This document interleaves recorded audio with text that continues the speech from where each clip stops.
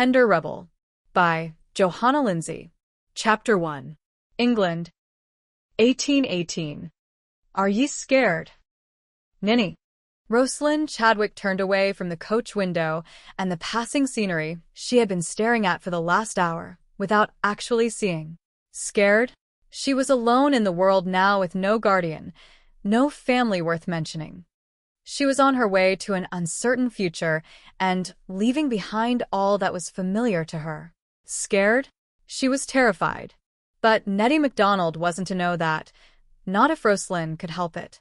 Nettie was too uneasy herself, had been ever since they'd crossed the English border yesterday morning, though she too tried to hide it by turning querulous, as was her way. Nettie had been all chipper and cheer before that, even while crossing the lowlands, which she disdained. A Highlander all her life, and that was 42 years' worth, Nettie never thought the day would come when she would be forced to leave her beloved Highlands, let alone cross the border into England. England. But Nettie wouldn't be left behind. No, not dear Nettie.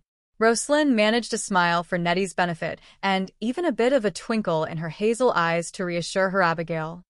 Och, and what be I to be scared of, Nettie? Didna we manage to sneak off in the dead of night, why none the wiser? Geordie'll be searching Aberdeen and Edinburgh for weeks and weeks, and never guess we've absconded to London. That he will. Nettie spared herself a pleased smile for their success so far, forgetting for the moment her fear and dislike of the English. Her dislike of Geordie Cameron went much deeper. And I hope that devil chokes on his spleen when he realizes ye've escaped his foul plans, that I do. I didna like Duncan, bless him, making ye promise what ye had tae, but he knew what was best for ye. And dinna be thinking I messy fashed, I didna hear ye forgetting your proper English, lass. That Duncan brought that fine snobbish tutor tae be teaching ye. Ye'll no be forgetting it, especially now we're here among the devil's kin. Roslynn grinned when this last was delivered in Nettie's most scolding tone, and couldn't resist teasing a bit more. When I see an Englishman will be soon enough for me to be remembering my proper English. You wouldna deny me this wee bit of time left when I dinna have to be thinking about every word I say, would you now? Humph. 'Tis only when ye're that upset that ye forget any more. And well I ken it. Of course Nettie knew it. Nettie knew Roslynn better than herself sometimes. And if Roslynn wasn't in a temper, which was when she most often forgot herself and lapsed into the Scottish brogue she had picked up from Gramp and Nettie, she was still upset, and with reason. But not enough to forget the proper English that had been drummed into her by her tutor. Roslynn sighed. I hope the trunks got there. Or we'll be in a fine pickle. They had both left with only one change of clothes. To further outwit her cousin Geordie. Just in case someone saw them leave and told him. That's the least of your worries, lass. Sure, and it saved time bringing that London modiste tae Cameron Hall tae be making ye all those bonny dresses. Ye dinna have to be fitted when we get there. Duncan, bless him, thought of everything, even sending the trunks ahead, one by one. Geordie wouldna suspect anything if he was watching. And Nettie had thought it was such a lark, sneaking off in the middle of the night as they had, with their skirts hiked up and wearing old breeches underneath so in the moonlight they might pass for men. Truth be known, Roslynn had thought so too. In fact, that was the only part of this madness she had enjoyed. They had ridden to the nearest town where the prearranged coach and driver were waiting and had had to wait several hours to be sure they weren't followed before they actually set off on this journey. But all the stealth and bother had been necessary to outwit Geordie Cameron. At least Gramp had made Roslynn believe it was necessary. And Roslynn could believe it after seeing Geordie's face when Crampswell was read. After all, Geordie was Duncan Cameron's great-nephew, his youngest brother's grandson, and his only male relative still living. Geordie had every right to assume some of Duncan's great wealth would be left to him, if only a small part. But Duncan had left his entire estate to Roslynn, his only grandchild, Cameron Hall, the mills, the countless other businesses, everything. And Geordie had been hard put not to fly into a rage. He shouldn't have been surprised, Nettie had said after Geordie left the day of the reading. He knew Duncan hated him, that he blamed him for your dear mother's death. Why, 'Tis why he was courting ye diligently all these years. He knew Duncan leave it all to ye. And 'tis why we've nae time to lose now Duncan's gone. No, there was no time to lose. Roslynn knew it when Geordie once more asked her to marry him after the will was read, and she once more refused. She and Nettie had left that very night, with no time to grieve, no time to regret the promise she had made to her grandfather. But she had done her grieving in the last 2 months, when they had known Duncan's time was finally up. And it had been a blessing, in fact, his death, for he had been wasting away these last 7 years and suffering with the pain, and it was only his Scots stubbornness that had let him linger this long. No, she couldn't be sorry Gramps' suffering was finally over. But oh, how she would miss that dear old man who had been both mother and father to her all these years. Ye'll no grieve fair me, lassie, he told her weeks before he died. I forbid it. Ye've given me too many years. Too many wasted years. And I'll know, have ye giving even one day more once I'm gone. Ye'll promise me that too. One more promise to the old man she loved, the man who had raised her and bullied her and loved her ever since his daughter had returned to him tugging along a 6-year-old Roslynn in her wake. What did one more promise matter when she'd already given him the fateful one that had her in such trepidation now? And then there had been no time for grieving anyway, so she had at least fulfilled that promise. Nettie scowled as she watched Roslynn turn her eyes back to the window and knew she was thinking of Duncan Cameron again. Gramp, she had disrespectfully called him from the day her mother had first brought her to Cameron Hall to stay, and that just to get his goat. How the little imp had loved nettling the fierce old Scot, and how he had delighted in every bit of teasing and mischief she served him. They would both miss him, but there were too many other things to think of now. We're coming to the inn finally, Nettie observed from her seat facing the front of the coach. Roslynn leaned forward and turned to the side to see out the window in the same direction, and the setting sun caught her full in the face, touching her hair and making it appear like a sunset itself. Pretty hair, the lass had, red gold like Janet's, her mother. Nettie's own hair was black as coal, and her eyes were the dull green of a loch shadowed by tall oaks.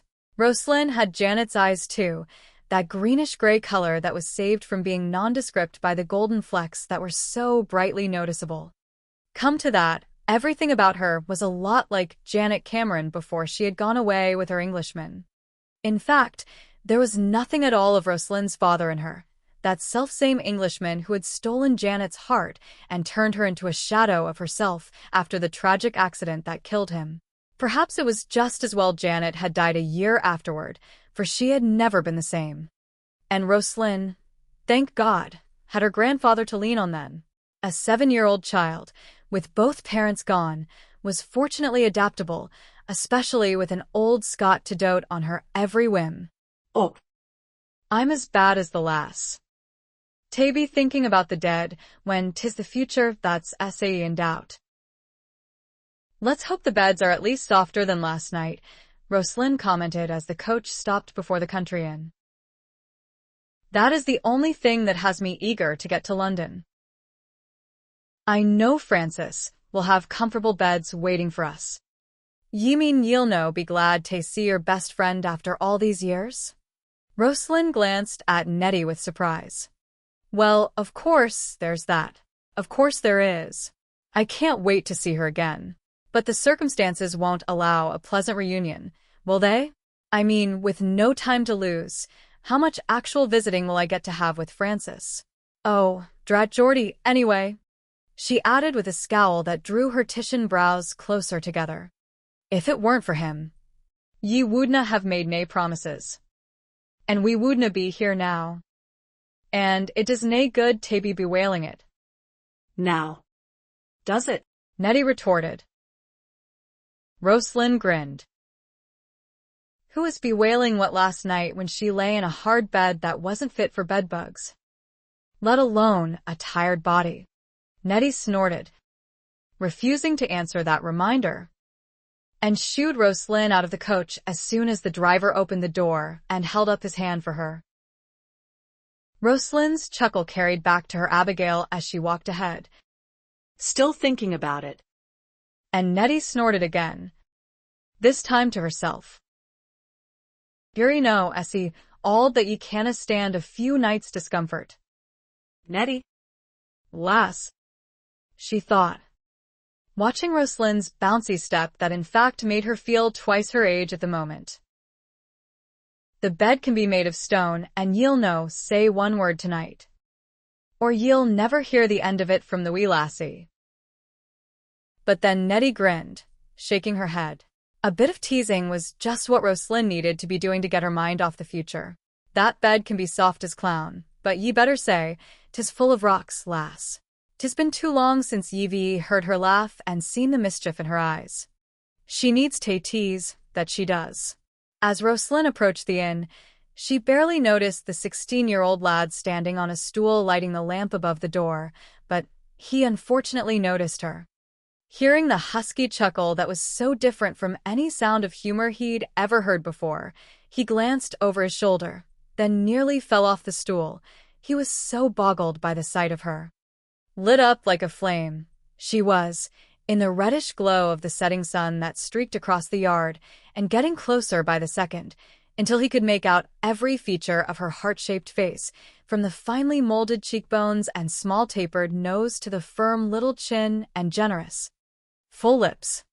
And then she passed through the door, and his head craned around it to follow her inside, until a sharp humph snapped his head back around, and he stared at the stern-faced Abigail looking up at him, his cheeks flushing hotly. But Nettie took pity on the lad and didn't dress him down as she usually did anyone caught gawking at her Roslynn. It happened wherever they went, for Lady Roslynn Chadwick had that effect on the male species, and no age seemed to be immune, from small tykes to old men, and everything in breeches in between. And this was the last to be turned loose on London. Chapter 2. "And you wondered who his tailor is?" The Honourable William Fairfax snickered aside to his young friend. "Told you his tailor had nothing to do with it. Didn't I? You want to turn yourself out in a reasonable facsimile? Best take up the gloves. He's been at it for more'n a dozen years. So I hear." William's young friend, Cully, flinched at the sound of leather connecting with solid flesh again, but squinted his eyes open this time. He had closed them tight a few minutes ago, when the first dribble of blood had appeared from an abused nose. He shuddered now, for that same abused nose was gushing blood, and so was the swollen mouth below it, and so was a split brow above it. "No taste for it, Cully?" William grinned, eyeing his friend's green pallor. "Imagine his partner don't either, not today leastways." He chuckled here, thinking that funny. Now if Knighton would just climb in the ring with him, we might have something to wager on. He trained him, you know. Course, Knighton ain't come out ahead in the last 10 years, so I hear, though he does give the Lord a better showing. But then Malory's winded now, so that'd even the odds some. But as they watched along with a few dozen other gentlemen surrounding the boxing ring, Sir Anthony Malory relaxed his stance and turned to glower at the owner of the sporting hall. "Blister it, Knighton. I told you, he wasn't ready yet.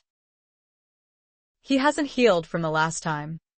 John Knighton shrugged, though there was a definite spark of humor in his dark eyes as he gazed back at the disgusted pugilist he considered a friend. "I didn't hear any other takers, my lord, did you? Maybe if you let someone else win for a change, you'd find more partners to choose from for your exercise." There were a good many chuckles over that remark. Everyone there knew it had been a decade since Malory had lost a match or let anyone get the better of him even in a few rounds of sparring. He was in superb condition, muscles honed to perfection, but it was his skill in the ring that made him so remarkable and unchallenged. The promoters, Knighton among them, would give their eye teeth to get him in the ring for a professional fight. But to a rakehell like Malory, boxing was no more than a means of exercise to keep him fit and counteract the life of dissipation he enjoyed. His thrice-weekly visits to Knighton's Hall were treated in the same vein as his morning rides in the park, simply for his own pleasure. Half the gentlemen, there were pugilists as well, awaiting their turn to exercise in the ring. Some, like the Honourable Fairfax, just dropped by to watch the experts work out, though occasionally there was the opportunity to do a little gambling if any serious challenges were issued. A few others who were present were Malory's cronies. They frequently showed up to watch him demolish the sparring partners Knighton had the misfortune to provide, being wise enough themselves never to get in the ring with him. One of them ribbed Anthony now. Nearly of the same height, but more on the lean side, Lord Amherst was a devil-may-care fellow whose gray eyes were more often than not crinkled with humor. The same age, but fair where Anthony was dark, he often shared the same interests, mainly women, gambling, and women. The only way you'll get someone to put his heart into it, Malory, is if you cuckold some young Corinthian your size and force him to issue the challenge. With my luck, George, Malory shot back. He'd call for pistols instead. And what fun is that? George Amherst laughed at the dry tone, for if not everyone knew that Anthony was unbeatable in the ring, they didn't know he was nonpareil on the dueling field. He was even known to quite nonchalantly ask his challengers on what luckless part of their anatomy they would like to receive their wound of honor, which naturally set the poor fellows trembling in their boots, if they weren't already. As far as George knew, Anthony had never actually killed anyone in a duel, since nearly all his were fought over women, Rake that he was, and he firmly believed there wasn't a woman born worth dying over. Well, that was excluding those in his family, of course. Malory was devilish touchy about his family.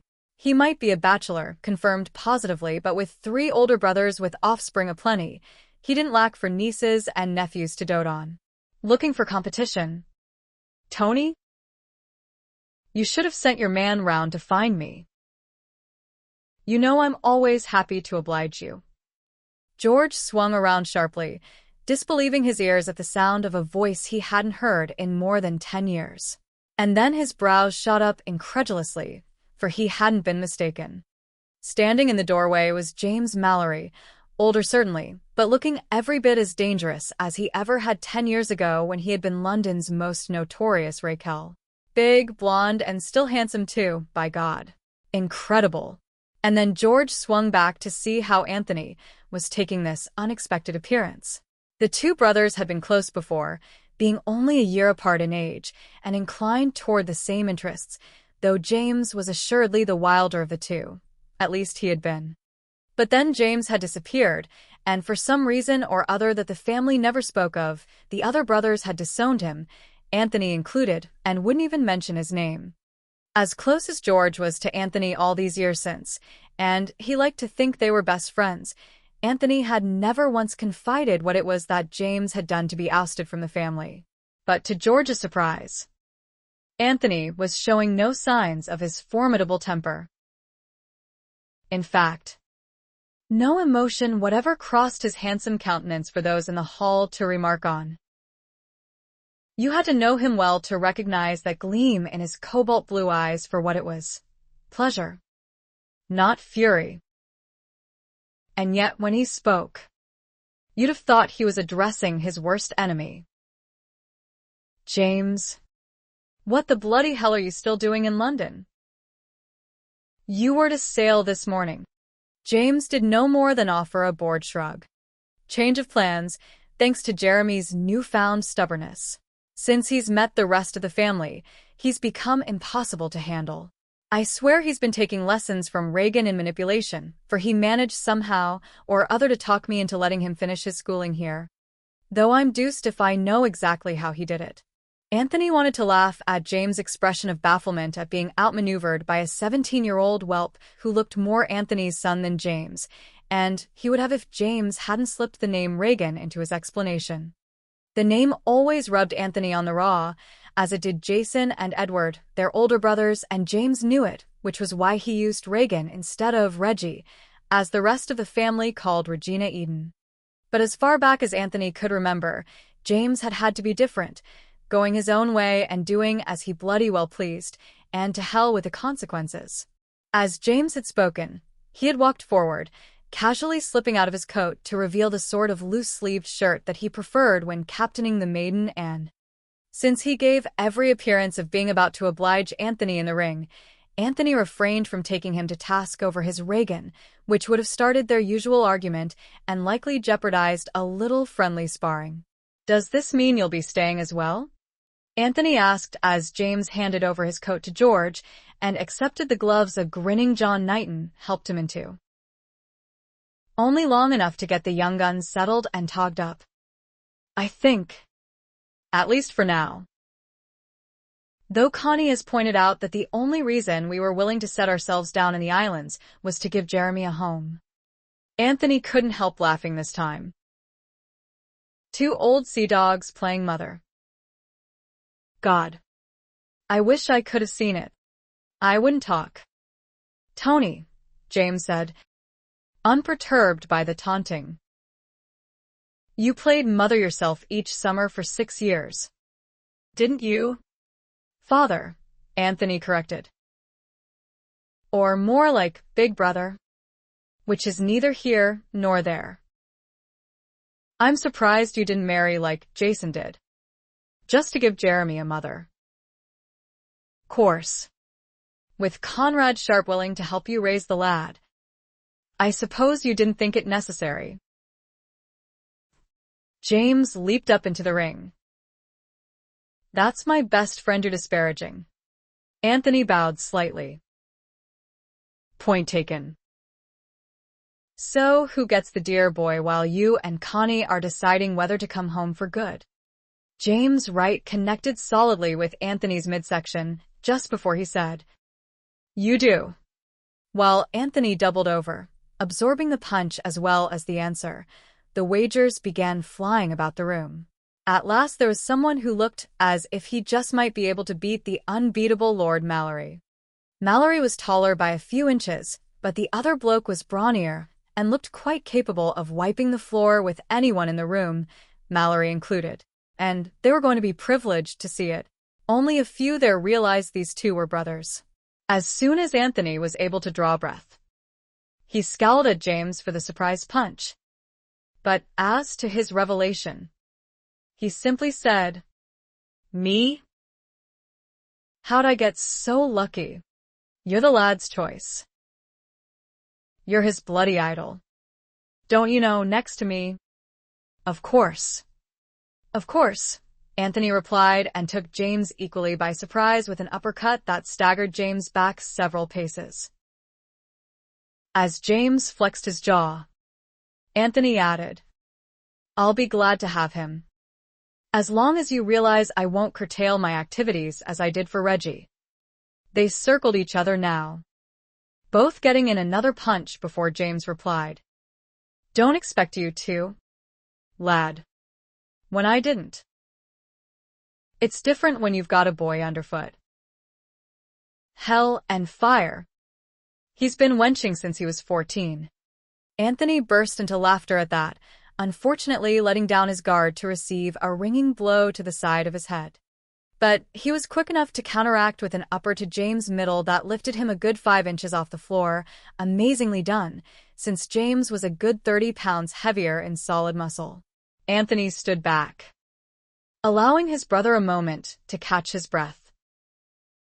When James glanced up, still bent over, he was grinning. "Do we really want to take aches and pains to bed tonight, Tony?" Anthony's teeth flashed in accordance. "Not when something softer can be found. And I assure you, something softer can be found." He came forward to throw an arm around his brother's shoulder. "Then you'll take the lad until school starts?" "Love to. But good God, I can see I'll get a fair amount of ribbing from it. Anyone who looks at Jeremy will think he's mine. That's why he wants you." James grinned, flashing his own set of pearly whites. He's got a devilish sense of humor. "Now about tonight. I know a couple of wenches." "Wenches? Indeed. You were a pirate too long, Captain Hawk." "Now I know a couple of ladies." Chapter 3. "But I don't understand." Rose, Lady Francis, leaned forward to say. Why would you want to tie yourself to a man when you don't have to? I mean, if you were already in love, that'd be different. But you're talking about marrying someone you haven't even met yet. Francis, if I hadn't promised, do you really think I'd do it? Roslynn asked.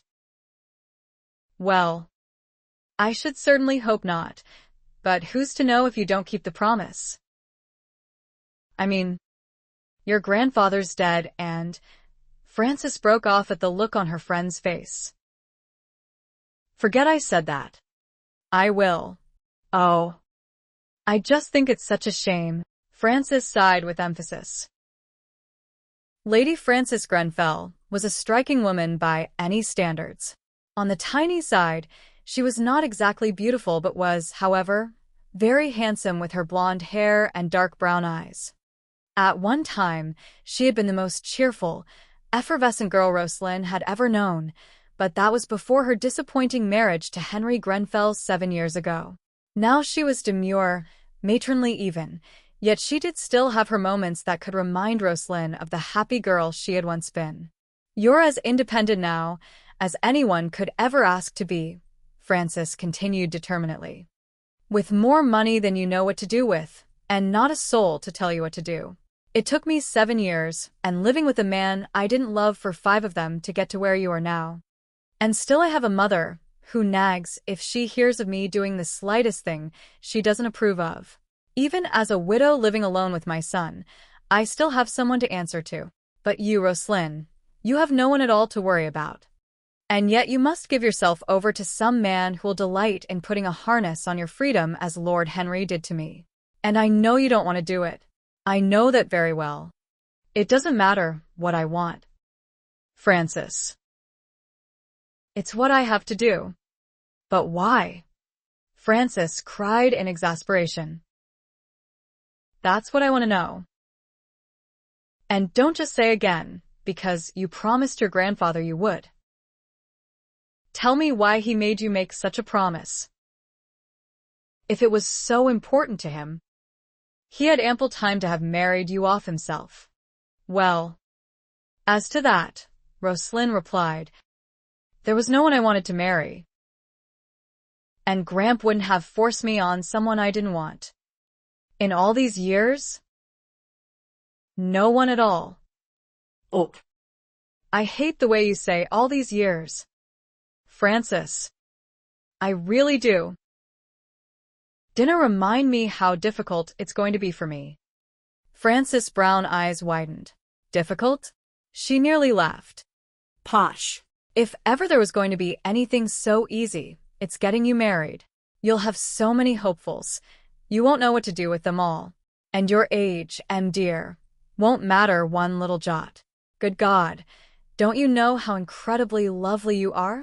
And if that weren't enough, you've got a fortune that would make a banker positively drool. I'm 25 years old. Francis, Roslynn said in such a way that she might as well have said 100. Francis grinned. So, am I? And I don't consider that ancient. Thank you. It's different when you're a widow. You've been married. No one would think anything of you marrying again. No. They won't. Because I never will. Roslynn frowned at the interruption. But the ton will take one look at me on the marriage block next to all those young debutantes and laugh their heads off. Francis smiled. Honestly, Rose, it's true. Hell's teeth. I'd laugh myself to see a 25-year-old spinster making a fool of herself. Roslynn snorted. Now stop it. I tell you, I swear to you, your age won't matter. Roslynn couldn't believe it. Much as she wanted to. She hid it well, but she was very close to tears. This was the very reason she was so terrified of putting herself forward in search of a husband. She was going to make a fool of herself, and that was something she couldn't bear. They'll think something's terribly wrong with me, because I didn't marry before now. Fran. You know they're bound to. It's human nature. They'll understand perfectly when they hear you've spent the past 6 years nursing your grandfather. And they'll commend you for it. Now. Not another word about your age. That is the least of your worries. And you have quite managed to avoid answering my question, haven't you? Roslynn chuckled at the stern look on her friend's face. A warm, husky sound that was uniquely her own. She and Nettie had arrived at the townhouse on South Audley Street late last night, so late that there had been no time for the two old friends to talk until this morning. And it was an old friendship, one that had survived 12 years with only one visit in the last 10, and that was when Frances had brought her son, Timmy, to the Highlands for a holiday 4 years ago. Roslynn had other women friends in Scotland, but none as close as Frances, and none to whom she felt free to confide all her secrets.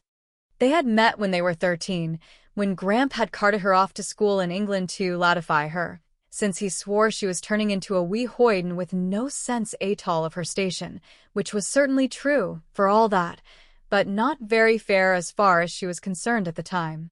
Roslynn had lasted 2 years at school before she was kicked out and carted back to Cameron Hall for incorrigible behavior. Gramp didn't scold. Fact was he had missed her too much and was glad to have her back.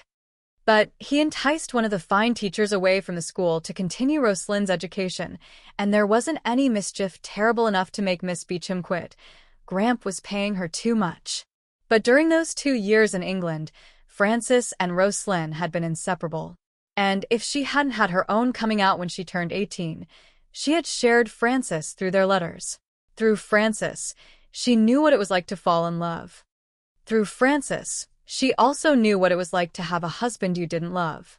And although she never had any children of her own, there wasn't a single thing she didn't know about them, at least about a son, because Frances had shared every phase of Timmy's development with her.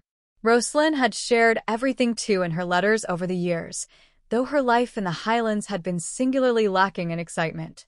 But she hadn't wanted to worry Frances these last months with Gramp's fears, so she hadn't told her about Geordie. And how to tell her now? How to make her understand that this was not just an old man's senility to scoff at, but a very real and dangerous situation. Roslynn decided to start at the beginning. Frances, do you remember my telling you that my mother drowned in Loch Etive when I was 7? Yes. A year after your father died. Wasn't it? Frances said gently, patting her hand. Roslynn nodded, trying not to remember how desolate she had been from both deaths. Gramp always blamed his grandnephew, Geordie, for my mother's death. Geordie was a mean child, you see, always hurting animals and causing accidents that he could laugh over. He was only 11 at the time, but he'd already caused one of our grooms to break a leg, our cook to be severely burned, and one horse to be put down, and no telling what he'd done at his own home that we never heard about. His father was my mother's cousin, and when he came to visit, he always brought Geordie. And the day my mother drowned, they'd been visiting a week already. But how could he have caused your mother to drown? There was never any proof. Frances. The boat she took out was assumed to have overturned, and she was too constricted in her heavy clothing, it being winter, to be able to swim to shore. What was she doing out on the loch in winter? She had grown up on the loch. It was second nature to her to be in the water. She loved it, swam every day in the summer, and did all her visiting that could be done up and down the shore, both sides of the loch. If she could row herself, she'd have nothing to do with a carriage or a horse, no matter the weather. And she had her own little rowboat that was easy for her to handle. We both did, though I was never allowed to take mine out alone. But anyway, as good a swimmer as she was, she didn't make it out that day. There was no one to help. No one saw it happen. She'd planned to cross the loch that day, so likely the boat went down too far in the middle. It was several days later when one of the crofters happened to mention to Gramp that he'd seen Geordie down by where the boats were kept. earlier in the week. If Geordie weren't such a little devil for causing accidents, Gramp would never have thought anything of it. But the fact was, Geordie had taken my mother's death near as bad as I did, which was most surprising since he had never really liked my mother or me. So your grandfather thought Geordie had tampered with her boat? Roslynn nodded. Something that would have caused a slow leak. It would have been just the sort of thing Geordie would have laughed over, to have someone get a dousing and lose a good boat. If he did do it, I don't think it was any more than a nasty prank, one gone awry. I don't think he meant to kill anyone. Just get them wet and mad.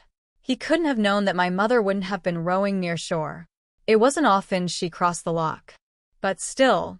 Yes, still. Roslynn sighed. But Gramp could never prove it, and so what could he do? The boat was never found to show it had been tampered with. Gramp never trusted Geordie after that, never let him come to the hall, but that he put one of the servants to following him. He hated him, Francis, deep down.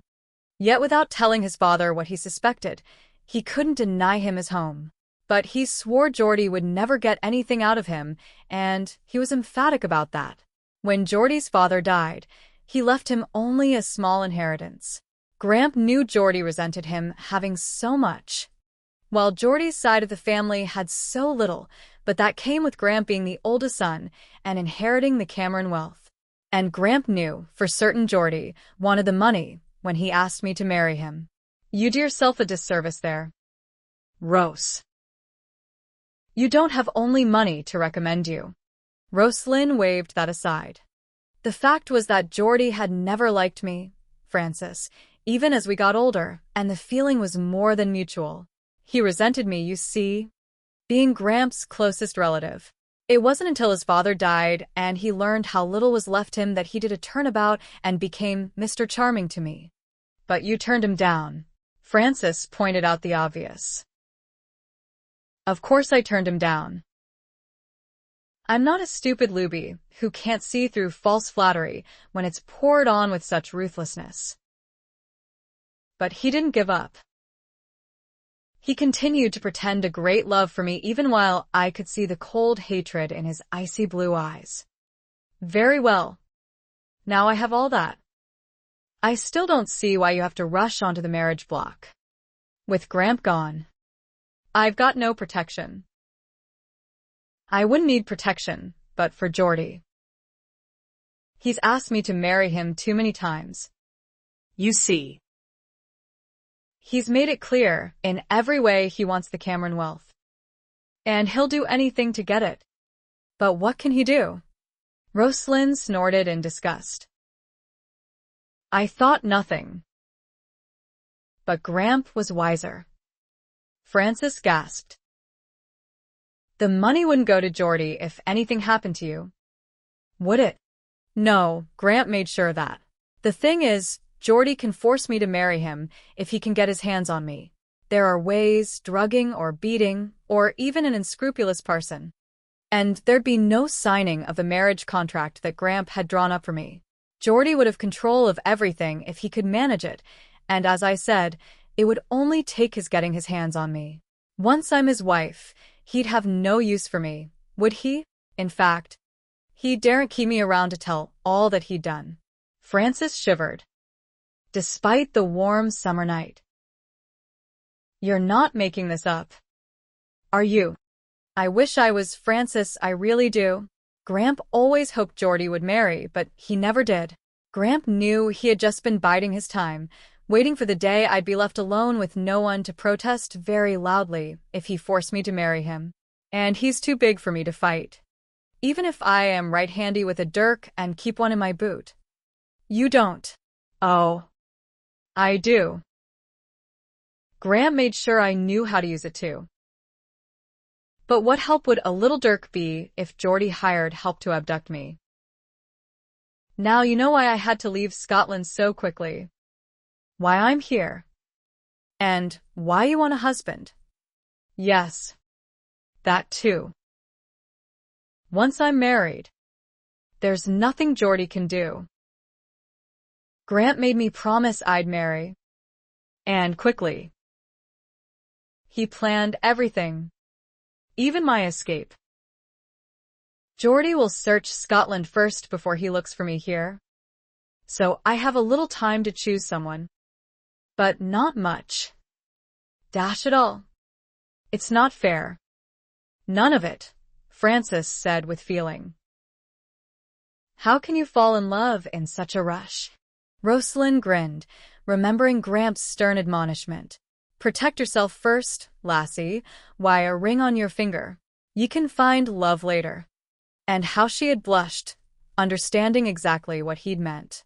But he had also conceded. Of course, if love falls into your lap, dinna be pushing it off. Hold fast and dinna let go. Fair it could work, and then ye'll have nae need to be looking fair it later. Gramp had had other advice too, about whom she should consider. They say a rake makes a dandy husband. That's if a bonny lass can catch his heart. No, his eye, mind ye, his heart. He sowed his oats, ye see, more than sowed them, ploughed the whole field, esse te speak. Esse, when he settles down, he's ready to do just that. They also say, once a rake, always a rake, Roslynn had been compelled to point out. This bit of advice from Gramp she hadn't been at all thrilled with. Who says esse? If that's esse, then the heart hasna been caught. Ye catch the heart, lassie, and ye'll be glad of it. Ye will. But I'm no talking about the young hellions, nay. Nay.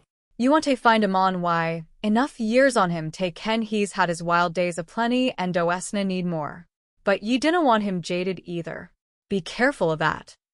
And how do you tell the difference? If he still has feeling. If ye can excite him, och. Never mind those blushes.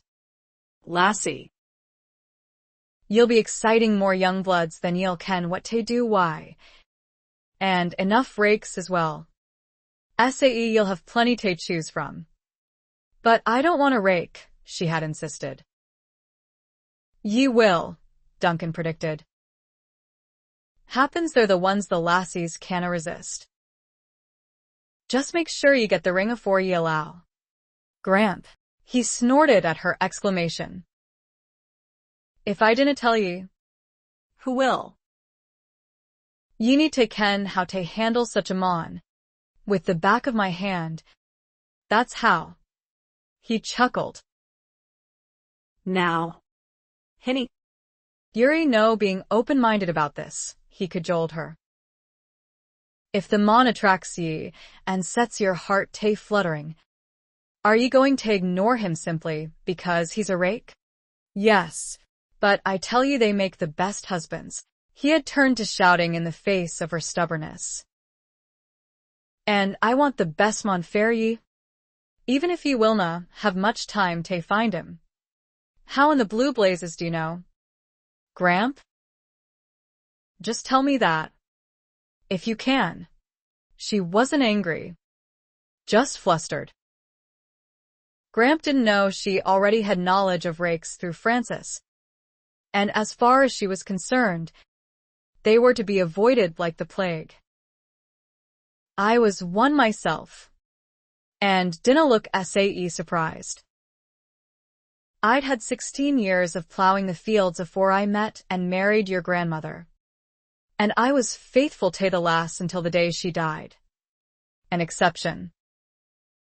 One exception. Certainly not enough for Roslynn to change her mind about that particular breed of gentleman. But she didn't tell Duncan that. She let him think he had made his point. Still, this was one part of his advice she wouldn't follow, and so made no promises about. To Frances and her question about love, Roslynn shrugged. If it doesn't happen right off, then it doesn't. You managed to live through it. Frances frowned. I had no choice. I'm sorry. I shouldn't have reminded you of that. But as for me, show me a fine-looking fellow who isn't too much of a skirt chaser, and he'll do nicely. If I think I can like him, that should suffice. And then she grinned. After all, I have my grandfather's permission, suggestion even, to find love later if I don't get it in my marriage. He would you. Roslynn chuckled at her friend's shocked countenance. Let me find the husband before I start thinking about the lover. Just cross your fingers for me that they turn out to be one and the same. Chapter 4. Well, young gun? What boring bit of nonsense have you to impart? Will it do? Anthony leaned casually against the door jamb, watching Jeremy survey his new room with obvious delight. Hell's bells. Uncle Tony. Stop right there.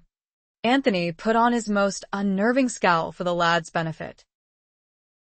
You can uncle my brothers to death if you like, but a simple Tony will do here. Thank you. Jeremy smiled widely, not at all intimidated. It's great, Tony. It really is. The room, the house, you. I can't thank you, and then don't. Please, Anthony cut in quickly. And before you go on with this bloody hero worship, be apprised I'm going to thoroughly debauch you. Dear boy. Serve your father right for entrusting you in my care. You promise? Anthony had to constrain the short bark of laughter. The lad had taken him seriously. No, I do not. Good God. Do you think I want Jason down my throat? He's going to go through the roof, as it is, when he learns James turned you over to me instead of him. No, I'll introduce you to the type of female your father has forgotten exists. Like Reagan? Anthony's scowl was quite real this time. We'll get on. You and I. As long as I never hear that name. Blister it. You're as bad as your father. Now. I can't let you speak poorly of my father. Uncle Tony, Jeremy interrupted quite seriously. Anthony stepped forward and tossed the lad's coal-black hair, so like his own. Understand me, puppy. I love your father, always have, but I'll run him through the coals any time I feel the urge to. He was my brother before he was your father, after all, and he doesn't need defending by the likes of you. So keep your hackles down.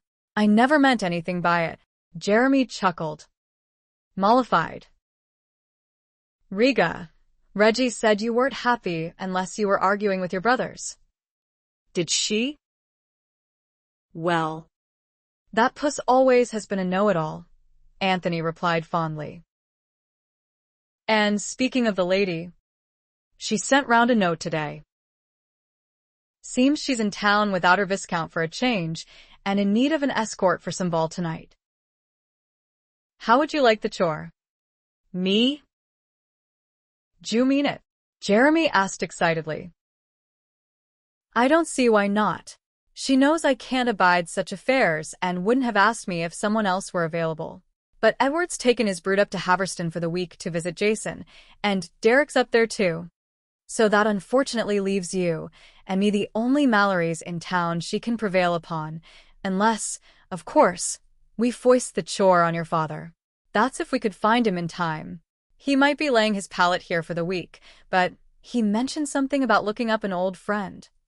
Sarah, Jeremy supplied, blue eyes twinkling. She works in a tavern down. Spare me the details. You wouldn't catch him going to a ball anyway, even for his favorite niece. But I'd love to. I even have the clothes for it. And I know how to dance. I really do. Connie taught me. Anthony nearly choked on that one. Did he? Who led? You or he? Jeremy grinned. A little of both. But I've had practice with the wenches since. And they haven't complained. Anthony wasn't about to ask what other forms of practice the lad had been at, for he could well imagine. Too much association with his father's unsavory friends, obviously. Whatever was he going to do with such a charming scamp? But he would have to do something, for Jeremy was sadly lacking in the social graces, thanks to his father. A gentleman pirate. Well, retired pirate, and a disreputable rake.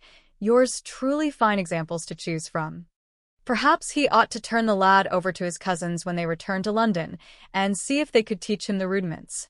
I'm sure Reggie'll be delighted to dance with you. Young gun. But call her a wench, and she's liable to box your ears. And she knows you well enough now. So she'll be glad to have you for the evening. I understand she's rather fond of you. She took right to me the day we abducted her. Must you remind me of that? And it was only after she knew who you were that she took to you. Dear boy. Good God. For James to go to so much trouble to even the score with the Viscount, then to find Reggie had married him. Well, that changed everything. Of course it did. But he shouldn't have dragged you along in this quest for vengeance anyway. It was a matter of honor. Ah. So you know about honor, do you? Anthony said dryly. Then there's hope for you. I suppose if we can manage to remove wenches from your vocabulary. That is. Jeremy blushed slightly. It wasn't his fault. He had spent the first years of his life in a tavern until his father discovered his existence and took him in hand. Connie, James' first mate and best friend, was always on him about his speech. Now here was another one determined to correct him. Perhaps I'm not good enough to escort. There you go, taking what I say to heart again. Anthony shook his head at the boy. Would I have suggested you escort my favorite niece if I didn't think you were capable? Jeremy was frowning now, but for a different reason. I can't do it. Hell's bells. What was I even thinking of? Of course I can't. If it was anyone else, no. I just can't. What the devil are you mumbling about? Jeremy stared at him intently. I can't take her to no ball if I'm to be her only protection. What if someone like you bothers her? Like me? Anthony wasn't sure whether he wanted to laugh or strangle the whelp. You know what I mean, Tony. Someone who doesn't take well to a no when he hears it. Not that I wouldn't gullet anyone who dared. But who's to take a 17-year-old seriously? Anthony finished with a scowl. Damnation, I can't tolerate those bloody affairs. Never could, never will. But you're quite right. I suppose we'll have to compromise. You escort her and I'll keep an eye on her, too. The Crandall Ballroom fronts a garden, I believe. So, I ought to manage it without actually making an appearance. That should satisfy even her overprotective husband. Does that suit you, young Galahad? As long as I know you're there, and can step in if she has any real trouble. But hell's bells. Tony, won't you be bored stuck out in the garden all night? Assuredly. But I suppose I can suffer it for one evening. You don't know what the alternative is should I actually show up at one of these affairs. And don't ask. It's the bane of my life. But it's the life I choose. So, I've no complaints. And, with that cryptic remark, Anthony left Jeremy to settle into his new quarters. Chapter 5. Well, dear. Do you believe me now? Francis whispered, coming up behind Roslynn, who stood in a circle of admirers, none of whom had left her alone since she arrived at this ball. The third such affair in as many days. The question was innocent enough, if anyone had heard, but no one had. Though the eyes of the gentlemen present returned continuously to Roslynn in her teal satin gown, their attention was momentarily engaged by a friendly argument about some race that was supposed to take place tomorrow. She had started the argument, which seemed the thing to do since it broke up the previous argument about who was to dance with her next. She was quite tired of dancing, especially with Lord Bradley, who must have the biggest feet this side of the Scottish border. Fortunately, or unfortunately in Roslynn's case, she didn't need to ask Francis to explain her question. Frances had asked it once too often in the last days, quite thrilled that she had been right about Roslyn's reception by the ton, and Roslynn had been wrong. She was rubbing it in good, taking Roslyn's success personally, as if it were her own. "I believe you." Roslynn sighed, hoping this would be the last time she would have to say it. "Honest to God. I do. But however am I to make a choice from so many?" Frances pulled her back a few steps to admonish her. "You don't have to choose any of them." "Heavens! You've only just begun the hunt. There are other eligibles you haven't met yet. You're not going to jump into this blindly. Now are you?" No. No. "Of course not. I don't intend to marry a complete stranger. Well, He will be one to me in actuality. But I mean to learn everything I can about him first. I believe in knowing my quarry as well as possible to avoid mistakes." "Quarry indeed." Frances rolled her eyes dramatically. "Is that how you're looking at this?" Roslynn sighed again. "Oh, I don't know, Frances. It just seems so cold-blooded, no matter how you look at it, especially when no one I've met yet has tickled my interest even a wee bit. I'm going to buy myself a husband. There's no nicer way of putting it. And it doesn't look as if I'm going to particularly like the fellow, if this is all I have to choose from. But as long as he meets the other criteria." Posh. Frances admonished sternly. "You're giving up when you've only just begun the search. What's happened to depress you so?" Roslynn grimaced. "They're all so young, Frances. Gilbert Tyrwhitt can't be more than 20, and Neville Baldwin not much older. The Earl is my age, and Lord Bradley is only a few years older, though he acts as if he should never have been let out of the schoolroom. Those other two are no better. Damnation. They make me feel so ancient. But Gramp did warn me. He said I should look to an older man, but where are they? And if you tell me they're all married already, I think I'll scream." Frances laughed. "Rose, you're just rushing it. There are a number of distinguished gentlemen here, widowers, and some confirmed bachelors who I'm sure will reconsider that status once they meet you. But I'll no doubt have to point them out to you, because they're probably intimidated by these young bucks dancing attendance on you and feel the competition's too stiff. After all, you are a smashing success. If you want an older man, you'll have to give the poor fellow some encouragement, let him know that you're interested. Well, you know what I mean." "Hell's teeth. Frances, you don't have to blush. I've no problem with being forward if I have to. I'm even prepared to state my case and do the proposing myself. Now don't raise your eyebrows at me. You know I mean it. And I'll do it if I have to. You know very well you'd be too embarrassed to be that bold. Under normal circumstances, perhaps. But under these circumstances, I haven't much choice. I've no time to be wasting on a proper courtship, and certainly no time to be sitting around waiting for the right man to come along. So point out the more experienced eligibles, and I'll tell you which ones I want to be introduced to. I've quite had enough of these young bloods." "So be it," Frances replied and looked casually about the room. "There, by the musicians, that tall one. I can't think of his name offhand, but I understand he's a widower with 2 children. No, 3, I think it is. He must be 41 or -2, and is a very likable sort from what I hear. Has a big estate up in Kent where the children are.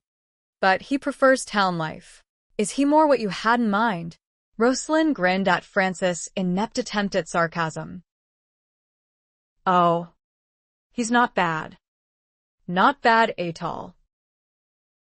I like that silver at the temples. If I can have love, I must insist on pleasant looking. And he is, don't you think?" "Yes. He'll do for a start. Now who else?" Frances gave her a disgusted look, for she certainly felt as if she were at a market selecting choice goods, even if Roslynn didn't. It was all so unsavory, the logical and businesslike way Rose was approaching this. But then wasn't that really the way it was? Only most women had a father or a guardian to handle the particulars, while they concerned themselves merely with the happy fantasies of love evermore, or in the unfortunate cases, love nevermore. Rose didn't have anyone to deal with the realities of marriage for her, so she had to make all the arrangements herself, including the financial settlements. More in the spirit of the thing now, since to fight it was so useless, Francis pointed out another gentleman, and another. After an hour, Roslynn had met them all and had narrowed down a new list of possibles, this one much more acceptable age-wise. But the young blades still wouldn't leave her alone, and insisted on dance after dance. Although her popularity relieved a good deal of her anxiety, a very great deal of it actually, it was becoming a bit of a nuisance too.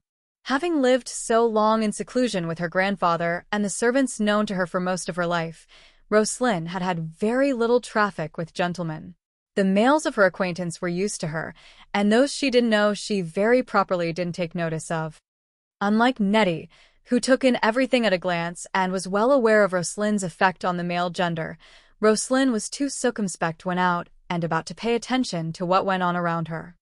It was not surprising that she had put so little store in her looks, which had never seemed very out of the ordinary to her, and so much store in her age, which seemed inappropriate for her purpose, and had counted solely on her status as an heiress to win her a husband quickly. She had assumed, given her advanced age in comparison with all the other girls out on their first season, that she would have to settle for the second or third sons with no prospects, or even a gambling rogue, a lord who was down and out and heavily mortgaged. And even if there would be a marriage contract that would leave the control of the bulk of her fortune in her hands, she would be generous. She could afford to be generous. She was so rich it was embarrassing. But she had had to reevaluate her situation after the first party Francis took her to. She had quickly found that all sorts of gentlemen were interested in her, and the extent of her wealth wasn't even known yet. Of course, her gowns and jewels spoke for themselves, but really, that wealthy earl had already called on her at South Audley Street, and so had the obnoxious Lord Bradley. The older men on her new list were not paupers either, and all had seemed extremely flattered by her interest in them. But would they be willing to marry her? Well, that remained to be seen. Her priority now was to find out more about each of them. She wanted no nasty habits or surprises revealed after she was married. What she was in need of at this point was a confidant, an advisor, someone who had known these men for a number of years and could help her whittle down her list. Frances had simply been too sheltered and reclusive since her widowhood to be of any help in a thorough character analysis. She knew no men personally other than her late husband's friends, none of whom she would recommend for consideration. The men she had introduced to Roslynn tonight were mere acquaintances about whom she had only the vaguest knowledge. A good gossip might help. But that was so unreliable. And old gossip tended to be forgotten in lieu of new. So that wouldn't serve her purpose anyway. If only Roslynn had other friends in London. But Frances was her one and only. It never occurred to either woman that Roslynn could hire someone to find out anything she wanted to know about her candidates. And even if it had occurred to them, they wouldn't know how to go about finding such a person. But then that would have been too simple, and Roslynn had expected from the beginning that this husband-hunting business would be difficult. She expected to agonize over it, simply because she knew she couldn't afford the time necessary to make a cautious decision.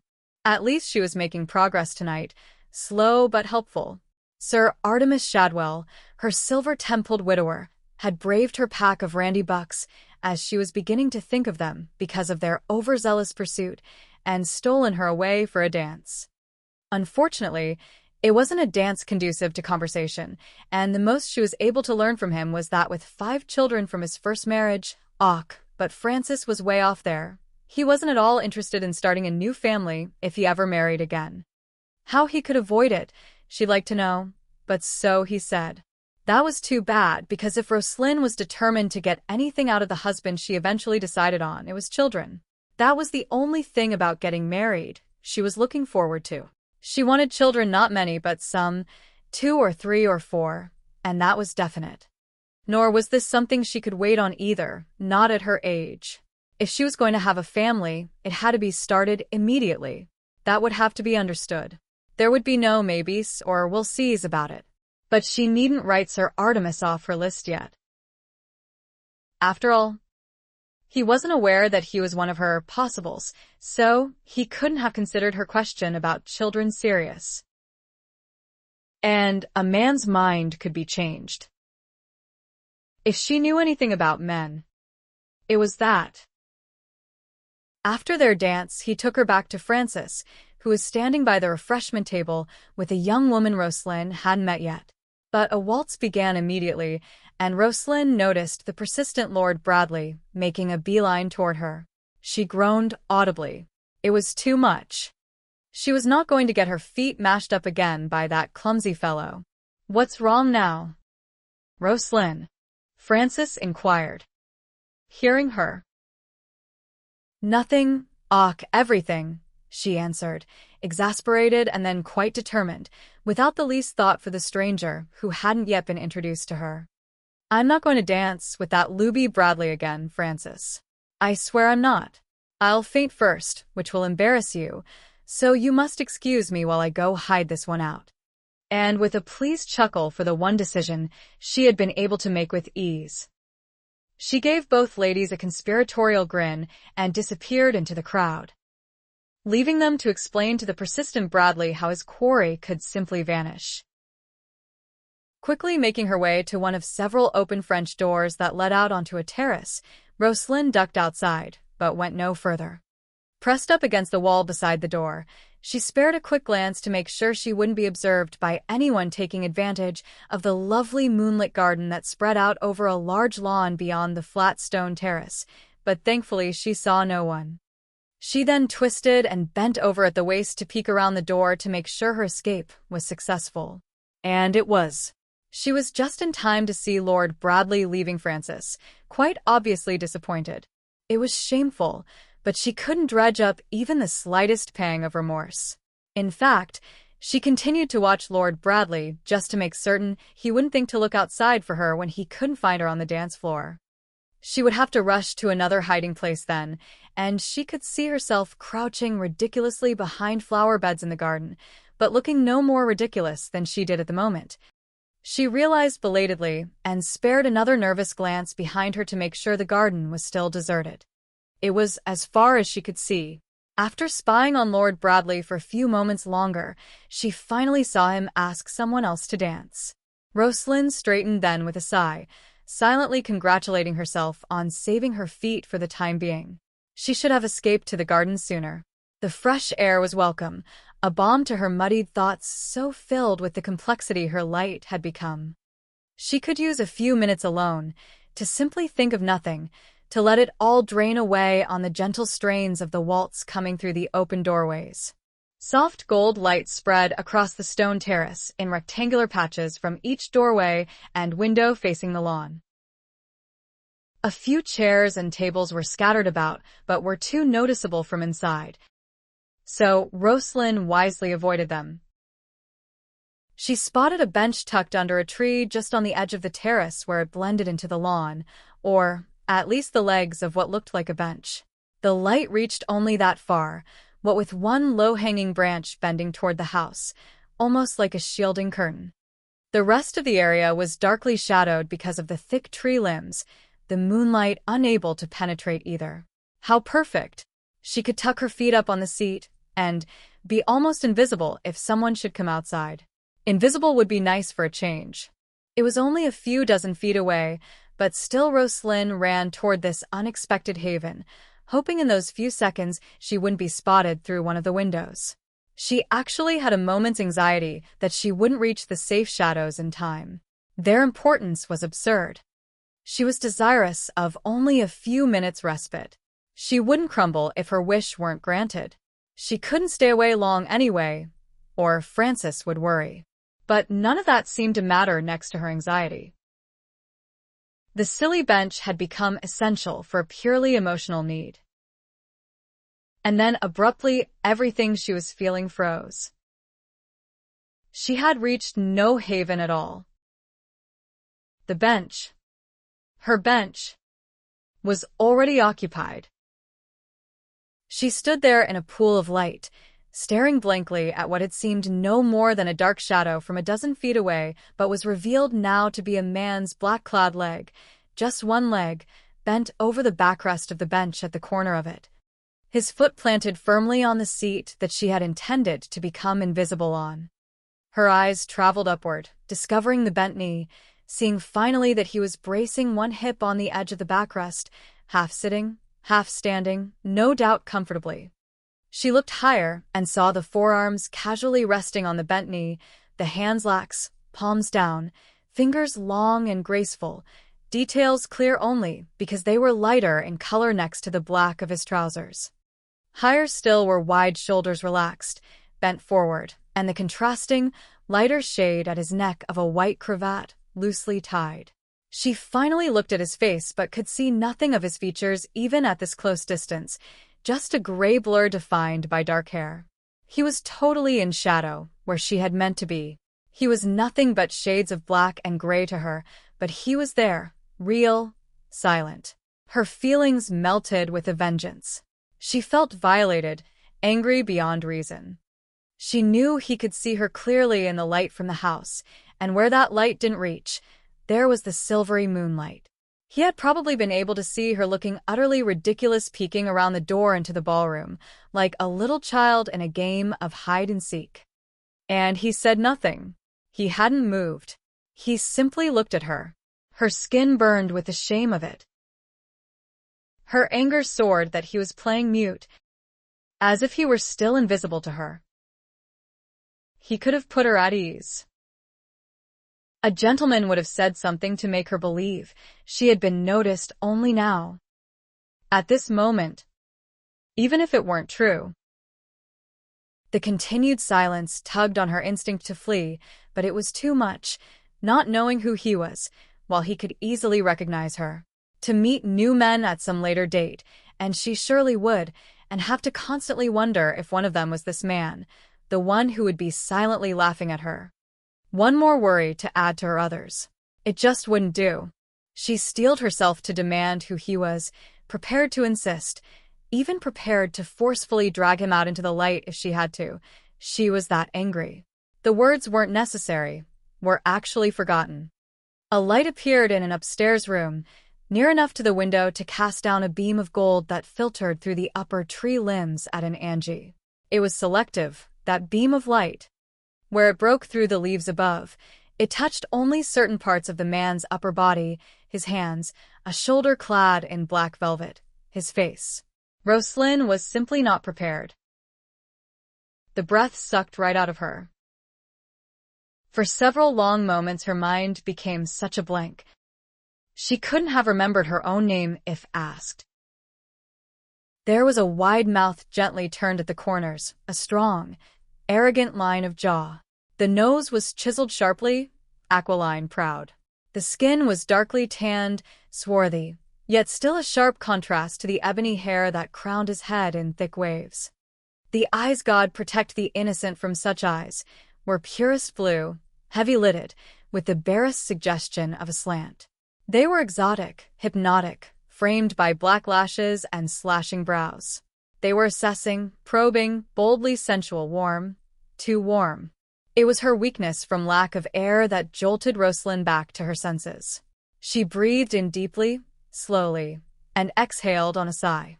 It simply wasn't fair. Gramp had warned her. She didn't have to be told. She knew. He was one of them, one of the not to be considered.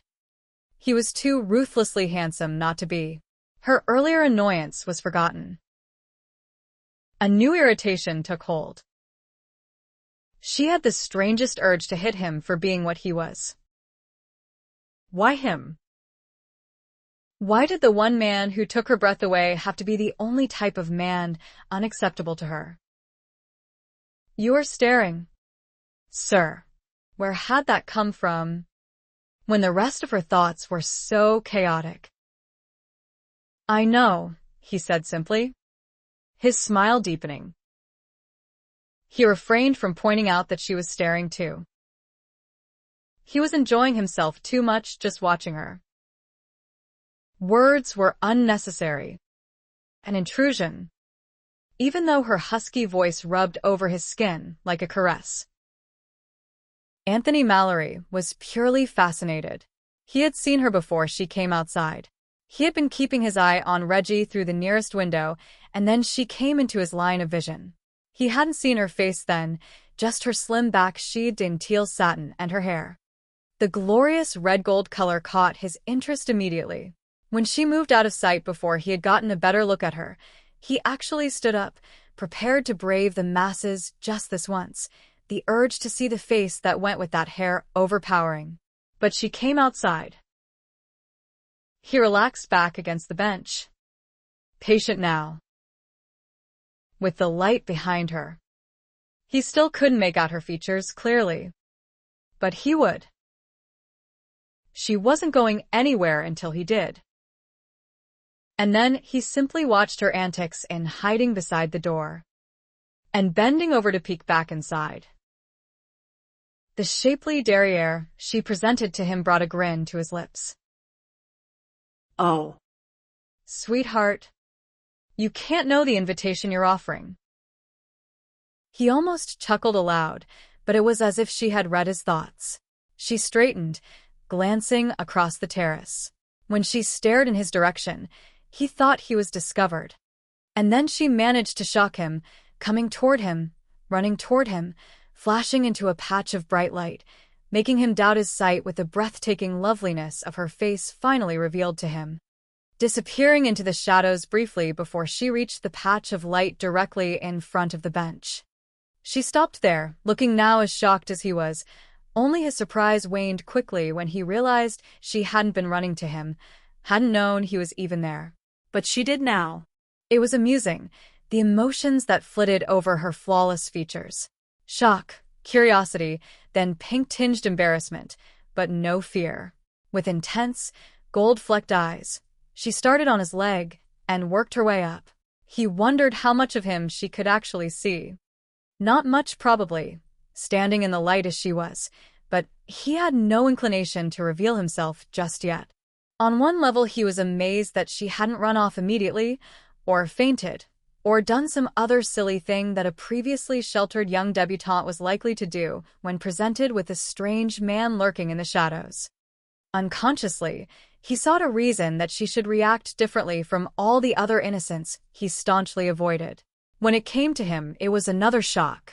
She wasn't that young, not too young for him anyway. She wasn't off limits then. That knowledge worked on Anthony's system immediately. Where before he had simply appreciated her beauty like a connoisseur, now he registered that he needn't be damned to only look, he could also touch. And then the light came on upstairs, and she was staring at him with a new look, obvious fascination, and he was never so glad in his life that women found him appealing to the senses. It was suddenly imperative for him to ask, "Who guards you?" Roslynn was startled to hear his voice again after the long silence. She knew very well she should have walked away after their first brief words had brought no more. Only she had stood fast, unable to take her eyes off him, not caring that she was staring, that he was too. "Guards me?" Yes. "Who do you belong to?" Oh. "No one." Anthony smiled, amused. "Perhaps I should rephrase my question?" No. I understood. "So did you?" "My grandfather recently died." You see. "I lived with him. Now I have no one. Then have me." The soft words tripped her heart. Oh, what she wouldn't do to have him. But she was almost certain he didn't mean what she wanted him to mean, but what she should be embarrassed over hearing instead. But she wasn't embarrassed. It was something she would expect a man like him to say. They were never sincere, Francis had told her. And they loved to say shocking things to enhance their image of being dissipated and unprincipled. Still, she had to ask. She couldn't help herself. "Would you marry me?" Then, marry? She had managed to discompose him. She almost laughed at his look of horror.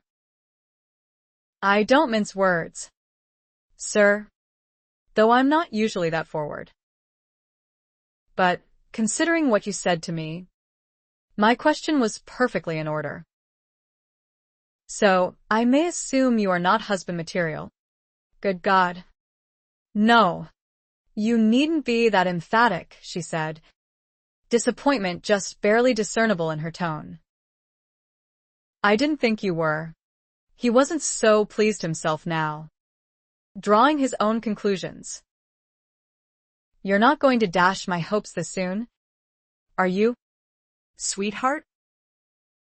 Tell me you're not seeking matrimony along with the masses. Oh, but I am.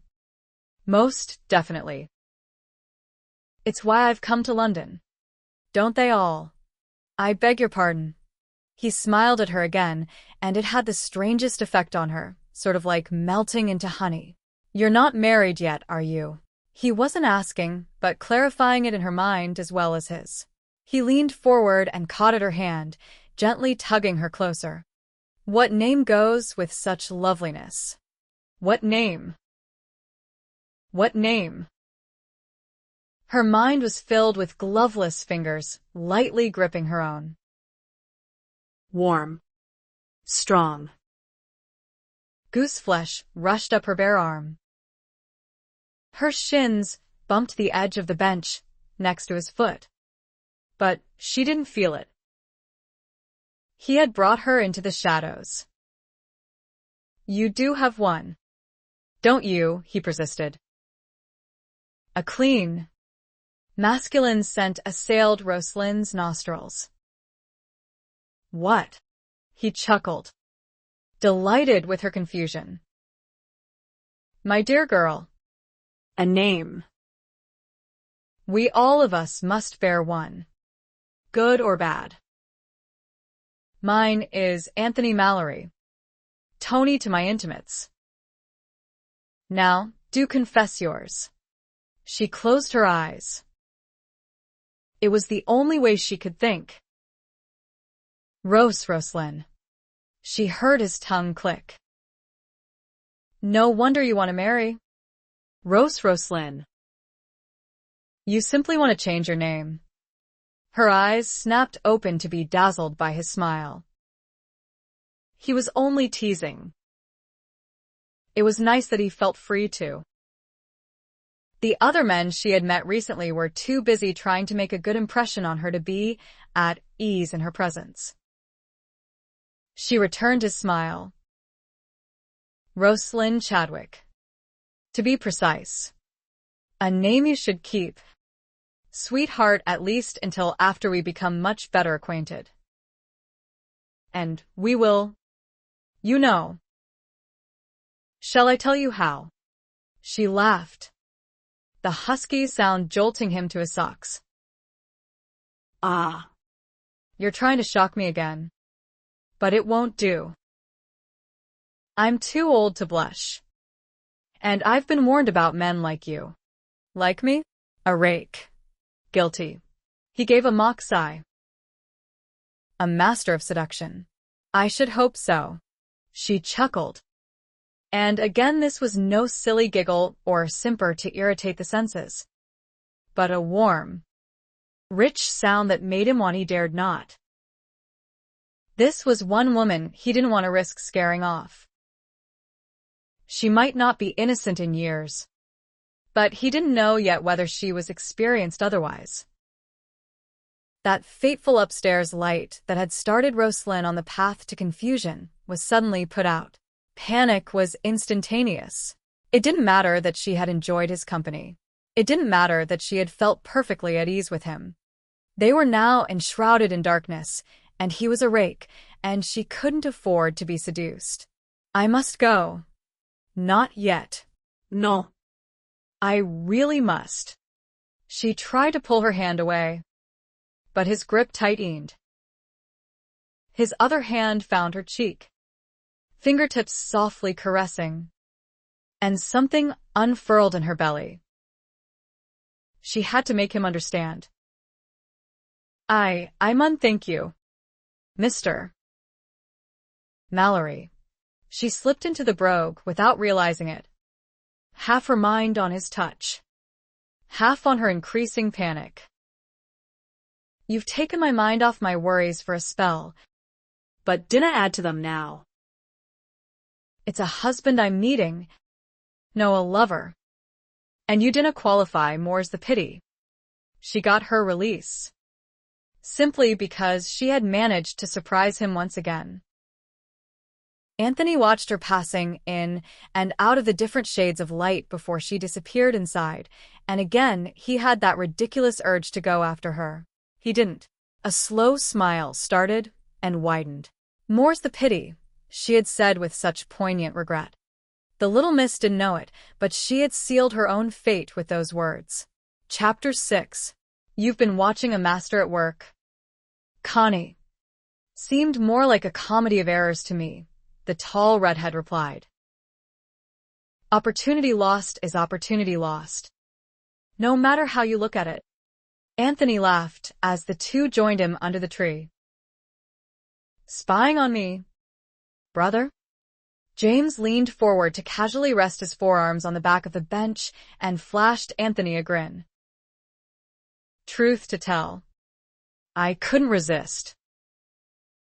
Was afraid it was going to get embarrassing. Though. Not bloody likely. I just met her. And lost her. Conrad Sharp turned the screw. Anthony shot the first, made a quelling look as he came around and propped a foot on the opposite end of the bench. But it wasn't effective in the dark. Now, Connie. You can't fault him there, James said. She did throw him quite a turn, appealing to the goodness of his heart, and in such a quaint Scottish brogue. And here I thought the lad's halo was perpetually tarnished. A lass like that could polish any halo, Conrad replied. Yes. She was rather stunning, wasn't she? Anthony had heard enough. And unavailable. James chuckled. Staked a claim. Have you, lad? Careful, or I might take that as a challenge. Anthony's blood ran cold. It had been sport in their younger days to compete for the same woman, those days when they had prowled London together. And every outcome had been a simple matter of which brother had managed to get to the lady first. But the years and overindulgence had tempered Anthony's libido. It was no longer do or die. Or at least it hadn't been, until tonight. But James, well, he simply didn't know James anymore. Most of their lives they had been close, exceedingly close. It had always been them against the other two brothers, who were a good 10 years older. But that was before James had thought it would be a lark to try his hand at pirating on the high seas. For 10 years he had seen James only on rare occasions, the last time ending in a rift that caused all three brothers to disown him, after they had soundly thrashed him for taking Reggie pirating that summer. But now James was reinstated. He had given up pirating. Now he was even likely to return to England for good.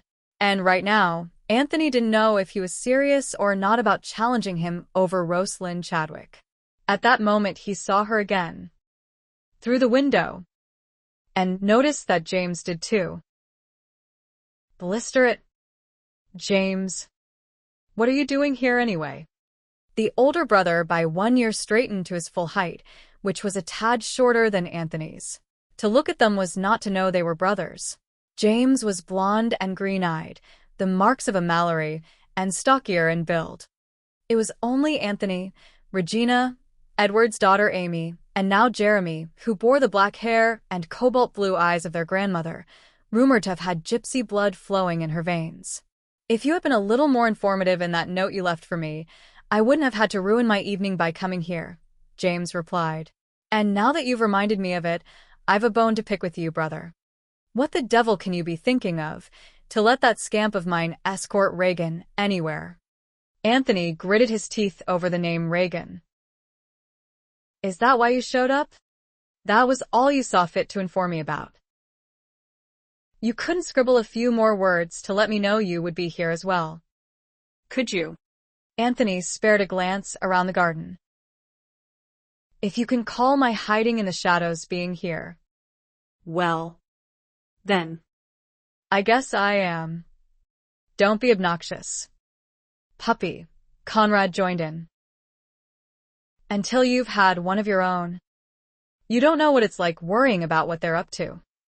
What could the poor boy possibly get up to with two such diligent fathers hounding him?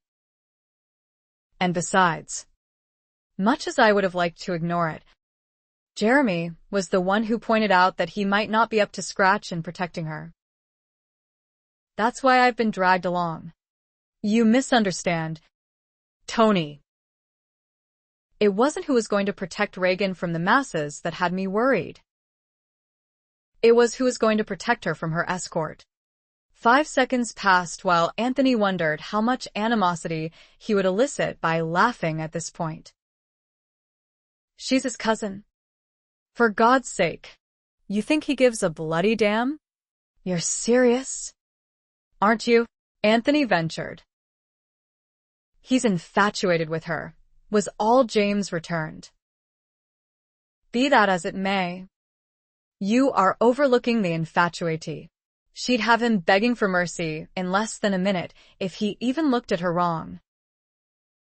I thought you knew our niece better than that. Old boy. I know she can hold her own. But I know my son too.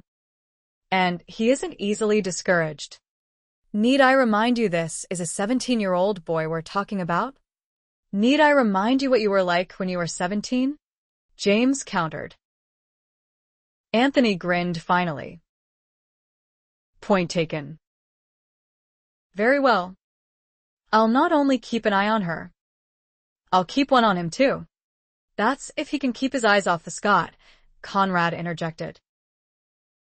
Then by all means stay, Anthony replied tightly. There is no reason we can't all three keep this vigil. After all, it's such a pleasant way to spend an evening. James smiled. I do believe that's his way of telling us to run along, Connie. Come on, let's leave the poor boy to his pining. You never know. She might even venture forth again and make this chaperoning business more to his liking. Here he chuckled. It won't be otherwise. He wouldn't brave that den of vultures any more than I would, even for her. James was wrong on both counts. Chapter 7. Well, what's he doing here? That's what I want to know. Lady Crandall doesn't approve of his sort. She'd never have invited him. Sir Anthony doesn't need an invite. Dear. That one does as he pleases. But he's always had the decency to stay away from our parties. Decency. A brief laugh. There's no decency about it. He simply can't abide these affairs. And it's no wonder. There probably isn't a lady here who wouldn't like to reform that particular Rake. There's nothing funny about it. Lenore. He shows up. And half the women in the room fall in love with him. I've seen it happen before. That's why a hostess wouldn't dream of inviting him to her party if she wants it to go smoothly. He causes too much of a stir. But it does give us something to talk about for months thereafter. Admit it. He does make a delicious subject. Doesn't he? That's easy for you to say. Lenore. This from another lady. Clearly distressed. You don't have a daughter out this season. My God. Look at my Jane over there. She can't take her eyes off him. I just know she'll never accept Percy now. She can be so difficult. There's no harm in looking. Alice. You need only tell your girl a few stories about him, and she'll be properly horrified and glad he didn't notice her. But what's he doing here? I still want to know. The question was repeated more sharply. Probably keeping an eye on his son, Lenore offered the ladies smugly. His what? Take a look at the boy dancing with Sarah Lords. Now. If he isn't the mirror image of Sir Anthony, then they ought to do away with mirrors. Good Lord. Another Malory bastard. That family really ought to be more circumspect. Well, the Marquis acknowledged his. I wonder if Sir Anthony will do the same. This is priceless. However could they have kept him a secret this long? Must have been hidden away until now. But it appears the Malorys are going to be full of surprises this season. I understand the third brother is back. Third brother. This from a new party. But there are only 3. Where have you been? Lydia? Lenore said cattily. There are 4. And the third is the black sheep. But I thought Sir Anthony was that. Being the youngest, he's only a close second. Oh. I could tell you stories about the other one. He's been gone for years and years. But no one knows where or why. Then it's no wonder I didn't know he existed, Lydia replied stiffly in self-defense. Hello again. Roslynn was annoyed by the untimely interruption, but at least it wasn't one of her young admirers. Fortunately, most of them had retired to the card room for a while, leaving her free to become better acquainted with the gentlemen on her new list. But instead of seeking one out, she had gotten sidetracked by the numerous conversations that erupted when Anthony Malory had stepped into the ballroom. Roslynn had unobtrusively settled herself behind one group of older ladies and made no bones about eavesdropping. There was no use denying it. She found the subject under discussion infinitely fascinating and listened avidly to every word. But now someone wanted to engage her in conversation, and there was no help for it. She glanced at Lady Eden, yet still tried to keep one ear tuned in on the older ladies in front of her. Tired of dancing so soon? The younger woman was amused, recognizing inattentiveness when she encountered it. She was further amused when she overheard several remarks nearby and realized the reason for Roslynn's distraction. Everyone knows I rarely dance except with my husband, but he wasn't able to join me tonight. That's nice. Regina Eden rolled her eyes, smiled, and hooked her arm through Roslynn's. Come along, dear. It's devilish hot in this spot. Let's move along. Shall we? Roslynn sighed as she was forcefully dragged away. Lady Eden was certainly pushy for such a young woman. Roslynn had been surprised, in fact, to learn that she was married and had a child already, when she didn't look as though she was very long out of the schoolroom.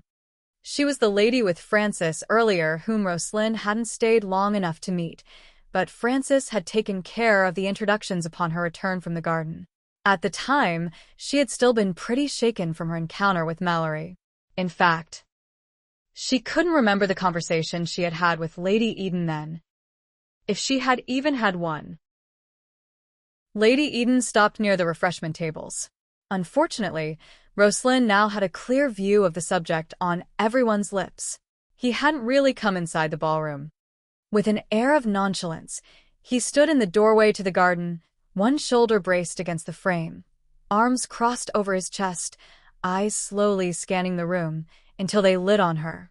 There they stayed, and he flashed that smile that made her feel like warming honey. Seeing him in the light, seeing all of him in the light, was an experience of the senses.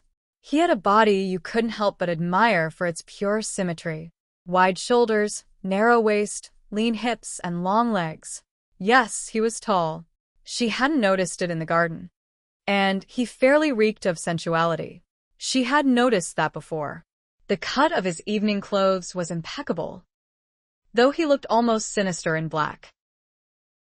But black complemented him. She couldn't imagine him wearing the bright colors of a dandy.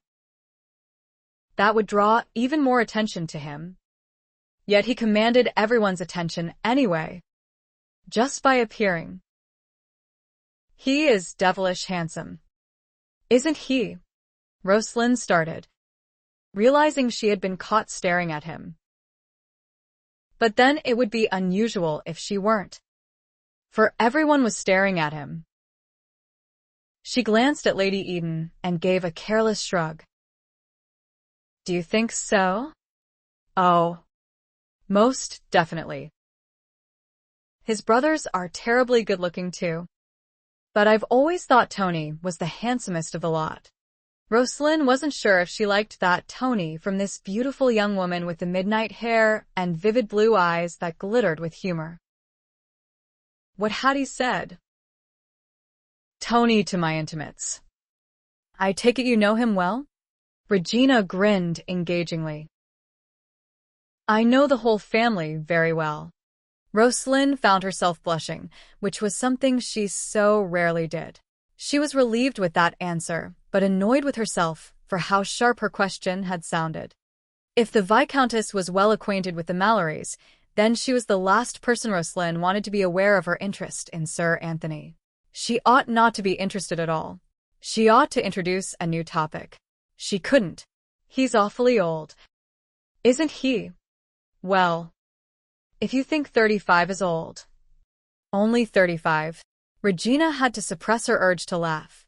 The woman was determined to find something wrong with Tony, but heaven knew what that could be. It was obvious he had made another conquest without even trying. Or was he trying? It was really too bad of him to stare like that. If she weren't standing here with Lady Roslynn, the poor woman would be quite undone by what the gossips would make of his interest in her. Yes. It really was too bad of him. Because nothing would come of it. Nothing ever did. And she rather liked Lady Roslynn. She wouldn't like to see her get hurt. He's a confirmed bachelor, Regina felt compelled to warn her. With 3 older brothers, there's never been any reason for him to marry. You see, you don't have to wrap it up prettily. I know he's a rake. He prefers connoisseur of women. Then he likes to wrap it up prettily too. Regina laughed. Oh. She did like this woman. Roslynn might be feigning an indifference toward Tony, but she was refreshingly straightforward otherwise.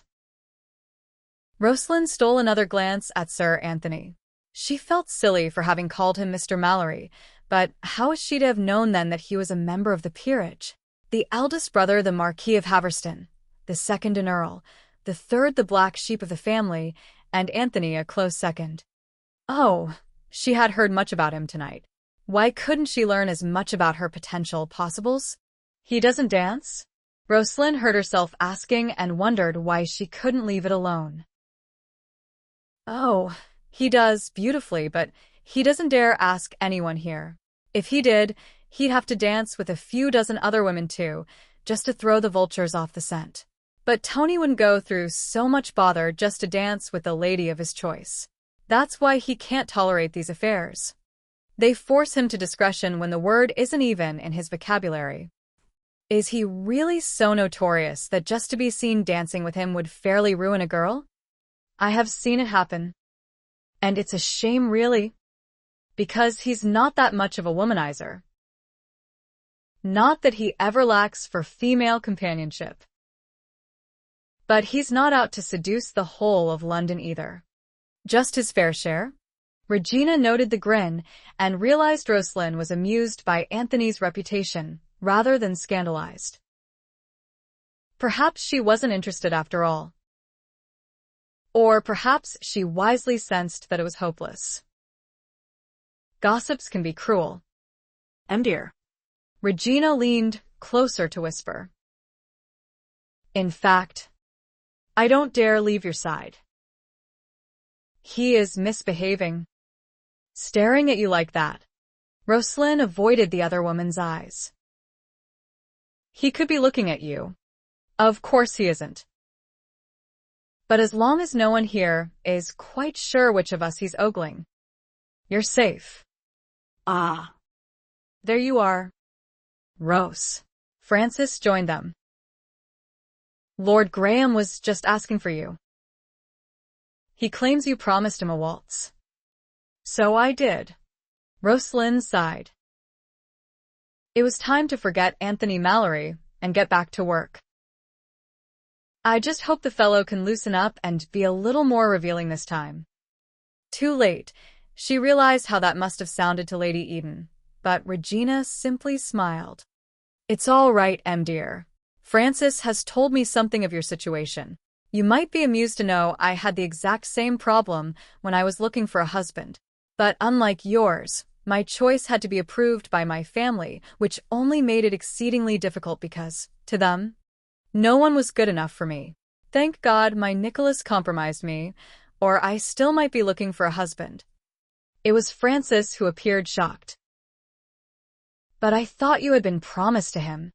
That was the general assumption after the announcement was made, but the fact was, he had abducted me, thinking I was his current mistress, and that little mistake got out.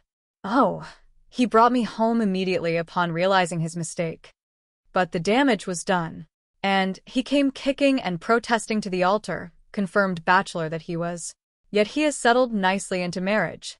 It just goes to show that if someone seems unsuitable in all respects, they might turn out to be the best choice after all. You just never know.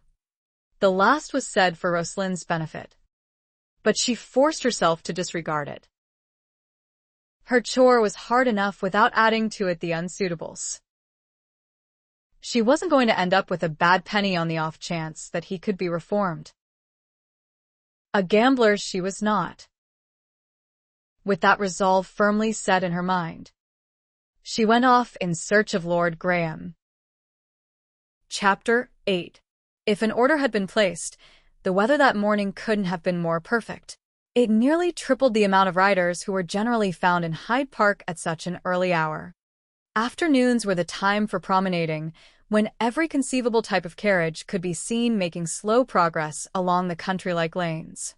Mornings were reserved for the exercising of stock and body, when one didn't usually encounter one's acquaintances and so was not forced to stop repeatedly for conversation, as would happen in the afternoon. Anthony Malory was resigned to giving up his customary hard gallop through the park that morning in favor of a brisk trot. Not that Reggie wasn't game, but he doubted her frisky mare could keep up with his powerful stallion, and since she insisted on joining him, he was forced to keep to her pace. After last night, he had his suspicions as to why she had invited herself along, and he wasn't sure he wanted to discuss the lady.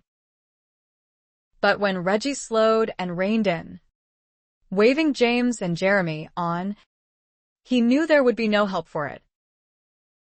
The little darling could be uncomfortably persevering at times.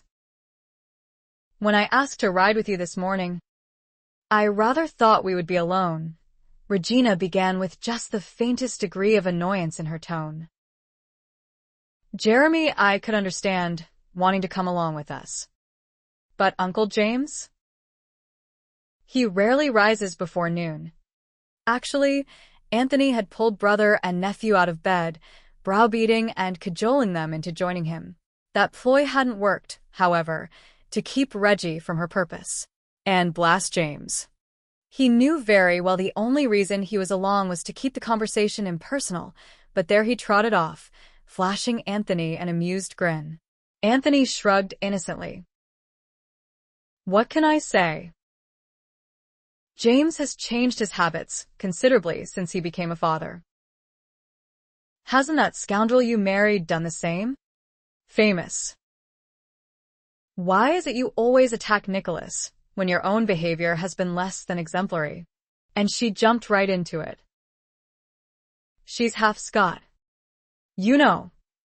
He didn't bother to ask who, but said indifferently, Is she? They're known for terrible tempers. All right. Puss. He sighed. What's on your mind that you feel obliged to warn me? Her brow wrinkled. Blue eyes probing blue eyes of a like shade. Are you interested in her? Tony. Have I died and don't know it? She laughed, unable to help it. Yes. I suppose that was a silly question. Of course you're interested, you and a few dozen others. I guess my next question should be, are you going to do anything about it? That, my girl, is none of your business. His tone was gentle but firm, and Regina's frown was back. I know. But I thought you should learn a little something about her before you make up your mind to pursue her. Is this to be a full history? He asked dryly. Don't be difficult. Tony. She's come to London to get married. I've already been told that appalling news by the lady herself. You mean you've talked to her? When? If you must know. Last night in the garden. She gasped. You didn't. I didn't. Regina let out a sigh. But it was only temporary relief. If knowing Lady Roslynn was actively seeking marriage didn't put him off, the poor woman was doomed. Perhaps you don't realize how serious she is. Tony. She means to be married by the end of the month. No. You needn't raise your brows. It's not that. In fact, she might as well be 16 for all the experience she has had of men. Now that I won't believe. There, you see? You don't know anything about her, and yet you're contemplating disrupting her life. The truth is that life has been extremely sheltered until now. She's been tucked away with her grandfather in the Highlands ever since her parents died, and apparently these past years have been spent nursing him, which is why she hasn't considered marriage until now. Were you aware of that? Our talk was brief. Reggie. She noted his irritation but pressed on. Her father was an earl of some consequence. You know Uncle Jason won't like it. Anthony interrupted this warning. Much as I hate to be on Big Brother's blacklist, I'm not answerable to him. Puss. There's still more to it. Tony. She's an heiress. Her grandfather was ridiculously wealthy, and he's left it all to Lady Roslynn. That little piece of news isn't common knowledge yet, but you can imagine what will happen if she isn't married before that happens. Every scoundrel in London will crawl out from under his rock to pursue her, Anthony answered tightly. Exactly. But fortunately, she already has several gentlemen picked out for consideration. As I understand it, it's just a matter now of learning what she can about them before she chooses one. In fact, I'm to ask Nicholas what he knows about them, since you know so much. Miss, tell me what the bloody rush is. Oh, he was definitely interested. Enough not to care that his irritation was now plainly showing. It gave Regina pause simply because it was so unique. Never had she seen him stirred up over a woman before. There were just too many for him to choose from for one in particular to mean overmuch to him. She might have to rearrange her own thinking on the matter. Hesitantly, she offered. It has something to do with a deathbed promise Lady Roslynn made to her grandfather, the rush, and the reason she's actively looking for a husband. According to her friend Frances Grenfell, she probably wouldn't marry at all, if not for that promise. I mean, you don't see a situation like hers very often. A woman so beautiful, so rich, and answerable to no one but herself. It was indeed a unique situation. But Anthony didn't consider it at the moment. The Grenfell name causing unease. How close a friend is she to Frances Grenfell? He threw Regina off the track with that question. Why? Lady Frances was one of George's youthful mistakes. Though that's not to be repeated. Puss. No. Of course not, she said in one breath. And then in the next. You mean good old George? Your best friend. The one who always teased me so outrageously? That George? He grinned at her surprise. One and the same. And you haven't answered my question. Well, I don't see that it matters. But they're as close as two friends could be. They met in school and never lost touch with each other.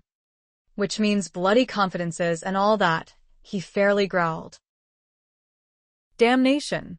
Anthony could still hear her husky voice confessing, I've been warned about men like you. He had thought she was teasing, but now he knew where the warnings must have come from and how damning they probably were. She hadn't been teasing at all. She would be on her guard against him no matter what, always remembering what had happened to her friend. He was suddenly of a mind to soundly thrash George Amherst for his youthful indiscretion. Bloody rotten hell. Seeing his black scowl, Regina was reluctant to say what she knew needed saying, but no one else would dare be so bold with him, so she had to. You know, Tony, unless you're willing to take the big step yourself, which would shock the whole of London but absolutely delight the family, you really ought to leave the lady alone. He suddenly laughed. For God's sake. Puss. When did you become my conscience? She flushed at that.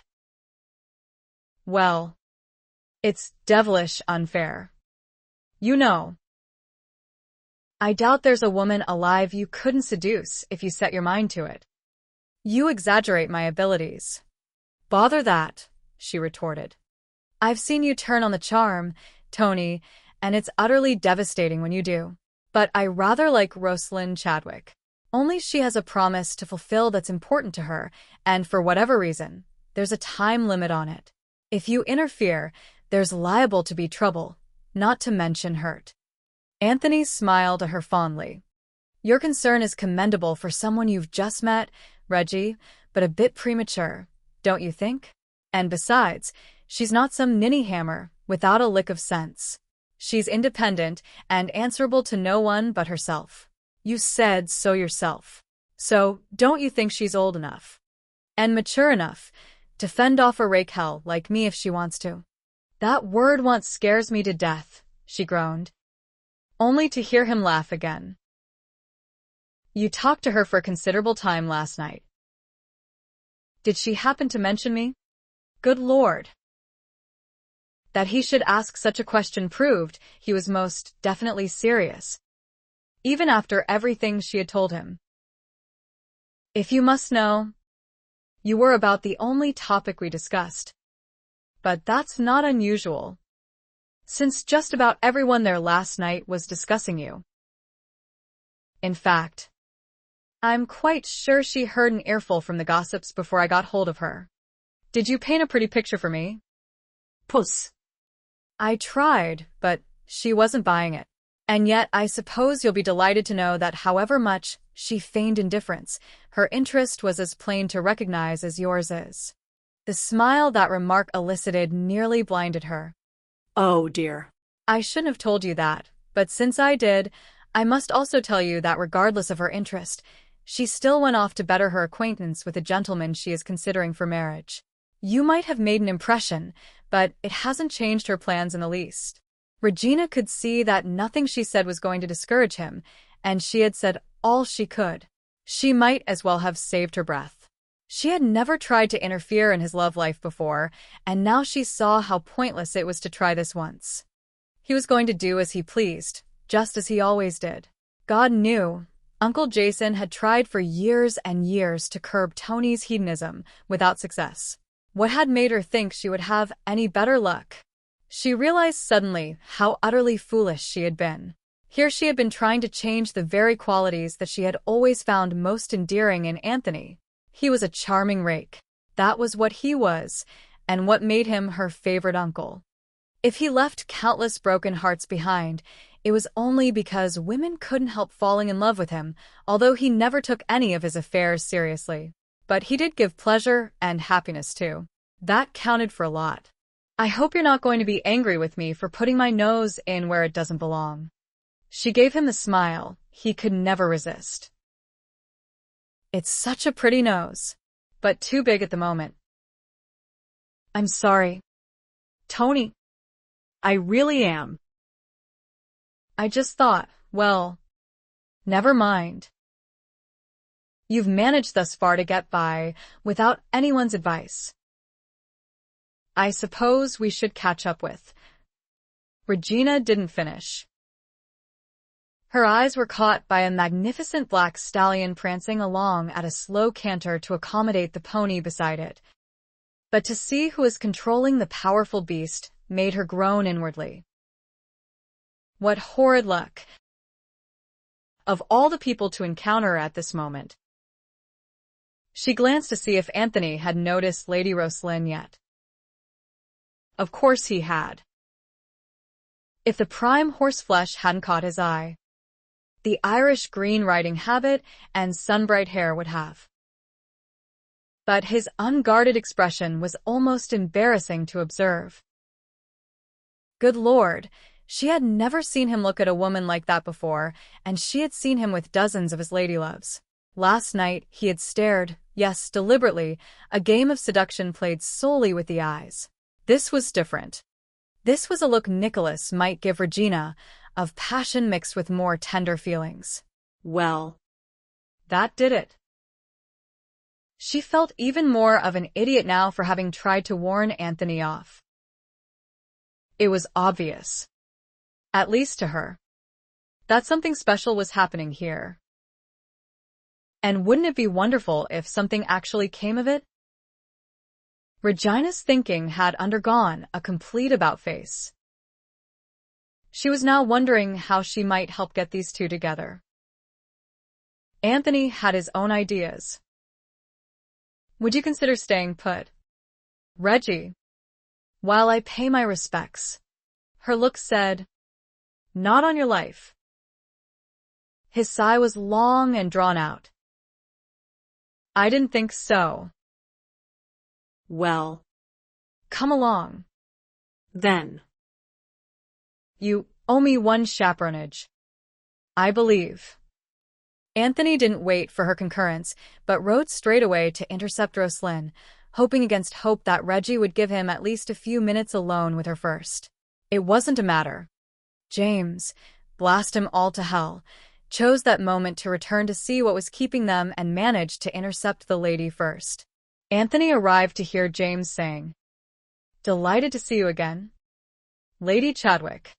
Roslynn was nervous enough to have trouble controlling Brutus, a circumstance that caused acute embarrassment, since it had never happened before. She had seen Sir Anthony approaching, which was probably why the blonde stranger startled her so, seeming to have appeared out of nowhere. It was even worse, and quite irritating, that he should lean forward to steady her horse. The move was so clearly indicative that she couldn't manage Brutus on her own. Her tone was quite understandably sharp. "Do I know you, sir?" No. "But I had the opportunity to admire you last evening in the Crandall garden. Unfortunately, you ran away before I could make your acquaintance." Anthony watched the hot color seep into her cheeks and saw red. "For that, dear brother, I think I'll invite you back to Knighton's Hall." James couldn't have cared less. Roslynn Chadwick by daylight was about the prettiest little lady he had ever encountered. That Anthony had found her first mattered not at all. It made it devilish awkward, but no more than that. Until the lady stated her preference, she was fair game as far as James was concerned. Roslynn was staring at James, now that she knew who he was. She would never have guessed by his looks that he was Anthony's brother. And after what she had heard about him, she could understand why Anthony was considered the runner-up to being the worst Rake of the two. They were both breathtakingly handsome, but where Anthony was a charming rogue, she sensed the blonde Malory would be much more ruthless in his amorous pursuits, or in any pursuits, for that matter. He fairly reeked of danger. And yet she wasn't frightened. It was Anthony who threatened her peace of mind and rattled her composure. "So, you are the black sheep of the Malory clan?" Roslynn said. "Tell me, what terrible deeds have you done to earn that misnomer?" "Nothing anyone can prove, I assure you, sweet lady." And then to Anthony, he turned a challenging grin. "Where are your manners, Dear boy? Introduce us." Anthony gritted his teeth. "My brother, James Malory, without the slightest change in tone. He added, "And that young gun about to run us down is his son. Jeremy." Jeremy drew up at the last second, exhilarated from the ride and the near disaster. He was just in time to hear Roslyn's comment to James. "Your son? Now, why didn't I guess that?" There was such irony in her voice that no one doubted for a moment that she didn't believe a word of it. Jeremy began laughing hilariously. James was rather amused himself, but Anthony was getting angrier by the second. He had known this would happen, but why did it have to happen for the first time with her? And with the young scamp laughing his head off over the misassumption, there was no point in trying to correct it at present. Roslynn was surrounded by Malorys now, and quite wishing she had not been so cavalier in dismissing Timmy's groom this morning. For a simple ride in the park, she had thought it unnecessary to have a man along for protection. It was something she never did at home. But London was not home.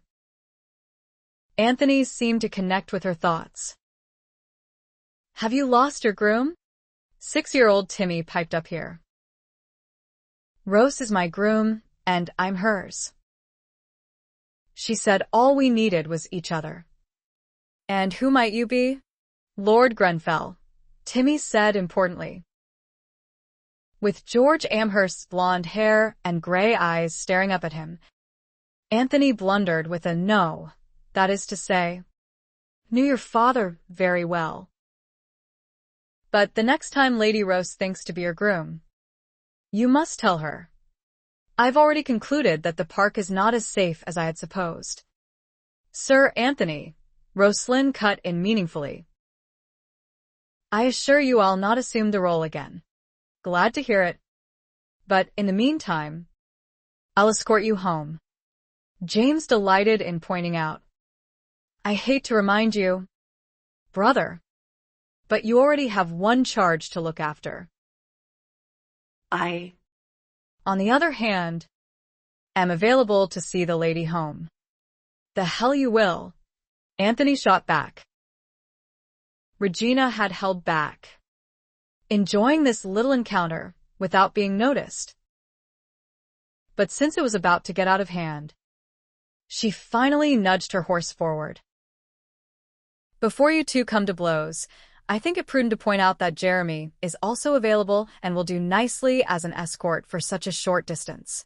And since I was meaning to call on Lady Frances, I think I'll join them, Tony, so I'll thank you now for indulging me this morning." And to Roslynn belatedly, "Does that meet with your approval?" Roslynn sighed in relief, for she hadn't been able to think how to politely refuse either Malory brother after she had already admitted her mistake in riding without an escort. "It does indeed. Lady Eden. Please." "Dear. None of that. You'll call me Reggie." She grinned at James before adding, "As most everyone does." The remark seemed to improve Anthony's humor. He was smiling now as he gazed at Roslynn, and what a smile. She had to force herself not to look at him again, even as they exchanged words in departure. She had been wise last night to conclude that it would do her no good to see the man again. This encounter, so innocent yet disconcerting, simply reinforced that conclusion. Anthony, watching the foursome ride away, was quietly contemplating turning Reggie over his knee next time he saw her. "She's become unbearably bossy since she married Eden." "Do you think so?" James chuckled. "Perhaps you just never paid any mind to it before, since it was never you she was bossing around." Rubbed raw by James' humor, Anthony glared at him. "And you?" James didn't give him a chance to work up a righteous anger. "Now don't be tedious, dear boy. After seeing the way she reacted to you, I can see I haven't much chance of stealing her away." He turned his horse around, then added with a devilish grin just before he put spurs to him, "But bad odds have never stopped me before." Chapter 9. "You're being no help at all, Frances," Roslynn complained, mimicking. Go if you like. What kind of answer is that? I'd like to be knowing. Frances stopped short on the busy walkway fronting the shops on Oxford Street, bringing Nettie plowing into her back for not paying attention. 2 packages dropped out of Nettie's hands, one round hatbox rolling toward the curb. And Frances Abigail made a frantic dash for it before it continued into the street. Frances didn't even notice. What's got into you, Rose? If you're having such trouble over a simple decision like this, I shudder to think what agonies you'll go through when it's time to choose your husband. Either you want to go to the Eden party, or you don't. Yes or no? Either or. How much simpler can it be? Roslynn grimaced. Frances was right, of course, at least as far as she knew. But then Roslynn hadn't told her about meeting Anthony Malory at the Crandall's ball. She had intended to, only their conversation on the way home that night had started by her asking if Lady Eden's husband had been a rake before they were married. He was indeed. That answer had been said with such disgust. Roslynn had asked only one more question. Are they happy together? Actually, I've never seen 2 people happier or more in love. This reply had been soft and incredulous, as if Frances couldn't quite believe it was possible. But after that, Roslynn knew her friend would become too upset if she learned that Roslynn had found Anthony Malory attractive, so she hadn't mentioned him at all. It was too obvious that Frances still abhorred men like him in the extreme. But, regardless of knowing how her friend felt, even being of the same mind, Roslynn had still been full of Anthony that night. So full of him that Nettie had noticed the minute Roslynn walked into her bedroom. Her very first words had been, well, what's his name? Then, brought out of her cloud, Roslynn had quickly prevaricated that there wasn't one him, but 4, and she immediately launched into everything she knew about them so far, which wasn't much, but managed to quell Nettie's first assumption quite nicely. Now she was putting too much importance on Lady Eden's invitation, when every other invitation she had received since her introduction to society had been decided on with barely a thought. Definitely out of character. It was no wonder Frances thought something was wrong with her. But at least she couldn't guess what it was. Nettie, on the other hand, had been watching her like a hawk ever since she had returned from her ride with Timmy yesterday. How she had given herself away, she didn't know. The decision might be simple for you, she said to Frances rather defensively. But I have other things to consider.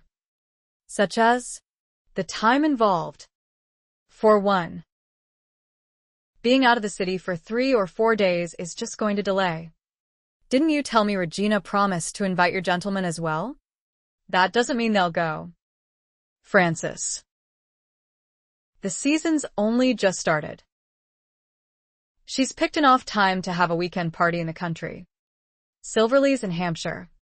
Not days away. And besides, you also mentioned that she promised to speak to her husband and give you all the information he has on your gentleman as soon as you get there. For that reason alone, I would think you would want to go dash. Logic. Logic. How to refute it?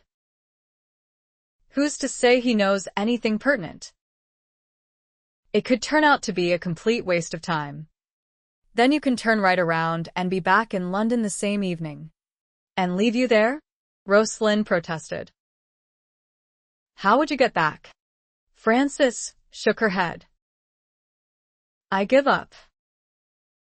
You obviously don't want to go. So I won't either. We have a half-dozen other invitations for this weekend. So we'll. Now don't be putting words in my mouth. I haven't said no yet. Well, Roslynn walked on, tossing her next words over her shoulder. I still need to think on it. She never should have brought up the party again to begin with, revealing her anxiety about it. She could almost hear the wheels spinning in Nettie's mind. Frances at least didn't have any idea what the trouble was. But Nettie knew her too well. And what could she tell Nettie when she got around to asking? And she would. More of the same excuses, even though Frances had just pointed out she really had none. Hell's teeth. She was ready to wring her hands over this one. Everything logical said there was nothing to decide. She needed to go to Silverley if for no other reason than to get the information Regina would have for her. Also, she had only to ask herself, what if she didn't go, but all 4 of her possibles did? Then she would be stuck in London accomplishing nothing, and that would be a pure waste of time. On the other hand, and it was a great big other hand, there was a chance Anthony Malory might show up at Silverley for this party, and seeing him again was something Roslynn didn't want to risk, didn't dare risk. He was just too tempting by half. That silly, girlish reaction she had had to him yesterday in the park, in broad daylight, even surrounded by others, proved it without a doubt. She should have been more specific by asking Lady Eden if the one Malory she didn't want to see again would be there. But she hadn't wanted to give herself away. She had to be so insouciant instead by asking if any Malorys would be there. So she deserved Regina's evasive, I never know when one or more of them will drop by. They know they're always welcome in my home, you see. That was what she got for being so reticent, for pretending an indifference she was far from feeling. Now it was a matter of delaying her goal by several days or running into that Rake again by chance.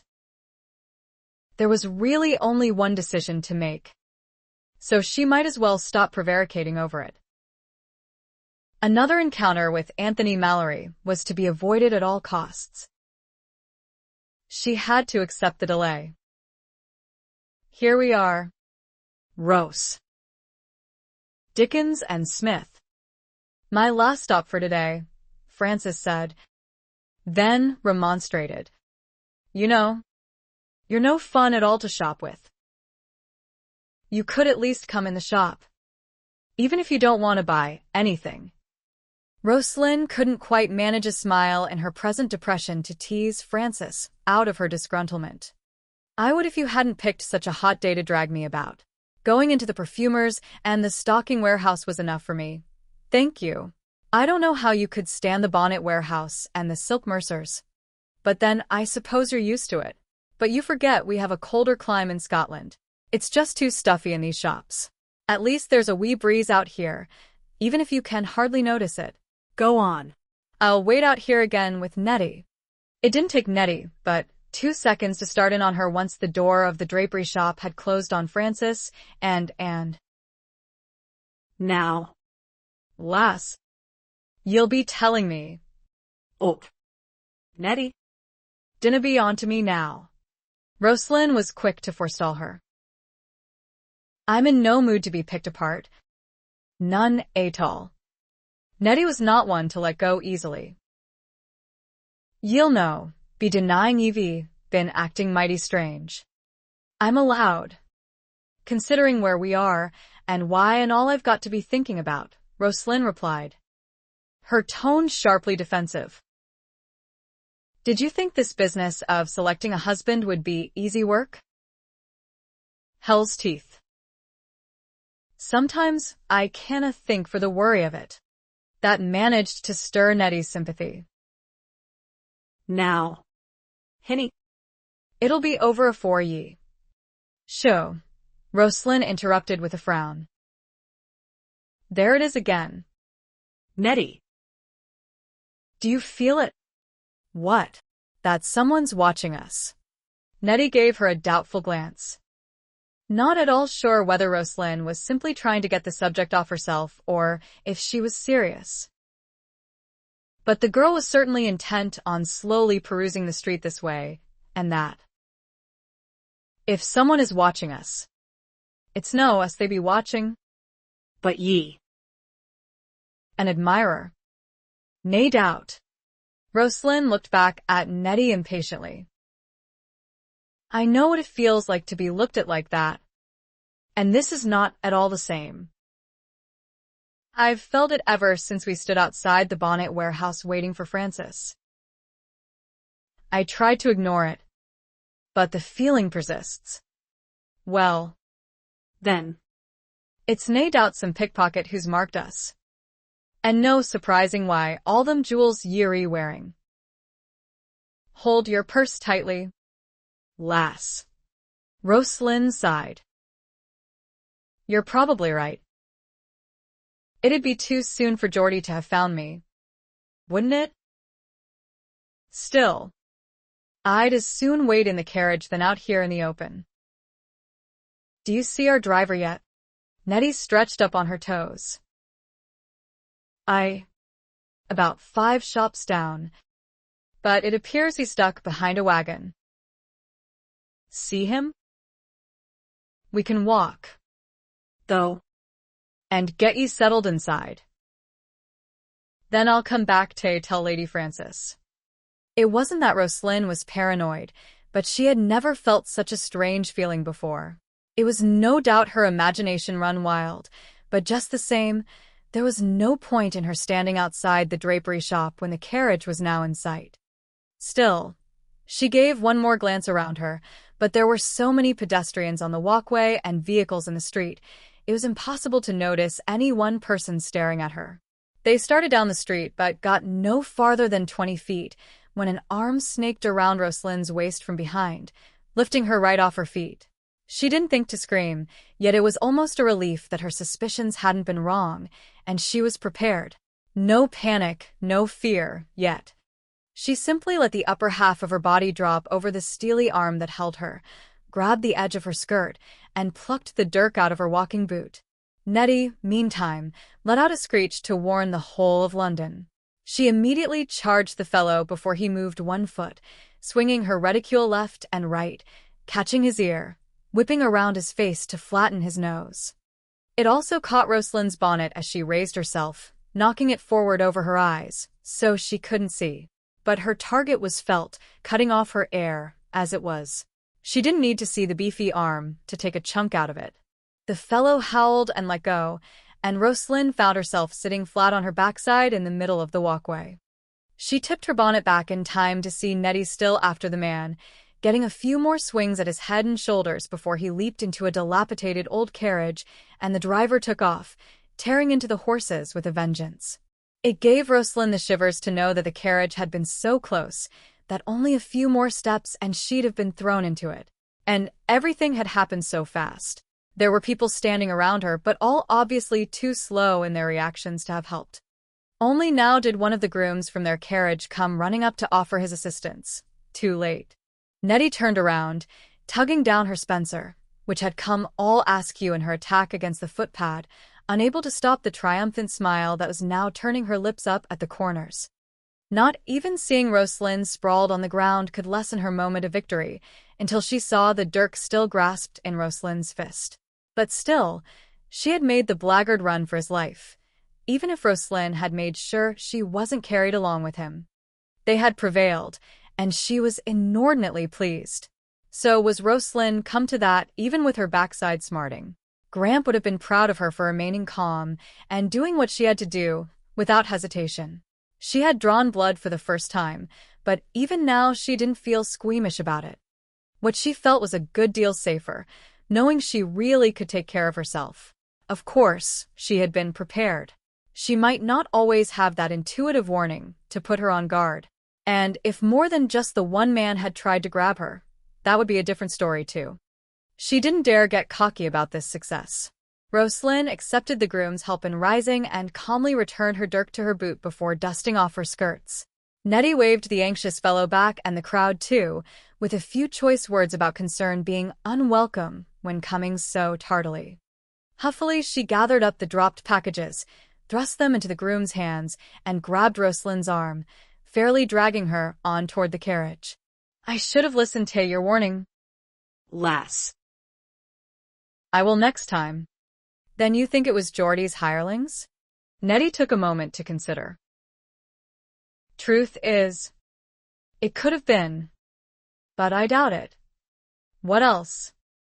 Then, just look at ye, wearing those sapphires round your neck like a beacon. They could have thought ye were the wife of some rich lord that'd pay a pretty piece to be getting ye back, I suppose. They were both silent for a moment more. Then Roslynn added unexpectedly, I think I'll go to the Eden party after all. It won't hurt to leave London for a few days, just to be safe. If Geordie is here and watching, he'll think I'm onto him and fleeing again. And until then, I'll keep Francis' servants close to me when I go out. On that I'm in agreement. Ye need to be more cautious than ye ha been. Chapter 10. It had been a simple matter, escaping London on Brutus' back, 2 stalwart grooms flanking her. Roslynn didn't bother with a disguise this time. If the townhouse was being watched, she wanted Geordie to be aware of her leave-taking, to see the hefty satchel of clothes she carried, to think she was fleeing London. The subterfuge seemed unnecessary, however, when they were several miles away and it appeared no one followed behind them. The brilliant sunrise offered ample light by which to keep watch, but the roads were clogged mainly with fanners bringing their produce to market and with travelers coming to London for the weekend. Only one fancy coach was seen leaving town, and Roslynn left it so far behind it didn't matter whether it had been following her or not. She had a pleasant breakfast while she waited in the inn where she had arranged to meet Francis, and when Francis showed up with nothing suspicious to report, Roslynn felt safe traveling the rest of the way to Hampshire in the Grenfell coach. Halfway there, she left one worry behind for another, but there was little she could do about this one except hope her concern was unfounded. In her favor was the likelihood that a man like Sir Anthony wouldn't care to leave the excitement of London for a small country gathering, and Lady Eden had confided that this party, planned for months in advance, would be attended mostly by her neighbors. Country gentry like herself, who generally avoided London during the season. It was early afternoon when they arrived, quite the first to do so, but then few others were planning on staying over, living as near as they did. Francis opted to nap the rest of the afternoon. Roslynn gave the excuse she would do the same, yet once she was alone in the room allotted to her, she plopped herself down in front of a window facing the front of the house and anxiously watched the drive. Every arriving carriage was noted, every alighting male passenger thoroughly scrutinized. She even kept a close watch on the comings and goings of the servants, making sure no male missed her notice. When Nettie entered much later to help her mistress prepare for the evening, her patience was tried to the limit by Roslynn's fidgetiness and her constant running toward the window at the least sound of a new arrival. It was taking a good half-hour just to complete Roslynn's coiffure. "And just who is it ye looking fair? I'd like to be knowing that ye canna sit still fair, even 2 minutes." Nettie finally demanded when Roslynn once again sat down at the dressing table in front of her. "And who would I be watching for but my gentleman?" Roslynn replied defensively. "Only Sir Artemis Shadwell has shown up so far. If the others are coming, they're coming. Your watching for them won't change it, I suppose." Roslynn was forced to concede, since her answer had been a lie to begin with. The truth was, since meeting Anthony Malory, she had given very little thought to her 4 possibles. That would have to change. Fortunately for her peace of mind, the last noise she had leaped up to investigate appeared to be the last carriage to arrive. With no other sound from out front, Nettie was able to help her into the sky-blue gown of silk she had chosen for tonight, generously complemented by the Cameron sapphires around her neck and delicate wrists, and Roslynn was able to release some of her tension. By the time Francis joined her, so they could go downstairs together, Roslynn was quite relaxed. He wasn't coming, and if there was an annoying twinge of disappointment accompanying that knowledge, Roslynn determinedly ignored it. Lady Eden met them at the bottom of the wide stairway that rose from the large main hall to divide in the center, one section going to the front of the house where the guest rooms were, the other to the back of the house where the master bedrooms were located. A railinged walkway surrounded this hall on the second floor to reach the many rooms upstairs, leaving the whole area below visible from above, with a mammoth chandelier hanging from the center of the domed ceiling, at the moment glittering down on the white marble floor. Roslynn was looking forward to a tour of the rest of the house. And Regina didn't disappoint her, insisting her guests could wait. She further put Roslynn at ease with her bright chatter and charming manner as the three of them moved from room to room on the lower floors. Silverley was an immense country house, almost castle-like with its central main block and corner turrets, but there was nothing medieval inside except perhaps the antique tapestries that graced many of the walls. It was tastefully furnished in different periods, Queen and Chippendale dominating one room, Sheraton another, still another in a combination, including a few quaint French provincial pieces. Roslynn was left with the impression of a home, not a showpiece, though the latter term could certainly be applied. The tour ended at the back of the house where the guests were gathered, and simply standing in the small antechamber with its floor-to-ceiling stained-glass windows, they were able to see into the drawing room on the left, which opened into a music room beyond. A large dining room was on the right, and off that was a lovely conservatory, which Roslynn promised herself a closer look at later. But at the moment, what with guests roaming through these connecting rooms, all of which fronted a vast parkland behind the house, Regina was cornered into making introductions before they had even entered the drawing room. "There is one neighbor of mine I think you'll enjoy meeting," Regina commented to Roslynn when she was finally able to usher her and Francis into the drawing room. "Not everyone hies off to London for the season, you know. I wouldn't have gone myself if I hadn't promised, but I'm glad I did since I got to meet you. And don't worry, we'll have a chance later to discuss what Nicholas had to say about the gentleman you're interested in." "I see only Sir Artemis." "Rose," Francis said uneasily, remembering how worried Roslynn had been about whether her possibles would be here or not. "That's true," Regina said. "But there is still tomorrow, so I wouldn't discount the other gentlemen yet. I did have acceptances from all four of them. But in the meantime, you really must meet Lord Wharton. Nicholas is so jealous of him, you know. In fact, I wonder sometimes what would have happened if I had met Justin Wharton first." It was easy to see by her impish grin that she wasn't in the least serious about that last statement. "Justin's not as old as your other gentleman, Roslynn," Regina continued. "Only about 28 years old, I believe, but he's so nice. I just know you're going to like him. Devoted to his family and abhors London, so you wouldn't have been able to meet him otherwise. He goes to town only once a year to take his mother and sister shopping. And that off-season. Now where is he?"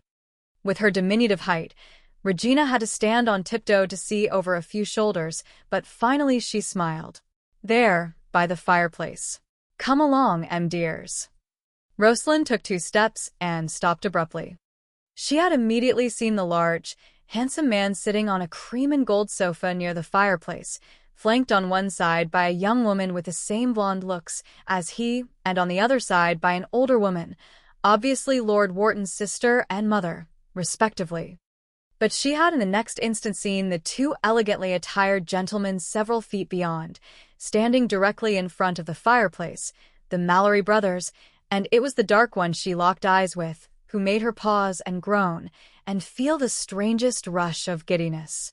It took the greatest effort to tear her eyes away from Anthony Malory and continue to follow her hostess, who hadn't noticed her pause. She would have much preferred to turn around and retreat, rather than close the distance to a mere 6 feet from the fireplace where the sofa was situated, but there was no help for it.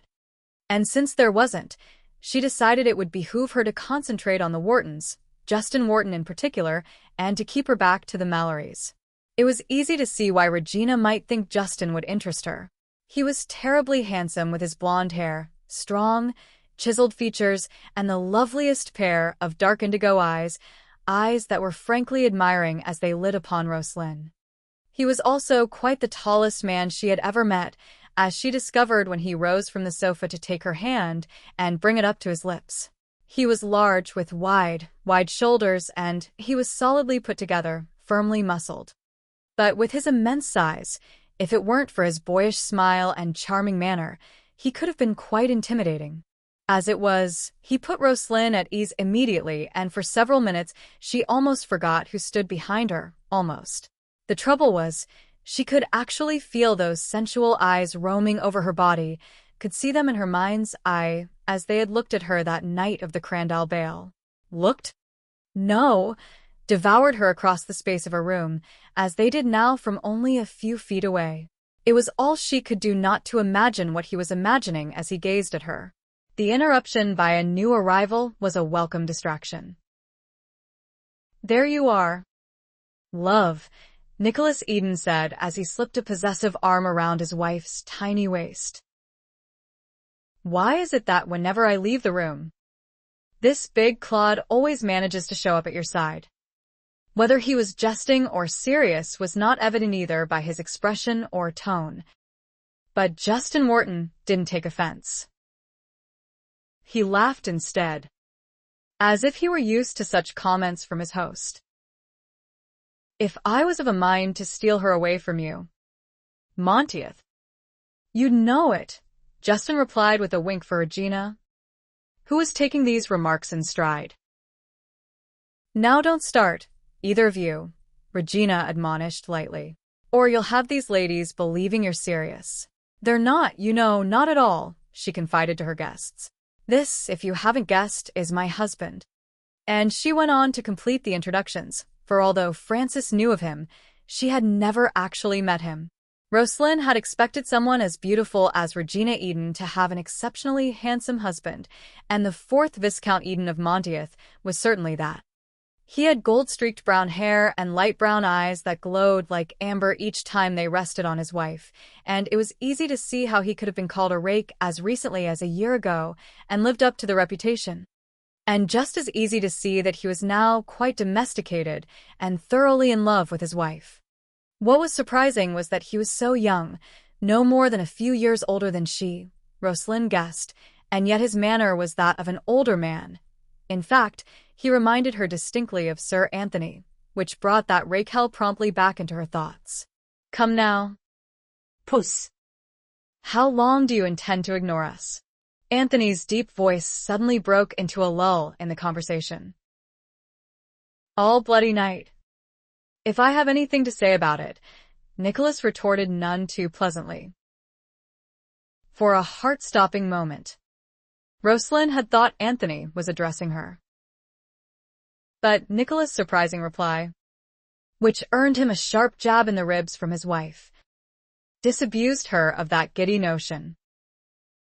"Oh, bother, must I always play referee?" Regina said to no one in particular, then promptly flounced over to the fireplace and gave each Malory brother a kiss. "As if anyone could ignore either of you for very long," she added with a laugh. "But I don't suppose for a minute that it's my attention you're so impatient for. Come along, then, and I'll introduce you." She hooked an arm through each of theirs and dragged them forward. "Lady Frances, I don't believe you've met my uncles, James and Anthony Malory, have you?" "Uncles?" "Uncles." Why was it that that wee bit of information hadn't surfaced sooner? Roslynn wondered angrily. She certainly wouldn't have come here if she had known the Malorys were that close to Regina Eden. Their niece. Hell's teeth. The uneasiness was palatable with 4 in their group, the Whartons and Frances. Justin, in fact, made haste to leave with his womenfolk, protectively getting his sister out of the presence of 2 such notorious rakes. Roslynn could almost wish she had someone to look after her so diligently, someone to whisk her away from this present encounter. But she held her own. Not by look or word did she reveal that she was just as uneasy with the situation. Frances was not so inscrutable, however. Tight-lipped, curt during the introductions, her animosity for these 2 men couldn't have been more apparent, and she wasted little time in making her own excuses and moving on to the next group of people, which left Roslynn in a horrid predicament. To depart as well would have been grossly rude at this point. So she had to stand there, for a while at least, and suffer both Malory's close scrutiny. And neither of them had any compunctions about openly staring at her. Neither did James feel it necessary to ignore what had just happened. "I do believe the lass is embarrassed for us. Tony. You needn't be," Lady Roslynn, my brother and I are quite immune to such reactions. You might be. Old man, Anthony remarked with a definite sparkle in his cobalt eyes. I for one could do, with a little sympathy. Roslynn was left with no doubt as to what kind of sympathy he would like, since he was looking directly at her when he said it. She couldn't help smiling. He couldn't even wait until he found her alone to press his seduction. Now that was incorrigible. Regina must have thought so too. Now. Tony, you promised you'd behave. And so I am, he protested in all innocence. If I was inclined to do, as is my wont, Puss. you'd have a scandal on your hands. Roslynn had the feeling he was quite serious, even though Regina laughed as if he were teasing her. You're going to scare her off. Tony, if you're not careful. Not at all, Roslynn demurred. There. You see? Sweet, James put in. You can feel free to run along and attend to your hostessing. The lady will be quite safe in our hands. Oh. I never doubted it for a minute, Regina said, only to add in parting.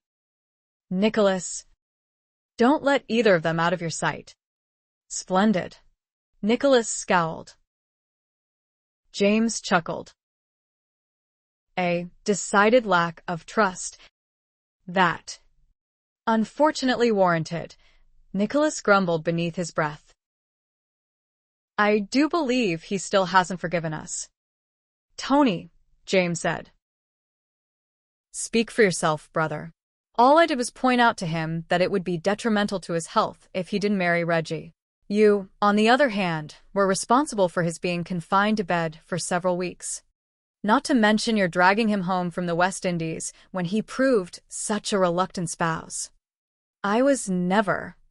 Roslynn interrupted Nicholas' snarl. Before this gets out of hand, I think I'll just. Anthony didn't let her finish. An excellent idea. While they squabble to their heart's content, you and I shall see what's blooming in the conservatory. Without giving her a chance to refuse, Anthony took her arm and began escorting her from the room. They moved no more than 5 feet before she tried to draw away from him. He wasn't letting go. Sir Anthony, you're not going to turn coward on me, are you? His voice sounded near her ear. Roslynn bristled that he should make it a challenge. I simply don't want to leave the room with you. But you will. She stopped walking, forcing him to either drag her behind him or stop as well. He stopped, and the tiniest hint of a grin appeared as he bent his head to hers. Let me put it this way, sweetheart. Either I kiss you in the conservatory or I kiss you right here. Right now. Whichever way. I am going to take you in my arms, and the devil you are. Roslynn got out before she noticed how many people were suddenly watching them. Very well, she amended in a quiet hiss. I would like to see the conservatory, but there'll be no kissing. You scoundrel. And I'll have your promise first. His grin was wide and bold now. Come along. Then. And he continued to escort her, stopping here and there to have a few words with people he knew, as if they were only strolling through the rooms. Roslynn caught Frances' eye along the way, and her friend's expression was quite disapproving, and rightly so. But Roslynn didn't want to press her luck by trying again to extricate herself from this situation. Whether Anthony really would have kissed her in front of everyone was a moot point. She simply couldn't take the chance. But she should have sealed the bargain. His come along, then, was not a promise by any means, which she found out not long after they entered the large conservatory. This is really lovely, Roslynn said uneasily as his arm slipped around her waist, and he began to guide her along the plant-strewn walkway that circled the room. I couldn't agree more, he replied. Only he was looking at her. She kept her eyes averted, gazing intently at the statues along the walk, at the myriad flowers in full bloom, at the fountain that was on a lower level in the center of the room. Foremost in her mind was that hand resting on her hip, burning through the thin material of her high-waisted gown. I really should take you to task, Sir Anthony. Her voice was thin, shaky, and she had to clear her throat before continuing with more force. That was devilish unfair of you to leave me no choice back there. I know. Was it necessary to be so high-handed? He stopped, turning her toward him, his eyes moving slowly over her face as he considered her question. In alarm, Roslynn realized that he had maneuvered them to the far side of the room, that thick branches from one of the trees growing below spread out at their level and effectively concealed them from the doorway. In actuality, they were quite alone for the moment, the sound of the party drowned out by the flow of the fountain. Yes. It was necessary, he finally answered huskily. When all I've been able to think about since I first laid eyes on you is this. To save her soul, Roslynn couldn't find the will to protest as his arm drew her closer. His other hand slid along her neck, the thumb tilting her chin up, and for the breath of a moment her eyes locked with his. Then she felt his lips, warm, beguiling, pressing ever so gently on her own, and her lids closed, accepting the inevitable. She had had to know, and now she did. And for the moment, nothing mattered but the taste of him, the feel of him pressed along her length. Anthony didn't frighten her with his passion, but kept it tightly leashed, even though he felt like an inferno about to explode. He couldn't remember when he had wanted something this much, and he took every care not to overwhelm her with what he was feeling, to fan her desire by slow degrees until she wanted him with equal intensity. It was the hardest thing he had ever done, restraining himself when his body cried out to take her here and now. And in fact, he was not as self-controlled as he supposed. Nearly mindless with wanting, he was unaware of the little things he was doing to her, that his fingers had slid into her hair, dislodging pins from her coiffure, that his knee had slipped between her own, far enough that she was practically straddling his thigh. But fortunately for him, she was as mindless as he was at this point. He just didn't know it. Actually, that thigh rubbing against her groin was Roslynn's undoing, coupled as it was with his deepening kisses. He had gradually brought his tongue into play, teaching her the exquisite sensations it could invoke, using it to open her mouth, to taste the sweetness within. He eventually enticed her tongue to explore as well, and once it hesitantly passed between his lips, he wouldn't let it go, gently sucking it deeper and deeper into his mouth. Helpless under his expertise, Roslynn was quite thoroughly seduced, ready and willing to let him do anything he wanted. When Anthony finally became aware of that fact, he groaned in frustration, for he had unwisely chosen a setting, never dreaming that he would be this successful this quickly. Trailing his lips to her ear, he beseeched her, "Go to your room, sweetheart. I'll follow you there." She was dazed, hypnotically so, unable to connect one thought with another. My room? He had the urge to shake her. Now was not the time for confusion. For God's sake. He gripped her shoulders instead. Look at me. Roslynn, he said urgently. We can't stay here. Do you understand? There's no privacy here. She frowned up at him. What would we be needing privacy for? Hell and fire. Was Regina right? Could Roslynn really be that innocent at her age? He found himself torn between chagrin and pleasure at the thought. If it were true, he risked losing what ground he had gained by bringing her back to her senses. And yet a tender chord was struck, heretofore dormant, wishing it were true. Anthony sighed, dredging up a degree of patience to reach her. We're going to make love. You and I. That is the natural conclusion to what we've been doing. And since we both want to, the thing to do is find someplace we won't be disturbed. You'll agree your room is the logical place. Roslynn was shaking her head before he had finished. Oh. Mon, what have you done? There was to be no kissing, I told you so. Her lilting brogue served to stir him even more, and he pulled her tightly back against his chest. It's too late to prevaricate, sweetheart, after you've surrendered in every way but one. Now be a good girl and do as I say, or I'll take you right here. I swear I will, and the devil take anyone who happens upon us. If he meant to frighten her into complying, it didn't work. She almost laughed at his effort but didn't think he would appreciate that in this present mood that could make him say such a thing. Common sense told her he wouldn't do anything to cause his niece embarrassment. She should have realized that sooner, before she came in here with him. You canna use that bluff on me twice. Laddie. At this moment, Anthony wasn't sure it had been a bluff, but that she was boldly calling it restored his reason, even if it didn't completely cool his ardor. He had made a mess of the situation, and if she wasn't angry, she had every right to be. His smile came with devastating effect. It was his melting smile. If now just won't do, then I'll come to your room later tonight. She pushed away from him, shaking her head. You'll no get past the door. I promise you that. Leave it unlocked. I'll no do that either. Your window. Then. Her hazel eyes flared. So you'll make me suffocate in my room, locking every window?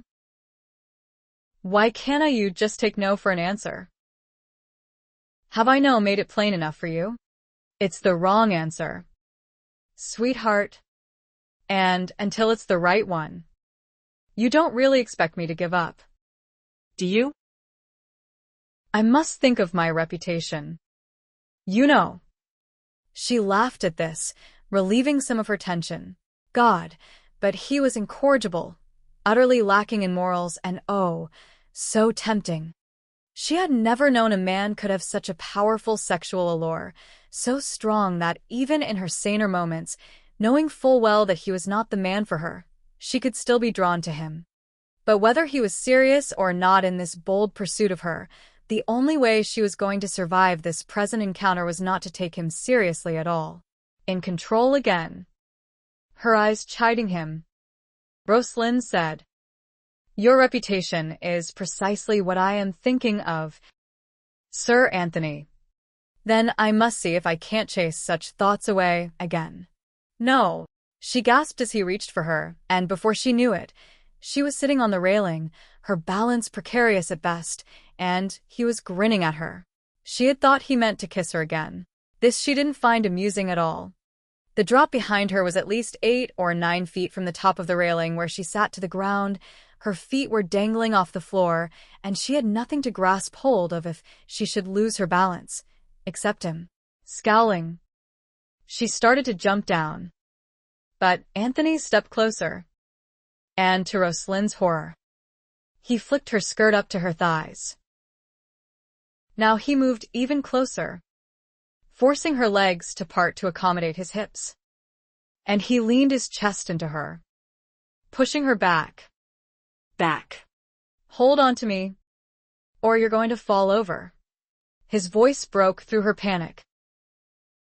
She did, because there was nothing else she could do at the moment. Only he didn't straighten up, so she could regain her balance.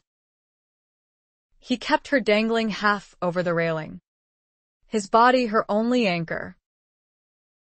You'll have to do better than that, sweetheart.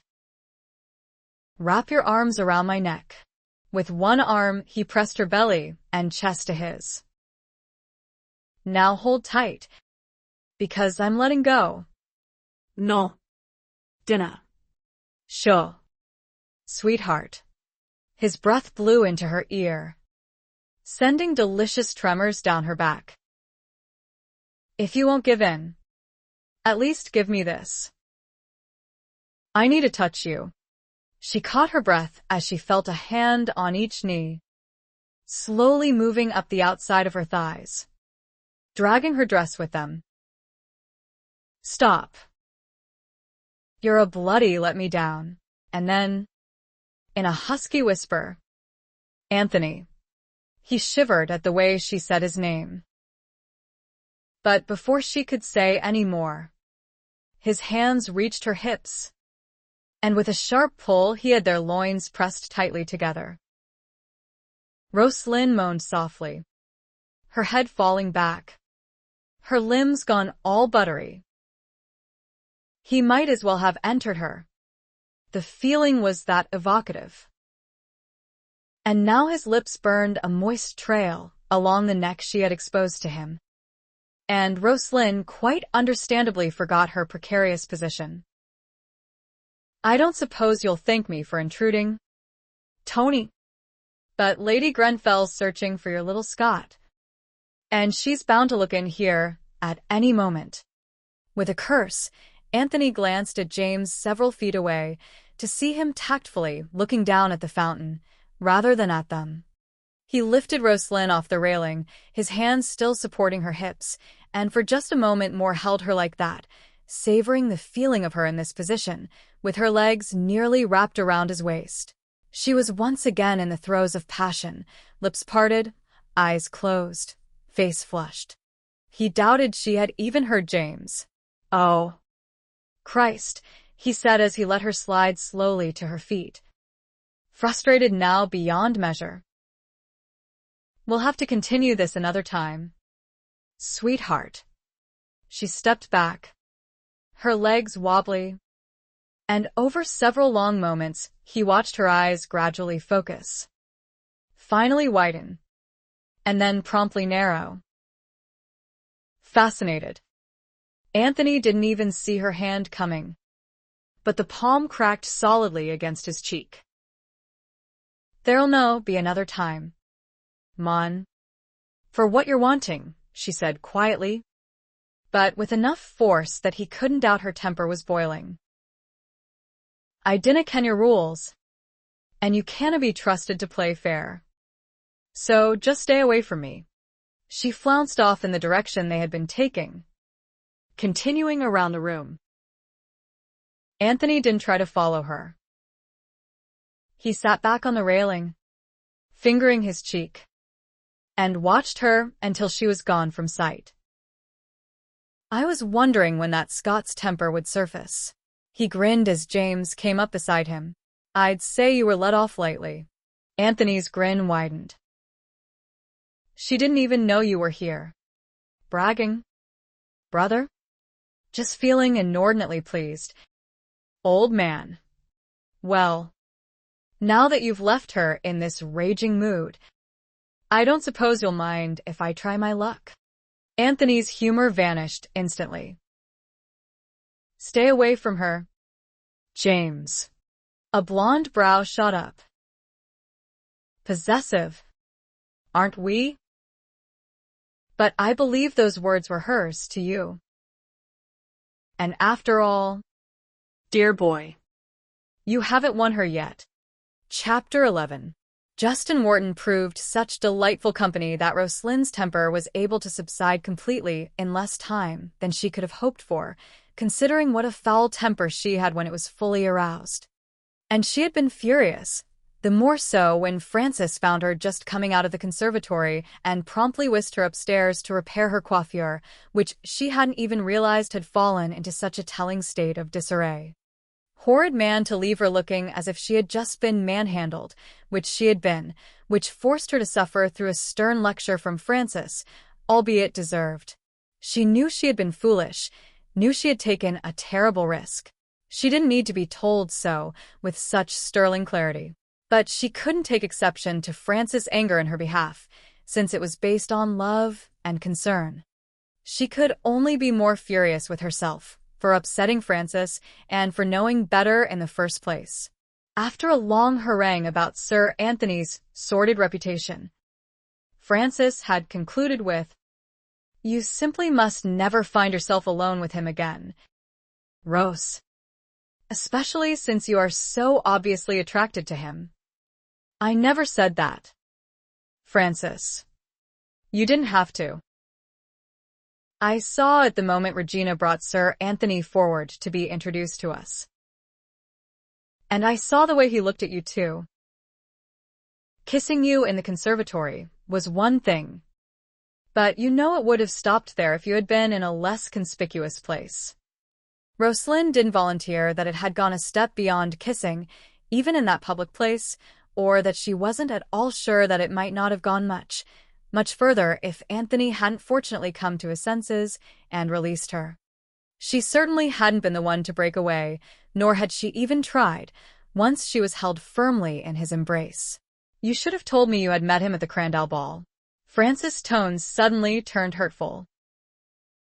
"I could have warned you sooner. For it's obvious he's marked you for his next conquest." Francis, you didn't have to warn me.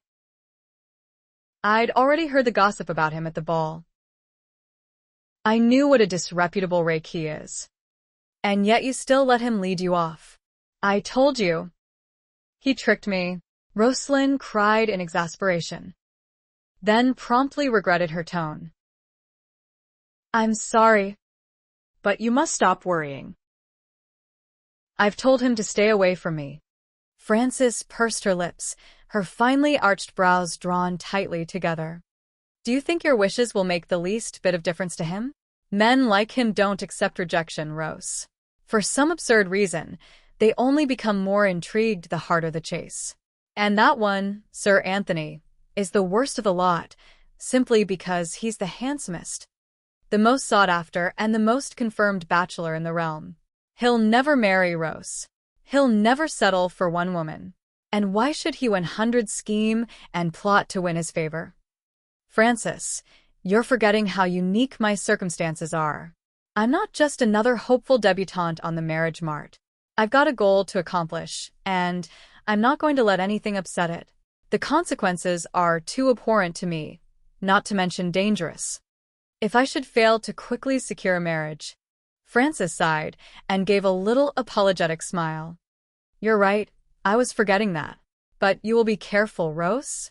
A man like Malory, with his experience, could have you seduced before you even know it.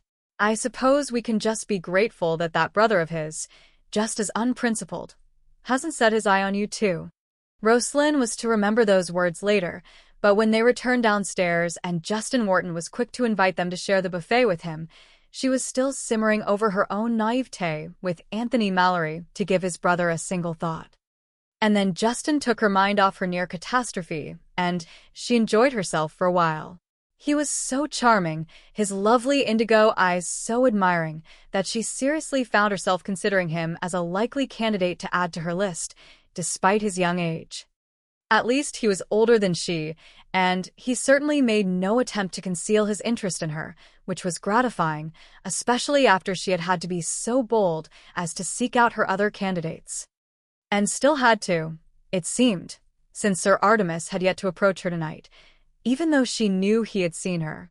Unfortunately, Lady Wharton broke up their threesome soon after they had eaten, complaining of a headache, and Justin was forced to see her home, though he extracted a promise from Roslynn that she would ride with him in the hunt planned for the next morning.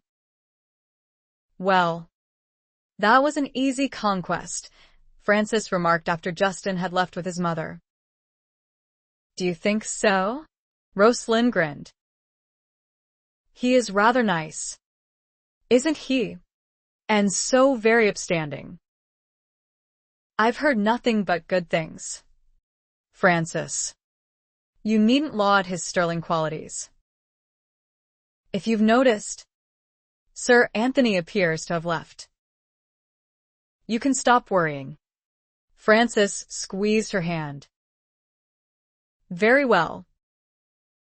I know you've got the sense to distinguish the good from the bad. And as long as Lord Wharton has quit for the evening, shouldn't you be furthering your acquaintance with Sir Artemis while you have the opportunity? Indeed. Roslynn sighed. And I also need to find Lady Eden for the information she promised me. The sooner my list is narrowed down, the better. But Regina Eden was having a lively conversation with several of her neighbors that Roslynn was loath to interrupt. And she found Sir Artemis embroiled in a game of whist. Several such games having started up after dinner. Roslynn moved near one of the open French doors to wait until she could catch Regina's attention, taking advantage of what little breeze wafted in off the vast parkland. As uncomfortably warm as the drawing room had become, she would have loved to step outside but didn't dare, not after the last time she had thought to escape to a garden had precipitated her first meeting with Sir Anthony. And just because she hadn't seen him since she left him in the conservatory didn't mean he wasn't still on the premises somewhere. She almost thought to go and drag Francis outside with her just so she could cool off a bit when she was startled by a movement behind her. Enjoying yourself, Lady Roslynn. She turned around warily, recognizing James Malory's voice and afraid that Anthony would be with him, as before. She relaxed, however, to see he was alone, his golden hair slightly ruffled, obviously having just come in from outside.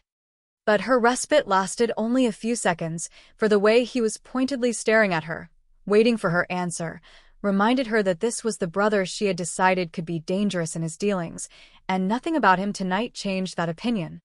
Though she was now inclined to feel that Anthony was the more dangerous, at least to her. She nodded slightly. Yes. Your niece has made me feel right at home. Though I must say I was surprised to learn that she was your niece. She would be the daughter of one of your older brothers, I suppose. Our only sister. Melissa, he corrected. But she died when Regan was just a baby still. So my brothers and I had the pleasure of raising her. Roslynn had the distinct impression that 4 young men really had found it a pleasure to raise their only sister's child, which made this particular Malory seem less threatening in her mind until he suggested, "Care for a stroll down to the lake?" It was unexpected and instantly put her on guard. No. Thank you. Then just outside? You look like you could use a breath of fresh air. Actually, I'm rather chilled and was just thinking of fetching a shawl. James chuckled at such a lame excuse. My dear girl, that fine film of moisture on your brow says otherwise. Come along. You needn't be afraid of me. You know, I'm quite harmless in all respects. When his hand gripped her elbow to escort her outside, Roslynn felt strangely as if this had happened before, earlier, that she was being rushed along the exact same course, leading to disaster. Only she had no chance to drag James to a halt as she had done with Anthony when he tried to escort her from the room. Just 2 steps and they were outside, and it was accomplished before she could even think to yank away, nor did he give her a chance to. Instead of walking on, he pulled her to the side of the door and pressed her back against the wall, and his mouth smothered her small cry of alarm. It was done so swiftly, so cleverly, that Roslynn had had no opportunity to anticipate the trap or get out of it. Nor did she dare make any loud protests now, or she would draw the attention of the occupants inside, only several feet away on the other side of the wall, and she couldn't afford the gossip that would entail. The most she could do was try to push him away from her, but it was as if she were squeezed in between 2 walls. His big, solid chest was so unmovable. And then she no longer tried. She could feel the blood pounding in her ears, because of the danger of discovery, she told herself, but actually, she found James Malory's kiss so reminiscent of his brother's that it could have been Anthony kissing her instead. Only it wasn't, and she held on to that thought for dear life. You and your brother must take lessons from each other, she hissed the moment he lifted his head. James laughed despite his disappointment. Do you think so, little Scot? Now why would you say that? She blushed furiously to have as much as admitted that Anthony had also kissed her. Defensively, she snapped. Was that your idea of being harmless? I lied, he said with a blatant lack of contrition. Indeed. Now let me pass. Lord Malory. He moved back only enough to separate their bodies. Not enough to allow her to slip by him. Don't be angry. Sweet. You can't blame a man for trying. Though I now concede that Tony has bested me this time. It's devilish unfair that you happened to meet him first. What the devil are you blathering about? But she gasped. Afraid she knew. If you two have placed wagers on me. Never think so, dear girl. It's no more than sibling rivalry and the simple fact that we share the same tastes, he and I. A finger came up to brush back the damp curls at her temple, and for a moment, Roslynn was mesmerized by intense green eyes. You are incredibly lovely, you know, incredibly, which makes it bloody difficult to accept defeat. His voice lowered to a husky pitch suddenly. I could have made your blood sing, sweet lass. Are you quite certain you prefer Tony? Roslynn shook herself mentally. Fighting off the potent spell, he was weaving with little effort, yet with such ruthless success. Good God. These Malorys were devastating at their craft of seduction. Stiffly, praying he would take her words to heart, she insisted. I never said I preferred your brother. But that doesn't mean I prefer you to him either. The fact is, Lord Malory, I don't want either of you. Now, will you let me pass? Or must I throw caution to the winds and call for help? He stepped back, bowing slightly, a thoroughly maddening grin turning up his sensual lips. I can't let you do that, dear lady. Being found out here alone with me would quite ruin you, which you should have considered before you dragged me out here, she retorted and promptly deserted him with all speed. And as Anthony had done earlier, James watched her flounce away, only he didn't have Anthony's sense of eventual success to buoy his spirits. Quite the contrary. As much as he would have liked to win this particular lady, and no doubt could if he really set his mind to it, her reaction to his kiss was only a muted echo of her reaction to Anthony's. He hadn't left her in a state of bemusement, as his brother so obviously had. Her choice was clear, even if she was not yet aware she had made it. But if it were anyone else but Tony. Damn, but she was a fine piece. His sense of humor returned, laced with irony. She had managed to stir him, and now he was sorely in need of a wench, which meant he would have to take himself off to the nearest village, or else annoy Regan by seducing one of her neighbors. So there was nothing for it but to take himself off when he would rather not. Hell and fire and a bloody pox on love at first sight. Chapter 12. Roslynn rolled over, rubbed the sleep from her eyes, and squinted at the clock on the mantel. Damn. She had really meant to join the hunt this morning. She had even promised Justin she would ride with him and had been looking forward to showing off a bit to impress him with her equestrian talents. But the hunting party would probably be returning soon, if it hadn't already. There had been mention of a picnic planned for midday down by the lake, and it was nearly noon. Double damn. She sat up, but not before she scowled down at the bed that had offered her no peace last night. Nettie had tried to wake her. She remembered that. But she doubted anything short of fire could have prodded her out of bed early this morning, because it had been dawn before she finally succumbed to sleep. Just one more thing she could lay at Anthony Malory's feet, drat the wretched man. And there was no excuse for it. She had retired not long after midnight.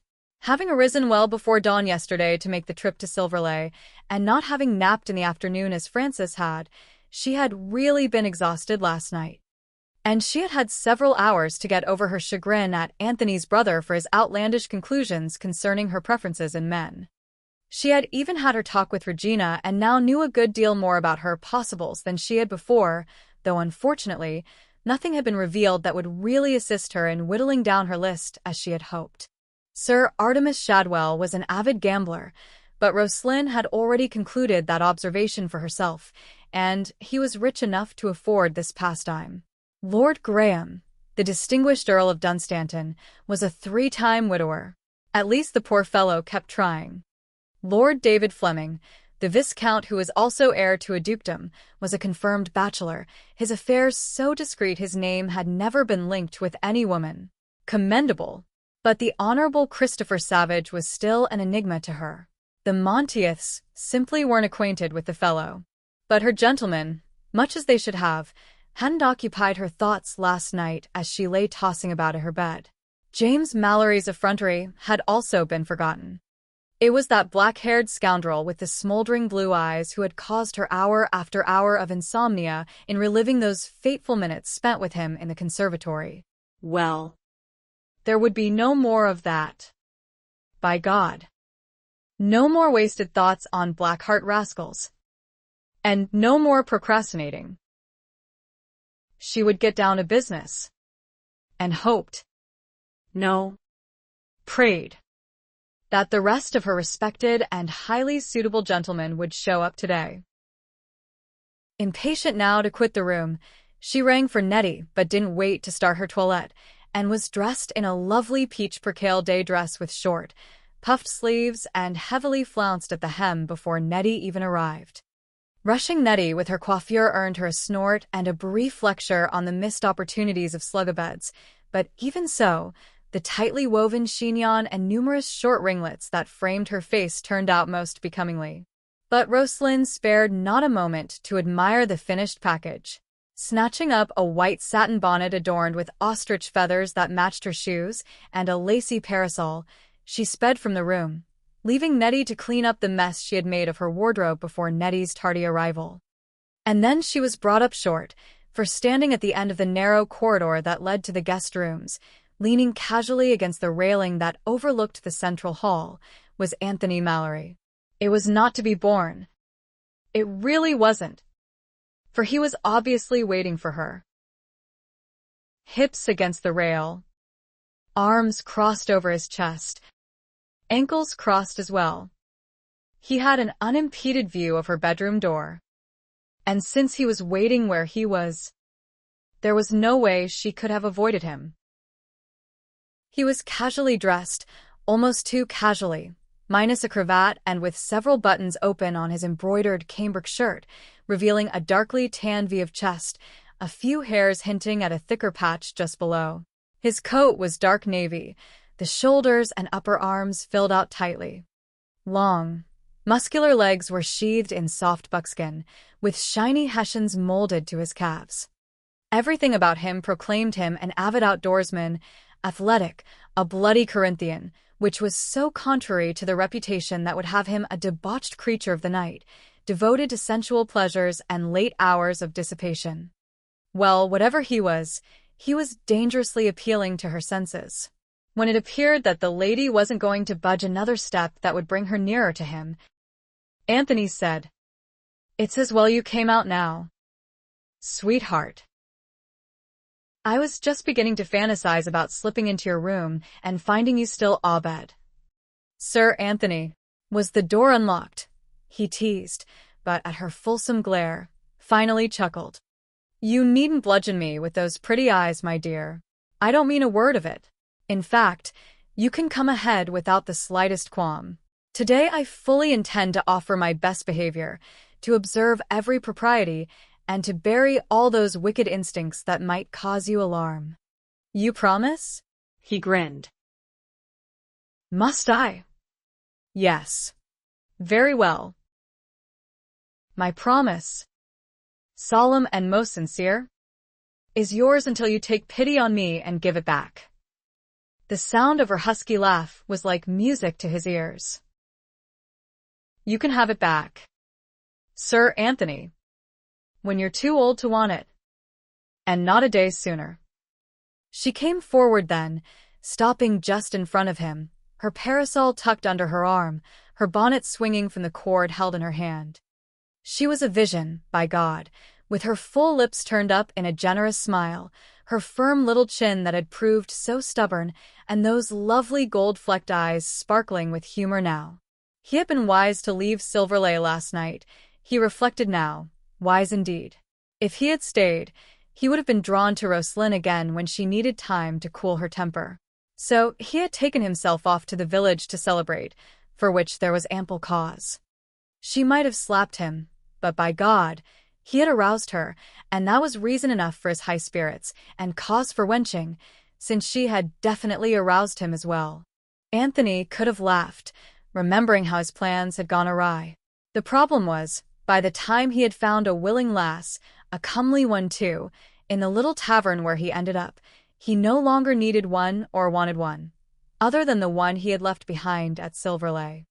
So when James unexpectedly showed up at the same tavern not long behind him, he very happily turned the little doxy over to his brother and settled for getting pleasantly drunk while he plotted his next move. He had decided, quite shrewdly if her present smile was any indication, to change his approach for the time being. And after a lengthy talk with his favorite niece this morning, he had come upon the perfect contrivance. He would offer the lady what she couldn't refuse, help to achieve her goals. Of course, if the advice he gave hindered more than helped, he wouldn't lose any sleep over it. Her goals simply weren't his. She was waiting, patiently, to hear why he had put himself in her path. Ah, the power of a few words. she was at ease. Her guard down, putting full trust in his promise. She had no way of knowing his passions far outweighed his whimsical honor, at least in dealing with those of the female gender. He came away from the rail, his manner smooth, his voice impersonal.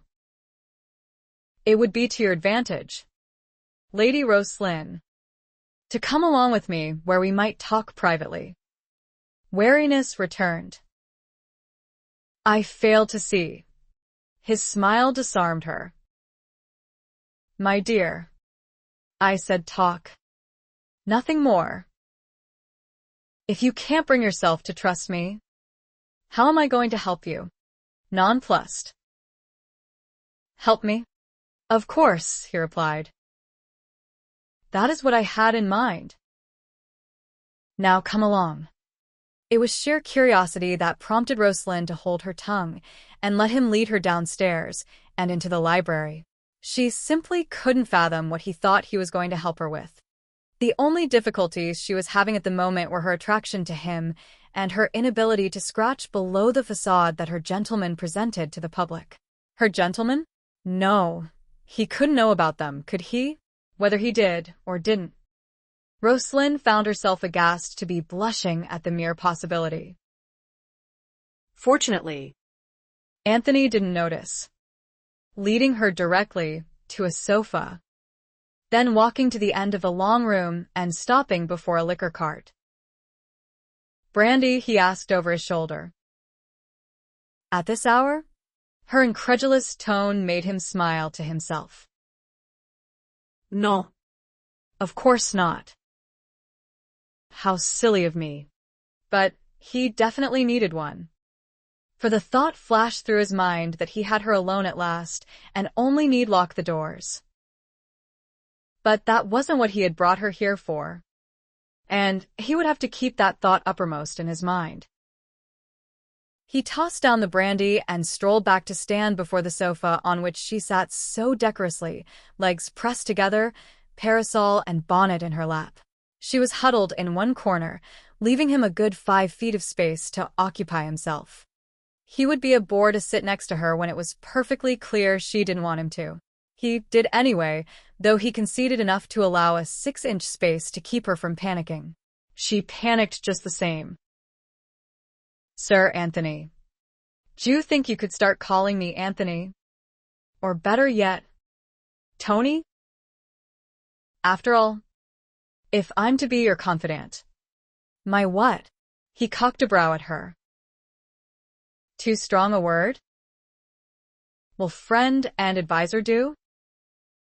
After a long talk with my niece this morning, I realized you're sorely in need of both. She told you. Roslyn's voice gasped accusingly. Hell's teeth. She had no right. Oh. It was done with the best of intentions. My dear. She wanted to impress on me how serious you are about getting married. Seems to think I have dishonorable intentions toward you. Can't imagine where she got that idea. She glared at him. But it was impossible to keep her outrage alive after that bit of nonsense. Her laughter broke through. Rich and delightful. You're a rogue. Laddie. Do you never take anything seriously? Not if I can help it. He grinned. Well, try long enough to tell me why you, of all people, would want to aid me on my way to matrimony. It simply occurred to me that the sooner you're married and bored with it, the sooner I'll have you in my bed, he answered cattishly. Anything else Roslynn wouldn't have believed. That she believed completely. A rather long shot you're taking. Wouldn't you say, she bantered. I could fall passionately in love with my husband. You know. Bite your tongue, he said with mock horror. No one falls passionately in love these days. My dear. Except young romantics and doddering old fools, and you're going about this thing much too sensibly for that possibility to occur. I'll concede that point for now. So, what exactly are you offering to do for me? The loaded question brought a twinkle of amusement to his eyes. Your situation is not unlike Reggie's was when she was looking for a husband. Her pressure came from having got through one season, as well as a tour of the continent, with no luck whatsoever. Through no fault of her own. Of course. She had to attend to finding a man my brothers and I could all agree was suitable for her. Yes. I recall her mentioning something like that. Did she tell you how she solved her problem? She was compromised. Roslynn was surprised to see him scowl at that answer. She had nothing to do with that. It was Monteith's cheeky idea of a jest on his current mistress that went awry. And we won't mention that again, if you please. But before then, Reggie had hired an old lord who knew absolutely everyone and dragged him along with her to every function, as well as on her tour, so with a signal they had worked out together, he could tell her which men she met were worth considering or not. Roslynn's eyes flared. I hope you're not suggesting I take you along with me everywhere I go. Sir Anthony. Because. He was quick to forestall her. Not at all, and unnecessary besides. According to Reggie, you already have several chaps under consideration. As it happens, I know them a damn sight better than Monteith does, since they're all closer to my age than his. 3 of them belong to my club. The 4th frequents the same sporting hall I do. I just have one question for you, my dear. Why have you discounted someone closer to your own age? Roslynn averted her eyes before murmuring. An older man is likely to have more patience with my faults than a younger man. You have faults? Never say so. Everyone has faults, she snapped. A quick temper wouldn't be one of yours. Would it? Her narrowed gaze brought a laugh. But she went on testily. An older man will be more settled, having sowed his wild oats already. If I am going to be faithful in this marriage, I must insist upon the same from my husband. But you're not going to be faithful. Sweetheart, he reminded her. If I'm not, then I won't expect him to be. But if I am, I will. Let's leave it at that. The fact is, it was my grandfather who suggested I find a man with a good deal of experience behind him, and truth to tell, the younger men I've met so far haven't impressed me. Well, except one. And him I decided to add to my list. Who? Justin Wharton. Wharton. Anthony sat up abruptly, exclaiming, He's a mama's boy. You needn't be disparaging, she replied curtly. My dear girl, if all you want are pristine reports from me on your lucky chaps, then I don't see what help I can be to you. They all present an outward showing that is beyond reproach, which is to be expected of gentlemen of their stature. I had assumed it was the dirt swept under the carpet that you would be interested in. She felt warm under his censure. You're right. Of course. I'm sorry. Very well. In your opinion, which fellow would make the best husband? You have no particular preference? Not really. I find them all attractive, personable, and quite suitable from what I have been able to learn so far. That has been my difficulty. I don't know which one I should concentrate on to get this matter settled. Anthony relaxed again, sitting back and casually placing his arm along the back of the sofa, just behind her head. She didn't seem to notice. She was impatiently waiting for him to answer her question, while he was going to carefully avoid doing so. It might help if you tell me what attributes you favor, he suggested. An easy temperament, a gentle hand, sensitivity, intelligence, patience. As I've said, delightful. His grin was wickedly maddening. You'll be bored to tears, my dear, which will have us more intimately acquainted much sooner than I expected. Her pursed lips and scathing gaze elicited a chuckle. Not in the least contrite. You were saying? There is also a marriage contract that must be signed, she said tightly. It will prohibit my husband from having complete control over me or my holdings. Your idea? My grandfather's. He was a stubborn old man with set ways. Since he was leaving his fortune to me, he wanted to make certain it stayed with me and wasn't put in the hands of some stranger he might or might not have approved of. He had the contract drawn up before he died. If he was so particular, why didn't he arrange you a marriage? Her look was wistful. We had a special bond, Anthony. I didn't want to leave him while he still lived, and he would never have forced me to. He smiled at her use of his name, slipping out without thought. It proved she was more comfortable with his company. She had even bent one knee to turn toward him while she spoke, more or less facing him now. It would be so easy to let his arm drop to her shoulders and draw her near. Anthony shook himself mentally. It's a moot point, really. The only one I can think might object to this contract is Savage. Not that he'll be coveting your fortune. He's well enough off, I believe, for wealth not to be a criterion when he weds. But he's not a man who likes to have limitations placed on him. Still, if he wants you, it shouldn't matter. Then you recommend him? My dear, I can safely say intelligence is the only criterion of yours that he meets. In fact, none of these chaps will meet every one of the qualities you're looking for. Wharton, I suppose, comes closest to the mark, but if you marry him, you'll also be marrying his mother. That is, if she'll even allow him to marry. I've never seen a woman hold the strings so tightly as that formidable lady. Roslynn was frowning long before he had finished speaking. Very well. Don't recommend one. Just tell me what you know of the others. Easy enough. Let's see. Shall we start with Fleming? Affectionately known as the bungling Viscount, since he must be doing something wrong that no woman will ever be seen with him twice. But perhaps you'll be the exception. He's soft. Some have even called him a coward. Seems he was challenged once by a young man to a duel, but wouldn't accept. Never did learn the reason for it.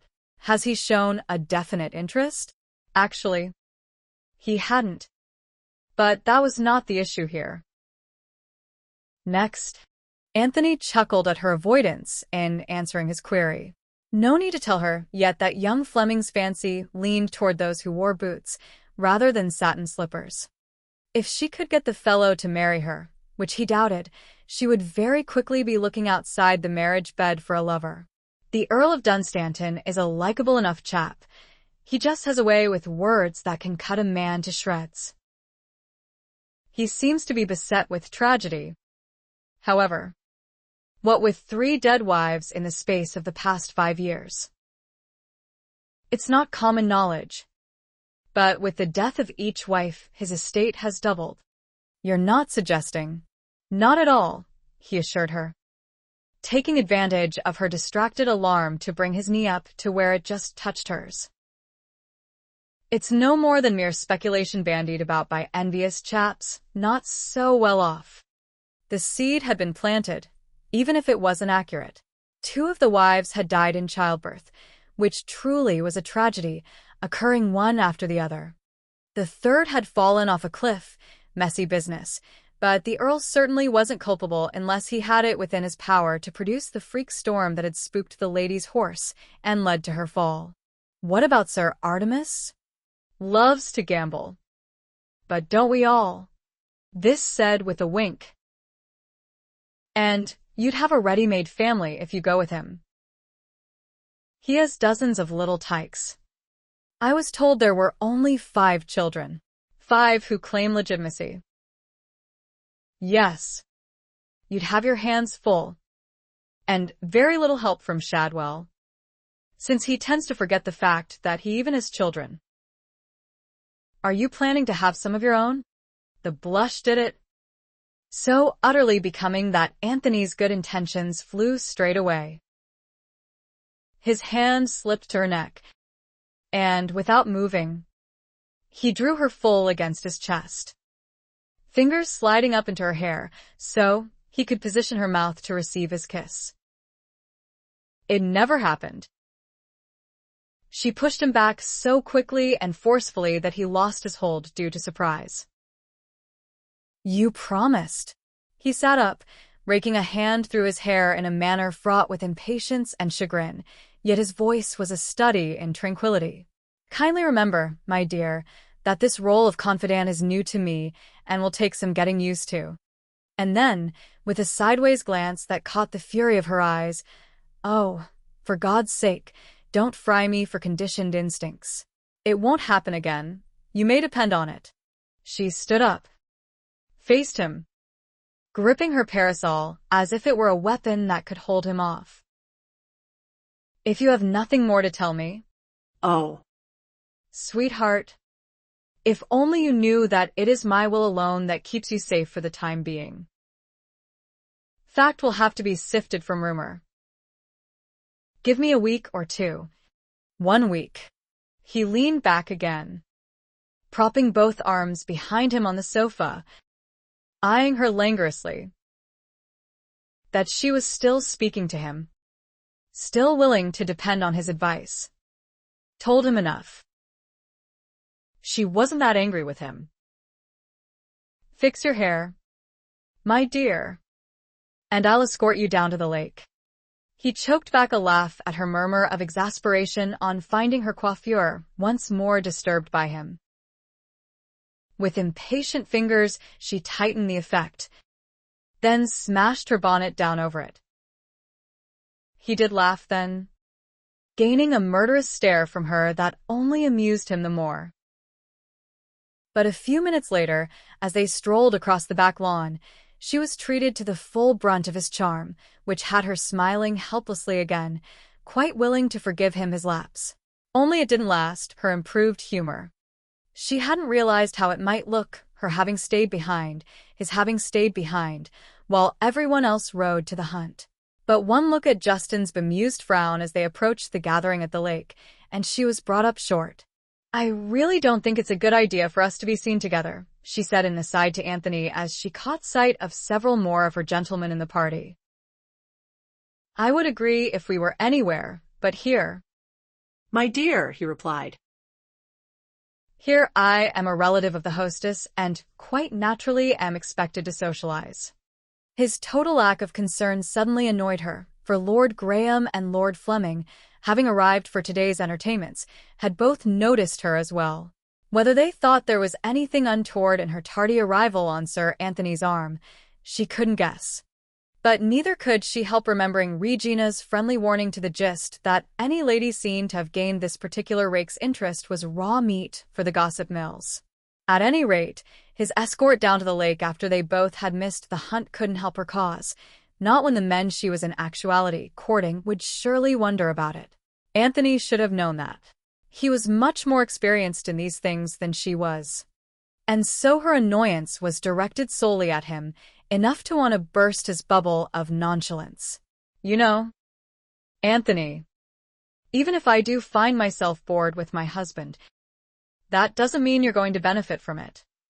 He seemed to see through her deliberate taunt. At least his grin so indicated.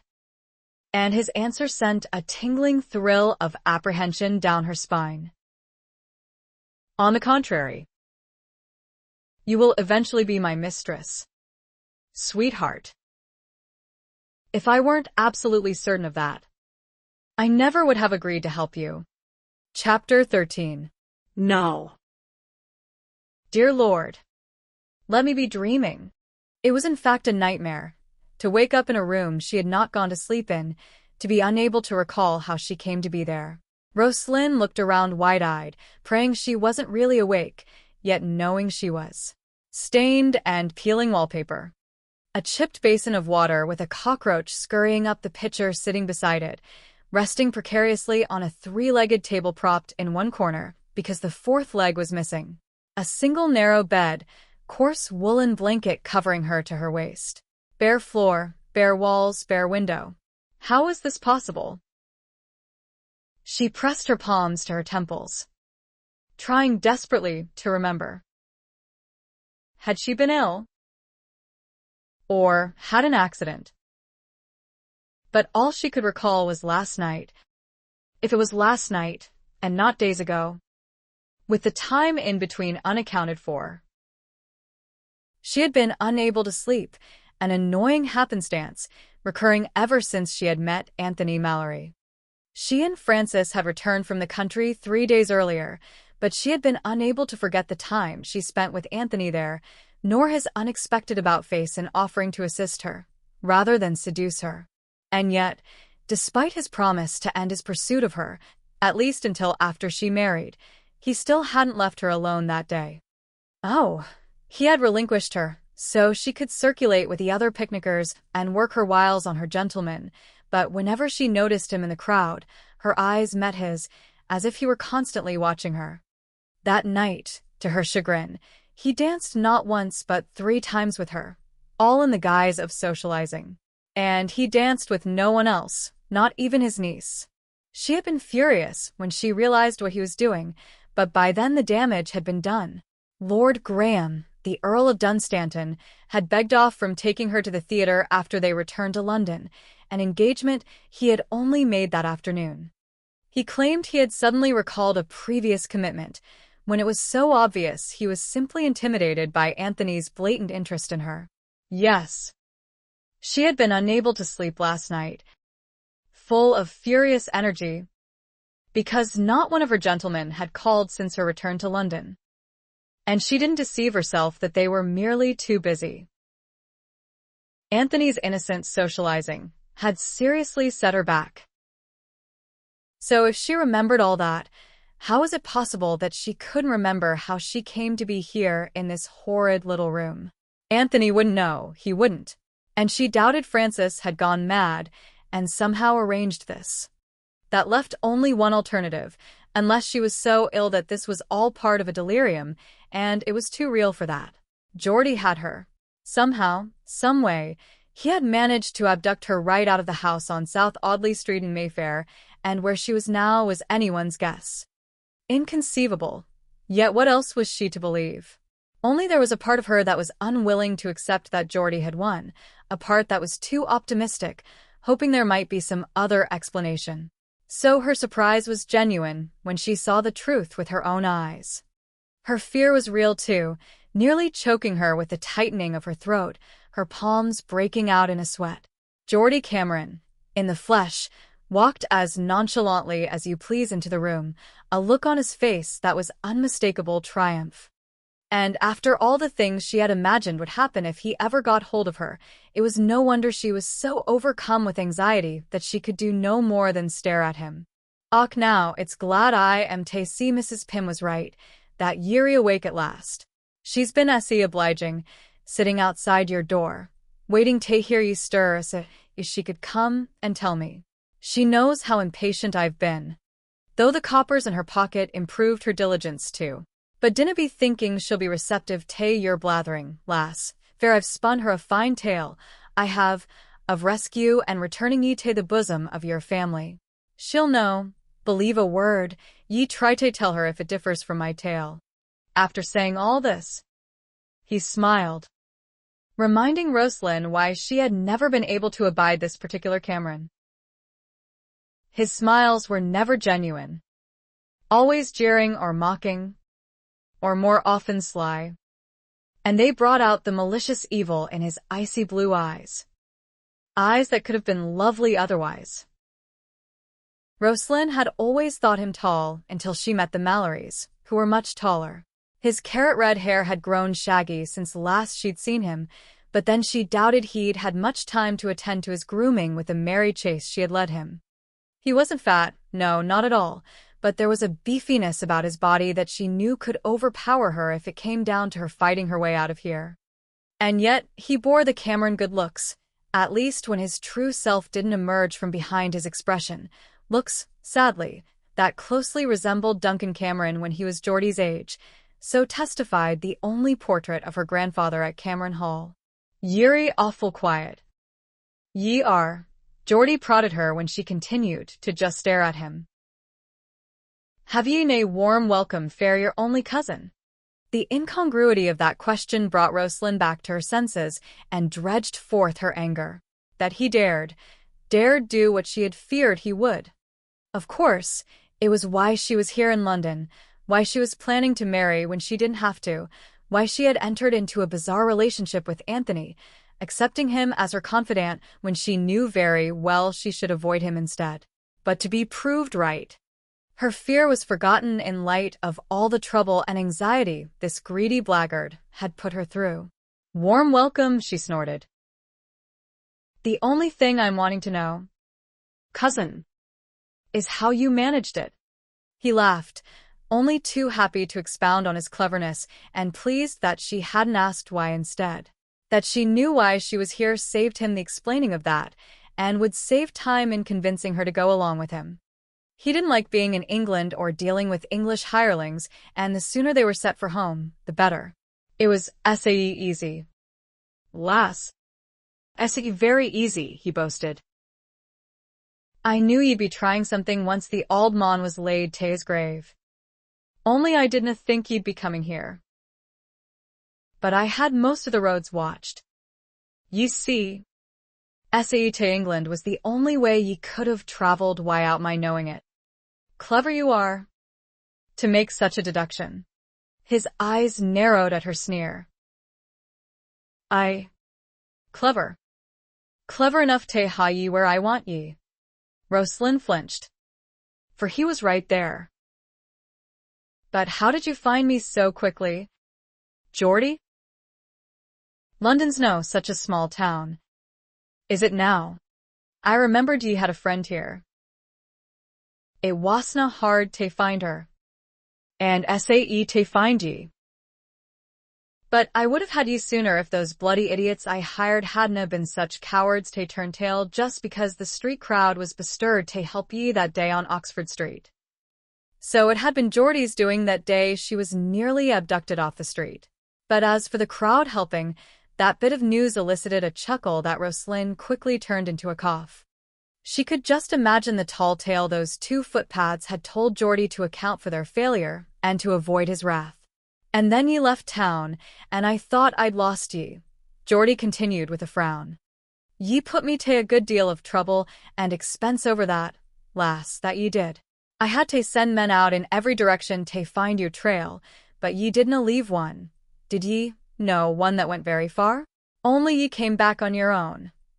Here he was smiling again, as if to say it was so typically female to make such a blunder. And then it was only a matter of waiting. And here ye are. Yes, here she was, and still ignorant of how Geordie had managed it. But his look said he was willing to enlighten her, wanting to in fact, because he was so very pleased with himself in having his plans work out so well, and wanted her to appreciate his cleverness. Oh, she appreciated it all right like the plague. That had always been Geordie's problem. He was too clever and sly like a bloody fox.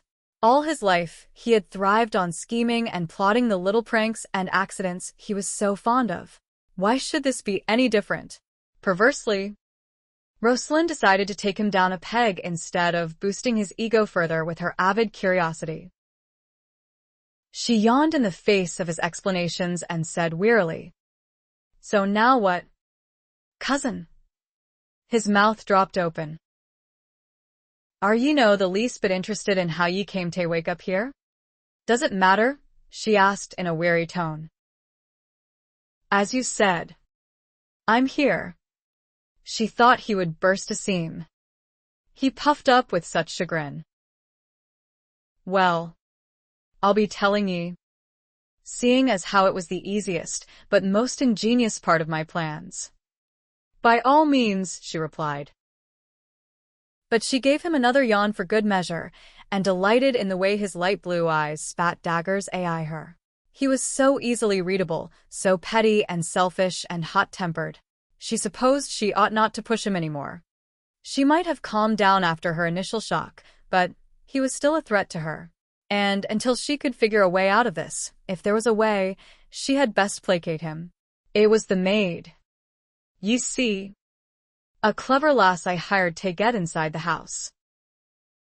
It was a simple matter of making certain one of the regular maids didna show up fair work and substituting my lass, claiming she was there to take the other's place, being as she was sick. Rosalinn's temper sparked at this. "And just what have you done, why, the puir lass that didna show up for work?" "Dinna fash yourself, cousin." His humor improved again now that he had her full attention. "She wasna harmed, save fair a wee bump on the head, and I've already sent a man to release her, seeing as how your absence will be known by now anyway. But as I was saying, why, my hireling inside the house, and in a position to serve ye. She only needed to wait until ye ordered something to eat or drink afore ye retired, as she could slip a sleeping draught in it. The milk. The bloody warm milk she had asked for last night, hoping that it might help her sleep. Never dreaming she would sleep so soundly she wouldn't even wake up for her own kidnapping. Ye can see how it was done now, canna ye?" Geordie chuckled. "As soon as the lass was able, she slipped my men inside the house and hid them, and went on home herself, her part over. Then when all the live-in servants had retired and the house was quiet, my men simply carried ye out and brought ye to me, and ye didna wake even once." "So, what are your plans now?" she asked tightly. Taunting. "Surely ye've something despicable in mind? I've found me a mon of the cloth who's been persuaded he doesna need to be hearing ye. I do's to perform a wedding for us. The gin-soaked sot'll be here as soon as my men can discover what alley he crawled into last night. But it willna be long now, Cousin." and dinna think to be causing a stir while we wait. Mrs. Pym will be keeping an ear open, and she's just outside the door." As she watched him leave and heard the lock click on the door, she thought about calling him back. If he knew that both Nettie and Frances were aware of her abhorrence for him and that she would never willingly marry him, might he reconsider? But it was his rampant greed that held her tongue.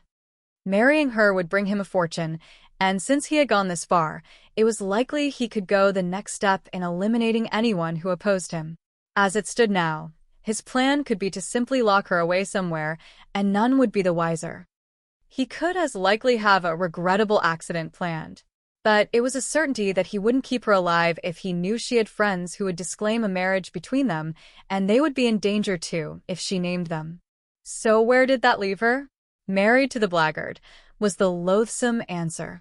Hell's teeth, not while she still had her wits about her. But panic was beginning to take hold. Not long, he had said. How much time did that give her? Even now the drunken reverend could be arriving.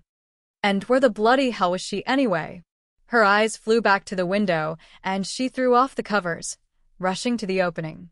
Her heart sank as she saw the two-story drop, with nothing below to break a fall.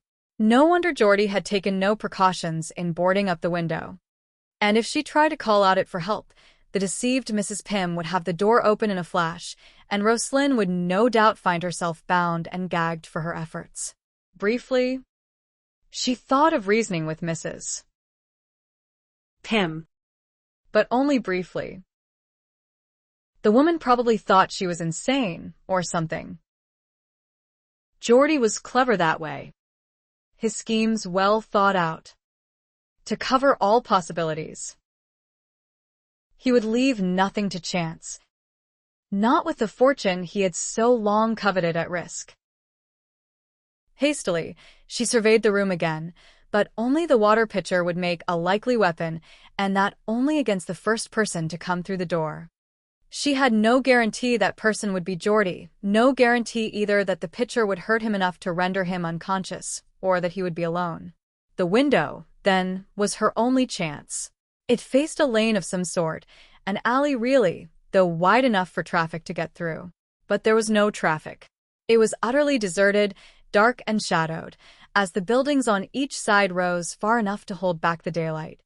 Sticking her head out the window, at each end of the lane she could see streets brightly lit, wagons passing, a child running by, a sailor strolling arm in arm with a garishly dressed woman. A good shout could probably draw someone's attention. Neither end of the lane was that far away. But a good shout would draw Mrs. Pym's attention too. Roslynn ran back to the bed, yanked off the scratchy blanket, and, rushing back, stuck it out the window.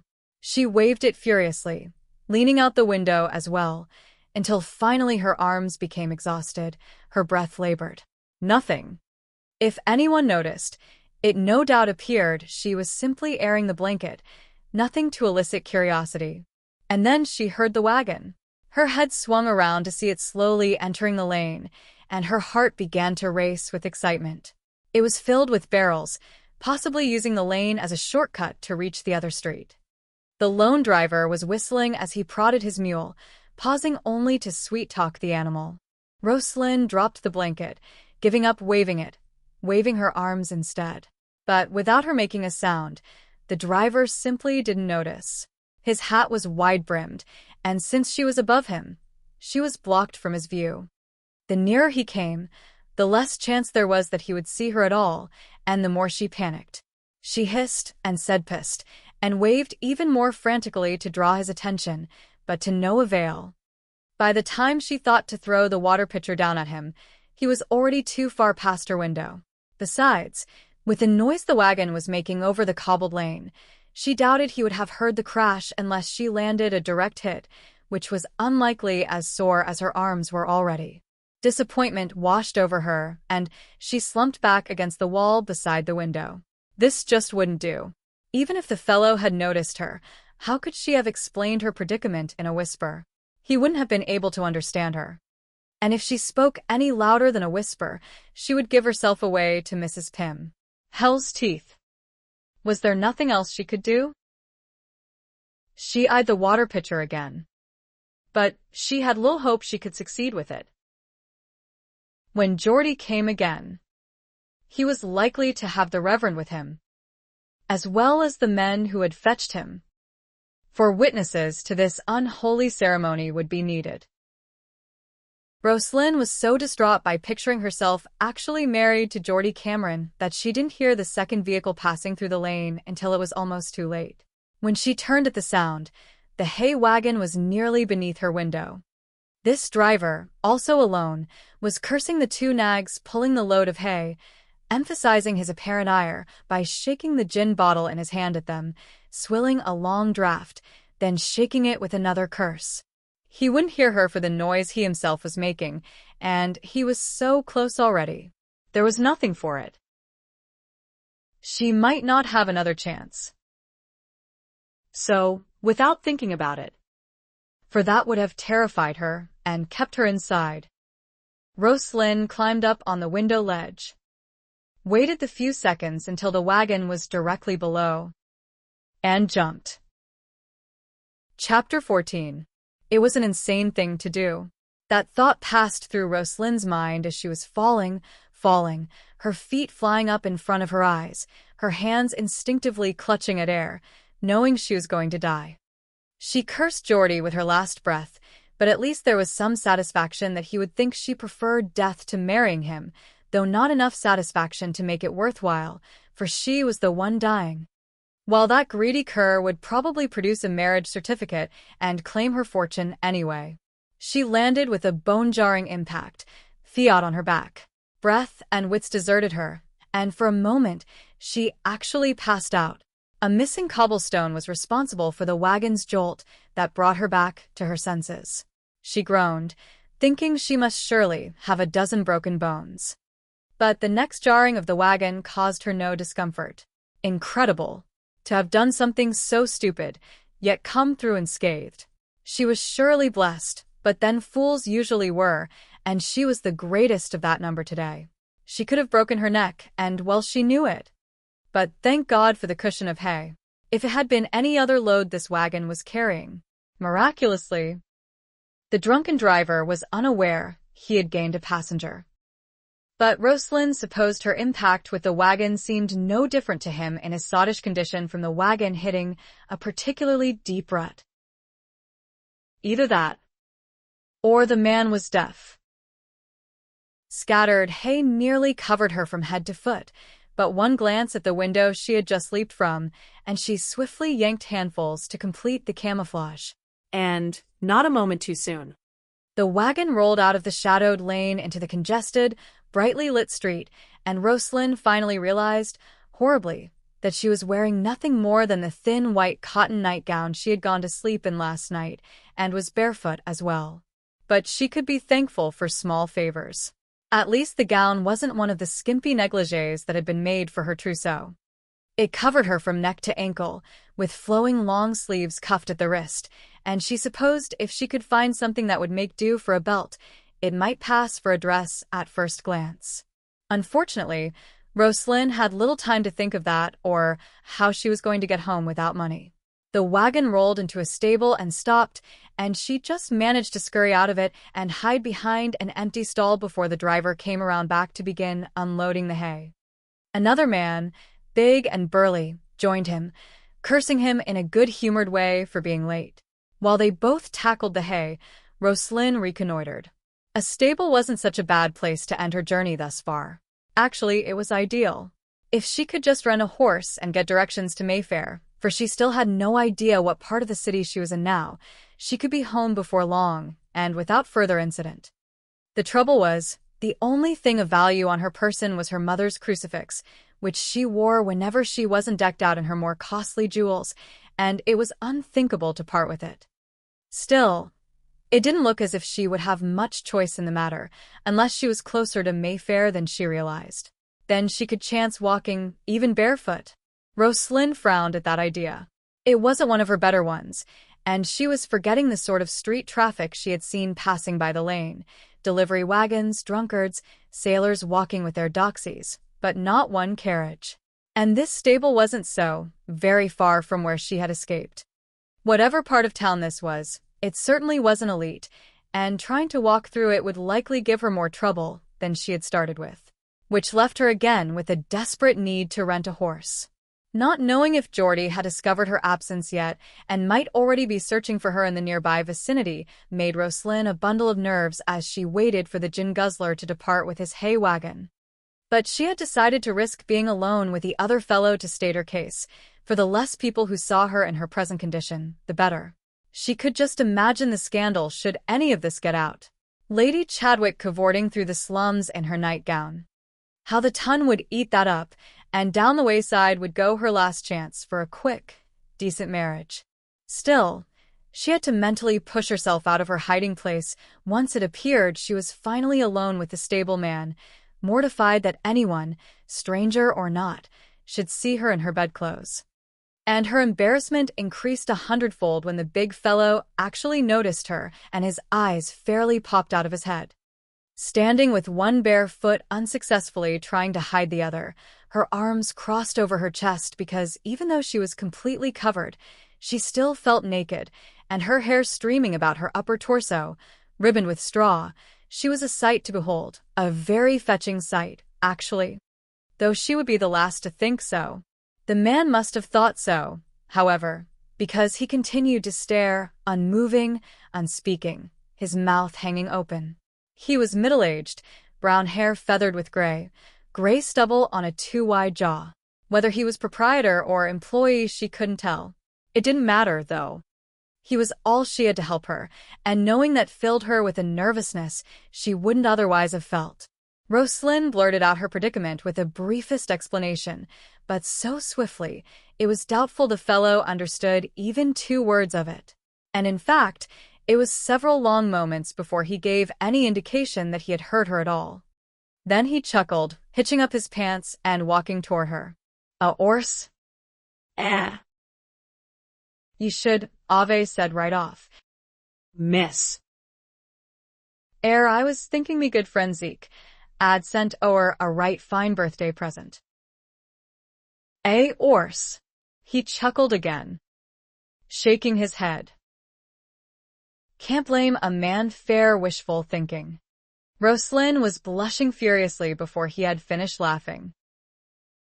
"Do you have one to rent?" "2 Ave. Both nags. But the good stock goes out early." "It does. Will you take this?" Then She lifted the cross off her neck and handed it to him. "It'll buy both nags plus several more. But I'll be wanting it back. I'll send someone back with the horse and the proper payment." He turned the cross over in his hand, then had the audacity to bite on it before nodding his head. "It'll do. I don't suppose you'd have a pair of shoes I could borrow too?"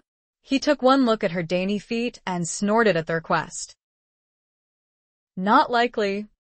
Miss. "Me children's all growed and gone." "They are." Desperately, she asked. "A cloak." Then. "Or something to cover myself with." Now. "That I can manage." "And best I do." "Or you'd be causing a bleeding riot in the streets." "You would." Roslynn was too relieved to be annoyed at the sound of his laughter as he went off to fetch her the nag. Chapter 15. The shadows of twilight grew darker with each passing second. What should have amounted to a 30-minute ride had turned into a 3-hour excursion of wrong turns, delays, and increasing aggravations. But at least Roslynn knew where she was now, and in fact she was grateful for the dark, for in her eagerness to be home, she hadn't taken into consideration the ride down South Audley Street, where any number of people might have recognized her. The dark came in handy for concealment, and handier still was the hood of the old moth-eaten cloak the stableman had tossed her. Hell's teeth, this day couldn't end soon enough for her, but it was far from finished yet. She could no longer stay with Francis, not even for tonight. And she could no longer delay getting married. Geordie's locating her had changed everything. She even expected to find him waiting on the doorstep for her, or secreted in a carriage ready to pounce on her the moment she reached the house. Luck stayed with her, however, at least in letting her reach home without further mishap. And she even considered it fortunate that Francis wasn't there, for she would have disapproved of what Roslynn meant to do, would have tried to stop her, and Roslynn didn't have the time it would take to convince her she knew what she was doing. Nettie was another matter.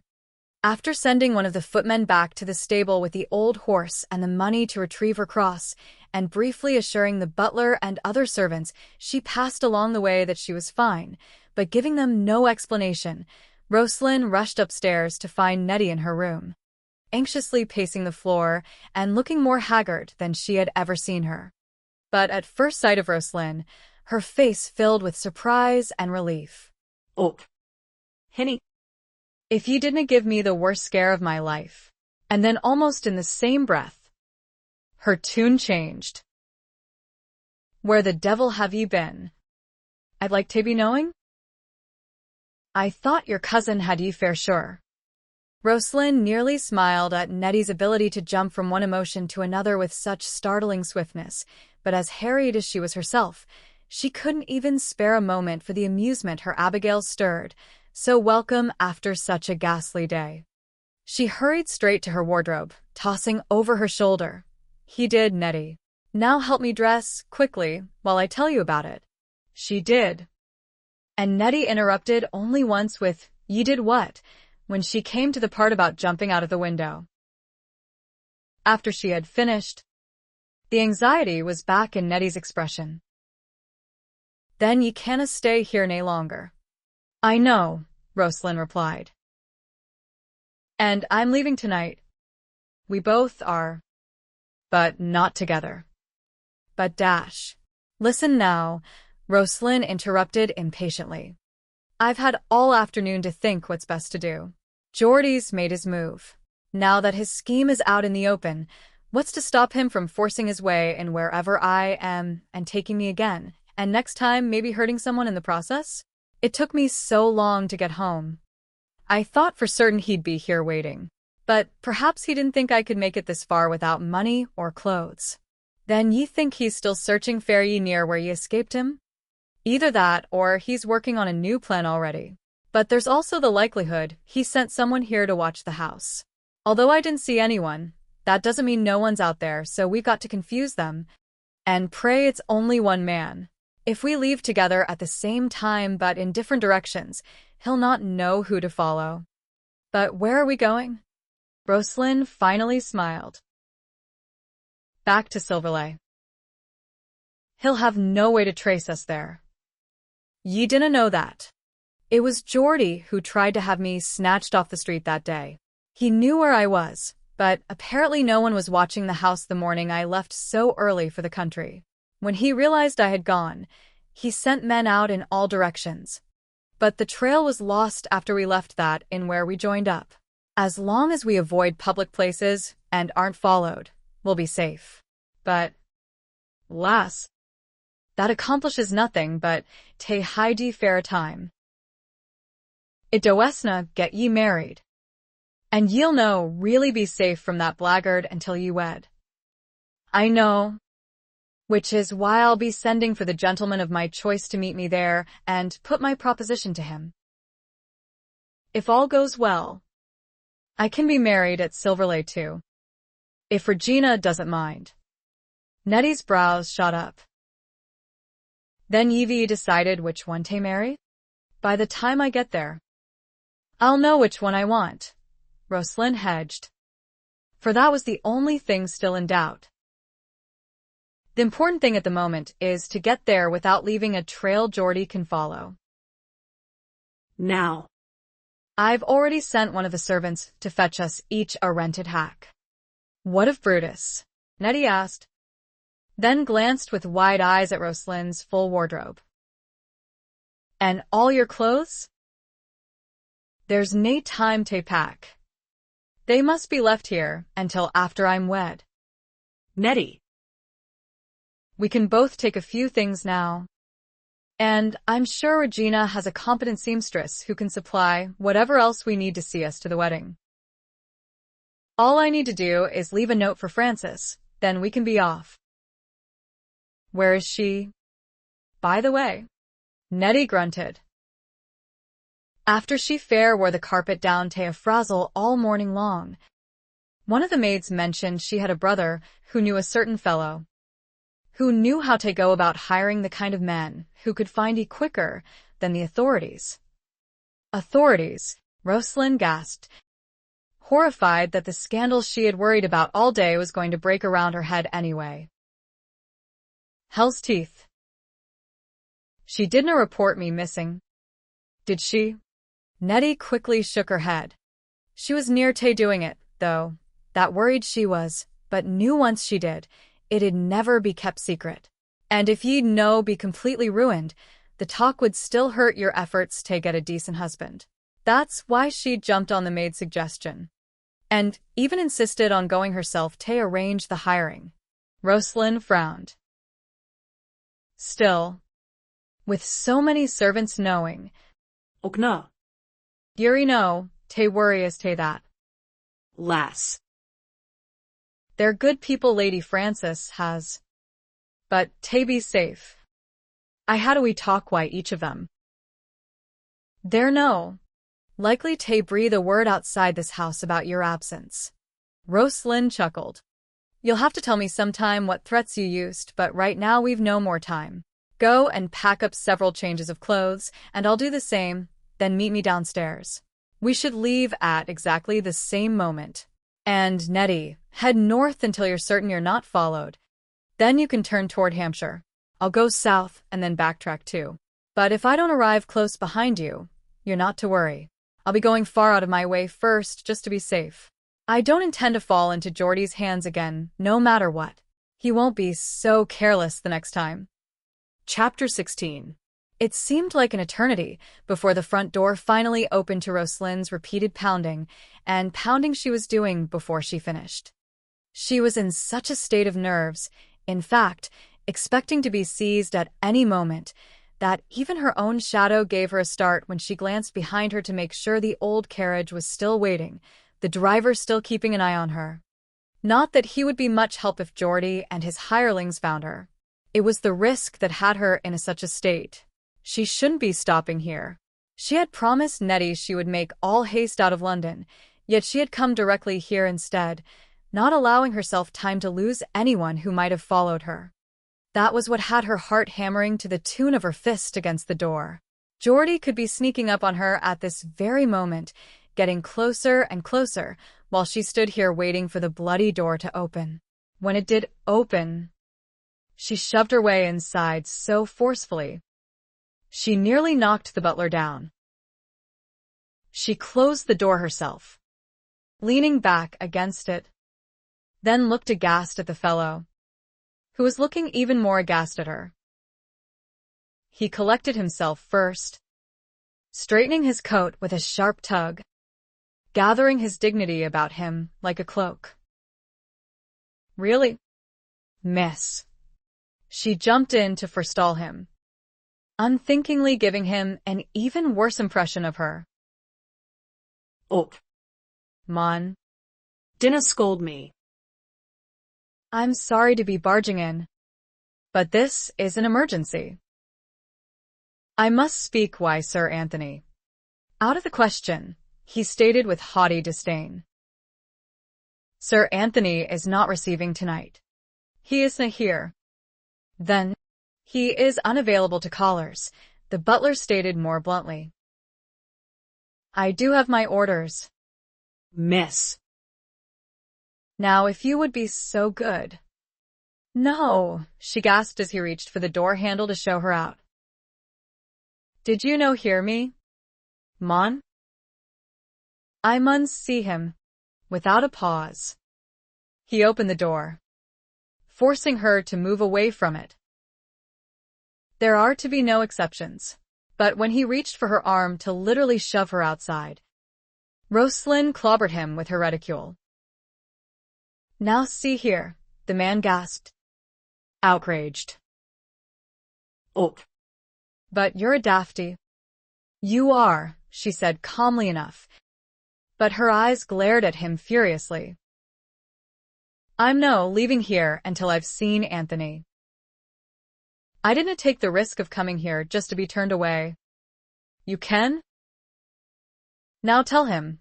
Just tell him there's a lady to see him. Do it, Mon, or I swear I'll. Dobson turned away before she could complete the threat. Stiff-backed, he mounted the stairs, deliberated, taking his time. Lady indeed. Never in all his considerable years in Sir Anthony's employ had he seen the like.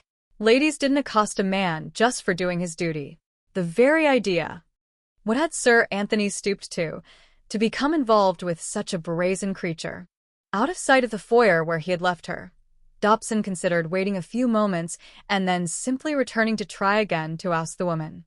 After all, Sir Anthony had come home in a foul disposition because he was late for a family gathering at his brother Edward's house. Lord James and Master Jeremy had already left for it. Even if Sir Anthony were inclined to see this particular woman, he had no time. He was changing now, and in fact would be down shortly. He would not care to be confronted with any further delay in the form of a pushy female of questionable quality. If it were any other appointment, it wouldn't matter so much. But family came first with Sir Anthony. It always had, and always would. And yet Dobson couldn't shake the implied threat from his mind. He had never encountered a caller so insistent on having her way, discounting Sir Anthony's own family, of course. Would she scream? Or worse, become violent again? Unthinkable. But perhaps he ought to at least inform Sir Anthony of the problem. The answer to his knock was curt. Dobson stepped warily into the room. He had only to look at Willis, Sir Anthony's valet, to see there had been no improvement in disposition. The man's expression was harried, as if he had already had a full measure of Sir Anthony's acerbic tongue. And then Sir Anthony swung around, giving Dobson pause. He rarely saw him in this state of undress. He wore only his trousers and was in the process of towel-drying his thick black hair. Again the impatient curtness. "What is it, Dobson?" "A woman." "Sir." "She pushed her way in, demanding to speak with you." Anthony turned away. "Get rid of her." "I tried." "Sir." "She refuses to leave." "Who is she?" Here Dobson couldn't conceal his disgust. "She wouldn't give her name, but claims to be a lady." "Is she?" "I have my doubts." "Sir." Anthony tossed the towel aside with obvious annoyance. "Bloody hell. She's probably here for James." "I should have known his tavern doxies would start showing up on my doorstep if he stayed for any length of time." Dobson was reluctant to clarify. "Begging your pardon, sir, but she mentioned your name, not Lord Malory's." Anthony scowled. "Then use your wits, man. The only women who come here come by invitation."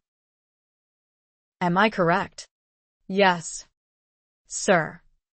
"And would I have extended an invitation tonight with a previous engagement?" "No." "Sir." "Then why are you bothering me with this?" Dobson could feel the heat rising under his collar. "For permission to force her out the door?" "Sir." "She won't leave of her own accord." "By all means," Anthony replied dryly. "Use one of the footmen if you don't think you can manage on your own. But get rid of her before I come down." The heat crept up Dobson's cheeks. "Thank you, sir." I will get help, I think. I don't care to confront that Scots temper again on my own." "What was that?" Anthony asked so forcefully. Dobson's color washed clean away. Did you say she's Scottish?" "No. No." "She only sounded. Blister it. Man, why didn't you say so?" "Show her up here, and hurry, before she decides to leave." "Before she..." Dodson's mouth dropped open. But a glance about the room prompted a "Here, sir." "Now." Dobson. Chapter 17. Anthony couldn't believe it. Even when she walked through the door, tossed Dobson a withering look, then turned the same lethal glare on Anthony, he still couldn't believe it. "That's a very rude mon you have for a butler, Sir Anthony." He simply grinned at her, standing there with her foot tapping and her arms crossed over her chest. "When I gave you my address, sweetheart, it was so you could send me a message if the need arose, not for you to show up on my doorstep. You do realize the impropriety? This is strictly a bachelor's residence. I even have my brother and nephew staying with me. Well, if they're here, then I'm no alone. Why you? Am I now? I hate to disappoint you, my dear, but they are out for the evening, and you are in fact very much alone with me. As you can see, I was preparing to go out myself, which is why Dobson was so reluctant to admit you." What she saw, when she got a good look at him through the fumes of her anger, was that he looked more as if he were prepared for bed. He wore a short, quilted robe of silver blue satin over trousers and nothing else. The robe he was just now belting, but not before she had had a glimpse of his bare chest and the sparse mat of black curls there.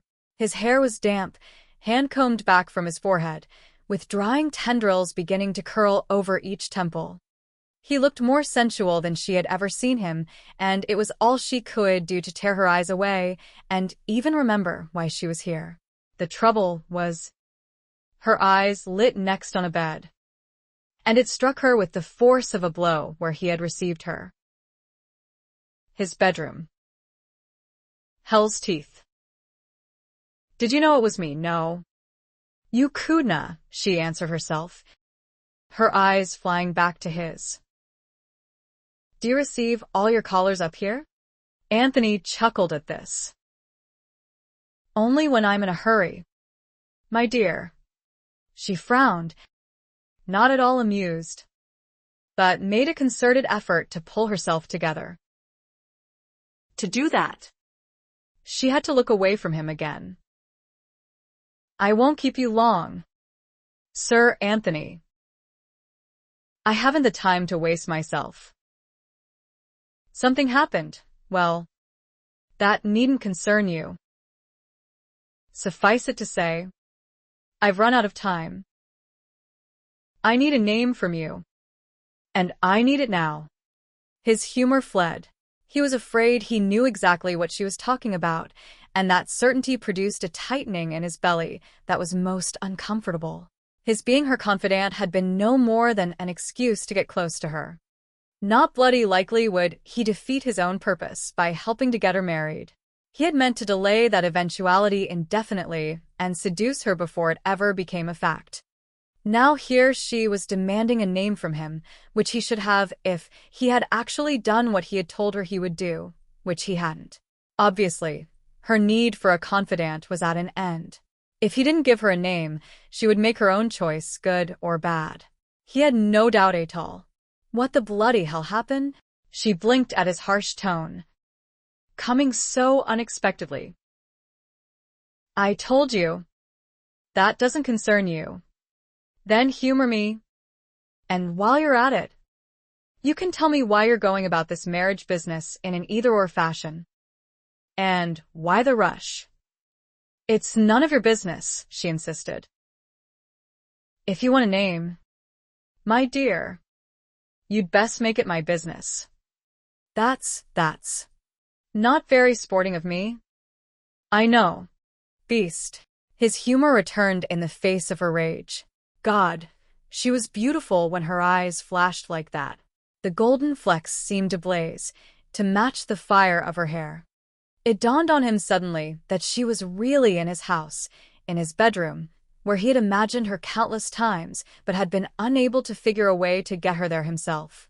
The grin that curled his lips infuriated her even more. You've come to my lair, sweetheart. He couldn't help thinking. I have you now. To her, he suggested. A drink. You'd drive a saint to it, she retorted, but nodded just the same and took a hefty swallow of the brandy he handed her a moment later. Well, he prompted when she did no more than continue to glower resentfully at him.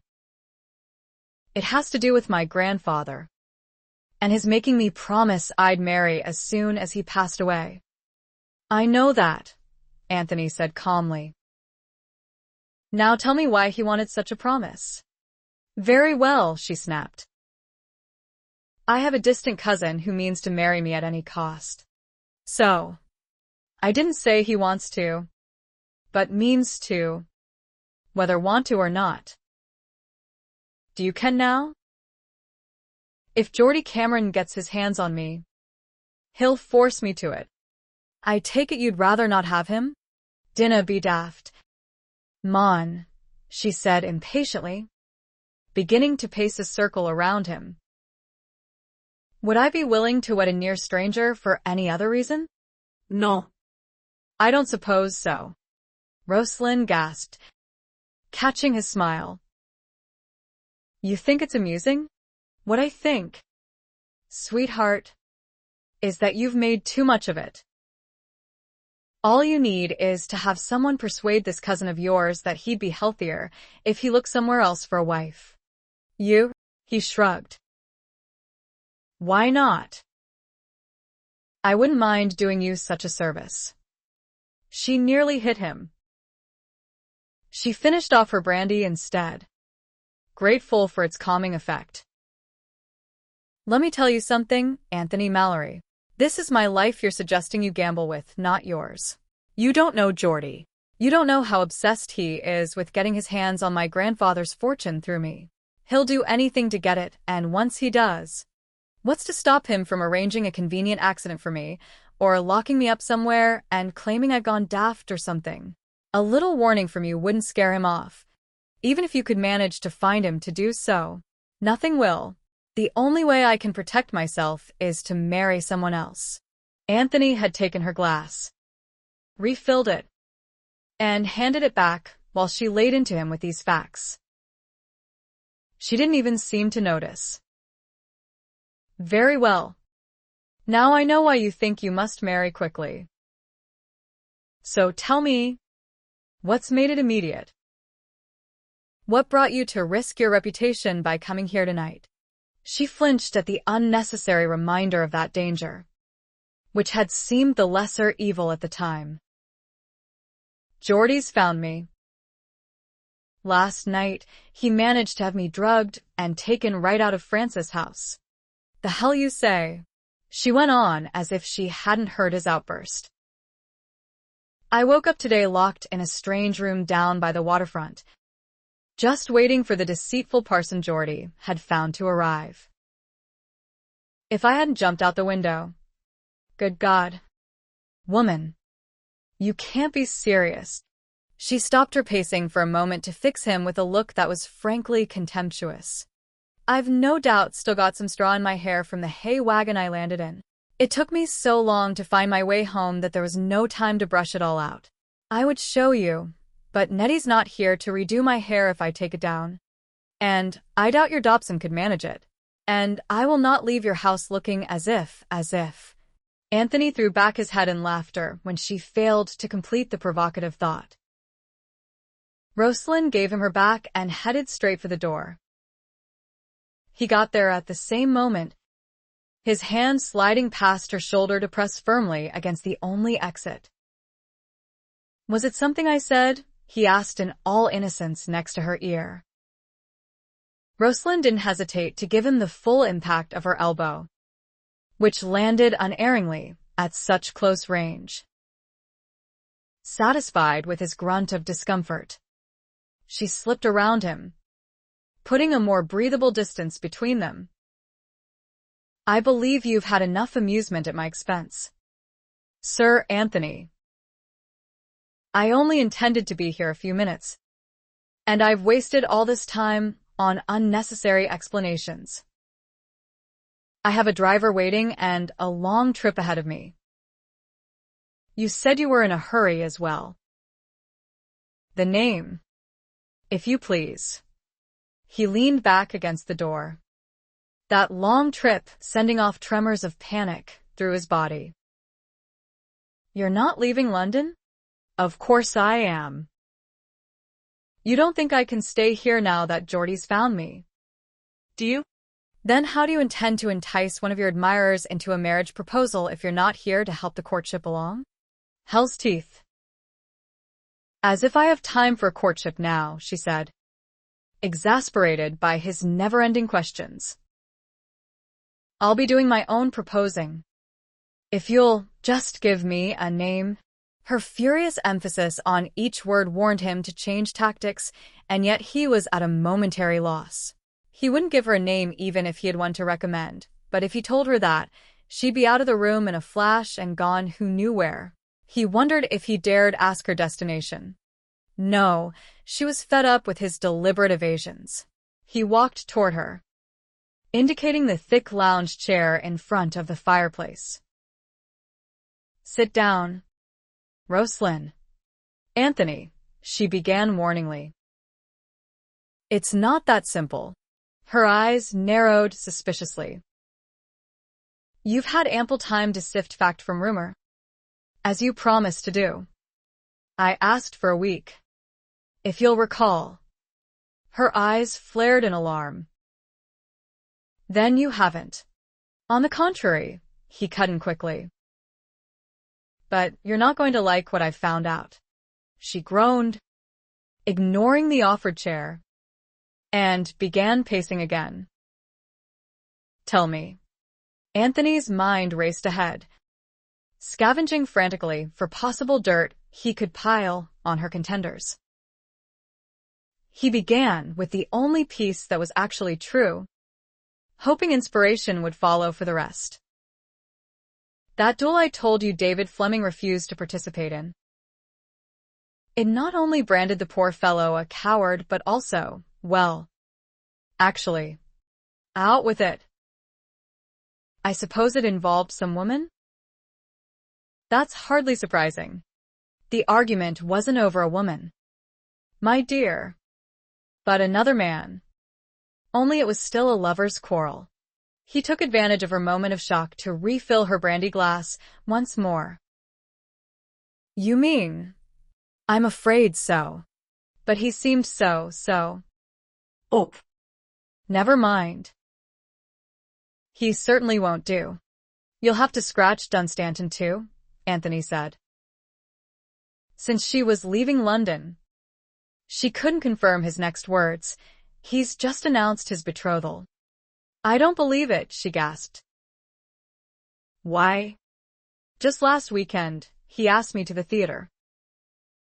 Of course. He cancelled, but oh. Very well. I wanted the list narrowed down. And so it is. What about Savage? Anthony was inspired by the name. He won't do it all. My dear. Somewhere along his misspent youth, he must have taken his name to heart. The man's a sadist. Oh. Come now. It's true. He enjoys hurting anything weaker than he is, animals. Women. His servants are terrified. All right. You needn't go into detail. That still leaves Lord Wharton, whom even your niece recommended to me, and Sir Artemis. It was Anthony's turn to pace, for he drew a blank where Wharton was concerned. Shadwell's love of gambling could be played up, but there was absolutely nothing to discredit Wharton with. In fact, the chap would no doubt make an ideal husband for Roslynn. Fortunately for Anthony, that knowledge so annoyed him, he managed to dredge up the perfect muck to swill on the fellow. He turned toward Roslynn, imitating a suitably reluctant look. You might as well forget Wharton too. His interest in you is only to throw his mother off the scent. What the devil does that mean? He's in love with his sister. What? Oh, it's a well enough kept secret, Anthony assured her. Reggie certainly doesn't know, for it's not something Monteith would want to disillusion her with. After all, she's quite friendly with all three Whartons. And he wouldn't have told me if I hadn't mentioned to him your sudden interest in the fellow. But he came upon them in the woods once. Quite an embarrassing moment, I would imagine. Enough. Roslynn finished off her third brandy and handed him the glass. You've done exactly as I asked. And I thank you. Sir Artemis was the first to appear on my list. So it seems fitting that he should end up being my choice. He's destitute. My dear. No problem. She smiled. I have enough money to plump up his purse again. I don't think you understand. Roslynn. In the last few years, his gambling has become a disease. He's gone from being one of the most wealthy men in England to having nothing. He's had to sell off every estate he owned except the one in Kent. And that's heavily mortgaged. How can you know that? My brother Edward has handled the sales. She was frowning, but insisted stubbornly. It doesn't matter. In fact, it assures me that he can't possibly refuse the proposal I'll put to him. Oh. He'd jump on it. All right. And within a year you'd be just as destitute as he is. You're forgetting I will have control of my fortune. Anthony. True, but you're overlooking the simple fact that a man can and does gamble on credit, which is utterly impossible to monitor. And his creditors won't hesitate to come to you as his legal wife for payment, nor even to take you to court. And the courts, my dear, will hardly favor your contract when it can be proved you married Shadwell with full knowledge of his penchant for excessive gambling. You would be forced to honor his debts whether you want to or not. Roslynn paled, eyes wide and incredulous. With so little knowledge of the law herself, she had no reason to doubt Anthony's predictions. She was forced to believe him. And to think she had once assumed a down-and-out gambler would be a perfect choice for her, never dreaming he could actually be the one man to lead her into penury. She might as well give her inheritance to Geordie as settle for a gambler. They were all so suitable, she said absently. Miserably. Before she turned large hazel eyes on Anthony. Do you ken you've left me no one? Her woebegone expression struck right to his heart. He was responsible with his half-truths and fabrications. He had interfered with her life with the most selfish of motives. Yet he couldn't bring himself to push her toward another man. He just couldn't do that. And it wasn't only that he wanted her himself. The thought of another man touching her had the strangest, gut-wrenching effect on him. No. He couldn't regret that he had left her with no one, for his relief was too great on that score. But he couldn't bear her misery either. In an effort to cheer her, he offered lightly, Fleming would have you, you know, if only for appearance sake, if he thought she would have him. However, he'd simply have to kill the fellow. For your purposes, he'd be ideal. And then I could be assured of having you all to myself. If nothing else. He succeeded in sparking her anger again with that observation. I'd take 'em on who'd be loath to touch me. If I have to marry, I'm wanting children out of it. That can be arranged. My dear. Most willingly on my part, he replied softly. But she was no longer listening to him. I suppose I could return home and marry a crofter. What difference who I marry now? The thing is to get it done. He saw his every effort tumbling down the wayside. Bloody hell. You can't. She was still lost in the world of her few remaining options. It's what I should have done from the start. At least I'll know what I'm getting. He caught her shoulders, forcing her to hear him. Confound you, woman. I'm not about to let you throw yourself away on some dirt farmer. And before Anthony even realized what he was going to say, the words tumbled out. You'll marry me. Chapter 18. When Rosalinn's laughter died down to a trickle of chuckles, she realized belatedly that her amusement could be nothing short of a gross insult to Anthony. While she had been blinded by tears of humor, he had moved away from her. She located him now, sitting on the bed, casually leaning back on one elbow. He didn't look insulted. He looked rather bemused. Actually. Well. At least her faux pas hadn't aroused his anger, which she wouldn't have blamed him for in the least. But it was so ridiculous. Marry him? Indeed. London's most notorious rake? He couldn't possibly have meant it anyway. But she felt better for having had a good laugh, considering what she was yet facing. With a lingering smile, she took a few steps closer to him, bending her head at an angle to try to gain his attention. That's a rare talent you have, Anthony, for lifting the spirits, but then no one could ever accuse you of lacking charm. But it's plain to see you're out of your element when it comes to proposing marriage. I believe the words should come in the form of a request, not a demand. You really must remember that the next time your sense of humor leans toward the absurd.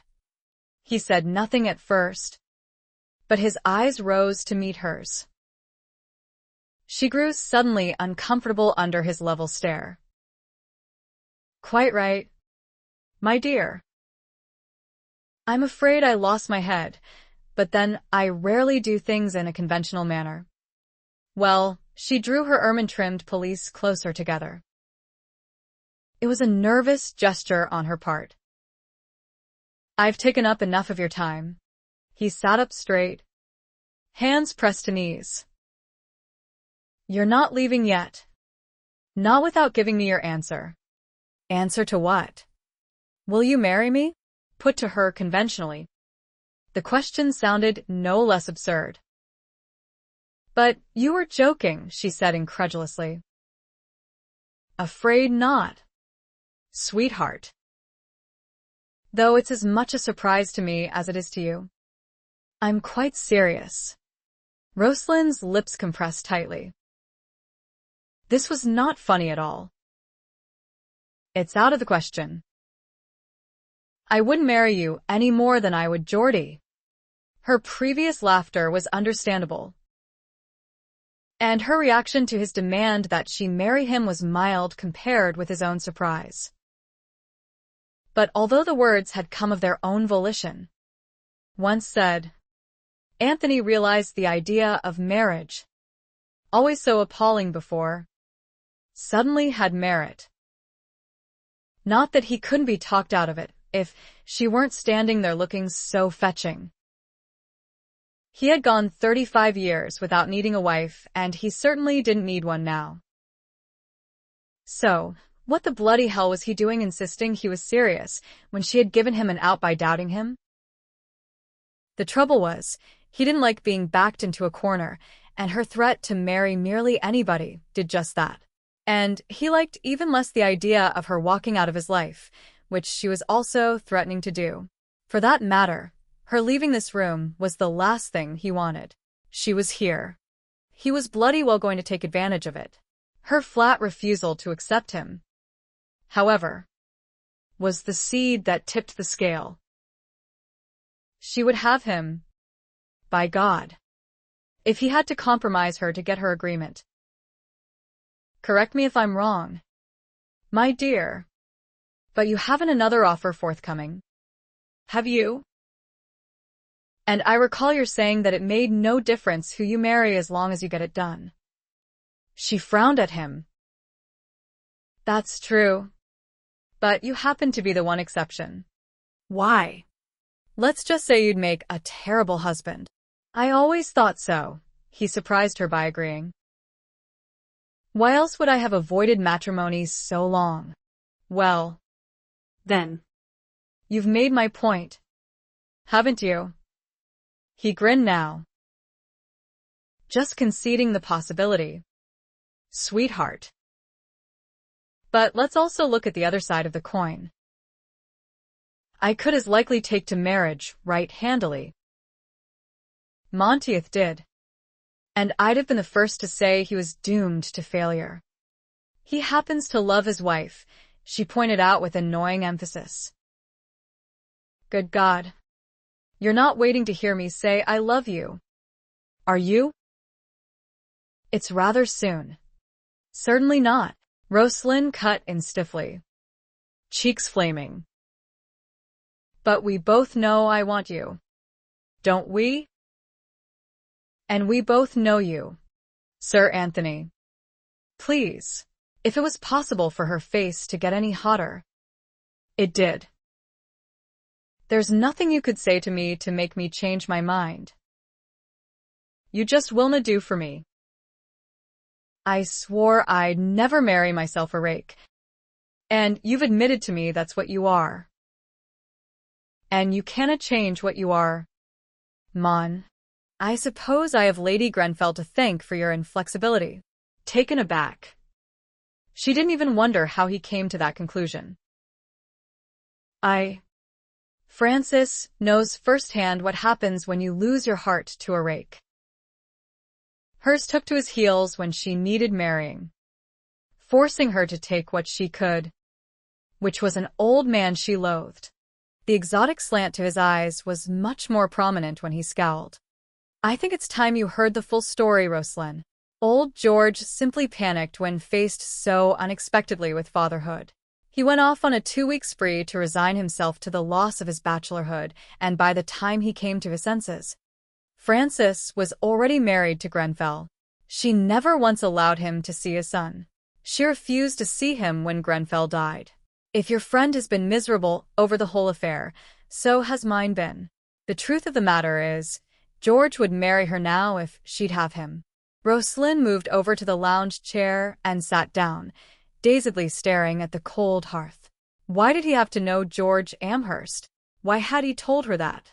Frances would probably marry Amherst in a minute if she could bring herself to forgive him for what had doubtless been a most natural reaction on his part, considering what a rake hell he had been at the time.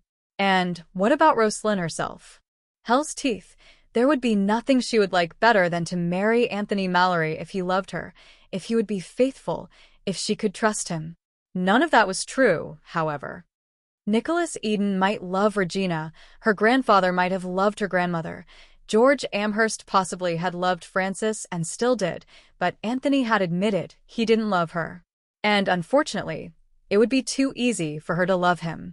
If that weren't the case, she would accept his offer. But she wasn't fool enough to leave herself open to the kind of hurt Anthony could and would bring her. She glanced around to face him, only to see the bed empty now.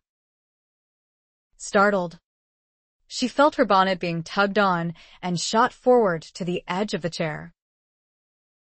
She turned to find Anthony casually leaning against the chair, his arms braced on the back. It took a second for Roslynn to adjust to his nearness and, clearing her throat, she managed to get out. I'm sorry, but what you've said about Frances and George doesn't change my mind about you. Somehow I didn't think it would, he said, shaking his head, and the slow smile appearing added to Roslynn's unease. You're a stubborn Scot, Lady Chadwick, but that's one of the things I find endearing about you. I give you what you desperately need, and you spite yourself by refusing, and for some ridiculous reason that is pure supposition. I could turn out to be the most exemplary of husbands, you know, but you won't give me the chance to find out one way or the other. I told you, I'm not a gambler. Anthony. I'd rather not risk the rest of my life on a maybe, when the odds are so stacked against it. He bent forward to rest his chin on his crossed arms. You do realize that if I keep you here overnight, you will be quite compromised. I wouldn't even have to touch you, my dear. Circumstances speak for themselves. It's what got Reggie married, when her first meeting with Monteith had been quite innocent. You wouldn't. I believe I would. Roslynn shot to her feet, glaring at him with the chair safely between them. That's it'd no work anyway. I'm going home to Scotland. What do I care if my reputation's ruined here? I'd still have She couldn't get the intimate word out, so skirted the thought. My husband would know the difference, and that's all I care about. Is it? He asked, a devilish gleam appearing in his cobalt eyes. Then you don't leave me much choice. Sweetheart, if I'm to help you despite yourself. So it's to be compromised in truth rather than by pretense. Anthony, her wail brought a grin to his lips. I rather doubt I could have settled for the pretense anyway. It was good of me to consider it. But I'm too much the rake, as you keep pointing out, not to take advantage of your presence in my bedroom. She began backing toward the door, more quickly when he came around the chair to follow her. I'll settle for the pretense. He shook his head at her. My dear girl, if everyone is going to assume you've shared my bed, why deny yourself the pleasure? Roslynn had to fight down the thrill of anticipation those words gave her, even though she was sure he was just toying with her.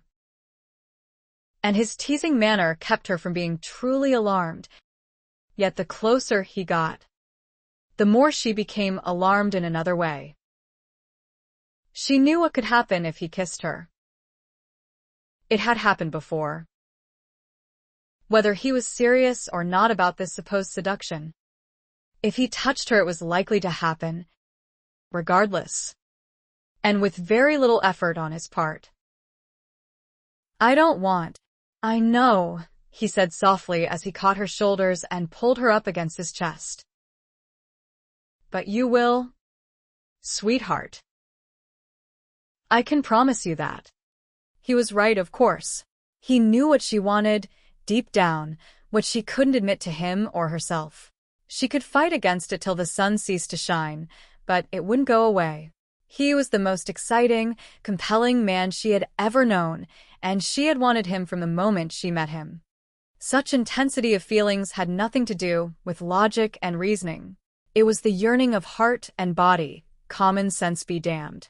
Roslynn let go, giving herself up to the senses as he gently enclosed her in his embrace. It felt like coming home. So often had she imagined being held by him again. The warmth of his body, the strength of his arms, the headiness of his passion, she remembered, yet it was all new again, wonderful, and so very welcome. But his kiss, when it came, was actually so hesitant she barely felt it. And she realized he was giving her this last chance to stop him before he took complete control. He knew very well that he was experienced enough, skillful enough, to overcome any reluctance she might still harbor. He had done it before. That he was holding back warmed her heart more than anything, making her want him even more. Roslynn said yes, simply, by slipping her arms around his neck. She was crushed then by the might of his relief, until he recalled himself.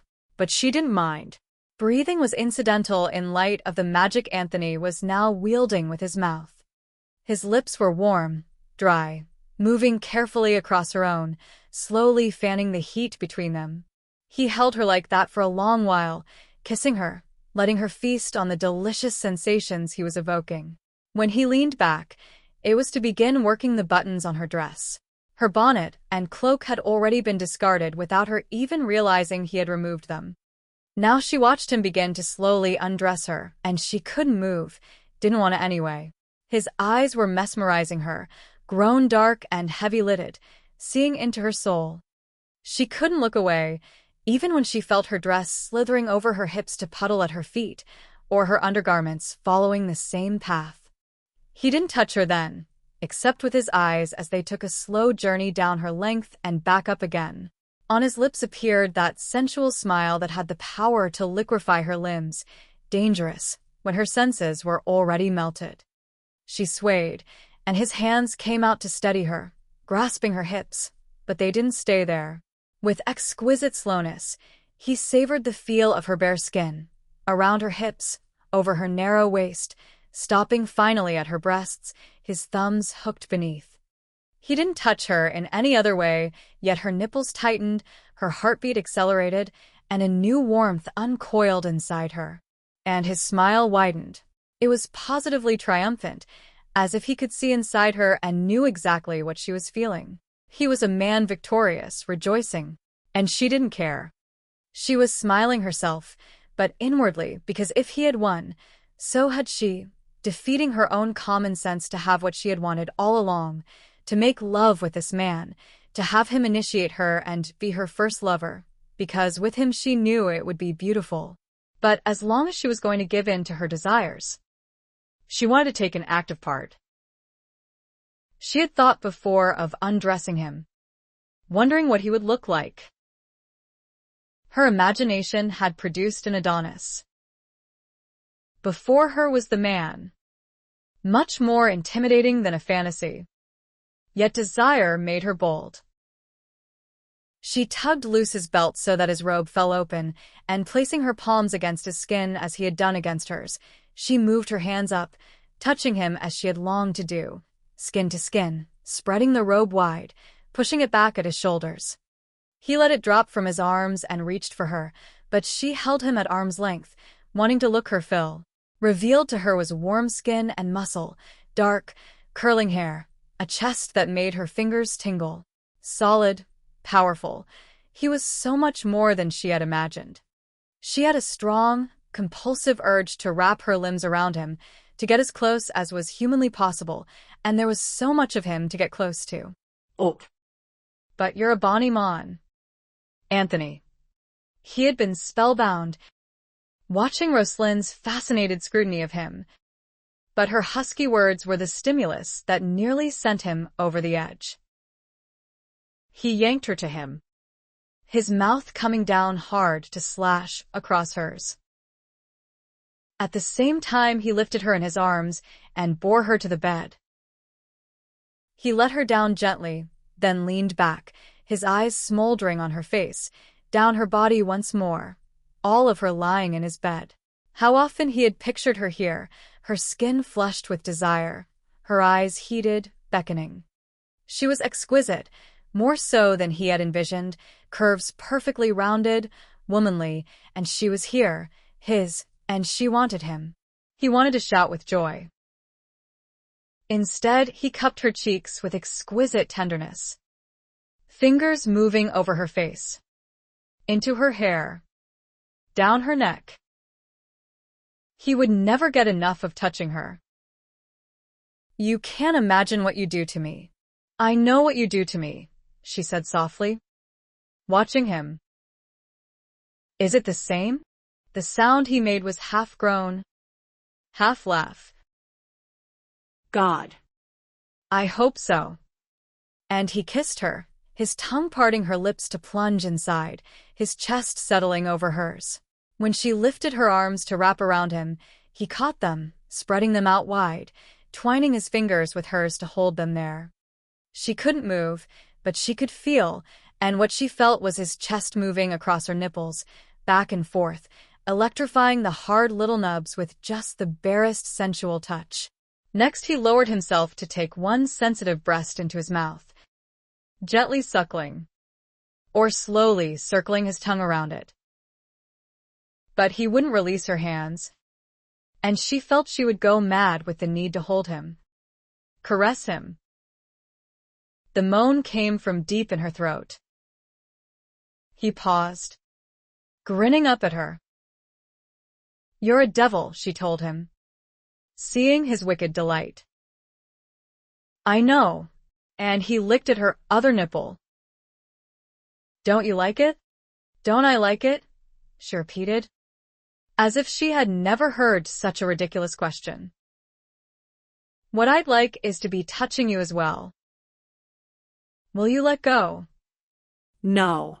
"No. Later you can touch me to your heart's content. Right now I don't think I could bear it." Oh, she sighed. "Well, as to that, I can't bear much more either." He buried his head between her breasts, Groaning. "Sweetheart, if you don't hush, you'll have me behaving like an inexperienced boy." Roslynn chuckled, and the throaty sound was Anthony's undoing. He whipped off his trousers but fortunately recalled himself before literally pouncing on her. There were still her stockings and shoes to remove, and he saw to them in quick order. Desire was riding him hard now, his previous unhurried pace at an end. It was the dirk falling out of her shoe that returned a measure of control to him. He grinned inwardly, amazed. She was full of surprises, his little Scot. Marriage to her would be not only extremely pleasurable but interesting as well, and he was suddenly looking forward to it, all previous doubts forgotten. He hefted the dagger in his hand. "Do you actually know how to use this?" And I did when one of Geordie's hirelings tried to snatch me off the street." Anthony tossed the dirk aside.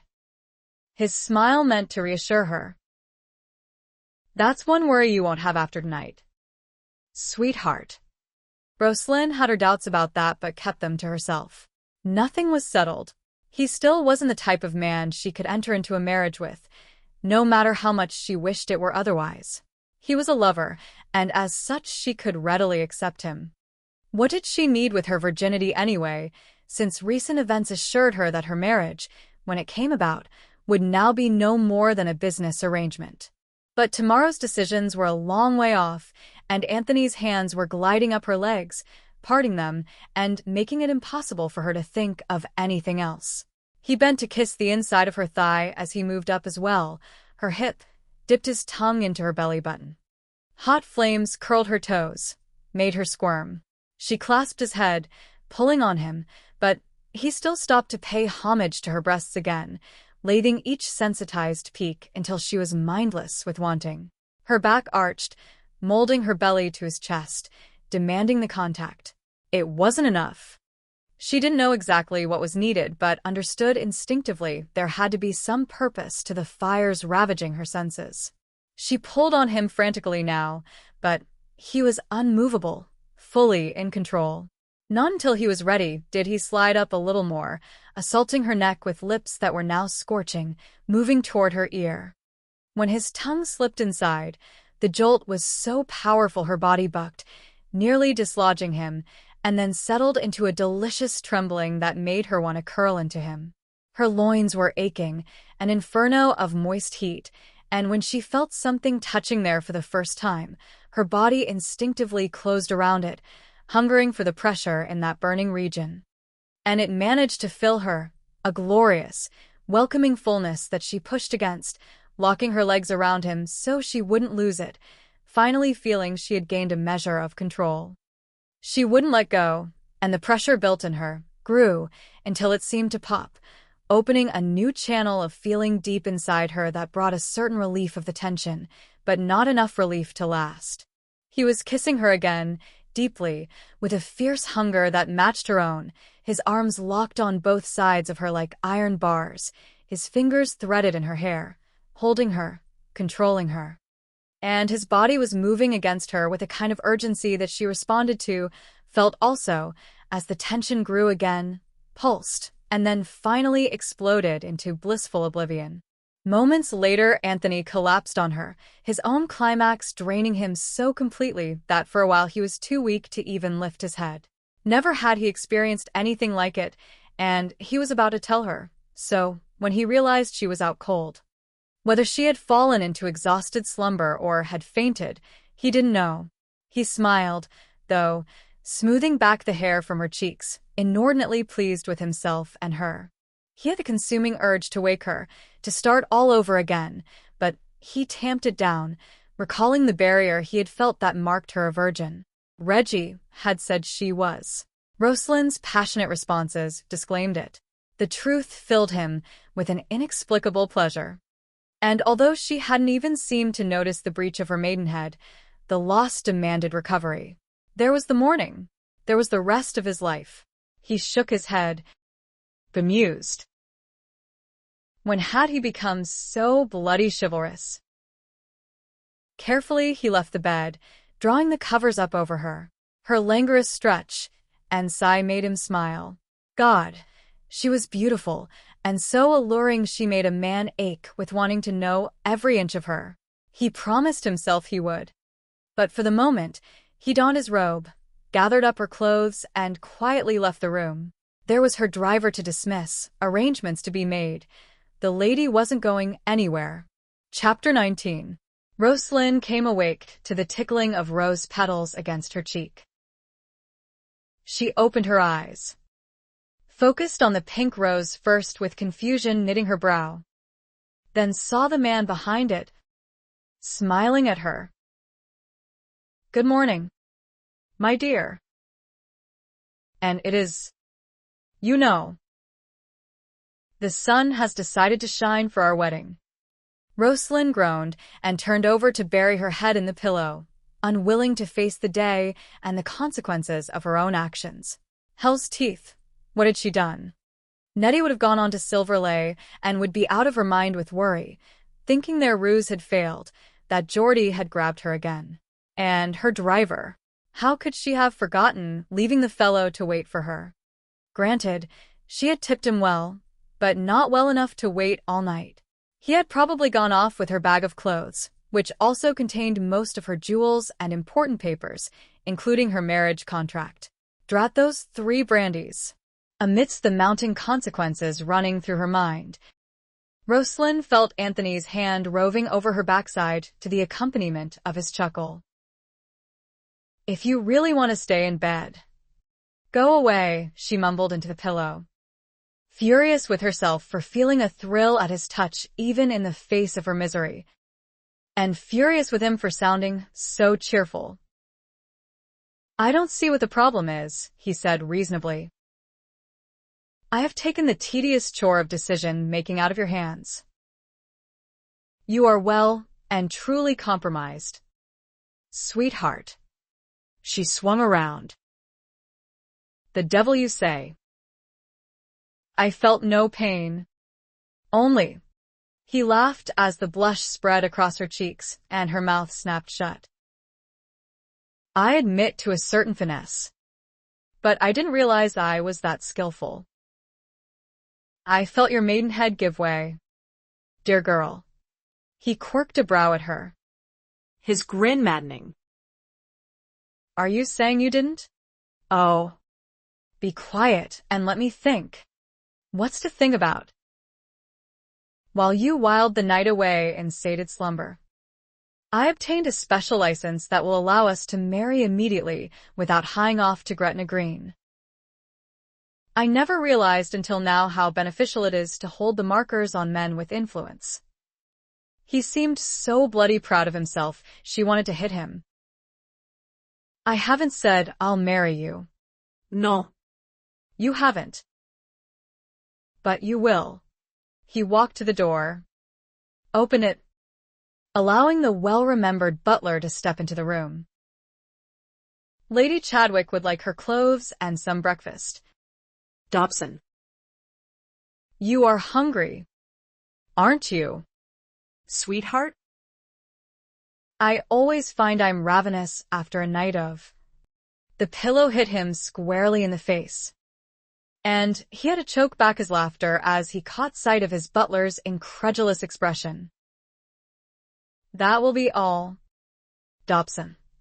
Yes. Yes. Of course. Sir. Very good. Sir. The poor, embarrassed man couldn't leave the chamber fast enough. But the moment the door had closed, Roslynn lit into Anthony with a fury. You're a bloody beast. A damnable swine. Why did you have to tell him my name? He shrugged, not in the least contrite over his deliberate ploy. Just a little insurance, sweetheart. Dobson wouldn't dream of spreading tales about the future Lady Malory. On the other hand, he left the thought unfinished, but it wasn't necessary to spell out these new consequences. You're forgetting I didn't care if my reputation's ruined here. Now that's not exactly true, he replied smoothly. Confidently. You would care. You just don't have your priorities in the right order at the moment. True, but irrelevant. She tried turning the tables on him. I'm wondering why a man like yourself would be wanting to marry so suddenly. Is it my fortune you're interested in? Good God. Where did you get that idea? He seemed so surprised. She felt rather ashamed for having mentioned it, but pointed out, Your fourth son. So I am. But you're forgetting that I'm already aware of your unusual marriage contract. Which, by the by, I'm quite willing to sign. You're also forgetting the fact that we made love last night. Roslynn. You could at this moment be carrying my child. She glanced away, chewing on her lower lip. They had. And she could be. She had to tamp down the pleasure that thought gave her. What do you get out of this marriage? Then, she asked reasonably. He came back to the bed on the side she was closest to. He pulled a piece of straw out of her hair and examined it. Smiling. You, he said simply. Her heart seemed to flip over. It was sounding too bloody good. So much so that she couldn't seem to remember what her objections were. This simply wouldn't do. She let out an exasperated sigh. I canna think when I just wake up. You didn't give me time to think last night either. This in an accusing tone. You're the one in the all-fired hurry. Sweetheart. I'm only trying to accommodate you. Must he point out things like that? I need time to consider. How much time? I was going to Silver Lake. My Abigail's already gone there. So I still have to. If you'll give me until this afternoon, I'll have an answer for you. But I must tell you, Anthony, I can't see myself marrying you. Abruptly, Roslynn found herself lifted up and kissed with a thoroughness that curled her toes. Can't you? She pushed away from him until he let her fall back on the bed. You only prove that I canna think at all when I'm around you. I'll be leaving now. If you'll just get me my clothes. And what the devil were you doing by taking them away? Just making sure you would still be here when I got back from obtaining the license. Did you sleep with me? He grinned at her hesitation. My dear, I made love to you. Sleeping with you is rather beside the point after that. Wouldn't you say? She decided to say nothing more to that, regretting having brought up the subject at all. He could talk circles around her anyway. My clothes. Anthony? Dobson is bringing them. And the portmanteau you left in your carriage is in my dressing room. If you need anything from it. Rosalinn's brows shot up. You retrieved it? Thank heavens. Good Lord. Don't tell me you were careless enough to leave something of value in a hired hack. She resented his censure. I was upset when I came here, she said tartly in her defense. And more upset after I got here. If you'll recall. Quite so, he conceded. But you had better check to see that nothing is missing. It was only the marriage contract I was worried about. It would take too long to have another drawn up. Ah. Anthony smiled, humor dancing in his cobalt eyes. The infamous contract. You may as well leave it with me so I can get the reading of it out of the way. And have you conveniently lose it? Not likely. My dear girl, you really must try trusting me just a little. It really would make for a more agreeable relationship, don't you think? When she stubbornly refused to answer, he sighed. Very well, have it your way. But to give her a taste of her own distrust, he added, You'll be at Silver Lake when I show up, won't you? Roslynn had the grace to blush. Yes. You were kind enough to make the offer. I owe you an answer. But I'll have no arguing over it. You must accept my decision. Whatever it is. With a grin that lacked concurrence, Anthony left the room. The fact was, he trusted her at this point no more than she did him. He would have to have someone follow her to make sure she didn't take off straight for Scotland. He needed someone to keep Wharton away from Silver Lake while she was there too. Couldn't have them meeting again after he had blackened the fellow with such a walloping lie. As for her coming up with the right answer, that didn't worry him. Her cousin wasn't the only one who could see them married one way or another. Chapter 20. I don't believe it. Tony asked you to marry him? My Uncle Tony. I know what you mean, Roslynn said, considering Regina's wide-eyed wonder rather amusing. I find it difficult to believe myself. But it's so sudden. Well, of course he knows your circumstances. It would have to be sudden, wouldn't it? If he was going to get you? Oh. This is famous. Uncle Jason is going to just die. The whole family is. We never thought he'd do it. You know. Oh. It's just wonderful. Whether it was wonderful or not was debatable, but Roslynn smiled, not wanting to put a damper on Regina's obvious delight. She had made her decision on the long ride to Silverley, which was fortunate, because she hadn't had a moment's respite since she arrived. First, Nettie had laid into her, deservedly, blistering her ears with a thorough scolding for her thoughtlessness. Then Regina had had to hear all about the abduction and the harrowing escape from Geordie firsthand, which Nettie had mentioned as their reason for the unexpected visit. Now Roslynn had had to admit that Anthony would be here soon for her answer. That Regina hadn't thought to ask what that answer would be was telling. Of course, she would be prejudiced. She wouldn't be able to understand how a woman might have doubts about marrying someone of Anthony's good looks and wicked charm, even if he did have a Rake past. Everyone will have to be notified, Regina continued enthusiastically. I'll do that. If you like.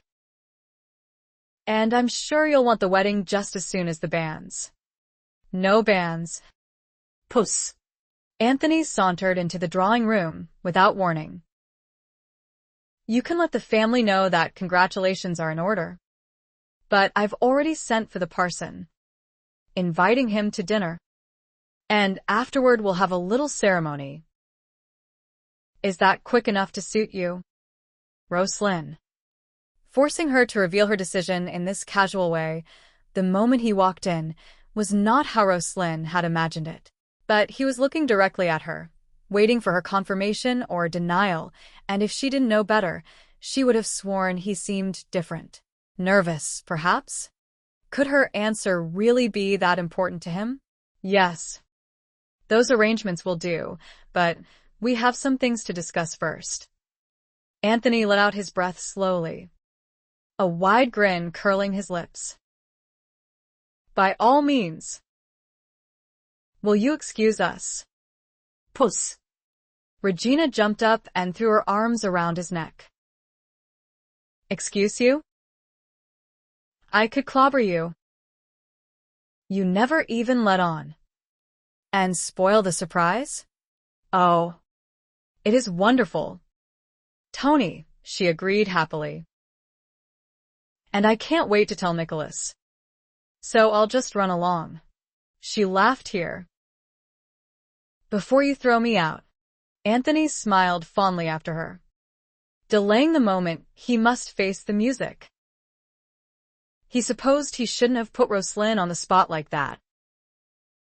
And her things to discuss had sounded too serious by far. I hope you're not always going to be so high-handed. Roslynn's voice could have cut through lead. Anthony spun about, offering a crooked grin. Never think so.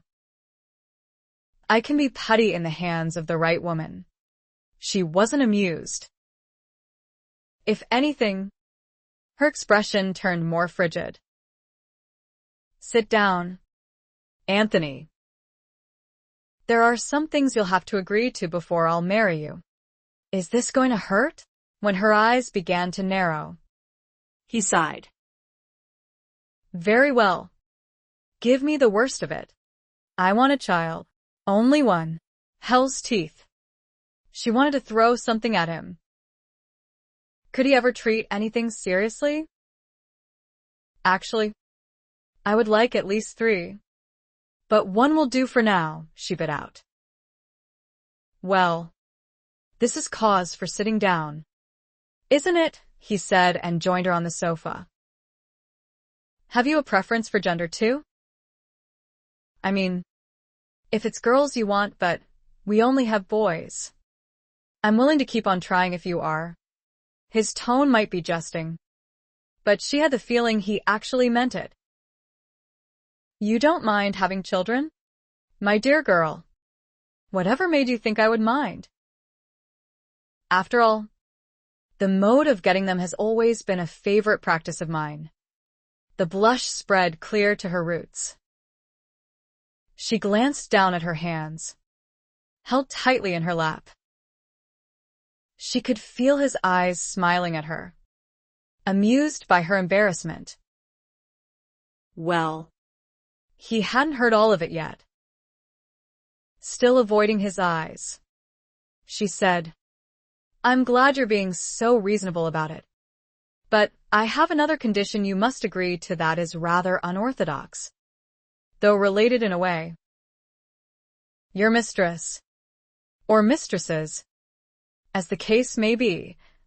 His hand on her chin stopped her, turning her face to his. This isn't necessary. You know, he said gently. A gentleman always gives up his mistresses when he marries. Not always. Be that as it may. In my case, you should have let me finish. Anthony. Her voice was sharp again, her little chin at a stubborn tilt. I'm not asking you to give up anything. On the contrary, I insist you keep your mistresses. He sat back, snaking his head. I've heard of accommodating wives, but don't you think you're overdoing it a touch? I'm serious. The devil you are, he scowled, infuriated not only that she really seemed to be serious, but also with the suggestion itself. If you think for one bloody minute I'll agree to a marriage in name only. No. No. You misunderstand.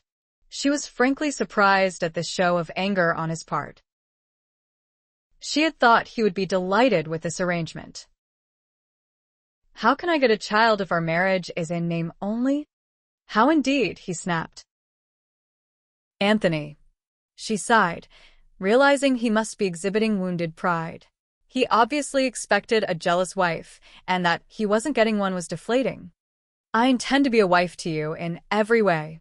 It's the least I can do, after you've come to my rescue, so to speak. If you'll just listen to me for a moment.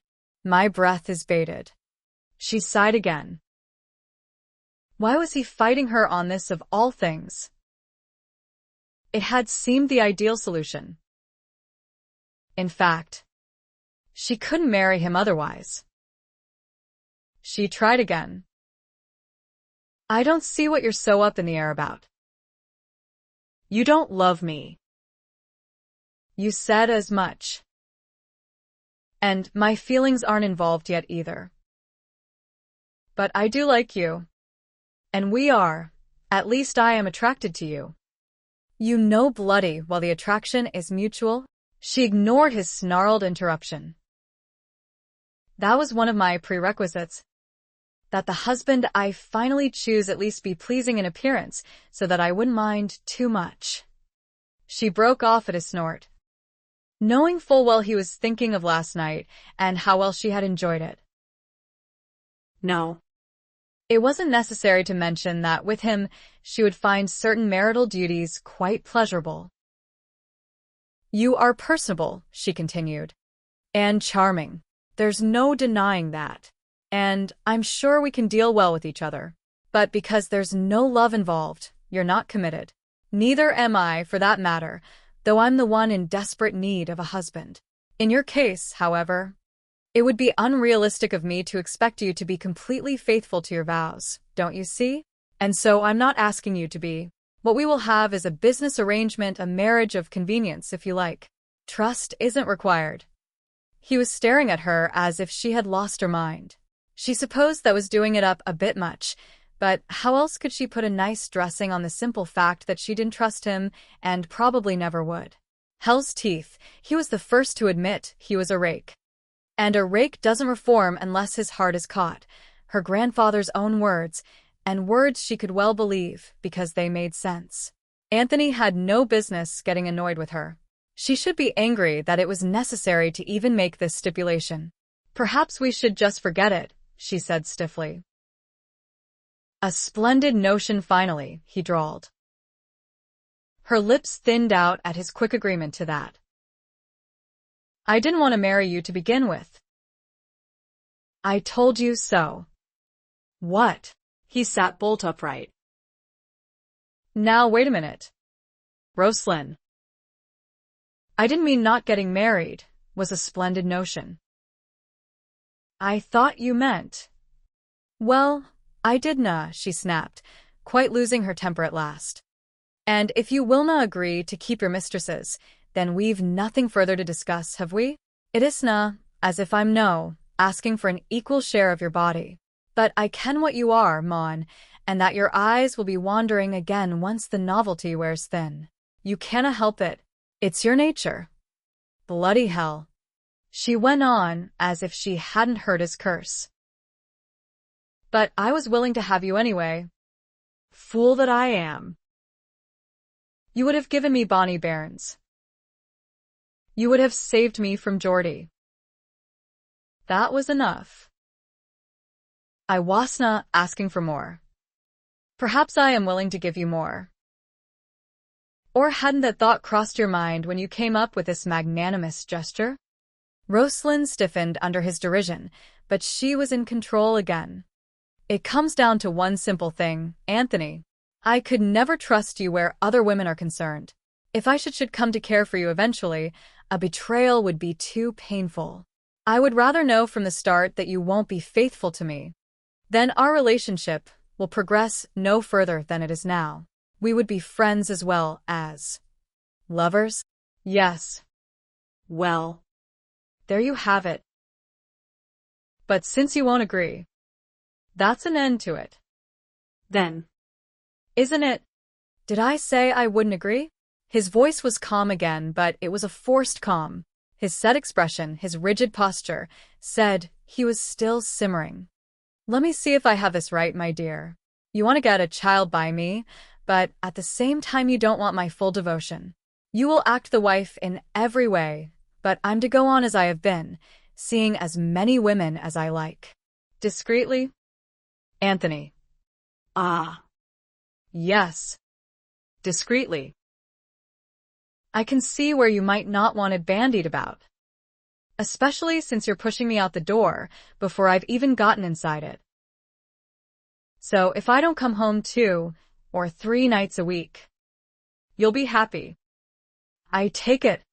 She wouldn't deign to answer that. You agree? Of course. His smile was brittle, lacking warmth. But Roslynn didn't notice. What man could resist having his piece of cake so thickly frosted? Roslynn didn't know if she liked that analogy. She didn't know if she liked his surrender either, now that she had it. He certainly hadn't argued very long. A token resistance, then grudging acceptance. Ha! Wretched man. He was undoubtedly delighted with her terms, and now she had to live with them. Chapter 21. The Eden coach was well sprung, comfortable, with conveniences in the way of pillows and blankets, glasses and champagne. Roslynn had no need of the former, her husband's shoulder doing quite nicely in that capacity. She declined the champagne as well, having tipped enough glasses and toasts after the ceremony. They had really done it, gotten married, made love one night, married the next. It was so incredible that Roslynn had to wonder if unconsciously she hadn't wanted this to happen all along, if this wasn't why she had gone to Anthony's last night instead of going straight to Silverley as she had intended. But no, it wasn't going to be an ideal marriage. She had seen to that with her own perversity and mustn't forget it. And yet she still had him, didn't she? He was her husband, part-time or not. She smiled, snuggling up close to him, glad that she was feeling just intoxicated enough not to feel self-conscious about it. Anthony was sipping champagne himself, staring thoughtfully out the window. The silence was companionable, the champagne she had already consumed making her drowsy. She wasn't sure why they weren't staying the night at Silverley, as she had assumed they would. Anthony had said something about not wanting to worry about the noise and his own bed, and starting things out right. It had sounded rather ominous at the time, the part about the noise, but she couldn't remember why now. Probably only bride's jitters. After all, she had just signed away her independence, giving herself into the hands of a man she barely knew, and one who was full of surprises, least of which was that he wanted to marry her. She had every right to be nervous before and after the fact. Hadn't he surprised her twice today, first by arguing about her conditions, and second by signing the marriage contract without having read it first? Nicholas, who was witnessing the signing, had protested. She had herself, for that matter. But even after signing the damn thing, Anthony had still refused to read it. And now he was taking her back to London, the last thing she'd expected for tonight. Frankly, she would have felt a lot more secure staying with the Edens this first night of her marriage. But she had made enough demands for one day, and so hadn't protested when Anthony cut the celebrating short to leave. Granted, they'd had an early dinner, and the wedding ceremony had taken no time at all. It wasn't that late in the evening, though it would probably be midnight before they arrived at Anthony's townhouse. She supposed she ought to take advantage of the ride and get some sleep while she could. She smiled again, for her first thoughts on seeing the blankets and pillows piled on the seats hadn't been about sleep. She had been appalled to think they would be having their wedding night in the coach. After all, Nettie had been relegated to a smaller carriage to follow at a slower pace. They were alone, just the two of them, in a coach that was certainly roomy enough to accommodate them for anything they might have in mind. The yellow glow of the coach lamp gave off a soft, romantic light. But no, Anthony had only suggested she nap for the return ride to London. He hadn't even taken advantage of their solitude to kiss her, just pulled her close and settled her against him. She could blame the champagne for making her think her wedding night was going to start early. She wasn't even sure she was going to have a wedding night. After the fuss Anthony had made over her conditions, even if he did agree to them, she wouldn't be surprised if he just dropped her off and went on to visit one of his many women. And what could she say about it? In his own words, she had pushed him out the door. Anthony heard his wife's sigh and wondered what she was thinking. Probably devising more ways to keep herself detached from this marriage. It was laughable, it really was, but of course he hadn't thought so earlier. Here he was taking a wife for the first time in his life, and she wanted to be no more than a mistress, and not even a possessive one. Did she feel nothing for him that she could blithely let him go from her arms to those of another woman? If he had wanted to continue to tomcat about town, he could have remained a bachelor. It was perhaps a half-hour later that the pistol shot shattered the quiet of the late hour, and the coach came to a jostling halt. Roslynn jerked upright, blinking her eyes awake, in time to hear Anthony's soft curse. "Have we arrived?" she asked, confused, as she glanced out the window to see nothing but pitch black. "Not quite, my dear." "Then, I believe we're about to be robbed." Her eyes swung to his. "Highwayman? Then why are you just sitting there? Mon? Are you no going to do something?" "My dear girl, this is England, and robbery is such a common occurrence that you come to think of it as donations to the needy. No one in his right mind travels these roads at night with anything of real value. We empty our pockets and go on our way, with no real harm done. It will be over in a matter of moments." She stared at him, aghast. "Just like that? And what if I didn't want to be robbed?" He sighed. "I assume this is your first time?" "Of course it is. And I'm amazed that you can sit there calmly doing nothing. And what would you suggest I do when I haven't a weapon at my disposal?" "I have one." He caught her wrist as she reached for her boot and the concealed dirk. "Don't even think about it," he warned. "But, no." She sat back in a huff, glaring at him. A fine thing when a husband will not protect his wife from brigands. "Give over, Roslynn," he replied impatiently. "It's only a few pounds in trinkets, and a fortune in jewels in my portmanteau." He gave her a level look, glanced at the bag on the seat opposite them, the same damn bag she had carelessly left in the hired hack last night, and snarled, "Bloody hell. You would cart about a fortune, wouldn't you? Very well." A quick examination of the interior inspired no strategy. His eyes came back to settle on Roslynn speculatively. "Toss your cloak back over your shoulders, yes." The deep scoop of her décolletage revealed the upper swell of her breasts, but the neckline was rather demure actually, in comparison to some others in this day and age. Now, lower your dress a little. Anthony, this is no time for offended modesty, he explained wearily as he moved to the seat across from her. You're to be a distraction. Oh. Well. In that case, that's quite low enough. My dear, he frowned at her. You might not care if any number of women view my body in the nude, but I'm not quite so generous when it comes to other men and your charms. I was only trying to help, Roslynn retorted, annoyed with the reminder of the bargain she had insisted on. Commendable. But we want the chap to ogle you, not bust his britches. Bust his britches? Whatever are you talking about? He finally smiled. I will be delighted to demonstrate at another time. Anthony might have said more, but the highwayman made his appearance just then, yanking the door open and thrusting his head inside. Roslynn gave a little start.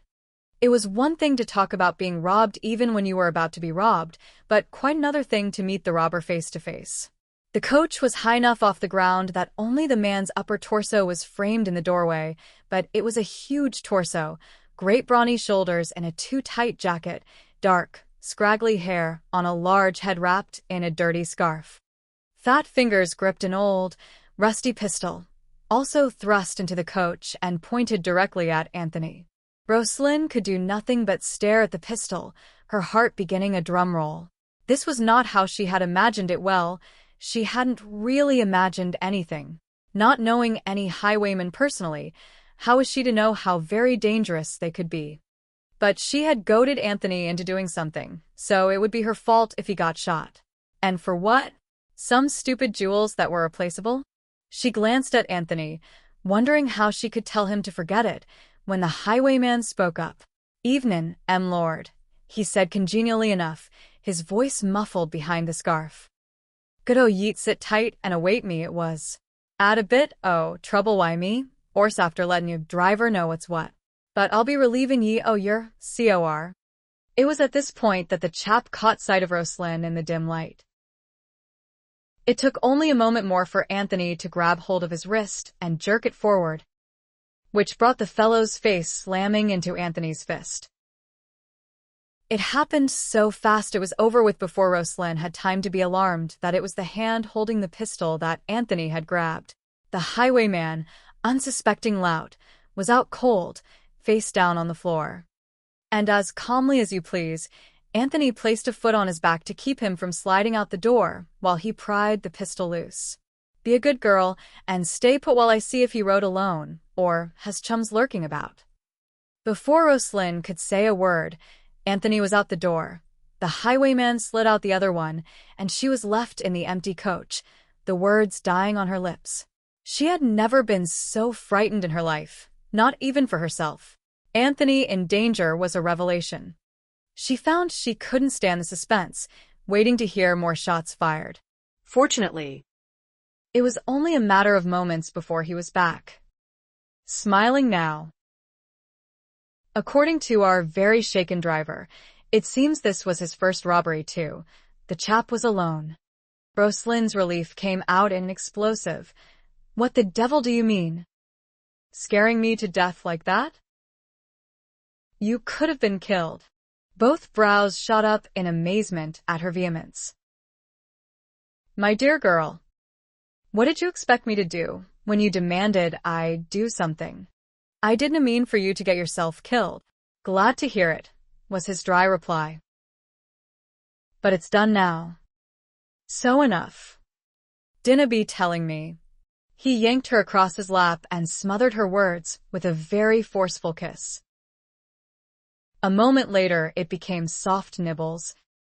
And finally, he grinned at her. That's better. Now you have something else to think about. And you can be sure we'll continue this later. He set her gently back on the seat beside him and reached for the bottle of champagne. But right now I could use another drink. And you can go back to sleep. As if I could, Roslynn retorted. But the steam had gone out of her anger. You'd best try, sweetheart, because I promise you, you won't have much opportunity to sleep later. She said nothing to that but waited until he sat back with glass in hand and settled herself against him again. Her heart rate had returned to normal, although she could have done without the experience. This was her wedding night, for God's sake. Things like this just didn't happen on one's wedding night. Peevish now that she had gotten so frightened for nothing, she said, "Next time pay me no mind, and don't be so heroic. The jewels weren't that important. Perhaps, but it would have fallen to me as your husband to replace them. And I would rather not so dent my pocket. So, you did marry me for my money? Why else?" With such irony in his tone, she glanced at him to see his eyes fixed on the bodice of her gown, which she had yet to raise. She nearly laughed. Why else indeed? The man was a rake through and through, but she had known that. Knew too that there was no hope of changing him. She sighed, briefly wondering if she ought to tell him that if he had married her for her money, he would be pleasantly surprised. Her marriage contract dealt very generously with him.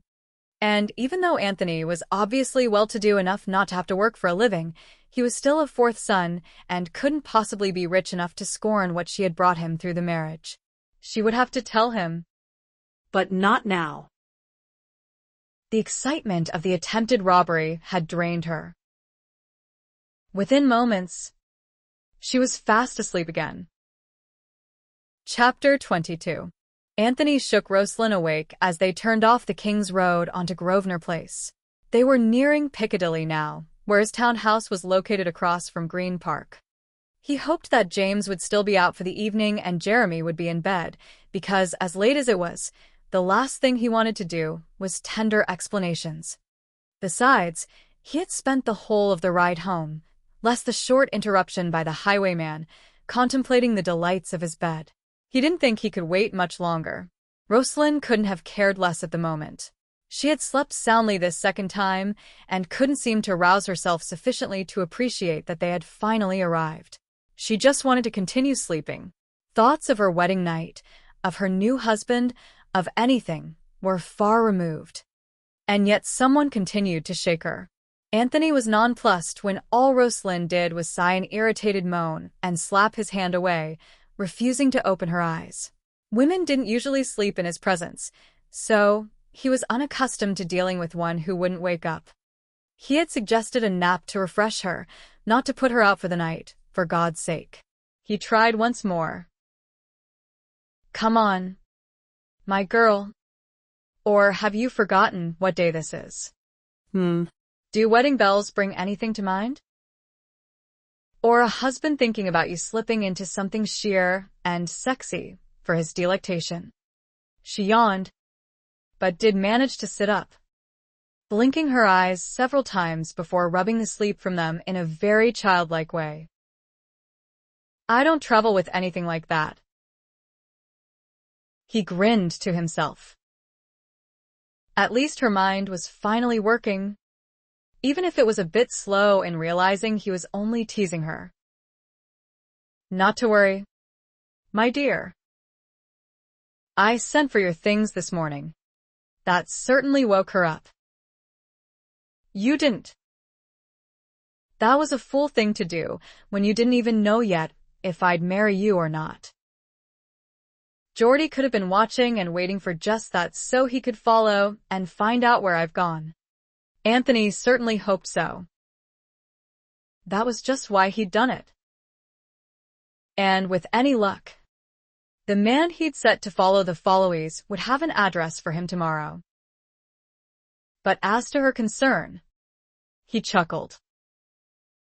"I know it's not every day that you become a bride, sweetheart, but it's a bit disconcerting, not to mention a blow to the ego, that you keep forgetting your changed status. You're married now. The sooner your cousin knows it, the sooner he'll trouble you no more." The smile began hesitantly but blossomed into a dazzling display of delight. That's true, isn't it? I'm so used to hiding from Geordie. I suppose it'll take me a while to relax now that I don't have to anymore. It's done. I'm free. Not quite free, my dear. No. I didn't mean. I know, he chucked her under the chin. But you are in fact mine now. And I am discovering, very quickly, what a possessive bore I can be. How utterly absurd was that statement.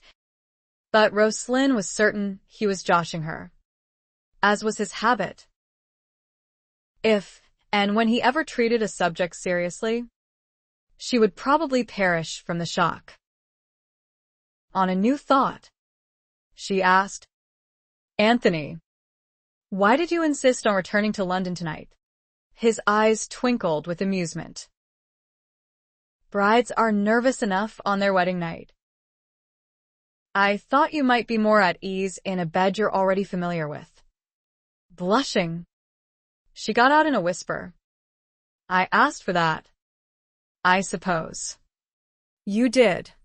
But you mentioned noise? Did I? Think nothing of it. Like as not.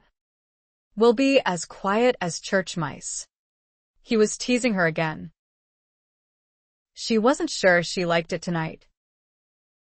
She wasn't sure she would ever get used to it. His allusions to lovemaking. But tonight, she yawned. Anthony grinned. And the coach stopped. At last, he said and leaped down without awaiting the coach's step. Come. My dear. And I will endeavor to carry you over the threshold. She took his hand and was lifted to the ground. It isn't necessary. Allow me to play my part, he cut in, at the same moment sweeping her off her feet. After all, they must have invented this quaint custom for a reason. Perhaps so the bride can't possibly escape? What nonsense, she chuckled, wrapping an arm about his neck. More likely it was a few brides fainting on the threshold, so they had to be carried inside that started it. Only a few, he teased. I assure you that ignorance of the marriage bed is more widespread than that. Mothers just can't bring themselves to discuss such things these days, you know. A shame, because it makes it devilish hard on the poor grooms, easing fears and nervousness when they'd rather get right to the deflowering. Anthony, she cried, though it was difficult not to smile at his wicked grin. Must you say such things? But she added, to have the last word. Besides, some brides don't have mothers to enlighten them. Ah. Now we're getting personal. He reached the door and pounded on it before giving her a tender look. But you weren't frightened, were you, Sweetheart? You didn't exactly give me time to be frightened, she admitted, warming with another blush. And now that you know what it's all about, I believe I feel a faint coming on. He burst into laughter, but coughed it down as the door opened and a stoic-faced Dobson stared out at them. Roslynn was a trifle disappointed that the fellow could look so blasé, as if he were quite accustomed to finding his employer at the door with a woman in his arms. But she was mollified a moment later as they passed him, and she caught Dobson's unguarded expression. That was more like it, astonishment in the extreme. She hid her smile against Anthony's shoulder. But watching the butler, she missed seeing James Malory just stepping into the hall, a drink in hand. If he was surprised, he didn't show it. The voice that drew Roslynn's attention to him was bland as well. I don't suppose I should be witnessing this. I was hoping you wouldn't, Anthony retorted without breaking his stride toward the stairs. But since you have, you may as well know I married the girl. The devil you say. He really did. Roslynn chuckled, delighted with this reaction even more than with Dobson's. You don't think I'd allow just anyone to carry me over the threshold, Do you? Anthony stopped short, rather amazed himself that he had managed to discompose this particular brother. Good God. James. I've waited a lifetime to see you at a loss for words. But you'll understand if I don't wait around for you to recover. Won't you? And he didn't. Continuing on his way. At the top of the stairs, Roslynn whispered, laughter in her voice. That was naughty of us. Don't you think? Not at all, dear girl. He promptly disagreed. If I'm to have you to myself for a while, rendering my brother speechless was not only necessary but priceless. We will be bombarded with the family's good wishes and endless questions soon enough. Inside his room, he leaned back against the door with a sigh. Alone at last. Before Roslynn could say anything, he let her legs drop, turning her toward him at the same time. She ended up practically lying on him, a position they both savored for several long moments while he teased her lips with soft nibbles. The backs of his fingers caressed her cheek, bringing her eyes slowly open. His own were grown dark and heavy-lidded with passion. And his voice was a caress too, his breath warm against her lips. Did you ever stop to think that this is the one night of your life when everyone knows you intend to make love? Ah. Sweetheart, I love it when you blush for me. It's something I've been doing only recently since I met you. For some reason, her husky reply savaged Anthony's senses. He set her away from him, his hands trembling, a soft groan in his throat. I was a bloody fool to wait this long. I'll give you 5 minutes to do whatever you have to. But for God's sake, take pity on me, Roslynn, and be in bed when I return, wearing something sheer and sexy. Good God. No, he exclaimed. I don't think I could bear it now. With that, he disappeared into his dressing room, leaving Roslynn with a silly smile on her lips and a warmth of anticipation churning in her belly. Had she done that to him, made him lose control like that? Extraordinary. But she wasn't too composed herself. Knowing what was going to happen was a lot different from not knowing. It made it easier. There was an eagerness. But she was still too inexperienced not to be a trifle nervous too. Her fingers were rather clumsy in stripping off her clothes, though she made quick work of it. Her heart was pumping at an abnormal rate. Her ears were attuned to the door as she waited to hear it open.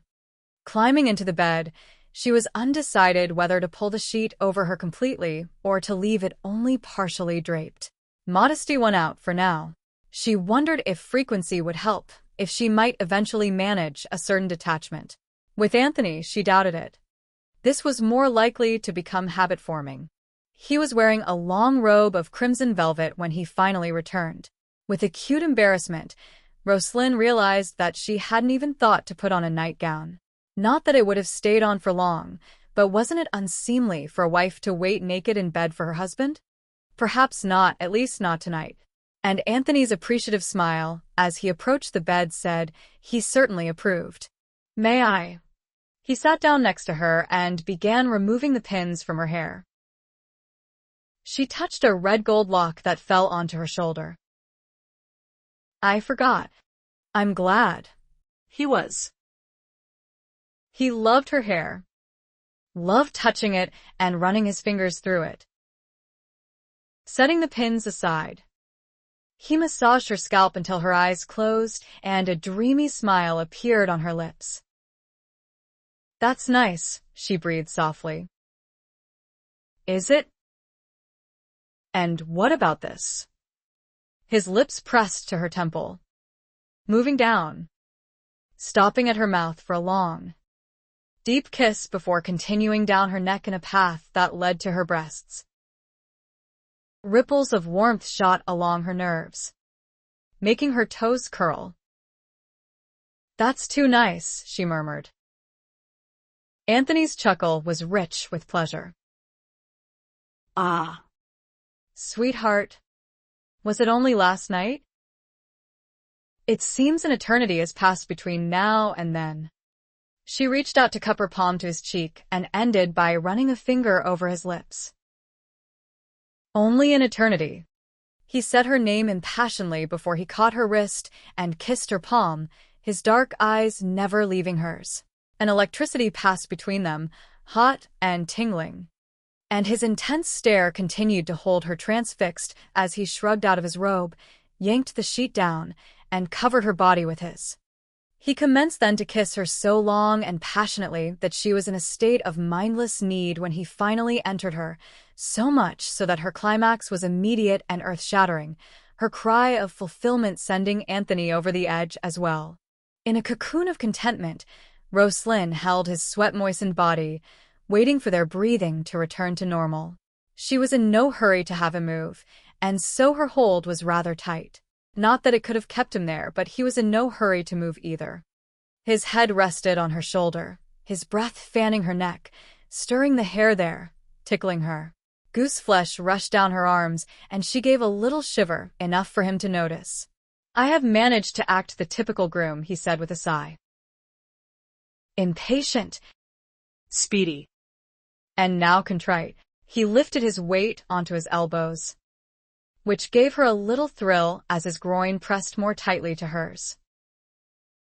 I give you leave to castigate me, my dear. For what? Well, if you don't know. For what? Anthony? For my lack of control. Of course. A man of my age and experience has no excuse. So, I must put the blame on you. You quite make me lose my head. Is that bad? I'll let you be the judge in a little while, when I make love to you at a more leisurely pace. Her laugh was deep in her throat. If I didn't know better, I'd say you were fishing for compliments. You must know your performance wasn't lacking. Quite the contrary. You were wonderful. He gave her his melting smile, which sent a weakness racing through her limbs. She gasped, her lips parting, tempting him to bend down and brush them lightly with a kiss. But then he got up, surprising her by tossing the sheet up over her and retrieving his robe where he'd carelessly dropped it on the floor. He sat down again on the edge of the bed, but at a distance which should have given her warning. With a mock sigh, he said, "And now for the noise." Hazel eyes blinked. The noise? The unleashing of your Scots temper. Roslynn grinned at him, thinking he was once again teasing her. I'm going to lose it. Am I? More than likely, since I'm honor-bound to tell you that I lied to you today. Her amusement fled. About what? Can't you guess? My dear?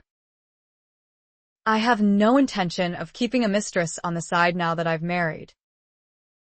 It utterly defeats the purpose, doesn't it? But you agreed. His smile was one of sheer male satisfaction. I can safely say I would have agreed to anything today to make you legally mine, even to putting it in writing, which fortunately you didn't think to request. Roslynn stared at him incredulously, hot anger banishing the languor of her limbs. She felt tricked, cheated. She was furious. You married me falsely. I married you in good faith. I offered you an ideal situation. Mon. One I didn't ask for or want. And, my dear, if you'll just think about it, you'll see how utterly absurd your request was. You didn't ask me to marry you. I asked you. And I'll have you know I've never done that before. Nor is it something I would have done lightly. I've had mistresses enough to last me a lifetime. What I want now is a wife.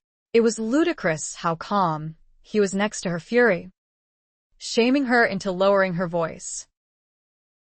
You say so now. But what of next month? Next year?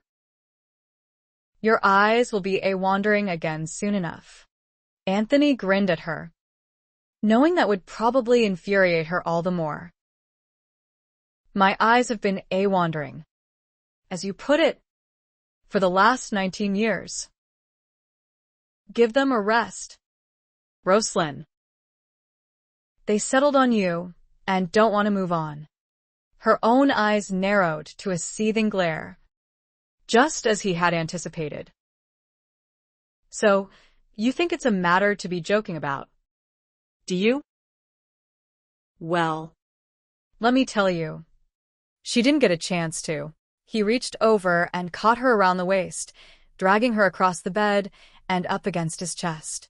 The sheet was lost in the process, but Roslynn was too angry to notice. Anthony wasn't. And the new stirring below his belt demanded he end this bickering soon and get back to the pleasures of the wedding night. The silly girl. All this fuss because he wanted no one but her. She ought to be happy about it instead of raising hell. But he had expected this and had an answer for her. What say we compromise? Sweetheart? D'you still insist I keep a mistress? Hell's teeth. Now isn't that what I've been saying? She retorted.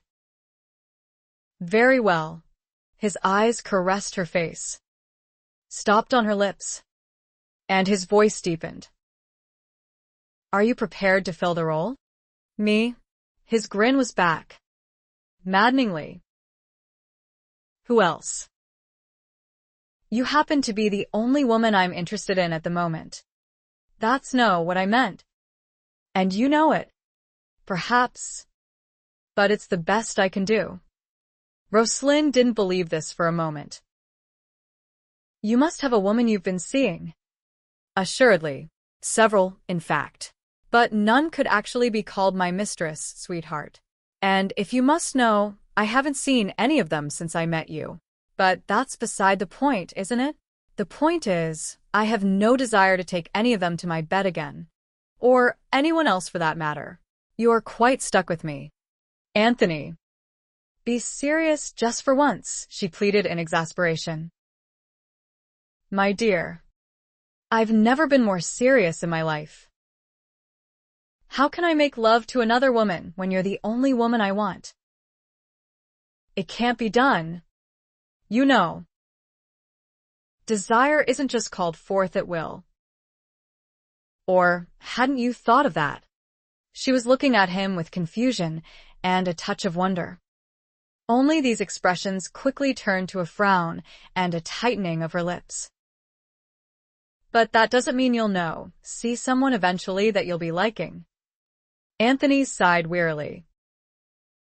If that day comes, I swear to you, Roslynn, it won't matter in the least. I'll have only to imagine you here like this, and be a contented man. She made a sound that was very nearly a snort. Very prettily said. I give you that. But you're forgetting you didn't love me. He tossed her back onto the bed and quickly covered her body with his own. Then let's examine what I do feel, shall we? His voice purred, but it was obvious he had lost patience with her. There's lust in abundance. It's been bloody hell keeping my hands off you until now. There's possessiveness, which I've only recently discovered. There's jealousy, which I've known about for weeks. His brow rose sharply as her eyes rounded. Don't tell me I've actually surprised you, my dear. You are jealous? Of who? Bloody well everyone, even my blasted brother. And you may as well know, while we're at it, that the gentlemen you were considering for marriage were all immensely suitable, with the exception of Fleming, who really is a queer fellow. It was all lies, Roslynn. Because I couldn't stand the thought of any of them having you. He was holding her down now. Because he fully expected her to become violent after this particular confession. But Roslynn was perfectly still. Rage at what he'd done overshadowed by utter amazement. Then you must care a little? Her question was whisper-soft. hesitant. Bloody hell, he finally exploded. Would I have married you if I didn't? Not the least bit intimidated. She reminded him. You married me to help me out of a horrid situation, which I'm grateful for. Anthony closed his eyes for a moment, pleading for self-control. When he opened them, there was a hard gleam there. But his voice was moderate, if a touch arrogant. My dear, if I had only wanted to help you out, as you put it, I could have hurried your bothersome cousin to an early demise with little difficulty. But I wanted you for myself. It's that simple. Here his tone changed, became stern. And if you tell me once more to enjoy other women when I'll be bloody damned if I will, I'll play the archaic husband for you and thrash you soundly. Have I made myself clear? There will be no other women. Not now, not ever. He waited for her temper to snap again. He got a smile instead. A very beautiful one that reached her eyes, brightening the golden flecks there. Anthony didn't know what to make of this sudden change, until she said, Didn't you mention earlier doing something at a more leisurely pace? I was supposed to judge. His laughter cut her off, deep and exultant.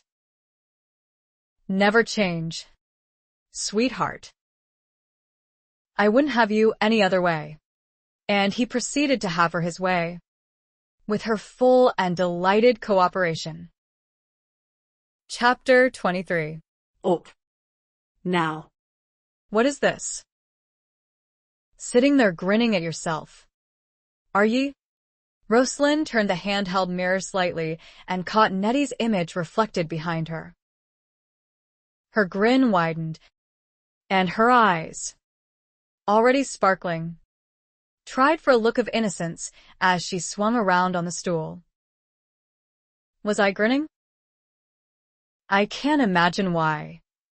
Nettie snorted, but her lips were twitching at the corners too.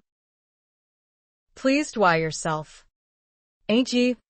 Roslynn gave up the pretense. Yes. Oh. Nettie? I never thought I could be this happy. It's nae wonder. That's a bonny-looking mon ye caught. But did ye have to be keeping him such a secret? There was no secret. He wasn't really under consideration. Nettie. His asking to marry me was as much a surprise to me as to anyone. Well, now. As long as you're happy, why him? That's all I could be asking. And essay much more than I was expecting. Why all the haste? It doesn't even matter that this house is essay Spartan and the servants boorish snobs. Roslynn chuckled. You've met Dobson? I take it. That loud. What a cold one. But it's nae wonder he's essay snooty. Him being in charge of all the servants here. There's nae housekeeper. Nae other women servants at all. Just 2 maids who come in several times a week to clean. Even the cook's a mon. And there's another uppity, one fairy. I see you have a few complaints, Nettie, but don't take it so to heart. You're forgetting this was a bachelor residence until now. I'm sure Anthony won't object if we make some changes. There's new furnishings to buy. At this she glanced about her new bedroom, envisioning putting her touch to it. New servants to hire. We'll be busy in the next few weeks, you can be sure. Now, dinna be going off on a spending spree on my account. And remember ye be a husband now to be asking afore ye go spending his money. The creatures are particular about such things as that. Don't be such a worrier. Nettie. I'm not going to use his money when I've so much of my own. Ye better talk that over why him first, lassie. A mon's funny about wanting to pay his wife's bills, you know? Your trouble is, ye've been doing fair yourself too long. Even afore Duncan, bless him. Passed on. But you're married now. It's got to make allowances and do things a mite differently if you want to be keeping the peace between ye. A knock sounded on the door just then, and Nettie explained, "That'll be your bathwater. Are ye in a hurry to be joining your mon fair lunch, or have ye time?" "There's plenty of time, Nettie. Anthony went out, I believe." Roslynn blushed here. "I was still half asleep when he told me, but he mentioned something about his daily ride and attending to a few things. I don't expect him back before dinner, however. So I can spend the day acquainting myself with the house and servants. And I really must send a note off to Frances to let her know what's happened." After getting so little sleep last night, Roslynn thought those were enough priorities for one day. An hour later, wearing a cool muslin dress of yellow and rose spring flowers on a beige background, Roslynn left Anthony's room, their room now, and started down the short hallway. She had seen next to nothing of his home the last time she was here, nor last night either, but that would soon be corrected. She would need Dobson's help, though. Since there were other Malorys in residence, she couldn't just open doors indiscriminately. She spared a moment's thought for the other two occupants of the house, Anthony's brother and son. She wondered if her husband would now admit that Jeremy Malory was his son. There was no reason for him to still deny it, at least not to her. He was a handsome lad, a boy to be proud of, and the image of his father. Actually, it was ludicrous for Anthony to deny patrimony when anyone merely had to look at Jeremy to know who sired him. She would need to make friends with the lad, but she could foresee no difficulty there. James Malory was another matter. There was no reason to get too friendly with him, and every reason not to. Should she tell Anthony about James having kissed her once? Or maybe he already knew. He had said he had been jealous of his brother. She smiled, remembering their crazy conversation last night. She didn't know how he had done it, but she had let him convince her he was going to make a wonderful husband. All of her long-standing, preconceived notions about Rakes were put to rest.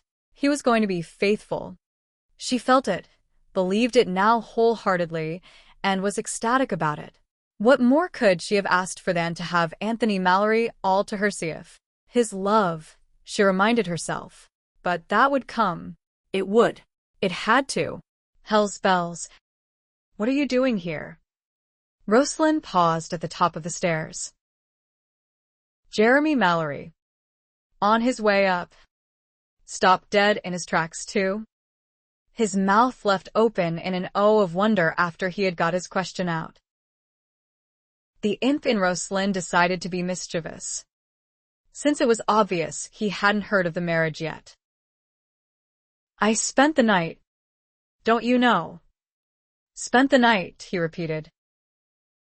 "Yes. And I'm thinking of moving in. But there's only bachelors here. But there's lots of room. Don't you think?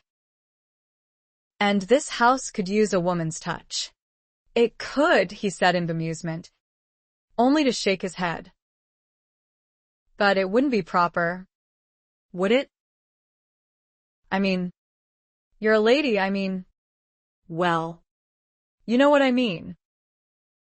It just wouldn't be proper." "No." Roslynn grinned. "Then I'll have to speak with your father. He's the one insisting I stay." "He did." Jeremy nearly choked. Hell's bells. He's gone and done it now. Uncle Tony's going to fly through the roof. He had his eye on you himself. Hell's bells. He'll probably throw us out now. Jeremy, she began gently, giving up the game. She hadn't thought he would be this upset. There's no need to keep up the pretense. I know Anthony is your father, and I'm sorry I teased you like that. The reason I'm staying is because I married your father yesterday. He really should have told you. His mouth dropped open again. But this time he was quicker to recover. My father? Meaning Anthony? You married Anthony Malory? You don't have to sound that surprised, but I don't believe it. Tony getting married? He wouldn't.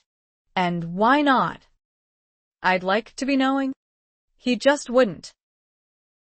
He's a confirmed bachelor. He's got all the women he could want chasing after him. What would he need a wife? Careful, laddie, Roslynn warned stiffly. You're getting very close to insulting me. Color flamed his cheeks. I beg your pardon? Lady Chadwick. Truly? I meant no offense. It's Lady Malory now, Jeremy, she said, holding up her hand in front of him and tapping her wedding ring. It happened last evening at Silverley, with your cousin Regina as witness. So you might as well believe it, laddie. I've no reason to lie about it, and you can ask your father as soon as he comes home. My father was there too? Roslynn sighed. How could he not be at his own wedding? No. I meant James. He is my father. You know. He really is. It was Roslynn's turn to be surprised. Because Jeremy was too earnest to be lying about it now. But you look so much like Anthony. I know, he grinned. But so does Reggie. And so does Amy, Uncle Edward's daughter. And my Aunt Melissa, Reggie's mother, did too, though I never met her. She died when Reggie was still a baby. All the rest of the Malorys are blondes. It's just us five who took after my great-grandmother Malory. I can see I've a lot to learn about this family. There's so many of you. Then he really married you? He really did. Yes. Jeremy. He really did. She grinned, coming down a few steps to lock arms with him. Come along and I'll tell you all about it. James, your father, was here last night when Anthony carried me over the threshold. You know. Now. If you think you were surprised, you should have seen him. I'll bet. His chuckle was deep for someone so young. But infectious. Chapter 24. Anthony and James walked inside the tavern and paused to look over the crowded room. The same phenomenon occurred that had happened again and again throughout the afternoon. One by one, the occupants of the room noticed them, nudged their companions, and the room began to quiet, until the silence was as thick as the cloud of smoke floating above the scarred tables. The riffraff of the wharves didn't take too kindly to the gentry invading their territory, and there was usually always some down-on-his-luck fellow filled with enough resentment of the upper classes to pick a fight with the unsuspecting slummers, as any well-dressed gents were assumed to be. It could be the highlight of an evening, a chance for the lower masses to get a little of their own back from the wealthy who think it their due to exploit them, by wiping the floor with the nabob's beaten bodies and casting them out in the street half-dead, and sometimes actually dead. But the sheer size of these two aristocrats gave even the meanest bruisers pause. They didn't have the look of the dandies who thought it a lark to frequent establishments they scorned in the sober light of day. No, these two were obviously of a different quality, the menacing aura about them penetrating even the most sodden brain. Anyone who briefly thought of causing trouble quickly changed his mind at a second look and went on with his drinking and revelry, determined to ignore these particular nabobs. The silence had lasted perhaps 20 seconds. Anthony didn't even notice it this time. He was tired, frustrated, and just a little bit intoxicated, since they had ordered drinks in each of the 9 taverns they had entered while questioning the barkeeps. James did notice, and was berating himself once again for not dressing properly for this excursion. Clothes fitted a man to his elements, and theirs were distinctly out of place in these elements. But how had either of them known this would turn into an all-day excursion? Anthony was deciding he had had enough for one day when his eyes lit on a thatch of bright red hair. He looked at his brother and rolled his eyes toward the bar. James followed the indicated direction and saw the fellow too. Red hair did not make him Geordie Cameron, but it did raise the odds that he was likely a Scotsman. James sighed, hoping this was the end of their search. Wild goose chases were not how he preferred to while away his time. Why don't we take that table near the bar and see what we can overhear? James suggested. Why don't I just go ask him? Anthony countered. Men of this ilk don't like to be questioned. Dear boy. They've usually, every one of them, got something or other to hide. Haven't you surmised that yet? Anthony scowled but nodded. James was right. They had had deuced little cooperation from everyone they'd questioned today. But blister it all. He wanted this done with so he could go home. He had a wife waiting for him. And this was not how he had imagined spending the second day of his marriage. What was supposed to have taken only a few hours' time at the most this morning had turned into a comedy of exasperation. Anthony had been in the process of explaining to James about Geordie Cameron, the reason that he had married in such haste, when his man John had interrupted their breakfast with the fellow's address, having successfully followed Cameron's hirelings yesterday to his lair. It must have been the look of predatory delight on Anthony's face that prompted James to offer to come along. Not that Anthony was going to really harm the scoundrel. No, just impress him with a sound thrashing, give him the good news that Roslynn was out of his reach, since he wasn't taking any chances that Cameron might miss the notice of her marriage in the papers, and send him off with a warning to trouble her no more. Very simple. He didn't need James' help, but he was glad of his company as the day wore on. The first in a long list of frustrations was to find Cameron vacated from the flat he had rented. That he hadn't left until last night, when Roslynn had escaped him the day before, was interesting.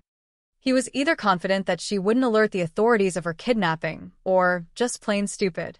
Whichever, he had smartened up by last night and had changed locations.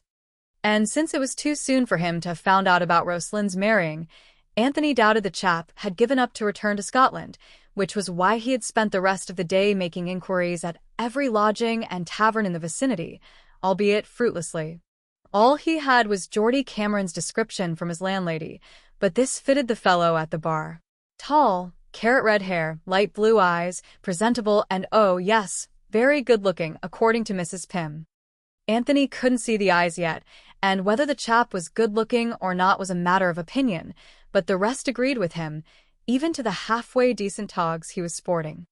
The man had a companion, perhaps one of his hirelings, standing there with him, a short chap with a woolen cap pulled so far down over his head, his features were obscured even from a side angle.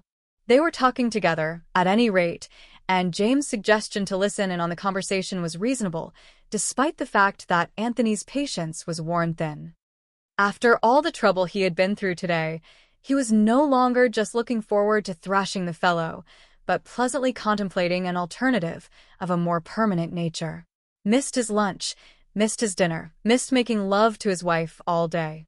He bloody well hoped she would appreciate his efforts on her behalf. He followed his brother across the room to a table already occupied by two rough-looking men and felt a small bit of his humor returning as he watched James stop there and stare the fellows into hastily vacating their seats. Amazing how you do that, old man. James grinned innocently. Do what? Put murder and mayhem in those two little green orbs of yours. Can I help it if the chaps thought I meant them bodily harm? I didn't. You know. I am the most peaceable fellow this side of hell, Anthony suggested with a wry smile. It's a good thing Connie's not here, or he'd choke on that fairy tale. Put a lid on it. Puppy. We need a drink if we're not to look any more inconspicuous than we already do. Anthony turned around to locate a barmaid and got more than he bargained for. The wench was curvaceous without being plump, amazingly pretty for such a rough establishment, and had set herself down on his lap, wrapping soft arms about his neck in blatant invitation. It was done too quickly for him to discourage her, and he was so surprised by her action that he drew a blank for a moment on how to get rid of her. James took pity on him, however, vastly amused at Anthony's dilemma. You've chosen the wrong lap, dear girl.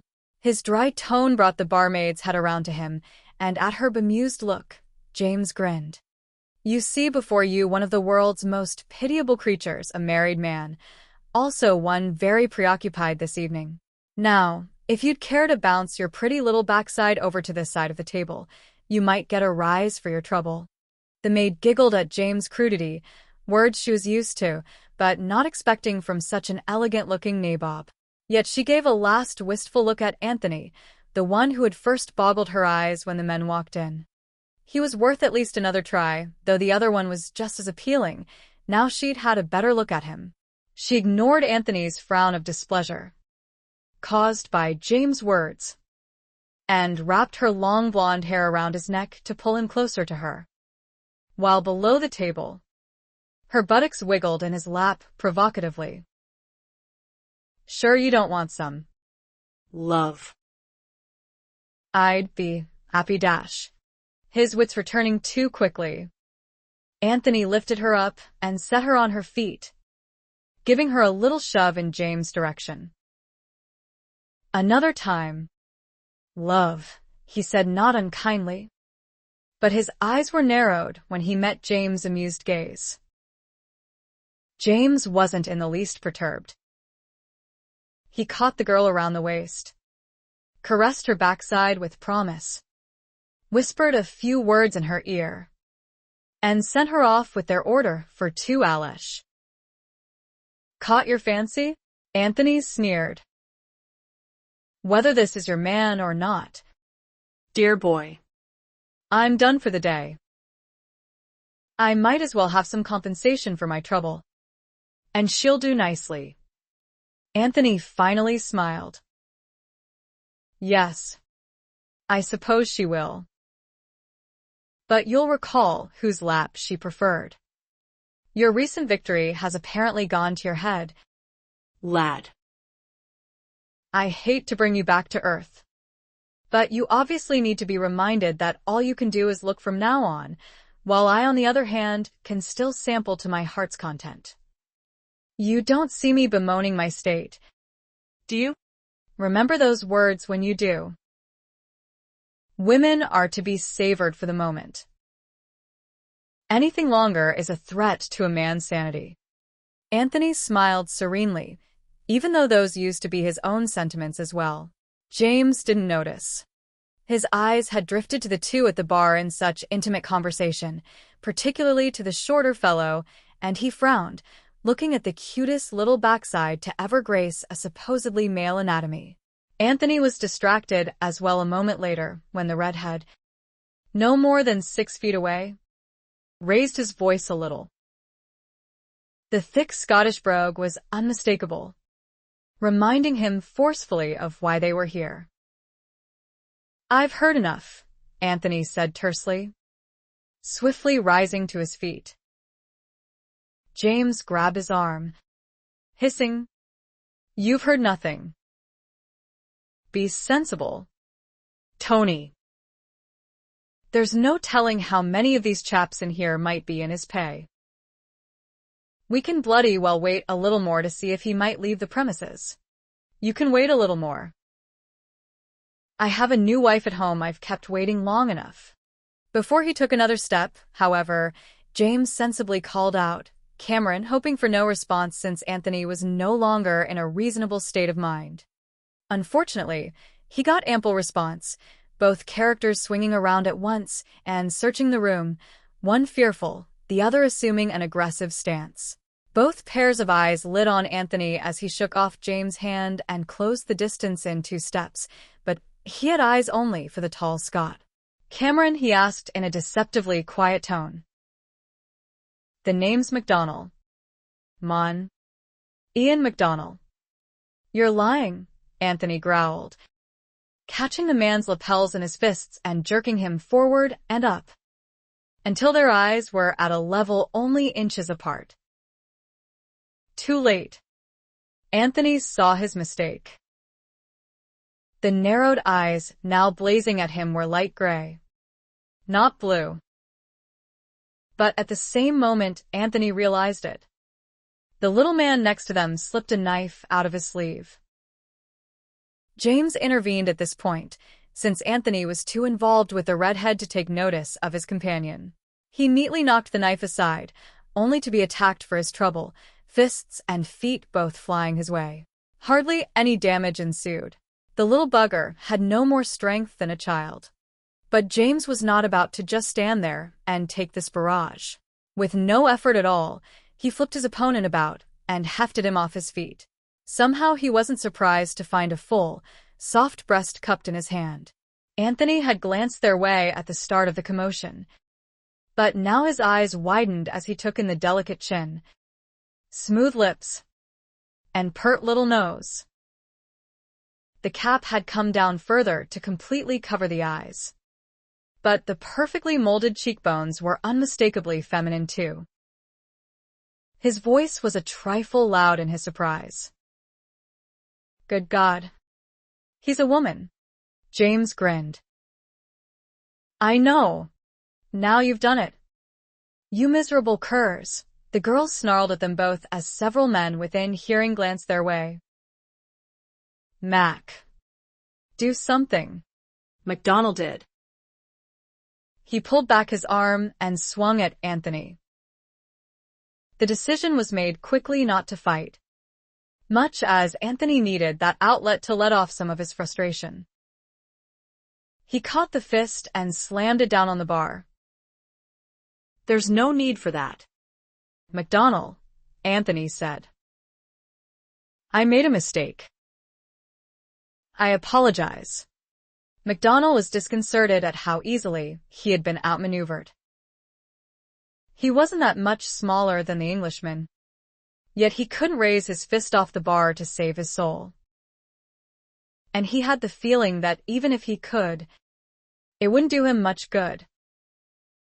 Prudently, the Scotsman nodded his acceptance and got his release by doing so. But his companion was still held tight, and it was to James his aggression turned now. Ye'll be letting go, mon. If ye ken what's good fair ye. I canna let ye mon handle. Be easy. MacDonald, Anthony interjected in a hushed tone. He means the last no harm. Perhaps you'll let us accompany you outside? There's nae need. Look around you. Dear fellow, James interrupted the Scot. There appears to be every need, thanks to my brother's loud blunder. So saying, he hefted the wench under his arm and started for the door. Her protest died with a tight squeeze about the ribs, and since MacDonald heard no complaint from her, he followed behind. Anthony did as well, after tossing a few coins on the table for the Alesh that had never arrived. He spared a glance for the room to see that most eyes were still on James and the girl, or rather, just on the girl. He wondered how long she had been in the tavern before her disguise was uncovered. It didn't matter.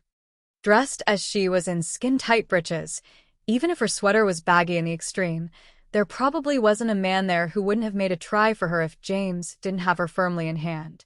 Anthony supposed it was too much to hope that they could exit the place without some further incident occurring.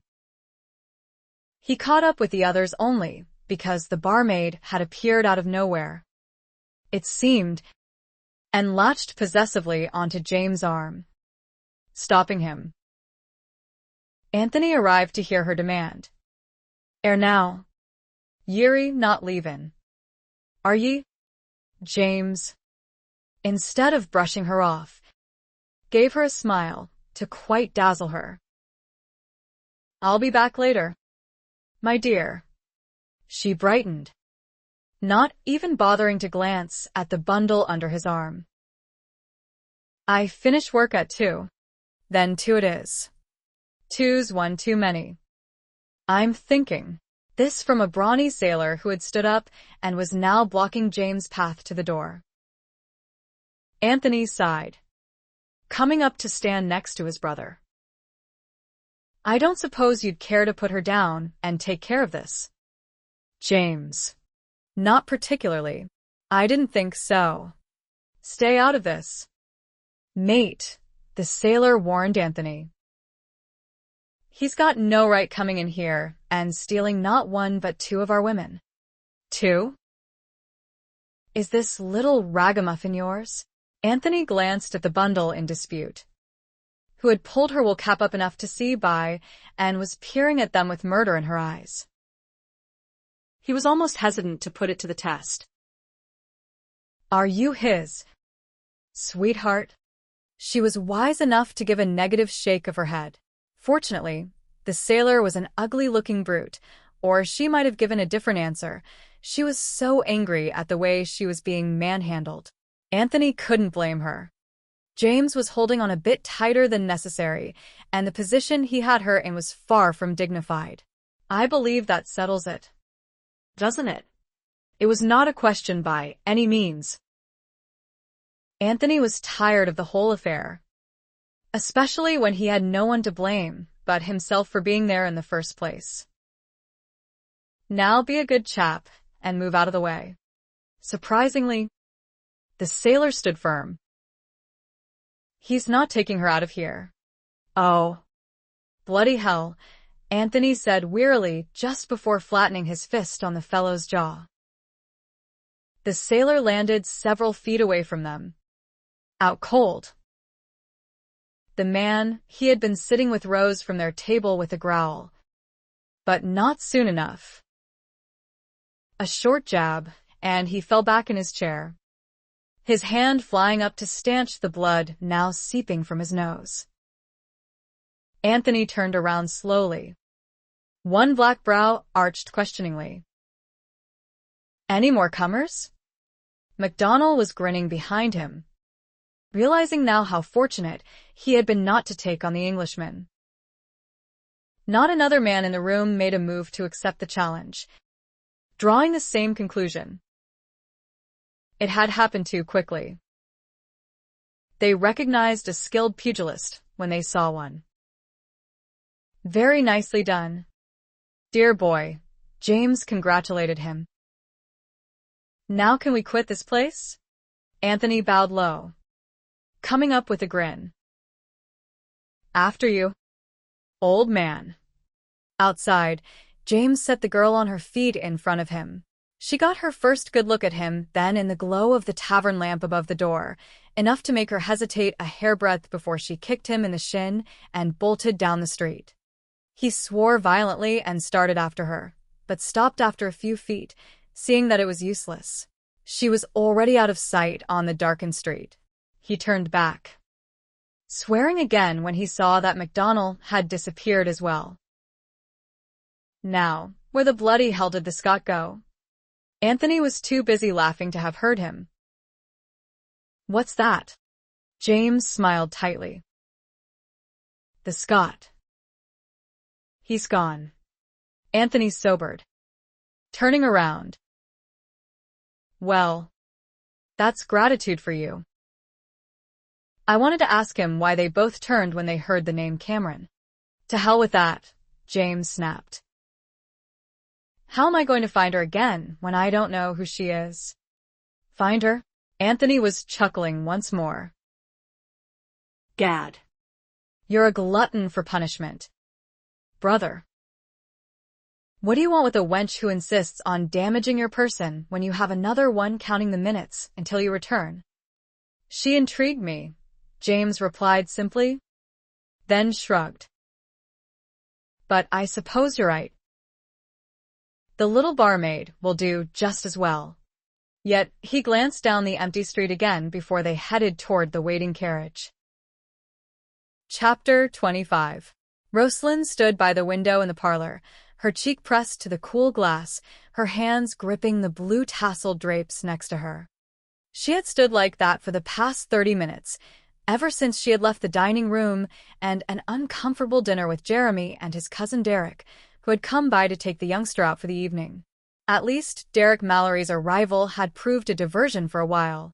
The Marquis heir was a handsome young man about her own age, with an unruly thatch of blonde hair and eyes more hazel than green. He cut quite a dashing figure in his evening togs, and it took Roslynn only half a minute to discover he was fast following in his uncle's footsteps, another rake for a family that had too many already. But there was still a certain boyish quality about Derek Malory that made him seem harmless and quite charming. He reacted to the news of his uncle's marriage just as Jeremy had, at first with disbelief, then delight. He was also the first to call her Aunt Roslynn, and not in jest, giving her quite a start for a moment. She really was an aunt now to a whole brood of nephews and nieces. An instant family, thanks to her marriage to Anthony, and a warm and loving one, if Jeremy was to be believed. But Jeremy and Derek were gone now. And Roslynn had gone back to her brooding, hardly even aware that she had stood in the same spot for the past half hour, gazing out at the passing traffic on Piccadilly. On the one hand, she was worried sick. Something had happened to Anthony. He was hurt, unable to get word to her. That was the only reason the whole day had gone by, and she had heard nothing from him. On the other hand, what had started as a slight irritation upon being abandoned, so to speak, had grown to a simmering anger as the hours dragged by, especially when Derek arrived and she couldn't explain Anthony's absence. He had simply gone about his business for the day without a by your leave. Never mind that he had a wife now who might worry about him. These conflicting feelings hadn't sat well together and had spoiled her appetite for the special dinner that she had held up for more than an hour, hoping Anthony would arrive in time. He hadn't, of course, and her anxiety was growing now, taking precedence over the anger, tying her belly up in knots. Hell's teeth. Where was he? This was only the second day of their marriage. Had he completely forgotten that fact? They should have spent the day together, getting to know each other better. A carriage finally stopped in front of the house. Roslynn raced out of the room, waving Dobson away when he started for the door. She yanked it open herself before Anthony even reached it, and scanned his tall frame for injuries. There were none. He was all right. She wanted to hug him and clobber him at the same time. She stood there gripping her hands instead, to keep from giving in to either urge. When Anthony spotted her, looking like a confection in a pale green gown with delicate white lace trim, his face lit up with a dazzling smile. God, you're a sight for sore eyes. Sweetheart. I can't tell you what a bloody rotten day I've had. Roslynn didn't move so he could enter, but stood her ground in the center of the doorway. Why didn't you tell me anyway? The brogue gave her away. He stepped back to get a better look at her and noted the mulish angle of jaw, the tightly compressed lips. Is something amiss? My dear, do you ken what time it is? Mon. Ah. So that's it. He chuckled. Did you miss me? Sweetheart. Miss you, she gasped. Ye conceited toad. I dinna care if you go off for days at a time if that's your wont. But it's common courtesy, isn't it? To be telling someone when they're no, to expect you home. Yes. I suppose it is, he surprised her by agreeing. And I'll be sure to remember that the next time I spend the day trying to track down your elusive cousin. Geordie? But why? Why else? To give him the good news. Or hadn't you realized that until he is made aware of your new status, he's still a danger to you? Roslynn could feel the blush starting. And it was a furious one. He was late on her behalf. And how did she meet him at the door? Like a shrew. I'm sorry, Anthony. Her contrite, downcast look was irresistible. He pulled her close until her head rested on his shoulder. Silly girl, he teased her gently. You've nothing to be sorry about. I rather like having someone worry about me. You were worried, weren't you? That's why all the fuss. She nodded, having heard him, but she wasn't that attuned to what he was saying. Her nose was twitching, assaulted by an offensive, sweet smell coming from his coat, almost like perfume, cheap perfume at that. She leaned back, frowning, and caught sight of a thin yellow string on his shoulder. No, not a string, a blonde hair. She picked it off and pulled, but it kept coming until at least a 12-inch length dangled from her fingers. She might have thought it was her own, even though it was so light in color, but it was brittle, not fine. "I knew it," she hissed, looking up at him with outraged fury in her eyes. "Knew what? What's got into you now?" "This." She shoved the hair in his face. "It's no mine, Mon. And it certainly isna yours. Is it now?" Anthony scowled, swiping the hair from her fingers. "It's not what you think, Roslynn." She stood back, crossing her arms over her chest. "Oh. I suppose it was some brazen wench who just happened to plop down on your lap uninvited, rubbing her cheap smell all over you before you could be stopping her. Good God." He groaned inwardly. Did she have to hit it right on the nose? As a matter of fact. Hell's teeth. "You canna even make up your own tales," she shrieked. This was so ridiculous, it was laughable, but Anthony didn't dare laugh when her expression at the moment boded murder. Very calmly, he said, "Actually, it was a barmaid. And I wouldn't have been in a position to have found her tumbling into my lap if I wasn't in a tavern, one of many, mind you, looking for your cousin. I put the blame on me for your unfaithfulness." That's typical of a Mon's arrogance, isn't it? But I'll be telling you what I'm to blame for. And that's believing you last night. I'll no be making that mistake again, Roslynn. She jumped back when he reached for her. And before he could stop her, she slammed the door in his face. Anthony swore foully, his temper finally unleashed, but with nothing to vent it on now. He turned around, facing the empty street, gritting his teeth. At least James had gone on in the carriage to White's to kill a few hours before his rendezvous with self-same barmaid. He didn't think he could have borne having his brother be a witness to this absurdity and watching him laugh his head off as he reminded Anthony about marital bliss. Bloody, everlasting hell. Kicked out of his own house. A fine topping for a day that had gone from bad to worse. If the ton ever got wind, Anthony's head came up with a jolt. It was his bloody house. What the devil did she think she was doing? Kicking him out of his own house. He swung around and started to kick the door. He was so angry. He thought better of that at the last moment and tried the latch first. But finding it unlocked, he threw it open forcefully. The resounding bang was satisfying. However, it did nothing to appease his temper. Nor did the fact that he caught his wife by surprise, halfway up the stairs. "Get back down here, Lady Malory. We haven't finished this discussion."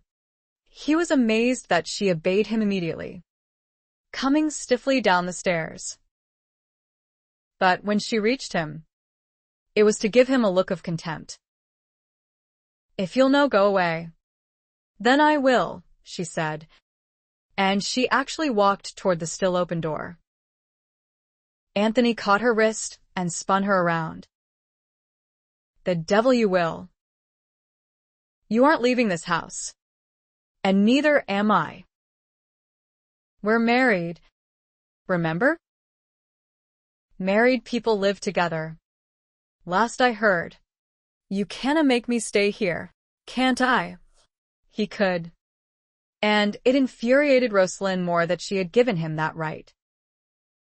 She jerked her hand away from him, rubbing the wrist that would be bruised come morning. "Very well. But I'll be taking another room for myself. And if you've anything to say about that, you can save it for another time." She turned back toward the stairs, only to be brought around again with a hand to her shoulder. "I prefer right now." "My dear," he said darkly. "You're condemning me out of hand. You've brought the evidence home, why you?" Mon. "It speaks for itself." His eyes closed in exasperation for a moment.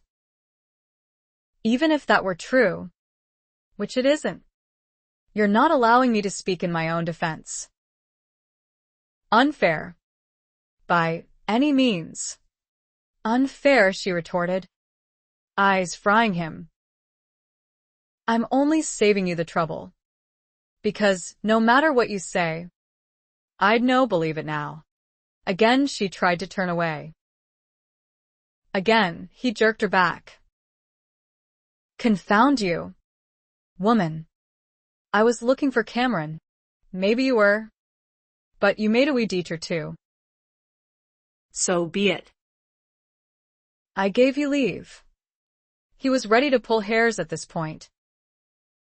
Then why are you raising bloody hell about it? You lied to me. You tried to make me believe it'd be otherwise. And for that I'll forgive you. She turned away in a huff. His voice stopped her this time, deliberately taunting. Go ahead, and I'll turn you over my knee. You wouldn't dare. His eyes had narrowed to mere slits. At the moment, sweetheart, I assure you it would be a pleasure. Now, I'm going to tell you this only once. Whether you believe it or not, I frankly no longer care. The little wench who crawled all over me was just doing her job. She made the offer. I refused it. There was no more to it than that. With icy control, Roslynn demanded haughtily. Are you finished? After her repeated attempts to do so, it was Anthony who turned and walked away. Chapter 26. Roslynn cried herself to sleep that night, the first time she had done so since she was a little girl. That Anthony didn't even try to disturb her in the new room she had moved to was a relief, and yet for some reason, she cried the harder. She hated him, never wanted to see him again, but she was stuck with him. If only she wasn't such a naive little fool. But she had let him convince her that they could have a normal marriage, and now she was paying for her gullibility, with resentment she couldn't seem to help feeling, and with a bitterness that was wholly unfamiliar to her. For a few hours that morning she had been in heavenly bliss, which made coming back down to earth so much harder to bear. She wouldn't forgive him for that, for her lost chance at happiness. Why couldn't he just leave things as they were? Why did he have to give her hope? Then turn right around and dash it to bits? Nettie, not having to be told what happened, since the whole household couldn't help but hear the loud argument, had wisely kept her mouth shut while helping Roslynn change rooms. The next morning, she had cold compresses ready to apply to swollen eyes, again without comment, bless her. And Roslynn's eyes were rather puffy. Chalk up another point against the cur. He was ruining her appearance. But Nettie's herbal solution erased all evidence of the miserable night her mistress had spent. Too bad she didn't have a magic tonic for what ailed Roslynn inside. Yet when she came downstairs in a sunny yellow dress to counteract her mood, it was virtually impossible to tell that she was still a boiling pot of emotions, none of them good, which was fortunate, since she walked unawares into a parlor full of Malorys, by the looks of them, minus her husband. Thank God. So it had started. Gad. At what a time, when she didn't know if she could bear the sight of Anthony today. And she had no idea what sort of mood he would be in when he came down. He could very well give their troubles away. But she wasn't going to. She formed a welcoming smile. Just because she wasn't able to get on well with her husband didn't mean she had to be at odds with the rest of the family. James was the first to notice her entrance and rose immediately to make the introductions. Good morning, dear girl. As you can see, the elders have arrived to look you over. My brothers Jason and Edward, the blushing bride. Jason was scowling already, but at James' choice of words. Both men were big, blonde, and green-eyed, with Edward the stockier of the two. Jason appeared an older version of James, serious, even to having that aura of ruthlessness about him. Edward was the exact opposite, as she was to learn, good-humored, easygoing, Certainly jolly, but stayed where business was concerned. Both men rose. Edward to give Roslynn a hearty hug, Jason, more reserved, bringing her hand to his lips. Jeremy, who didn't need another introduction, simply winked at her. Thank goodness he and James hadn't been home last night to overhear that embarrassing scene in the hall. You can't know what a pleasure this is, my dear, Jason was saying, giving her a warm smile as he led her to the sofa to sit next to him. I had despaired of Tony ever marrying. Didn't think the lad had it in him to settle down, Edward added jovially. Delighted to be proved wrong, though. Simply delighted. Roslynn didn't know what to say to that under the circumstances, because Anthony was anything but ready to settle down. But they wanted to believe he was, obviously, so she wouldn't set the record straight on that score. However, she couldn't let them think this was some sort of love match either. It certainly wasn't that by any means. She began to speak hesitantly. There were reasons why we married that you should be aware of. Already know. My dear, Edward interrupted. Reggie's filled us in about your cousin. Doesn't matter. You know. If Tony wasn't ready, he wouldn't have taken the plunge. He did it to help me, Roslynn said, only to get 3 doubting Thomas smiles, making her insist.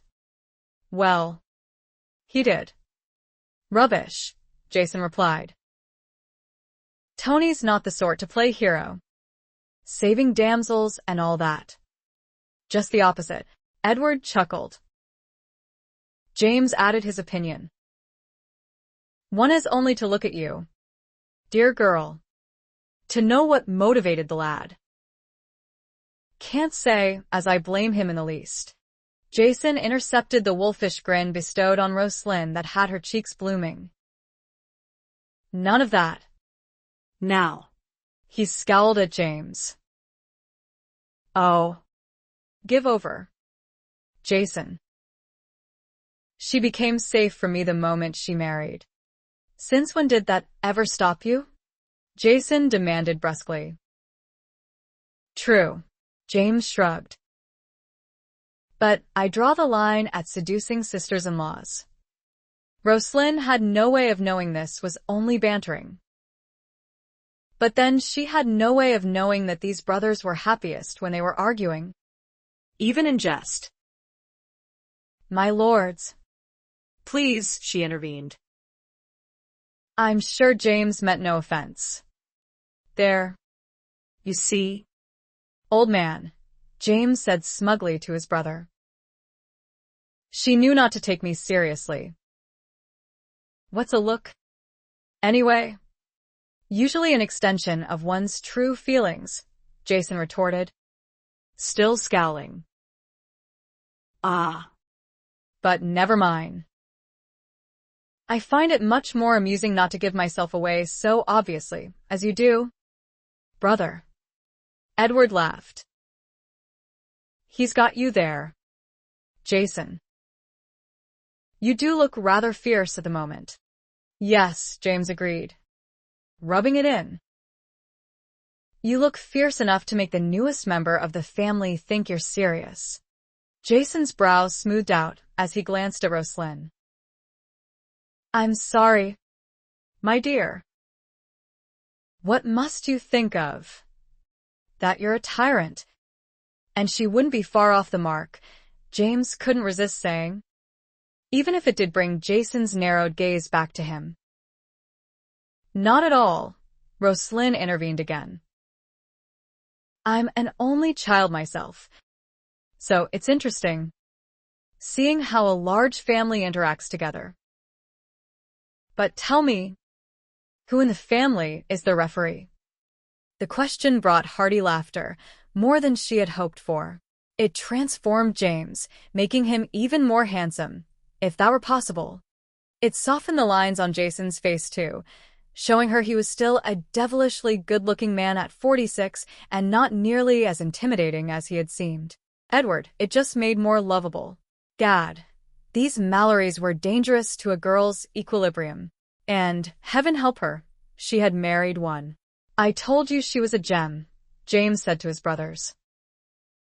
Has Tony met his match, or hasn't he? It would seem so, Edward agreed, wiping the tears of laughter from his eyes. But I thought you said she was Scottish. I detect no brogue. A quiet voice from the doorway answered before James could.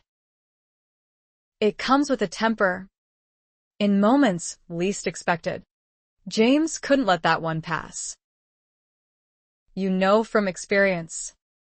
No doubt. No doubt at all, Anthony replied, looking directly at his wife. Roslyn's fingers clenched into fists. Her reaction to seeing him there. Oh.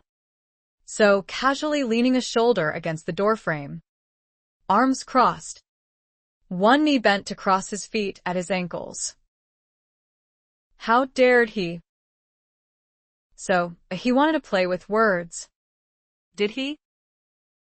She gave Anthony a syrupy sweet smile as she took up the challenge.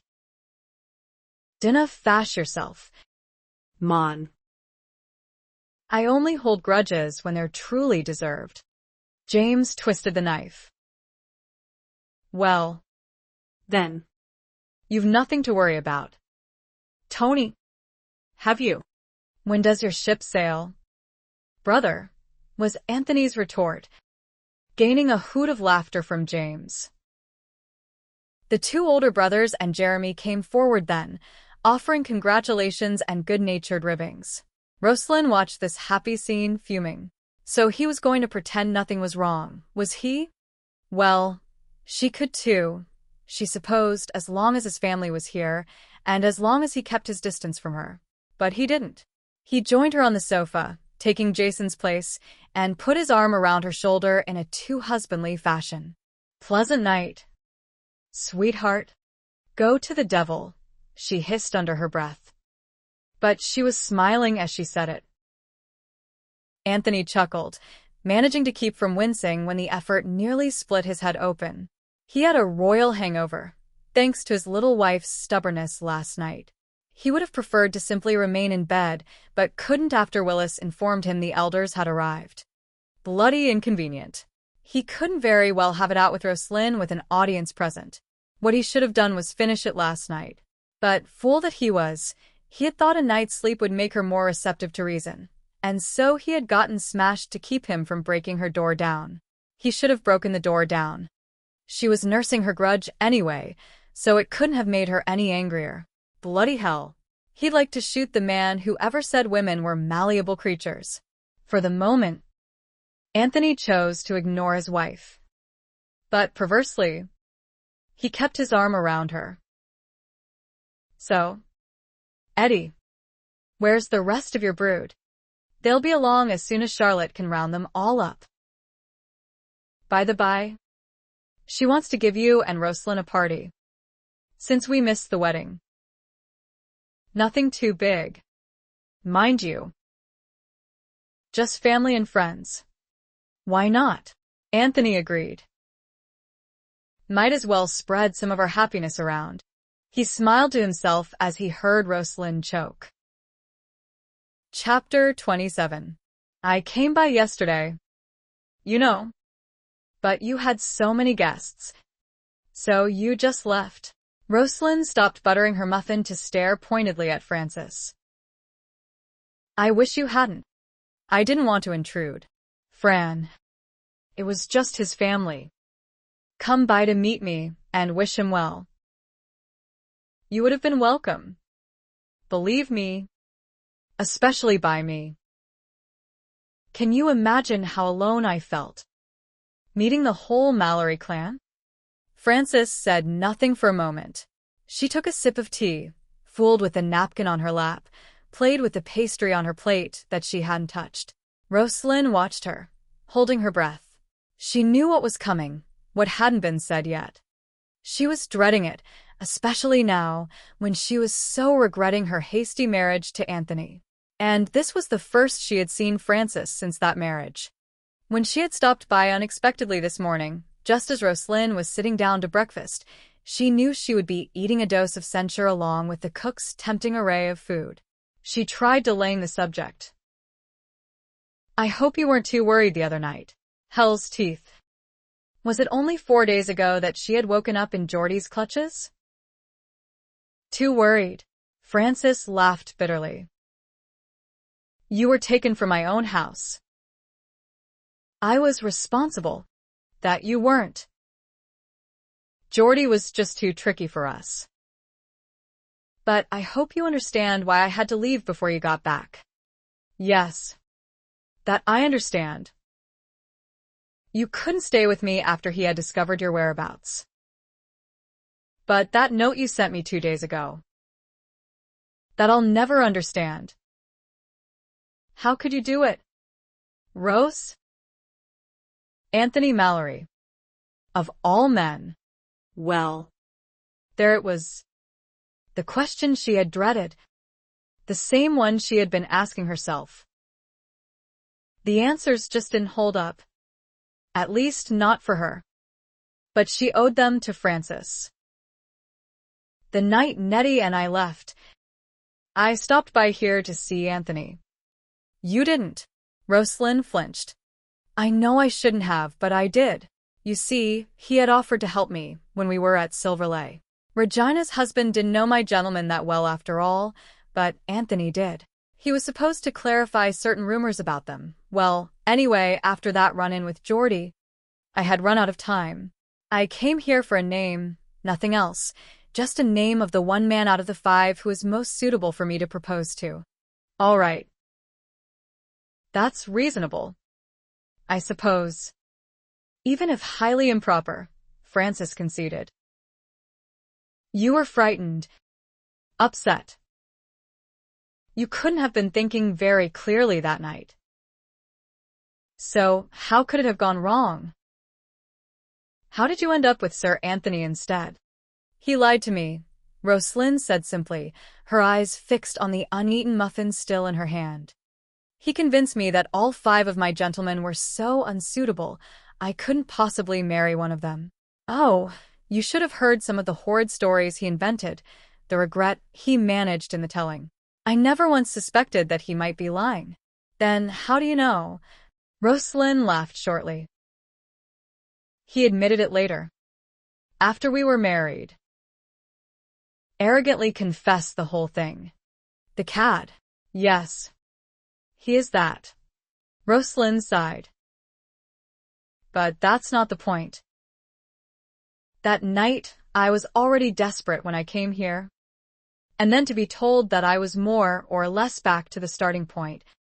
Well, I truly didn't know what to do." "So you asked him to marry you." Francis drew her own conclusion. "Well, at least I understand now, or think I do. I suppose you felt you had no other choice." "That's not exactly how it happened," Roslynn admitted, though she decided then and there not to mention her seduction. Francis didn't need to know everything. Even then I didn't consider Anthony as a solution to my problem. Hell's teeth, I was ready to go home to Scotland and marry a crofter. It was Anthony who suggested I marry him instead. Francis' mouth dropped open. "He did." She collected herself quickly from her surprise. "Well, I naturally thought you would have. You did say before that you wouldn't be afraid to make the proposal, that it would probably be necessary since you had so little time for courting. And here you had run out of time, so I naturally assumed he really did." "Yes. And I was just as surprised. In fact, I thought he was joking.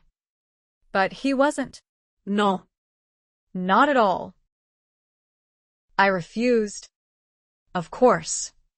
Francis' mouth dropped open again. "You did?" "Yes, and went on to Silver Lake." Francis didn't need to know this had happened the next morning. "But as you can see, I changed my mind. He was offering me a solution, and I decided to treat it as a business arrangement.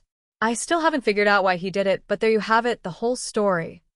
Less the parts Roslynn couldn't bring herself to mention." Frances sat back. Herself again. Well, I just hope you don't come to regret it. For your sake. I'll pray for a miracle. That Sir Anthony might somehow turn out to be another Nicholas Eden.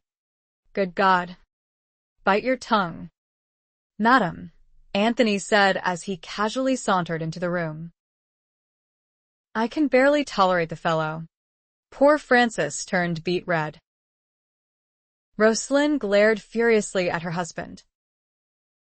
Taken to eavesdropping. My lord. Not at all. He smiled at her, belying the denial. So, the reinforcements have arrived.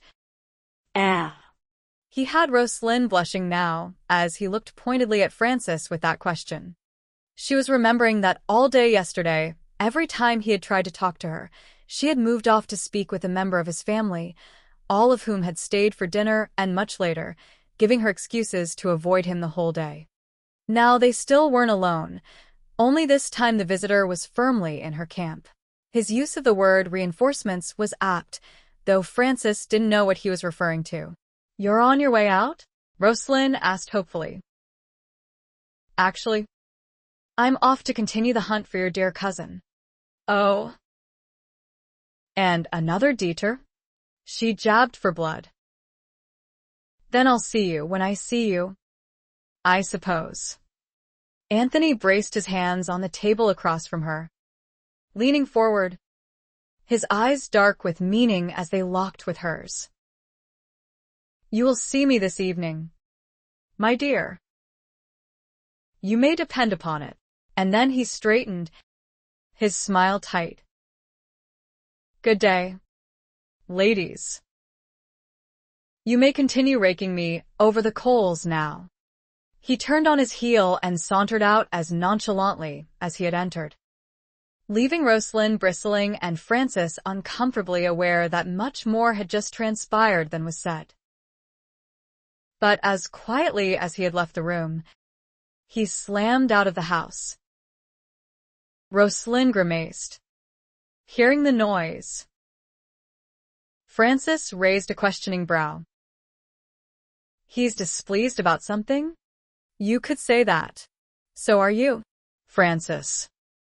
I really don't want to talk about it. That bad. Well, all I can say is you agreed to this marriage, knowing what he was like. I don't imagine he'll be an easy man to live with. But you must make the best of it. Just don't expect too much. That was laughable. She hadn't expected a thing until Anthony had deluded her into thinking he could change. And not 24 hours married, and he proved he couldn't. She could have understood a month later, or even a week, but the very next day after he swore he wanted no one but her? The trouble was, she couldn't seem to break through the anger to get back to her original reconcilement to take him as he was. Anthony's thoughts were simmering along the same lines as he threw himself into the waiting carriage outside. He had every right to be furious, and he was immeasurably so. A business arrangement. He'd like to know what the bloody hell he was to get out of this business arrangement as it stood now. Stubborn, unreasonable, vexing woman. And illogical, for God's sake. If she'd just used some common sense, she'd see how absurd her accusations were. But no, she wouldn't even talk to him about it. Every time he had tried yesterday, she had bestowed her false smile on him and flitted away, using his own family as a barrier against him. And they loved her. And why not? She was charming, intelligent, except in some matters, and beautiful, and they looked on her as his salvation. More likely she was the devil's advocate, sent to drive him mad. Well, he'd be doubly damned if he'd lose another night's sleep over the contrariness of his wife. She belonged in his bed, not nursing her foolish grudges across the hall. Tonight they'd talk. By God. And without interruption. Now, how to word a message to James? To suggest he take himself and Jeremy off for the evening. without telling him why. Chapter 28. A while after Francis left, Jeremy came in with a stack of newspapers and a Johnny smile, telling Roslynn the notice would run for 2 weeks. She found it in each paper, the announcement of her marriage, but she had to admit that Anthony was right in this matter. There was no guarantee that Geordie would see it, so she couldn't help feeling grateful that, even though Anthony was annoyed with her, he was still making an effort to find Geordie to warn him off. She might be safely married, but if Geordie didn't know it, then how safe was she really? He could at this very moment be working on a new scheme to snatch her and drag her to the altar. He knew where she was. At least he knew that her clothes had come to this address. And if he succeeded in abducting her again, and she had to be the one to tell him he was too late, well, there was no telling what he might do to her in his anger at being thwarted. Because of that, she elected to stay close to home for a while. Any remodeling she was planning could be done by having the tradesmen come to her, rather than her going to them. And she did plan extensive redecorating of Anthony's house. Nor was she going to bother to tell him about it. And when he saw the damage to his purse, because she had changed her mind about paying for it herself and intended to use only his money, well, he might think twice before getting in her bad graces again with more lies. A wee voice whispered that she was being wickedly spiteful. Roslynn didn't listen to it. She was going to spend Anthony's money, as if he were made of it. She might even insist he build her a new house, a mansion in the country perhaps, but after she had redecorated this one, of course.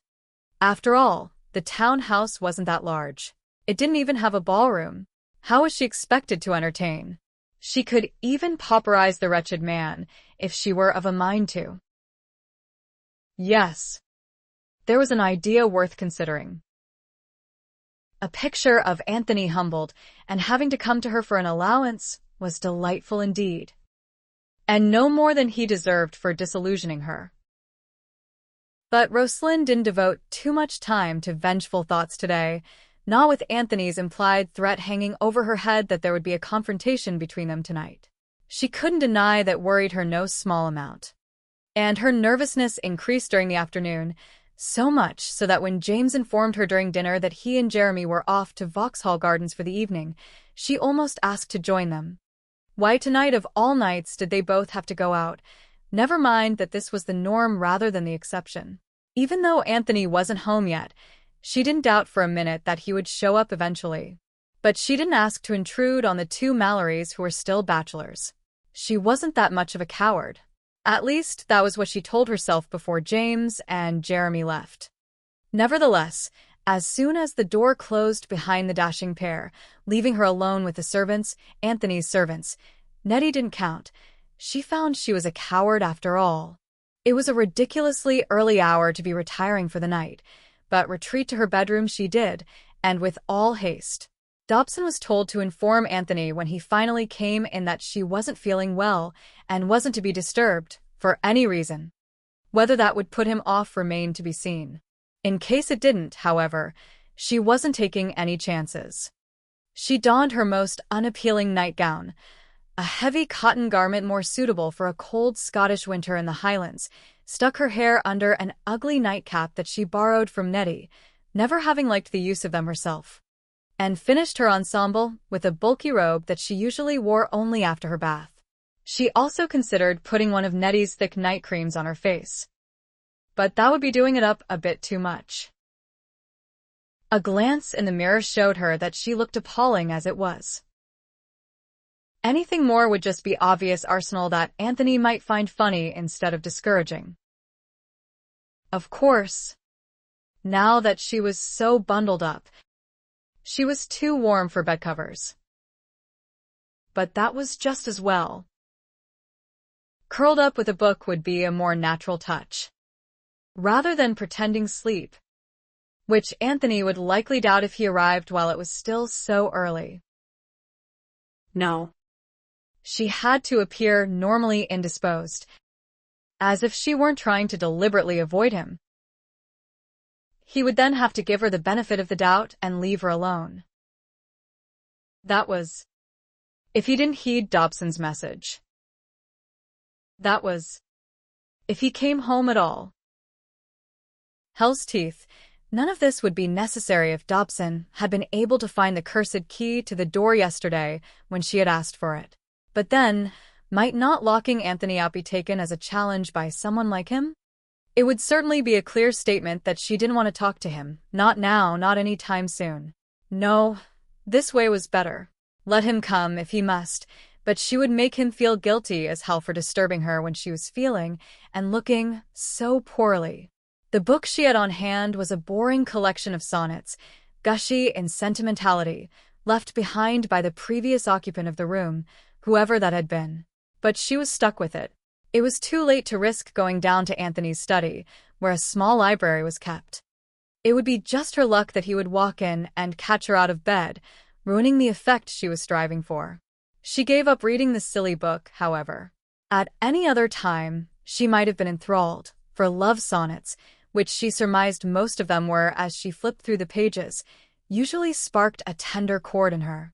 But she was in no frame of mind to be romantic tonight. Anything but. She let her mind wander instead, wondering if she ought to allow her malady to last through tomorrow.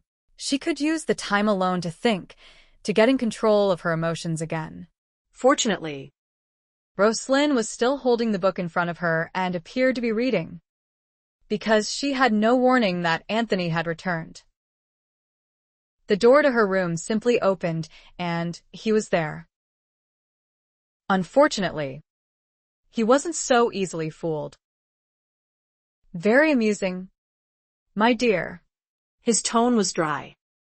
His expression inscrutable. Did it take all day to think this up? Or were you inspired when the hawk and his pup deserted you? Since she had no idea what he was talking about in reference to birds and dogs, she ignored the question altogether. Asked not to be disturbed. I know you did, sweetheart. He shut the door, his smile unnerving. But a husband is allowed to disturb his wife, anytime, anywhere, any way he wants to. He was putting another meaning on the word, one that had her cheeks flaming, which he was quick to note. It must be a fever, he continued, coming slowly toward the bed. And no wonder, with that mountain of nightclothes you're wearing. Or is it a cold? No, you haven't bothered to redden your nose with a little pinching. A headache, then, of course. You don't need to produce visible symptoms to claim one, do you? His baiting enraged her beyond good sense. Beast. If I did have one, you wouldn't care, would you? Oh, I don't know.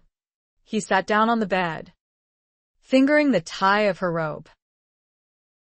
His smile was more humorous now that she had given up her ruse. Do you have one? Yes. Liar. I'm learning from a master. He laughed. Very good, my dear.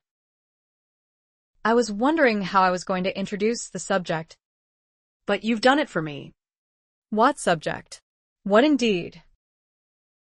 Are we going to play them now? We aren't going to play anything. You're going to leave this room. Of course he didn't. That would have been too much to hope for. He sat back, leaning on one elbow, infuriating her with his quiet scrutiny. Suddenly, he leaned forward and snatched her nightcap away. That's better. He twirled the cap on his finger as he gazed at the red gold locks scattered about her shoulders. You know how I love your hair. I suppose you hid it just to annoy me? You flatter yourself. Maybe, he said softly. And maybe I've known enough women to know how their minds work when they turn vindictive for some supposed wrong. Cold food, cold shoulders, and cold beds. Well, you've served me up all but the food. But I suppose that will come. She threw the book at him. He dodged it handily. If you want to get violent, sweetheart, you've certainly caught me in the right mood for it. In fact, if I had found Cameron today, I think I'd have shot the bastard first and asked questions later. So don't press your luck. He said it too quietly for her to take him seriously. She was too caught up in her own enraged passions to realize that she'd never seen Anthony like this. He was calm. He was in control. He was furious. She just didn't know it. "Will you just get out?" she demanded shrilly. "I'm no ready to talk to you yet." "Mon. So I see." He threw her nightcap across the room. "But I don't particularly care whether you're ready or not." "My dear." She gasped when he reached for her. Her hands flew up to hold him back. Her action worked only because he allowed it for the moment. "Recall the first condition of this marriage, Roslynn. I'm to get you with child, at your own insistence." "I agreed to do just that." "You also agreed to the second condition, and you've done that too." It's the lying that came after that has changed things. Mon. She didn't doubt that he was angry now. It was there in the hard glint of his eyes, the clenched jaw. He was a different man, a frightening man, a fascinating man. He stirred something in her that was primitive, unrecognizable. Shouting she could have dealt with. But this? She didn't know what he would do, what he was capable of, but a part of her wanted to find out. But Anthony was angry, not crazy. And that spark of desire that flashed in her eyes as she pushed away from him mollified him to a degree. She still wanted him. Even in her fury, she still wanted him. Assured of that, he found he could wait until she got over her peak. It wouldn't be a pleasant wait, but he wasn't about to have her crying rape come morning, putting him right back where he started, only with another grudge for her to hold against him. "You really should have pinched your nose, my dear." I might have believed that. Roslynn blinked, doubting her ears. "Oh." She shoved against him with all her might. He obliged her by leaving the bed. But his smile was tight as he stared down at her. "I've been patient, but I give you fair warning. A man's patience is a fickle thing. It shouldn't be tested too often. Especially when he's got nothing to apologize for and nothing to feel guilty about yet." Huh. Anthony ignored that as he walked to the door. "It might help if you told me how long you intend to punish me." "I'm not punishing you," she insisted stonily. "Aren't you, sweetheart?" He turned to chill her with a parting shot. "Well, just remember that two can play this game." What he might have meant by that bothered Roslynn for the rest of the night. Chapter 29. A jab. Another jab. A left hook, followed by a right cross. The man was down, out cold, and Anthony stood back, swearing because it was over too quickly. Knighton tossed a towel in his face, swearing too as he jumped into the ring to examine Anthony's partner. Jesus. Malory. No wonder Billy tried to beg off today after he got one look at you. I always say the ring's a nice place to work out frustrations, but not for you. Shut up. Knighton, Anthony snapped as he tore off his gloves. The hell I will, the older man shot back angrily. I'd like to know where I'm going to find another bloke stupid enough to step into the ring with you. But I'll tell you this. I ain't even going to bother looking until you've bedded the wench and got it out of your system. Stay out of my ring until you do. Anthony had laid men flat for less. But Knighton was a friend. He nearly laid him flat anyway for his bloody insight in calling it too close to the mark. He stood there, the urge overpowering. It was James' voice, breaking into the haze of his rage. That checked him. Having trouble finding partners again. Tony. Not if you're still willing to oblige me. Do I look like a fool? James glanced down at his apparel in mock surprise. And here I thought I was done up quite smartly today. Anthony laughed, feeling some of his tension drain away. As if you didn't think you could make short work of me. Well, of course I could. No doubt, Atal. Just don't want to. Anthony snorted, started to remind James of the going-over Monteith had given him. Even if James did come out the winner. But changed his mind.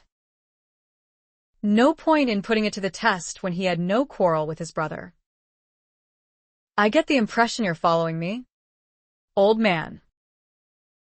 Any particular reason? As a matter of fact, I've a bone to pick, outside of the ring. Of course. Anthony jumped down, reaching for his coat. Mind if we get out of here first? Come on. I'll buy you a drink. Make it more than one, and you're on. The afternoon atmosphere in White's was quiet, soothing, a place to relax, read the dailies, conduct business, discuss politics, gossip, or get drunk, as Anthony contemplated doing, all without the disruptive presence of women, who were not allowed. The lunch crowd was gone, leaving only the regulars, who lived more at the club than at home. The dinner crowd and serious gamblers had yet to arrive, though there were a few games of whist in progress. Who kept up my membership all these years? James asked as they took seats away from the bow window before which the fashionable set would soon be gathering. You mean you're still a member? And here I thought you were getting in as my guest. Very amusing. Dear boy. But I know bloody well Jason and Eddie boy wouldn't have bothered. Anthony frowned at being cornered. So, I'm a sentimental ass. It's only a few guineas a year. For God's sake. I just didn't want to see your name stricken from the list. Or, you were certain I'd come back into the fold eventually? Anthony shrugged. There was that. Not to mention a bloody long waiting list to get in. Didn't want to see you deserting us for Brooks. Malory. Anthony was hailed and descended upon by a red-cheeked fellow of his acquaintance. Stopped by your house yesterday, but Dobson said you were out. Wanted to clear up a little wager I have with Hillary. She saw this notice in the paper. You'll never believe it, Malory. It said you'd married. Course I knew it couldn't be you. Had to be some other chap, same name. I'm right, aren't I? Tell me it's a bloody coincidence. Anthony's fingers tightened around his glass. But other than that, there was no inkling that he was bothered by the question. It's a bloody coincidence, he replied. I knew it, the fellow crowed. Wait till I tell Hillary. The easiest £5 I've won from her in a long time. Was that wise? James asked as soon as red cheeks drifted away. Imagine the disagreements it's going to cause when he claims to have it from your own lips that you're not married. There'll be fights with those who know better. What the hell do I care? Anthony snarled. When I feel like I'm married, I'll admit I'm married.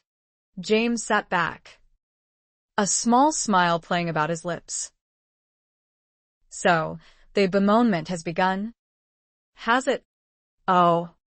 Shut up. Anthony downed his drink and left to get another. He came back with a bottle. I thought you had a bone to pick with me. Pick away. It seems to be becoming a habit. James let the more interesting discovery pass for the moment. Very well. Jeremy tells me Vauxhall was your idea, not his. If you'd wanted to be rid of us for the evening, why go through the lad? Didn't you enjoy yourselves? That's beside the point. I don't like being manipulated. Tony. But that's precisely why I sent the message to the lad. Anthony grinned. You've admitted how hard it is for you to deny him anything. Now that you've become such a doting parent. Bloody hell. You could have just asked me. Am I so insensitive that I can't appreciate that you might want to spend an evening alone with your new wife? Come off it. James. You're about as sensitive as a dead tree. If I had asked you to leave last night, you'd have stayed just to see why I wanted you gone. Would I? James' smile came grudgingly. Yes.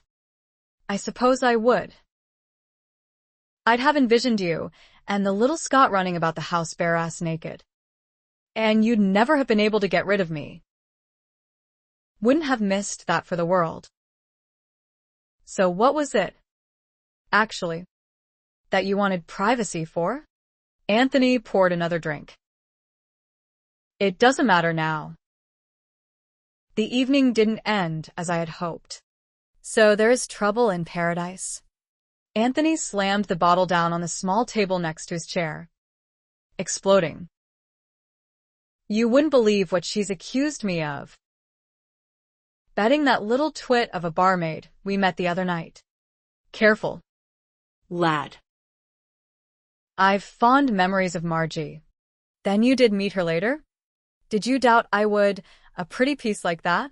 Though the little vixen in breeches would have done never mind. James poured himself another drink, disturbed by the regret he felt at losing that one. Why didn't you just tell your lady I'd marked the girl for myself? I mean, we've shared women before, but there's something unsavory about sharing in the same day, don't you think? True. But my dear wife wouldn't put any unsavory deed beyond my capabilities. And I resent being put in a position of having to explain that I've done nothing wrong. I shouldn't have to do that. A little trust wouldn't be amiss. James sighed. Tony, lad, you've a lot to learn about new brides. You've had one, have you? Which makes you an expert. Anthony sneered. Of course not, James retorted. But common sense would tell you it's got to be a very delicate time for a woman. She's feeling her way, adjusting. She's devilish insecure, nervous. Trust? Ha. First impressions are more likely to be the lasting ones. Stands to reason, don't it? It stands to reason you don't know what the deuce you're talking about. When's the last time you even bumped elbows with a lady of quality? Captain Hawk's tastes leaned toward a different sort entirely. Not entirely, lad. Leading a band of brigands does have its drawbacks, mainly in the lower class of establishments one is limited to frequenting.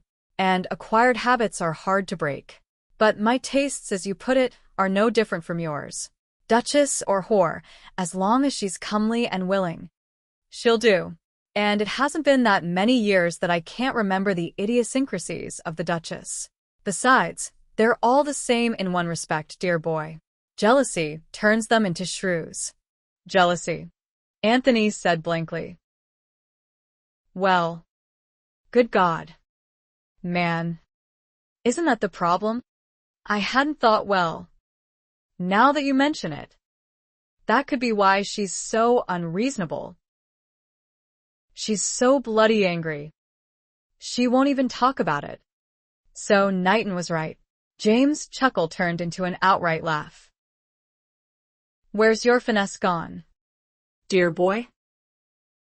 You've had enough practice in these matters to know how to get around. Look who's talking, Anthony cut in irritably. The same man who got his shin kicked the other night. Where was the Hawk's finesse? Blister it? Tony, James growled. If you keep bandying that name about, I'm going to end up with a rope around my neck yet. Hawk's dead. Kindly remember that. Anthony's mood improved, now that his brothers had taken a turn for the worse. Relax, old man. These chaps wouldn't know a hawk from a hawk. But point taken. Since you've gone to the trouble of killing him off, We may as well let him rest in peace. But you never said, what happened to the rest of your brigands? Some went their own way. Some formed an attachment for the maiden and, even though she's changed her colors, they're landlocked only till we sail. And when, pray tell, will that be? Relax, old man. James tossed the phrase back at him. I'm having too much fun watching you make a mess of your life to leave just yet. Chapter 30. It was 5 o'clock in the afternoon when George Amherst assisted the two Malory brothers out of the carriage in front of the brownstone-faced house on Piccadilly, and they did need assistance. George was smiling and had been ever since he came upon the two in whites and smoothed over the disturbance they'd caused. He couldn't help it. He'd never seen Anthony so foxed he didn't know if he was coming or going. And James, well, it was utterly comical to see this intimidating Malory laughing his head off over Anthony's condition when his own was anything but sober. She's not going to like this, James was saying as he hooked an arm around Anthony's shoulders, nearly unbalancing them both. Who? Anthony demanded belligerently. Your wife. Wife. George grabbed Anthony as the brothers began to sway and steered them to the door. Splendid, he chuckled. You nearly get yourself kicked out of White's for decking Billings when all he did was offer felicitations on your marriage. And here you can't remember you've got a wife. George was still getting used to the idea himself. He had been rendered speechless when Anthony had come by his house yesterday morning to tell him personally, before he read about it in the papers. One laugh. George, one little chuckle, and I'll rearrange your nose for you, Anthony had told him with appalling sincerity. I was out of my mind.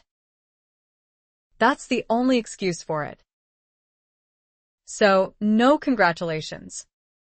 If you please. Condolences are more in order. Then he had refused to say another word about it, not who she was or why he'd married her, nor a hint about why he was already regretting it. But George wasn't so sure he was actually regretting it, not when Anthony had dragged him off on a search for this cousin of hers who was some sort of danger to her. The desire to protect her was obvious. The desire not to talk about her was equally as obvious. Most obvious was Anthony's anger, simmering just below the surface all day. George was bloody well relieved they hadn't found the chap Anthony was looking for. He would have hated to see the result if they had. But a chance remark from James as George was hustling them out of White's put some perspective on the thing. You've just found a temper to match your own, Tony. Can't say as it's a bad thing in a wife. It'll keep you on your toes, if nothing else. And he had laughed, even when Anthony snarled back, when you get one of your own, brother, I hope she's as sweet as that little viper who kicked you instead of thanking you for your help the other night. The door opened just as George was about to pound on it. A wooden-faced Dobson stood there. But the butler's expression relaxed into a grieved surprise as James abandoned Anthony for a steadier handhold. Dobson. Where's Willis? Dear fellow? I'm going to need help with my boots. I think. That wasn't all he would need help with, George thought, grinning, as the skinny Dobson, saying nothing, tried to get the much larger man to the stairs. George was having trouble holding Anthony up as well. You'd better call some footmen, Dobson, George suggested. I'm afraid, Dobson puffed without looking back. They're on errands for the mistress. My lord. Bloody hell. Anthony perked up, hearing that. What's she doing dispatching? George poked him in the ribs to shut him up. The lady in question had come out of the parlor and stood with hands on hips and an unpleasant gleam in her hazel eyes, which moved over them all. George swallowed hard. This was Anthony's wife. Gad. She was breathtaking and furious. Beg pardon? Lady Malory, George offered hesitantly. I found these two rather deep in their cups. Thought it prudent to get them home to sleep it off. And who are you, sir? Roslynn asked stonily. George didn't get a chance to answer. Anthony, fixing his gaze on his wife, sneered. Oh, come now, my dear. You must know old George. He's the very chap responsible for your distrust of the male gender. George flushed hotly as her eyes narrowed with a distinct golden glow on him. Blister at Malory, he hissed, throwing Anthony's arm off his shoulder. I'll leave you to the tender mercies of your wife. No more than you deserve after that crack. Not that he understood it, but that was no way to introduce one's best friend to one's wife. To Roslynn. George nodded. Another time. Lady Malory. Hopefully under better circumstances. And he departed angrily, not even bothering to close the door.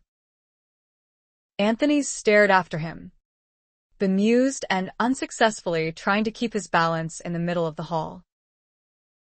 Was it something I said, George? James laughed so hard at that. He and Dobson fell back 2 steps on the stairs. You're amazing, Tony. Either you don't remember at all, or you remember more than you should. Anthony rounded about to stare at James. Halfway up the stairs now. His "what the deuce does that mean?" got only another laugh. When it looked as if Anthony was going to fall flat on his face, Roslynn rushed forward, dragging his arm about her neck and putting her own around his waist. I canna believe you've done this, Mon, she gritted out, maneuvering him carefully across the hall. Do you ken what time of day it is, to be coming home like this? Certainly, he replied indignantly. It's well, whatever time it is. Where else would I come home to? Except to my own home. He tripped on the bottom step, pulling Roslynn down with him to sprawl at the foot of the stairs. Hell's teeth. I ought to leave you here. Anthony misunderstood in his befuddled state. His arm whipped around her, holding her so tight against his chest she couldn't breathe. You're not leaving me, Roslynn. I won't allow it. She stared at him incredulously. You owe God. Save me from drunks and imbeciles, she said in exasperation, pushing away from him. Come on, you foolish man. Get up. Somehow, she got him upstairs and into his bedroom. When Dobson appeared at the door a moment later, she waved him away. Why? She wasn't sure. She could have used his assistance. But it was a unique situation, having Anthony helpless and unable to do for himself. She was rather enjoying it, now that the first irritation had passed. That she was likely the cause of his condition was satisfying too. Or was she? Do you mind telling me why you've come home drunk in the middle of the day? She asked as she straddled his leg to remove the first boot. Drunk? Good God. Woman. That's a disgusting word. Gentlemen do not get drunk. Oh. Then, what do they get? He shoved against her backside with his other foot until the boot popped off. The word is it's what the deuce is it? Drunk, she repeated smugly. He grunted, and when she came for the second boot, his shove was a bit harder, sending her nearly toppling when the boot came off in her hands. She swung around, eyes narrowed, only to find him grinning innocently at her. She threw the boot down, coming back to the bed to tackle his coat. You didn't answer my question, Anthony. What question was that? Why are you in this disgusting condition? He didn't take offense this time. Come now, my dear. Why else would a man tip one too many? Either he's lost his wealth, a relative's died, or his bed's empty. It was her turn to look deliberately innocent. Did someone die? He placed his hands on her hips, pulling her a touch closer between his legs. He was smiling, but there was nothing humorous about it. Play with fire, sweetheart, and you'll get burned, he warned thickly. Roslynn yanked hard on his cravat before she pushed him back on the bed. Sleep it off, sweetheart. And she turned on her heel. You're a cruel woman, Roslynn Malory, he called after her. She closed the door with a decisive bang. Chapter 31. Anthony woke with a splitting head and a curse on his lips.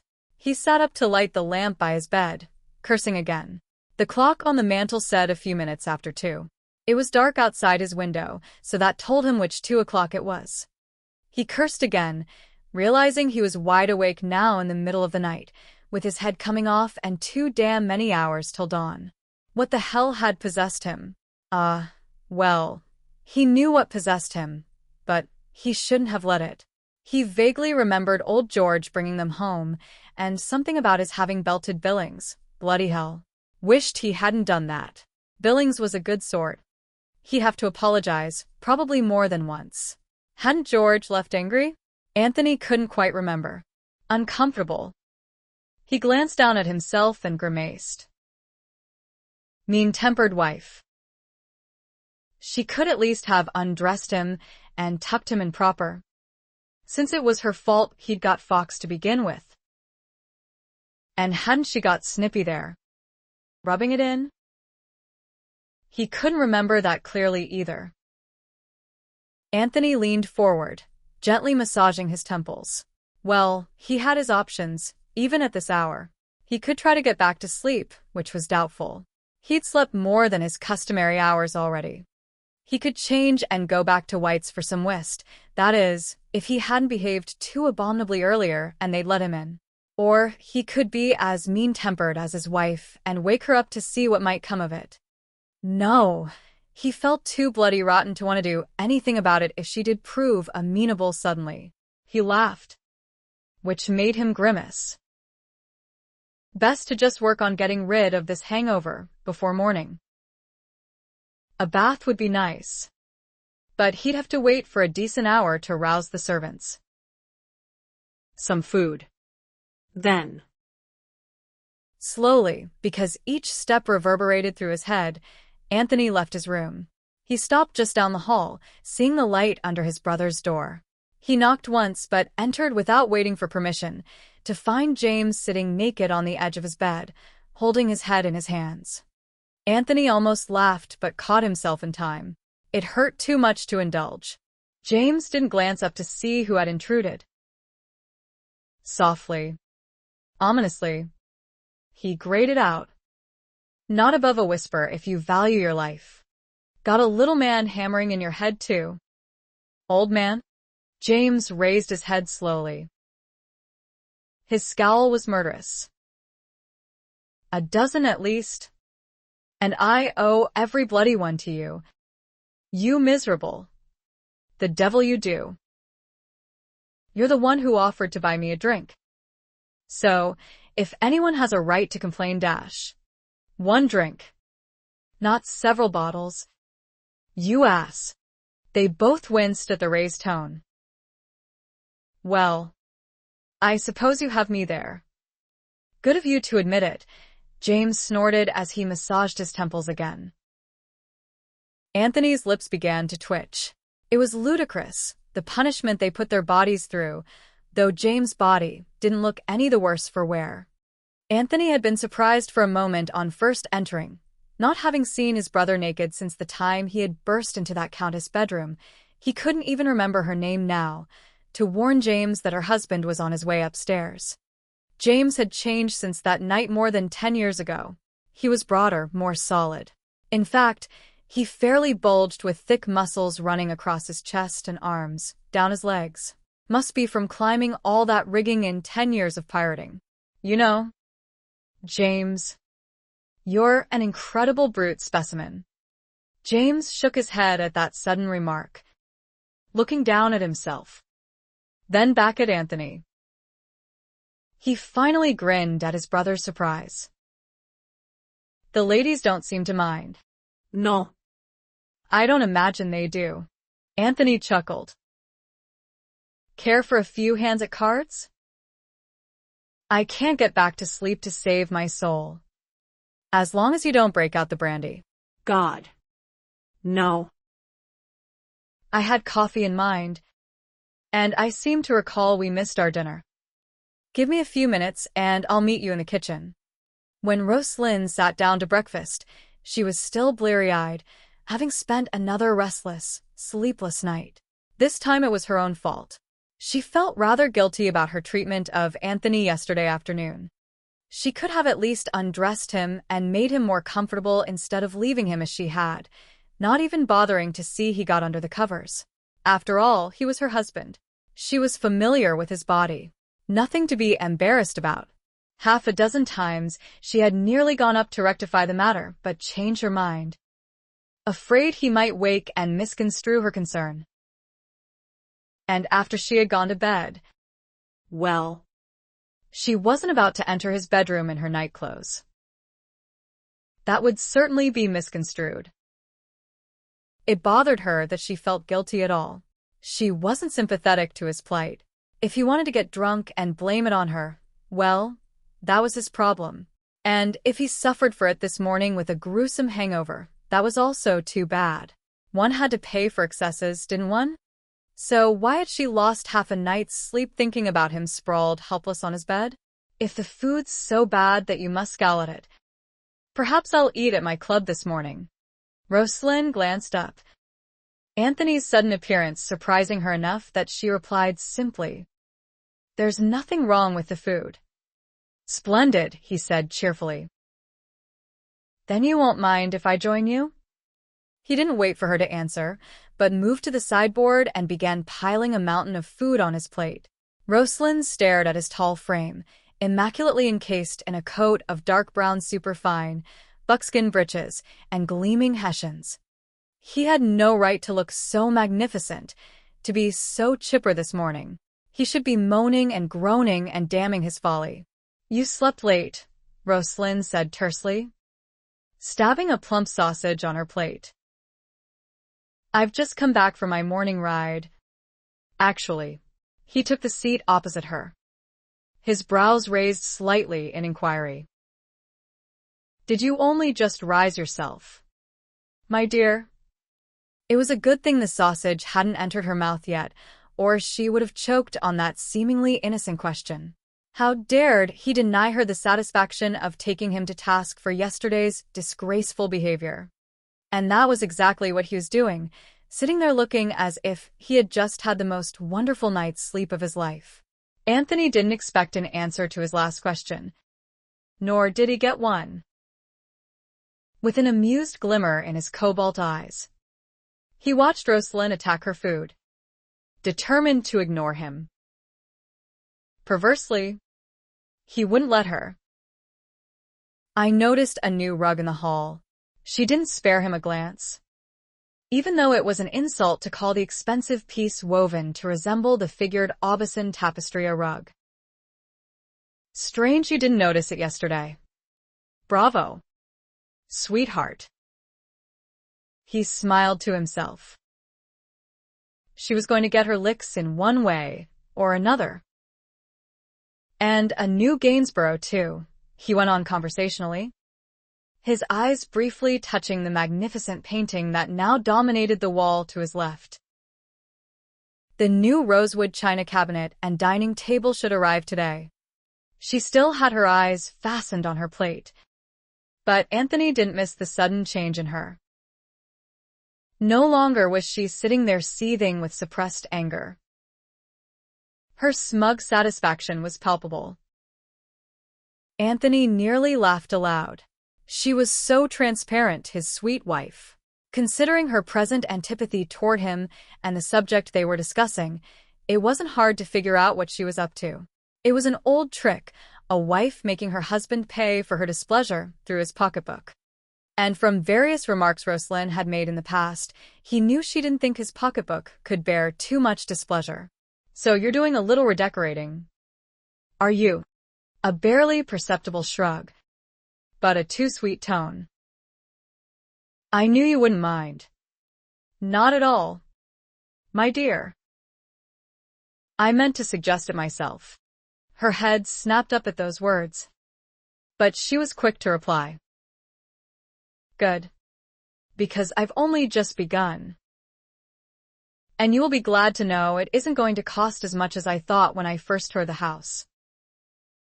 "Why?" "I've spent only £4,000 so far." "That's nice." Roslynn gaped at him, disbelieving her ears. His blatantly bored response was the last thing she had expected. Was it possible he thought she was spending her own money? Well, the wretch would find out differently when the bills started coming in. She stood up, throwing her napkin down on the table, too chagrined with his reaction, or lack of it, to remain in his company. But she couldn't make the dramatic exit she would have liked. After yesterday, it was imperative that she insist there not be a repeat performance today when she was expecting company. "Francis is coming for dinner this evening. If you should happen to change your habit of returning late and show up to join us, kindly do so soberly." It was all Anthony could do to keep his lips from twitching. "Bringing in reinforcements again. My dear, I resent that," she said with icy hauteur before she stalked away, only to whip around at the door, glowering at him. "And for your information, my lord, I don't distrust all men, as you so boorishly pointed out yesterday while introducing me to your friend, only rakes and bounders." Chapter 32. That be him. Lord. Geordie Cameron turned to the short, bewhiskered man next to him and could have crowned him. "Which one, ye idiot?" "There are two of them." Wilbert Stowe didn't blink an eye at the Scot's abrasive tone. He was used to it by now, used to his impatience, his short temper, his arrogance. If Cameron didn't pay so well, he'd tell him where he could stuff this job. Probably slice his gullet too, just for good measure. But he was paying well, 30 English pounds, a fortune to Wilbert Stowe. So he held his tongue as always, letting the insults pass over him. "The dark one," Wilbert clarified, keeping his tone servile. "'E's the one what owns the ewes. Sir Anthony Malory be his name." Geordie trained a spyglass across the street, bringing Malory's features into sharp relief as he turned at the door to say something to the blonde chap with him. So this was the Englishman who had been combing the slums for Geordie these past few days, the one who was hiding Roslynn? Oh, Geordie knew she was in there, even if she hadn't shown her face outside the door since he had ordered Wilbert and his brother, Thomas, to keep a constant watch on the house. She had to be in there. This was where her clothes had been sent. And this was where that Grenfell woman had come twice now to visit. Roslynn thought she was so smart, secreting herself inside that house and not coming out. But it was easier here, keeping watch, what with Green Park just across the street. Plenty of trees for concealment, not like having to sit in a carriage that might draw suspicion, as had been the case on South Audley Street. She couldn't make a move without Wilbert or Thomas knowing it, and they kept an empty coach up the street just waiting to follow her in. It was just a matter of time. But in the meantime, he would take care of the English fop who was hiding her and who had twice forced Geordie to change location in the last 5 days because of his infernal snooping. Now that he knew what the dandy looked like, it would be an easy task to settle. Geordie lowered the spyglass, smiling to himself. Soon, lass. Soon I'll make ye pay for all this trouble.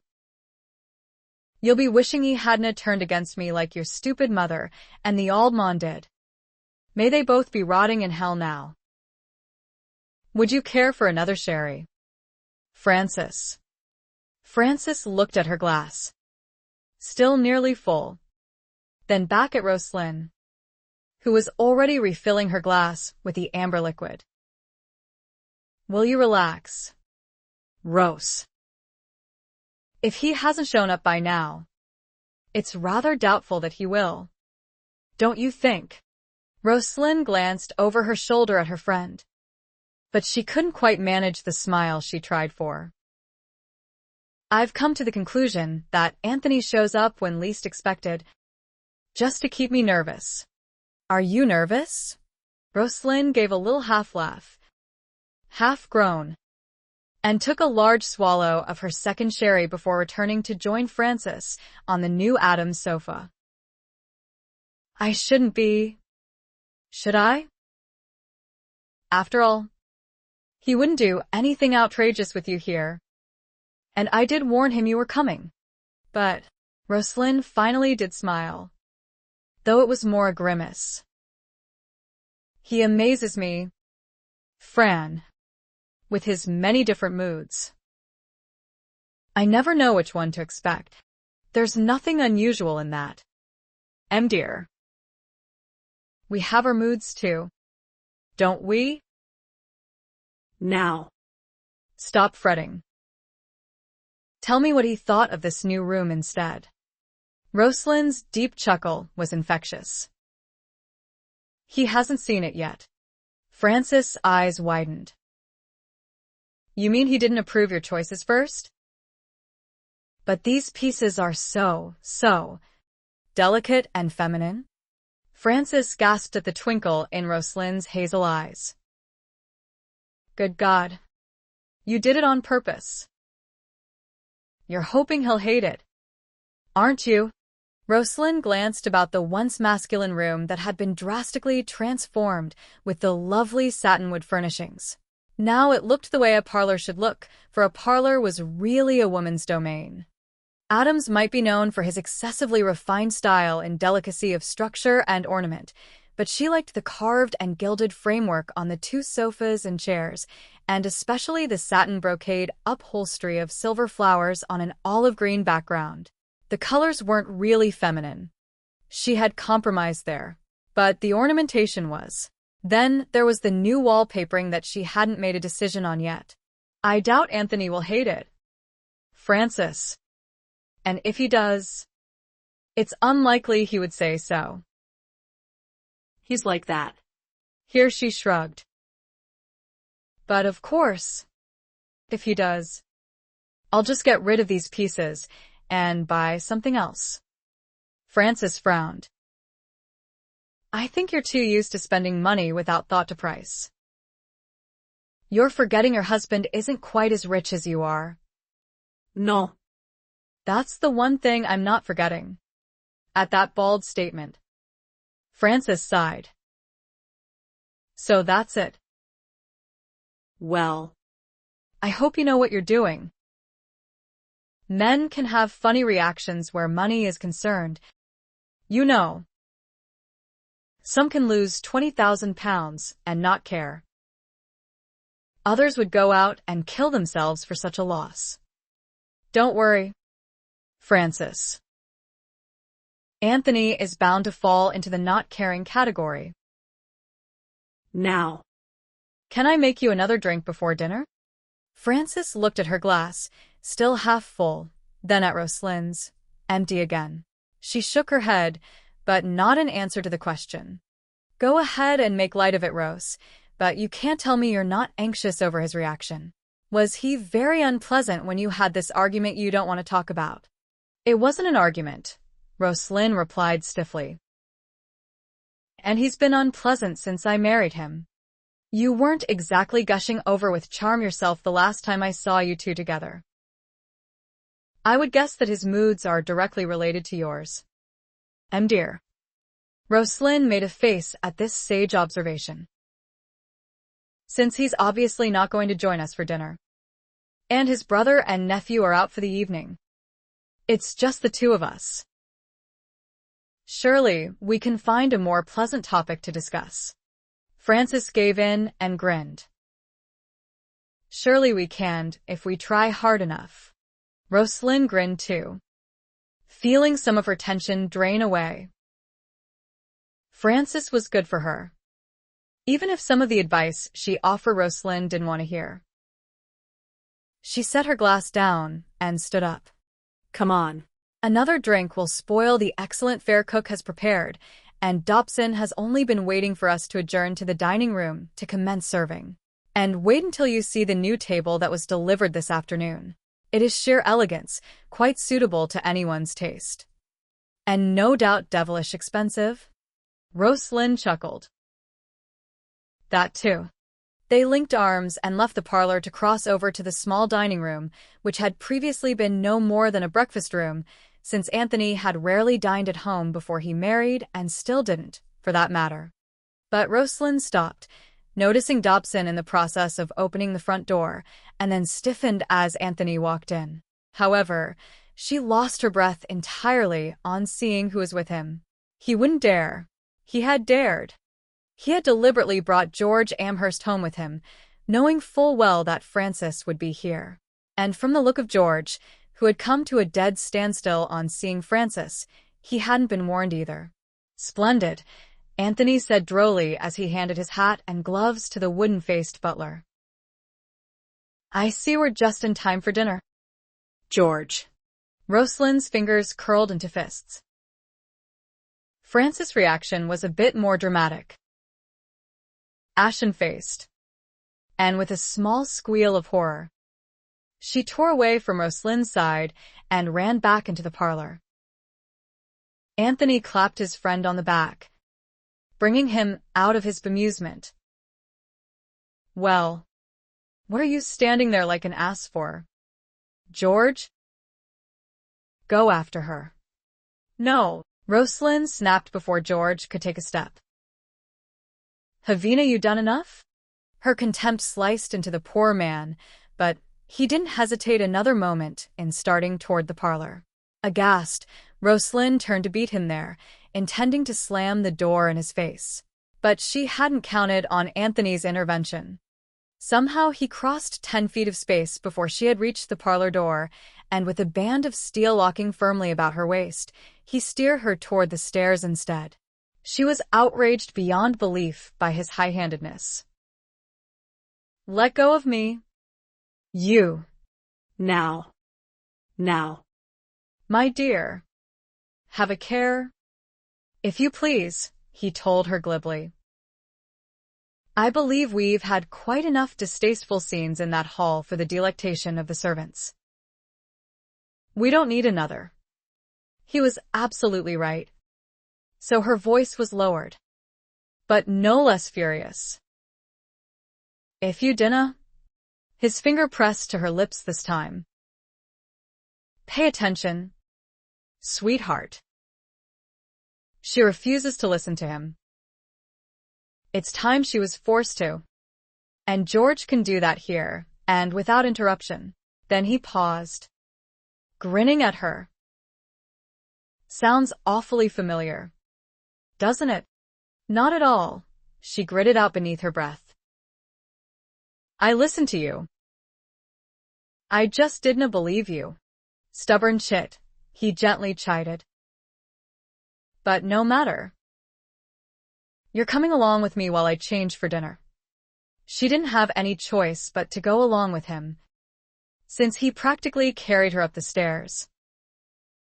But once in his room, she jerked away, not even noticing that Willis stood beside the bed. That is the most loathsome thing you have ever done, she exploded. Glad to hear it, he replied blithely. Here I was under the impression that the most loathsome thing I had. Shut up. Just shut up. She pushed past him to get to the door. He caught her up about the waist and deposited her in the chaise longue by the mantel. And then, with a hand on each side of it, he leaned over, until she had to press back in the chair to keep a distance between them. There was no longer a trace of humor in his expression. He was now deadly serious. You're going to stay put, my dear wife, or I will tie you to that chair to see that you do. with just the barest crook of his brow. He added, "Is that perfectly clear? You wouldn't do that."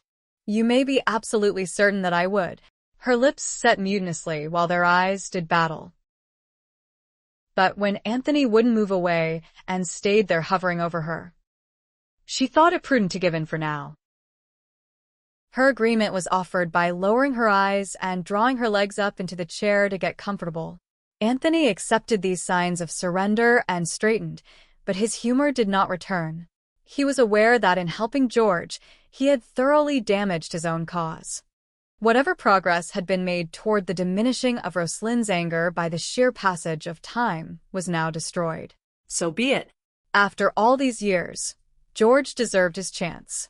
What were a few more weeks of Roslynn's renewed bad temper? Torture. He turned away from the chair. His scowl so black his valet took an involuntary step backward upon seeing it, which finally brought him to Anthony's attention. "Thank you, Willis." His voice was deliberately colorless to sheath the inner turmoil of his thoughts. "Your choice is superb as usual." Roslyn's head snapped around upon hearing that, her eyes first lighting on Willis, then on the clothes carefully laid out on the bed. "Do you mean to be saying he knew you'd be home for dinner?" "Of course, my dear," Anthony replied as he shrugged out of his coat. "I always let Willis know when to expect me if I am reasonably certain of my schedule." She gave Willis an accusatory look that brought hot color to his already ruddy cheeks. "He could have told me," she said to Anthony. "That is not his responsibility." "You could have told me." Anthony glanced over his shoulder at her, wondering if it would do any good to risk turning her anger onto this lesser subject. "Quite true, sweetheart. And if you hadn't flounced off in a pout this morning, I would have." Her eyes flared. Her feet hit the floor. She came half out of the chair before she remembered his threat and dropped back into it. But she hadn't lost her voice. "I did no such thing. And how dare you say so?" "Oh." Anthony faced her again, his lips slightly curled. "Then what would you call it?" His shirt dropped into Willis's waiting hand before she could answer. Roslynn turned around so fast, Anthony nearly laughed aloud. At least the new subject was improving his temper, if not hers. And that she was reluctant to watch him undress was most interesting. He sat down on the bed so Willis could tackle his boots, but he kept his eyes on his wife. She was wearing her hair differently tonight, more frivolously, with dainty curls dangling from a high-swept coiffure. It had been too long since his hands had been in those glorious red gold tresses, too long since his lips had tasted the smooth skin along her neck. Her head was turned away, but her body was in profile, the sharp thrust of her breasts particularly drawing his attention. Anthony was forced to look away before it became an embarrassment to both him and Willis to go any further in his undressing. "You know, my dear, it quite escapes me. The cause of your ill humor this morning. You provoked me." He had to strain to hear her, since she wouldn't face him. "Now how could I have done that when I was so exceedingly well-behaved? You called Francis my reinforcements." That he heard well enough. "I suppose it will be boorish of me to point this out, sweetheart, but you were in a sulk long before your friend was mentioned." "You're right," she hissed. "It's boorish of you to be saying so." He stole another glance at her to see her fingers worrying at the arms of a chair. He had pushed her into a corner. That had not been his intention. Even-toned, he said, "By the by, Roslynn, until I locate your cousin, I would appreciate it if you wouldn't leave the house without me." The abrupt change of subject floored her. At any other time, she would have retorted that she had already concluded for herself that it was wisest to stay at home for a while. But at the moment she was too grateful that he had given up pressing her about this morning. "Of course," she agreed simply. "Is there any place you would like to go in the next few days? And be forced to endure his company the whole while?" "No," she assured him. "Very well." She sensed a shrug. "But if you change your mind, don't hesitate to tell me. Did he have to be so bloody reasonable and accommodating?" "Aren't you finished yet?" As a matter of fact, Malory. The shout was muffled on the other side of the door. But then George Amherst burst into the room. "Tony!" "Yule!" Roslynn shot out of the chair, Amherst's presence canceling Anthony's threat in her mind. She didn't wait to hear what he was so eager to impart to her husband, but rushed past him and out the door, offering up a little prayer that Anthony wouldn't make another scene by trying to stop her. She didn't look back, either, as she ran down the stairs and straight into the parlor. She came to an abrupt halt on finding Frances still there, standing in front of the white marble fireplace with her back to the room. She turned, and Roslynn felt a lump of misery rise in her throat, seeing the great tears swimming in her friend's eyes. "Oh, Frances."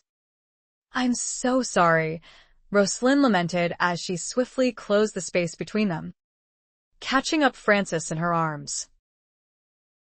"I'll never forgive Anthony for interfering. He had no right." Frances stepped back to interrupt. "I'm getting married." Roslynn just stood there, rendered speechless. Not even the brilliant smile Frances gave her, a smile like one she hadn't seen for years, could make her believe what she had just heard. The tears denied it. The tears. "Then why are you crying?" Frances laughed shakily. "I can't seem to help it. I've been such a fool."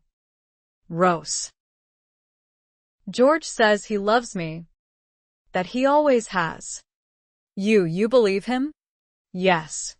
And then with more force. "Yes. But, Fran, you're not trying to change her mind, are you?" "Lady Malory?" Roslynn started and turned to see the most unfriendly look she had ever received from a man on George Amherst's handsome face as he sauntered forward. And his tone had been rife with menace too, the gray eyes positively frigid. "No," she said uneasily. "I wouldn't dream." "Good." The transformation was immediate, the smile blinding. "Because now that I know she still loves me, there isn't anyone I would let come between us." The implication was there, as plain as the warmth now generating from his eyes.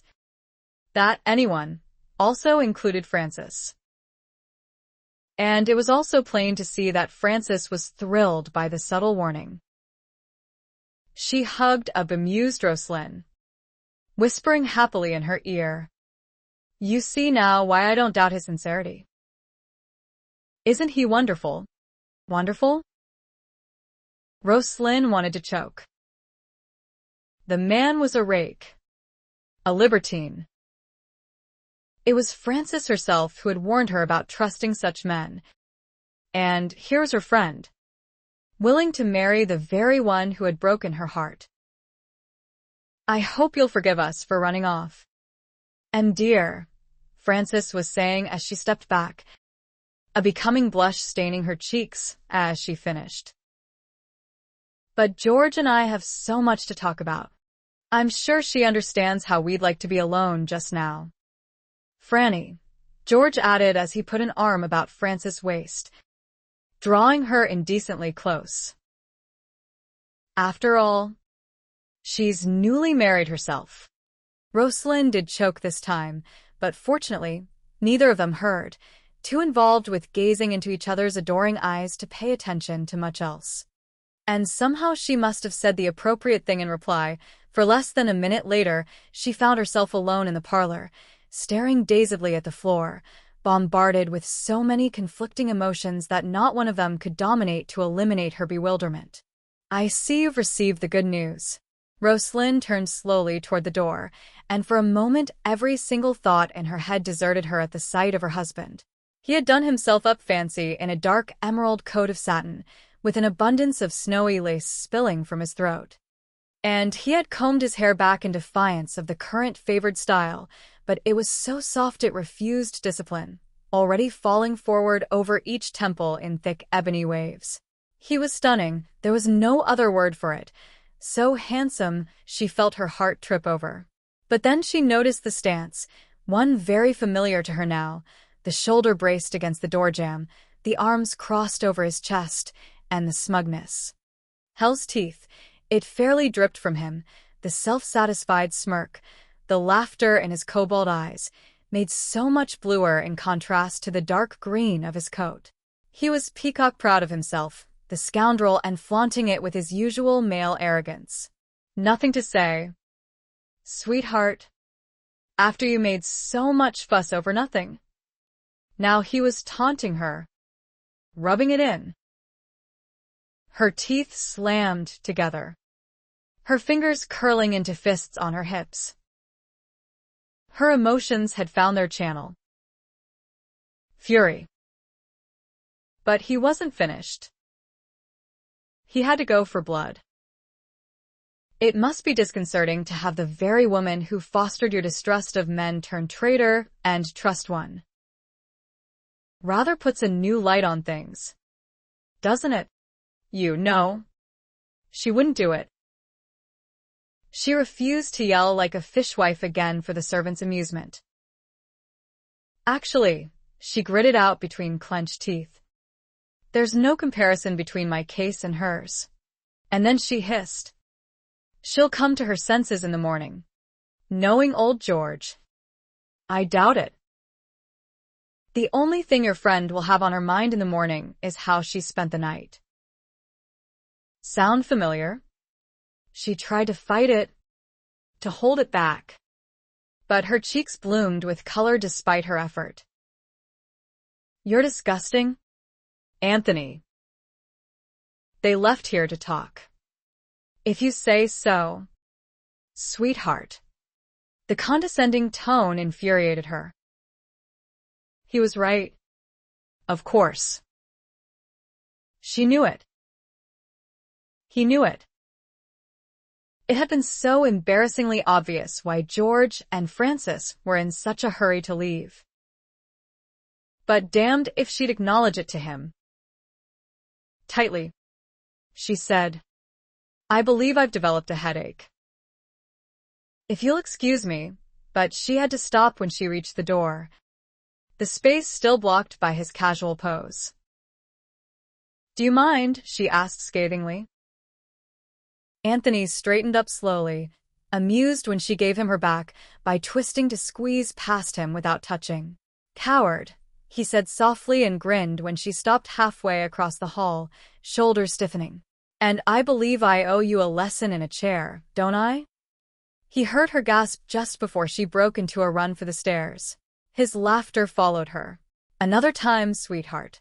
Chapter 33. Approaching the wide double-door entrance of Edward Malory's grand ballroom 2 nights after Francis' defection to the enemy camp, as Roslynn had come to think of her reunion with Amherst, Roslynn was brought up short, dragging her 2 escorts to a halt as well. The many carriages in front of the Malory mansion should have given some indication, but even so, they wouldn't have accounted for the nearly 200 people gathered in the large room before her. "I thought this was only to be a quiet affair of friends and family," Roslynn remarked to Anthony, unable to keep the stiffness from her tone. After all, this party was for them. She should have been given some kind of warning. "Nothing too big. I recall were your brother's very words. Actually, this is small for one of Charlotte's entertainments.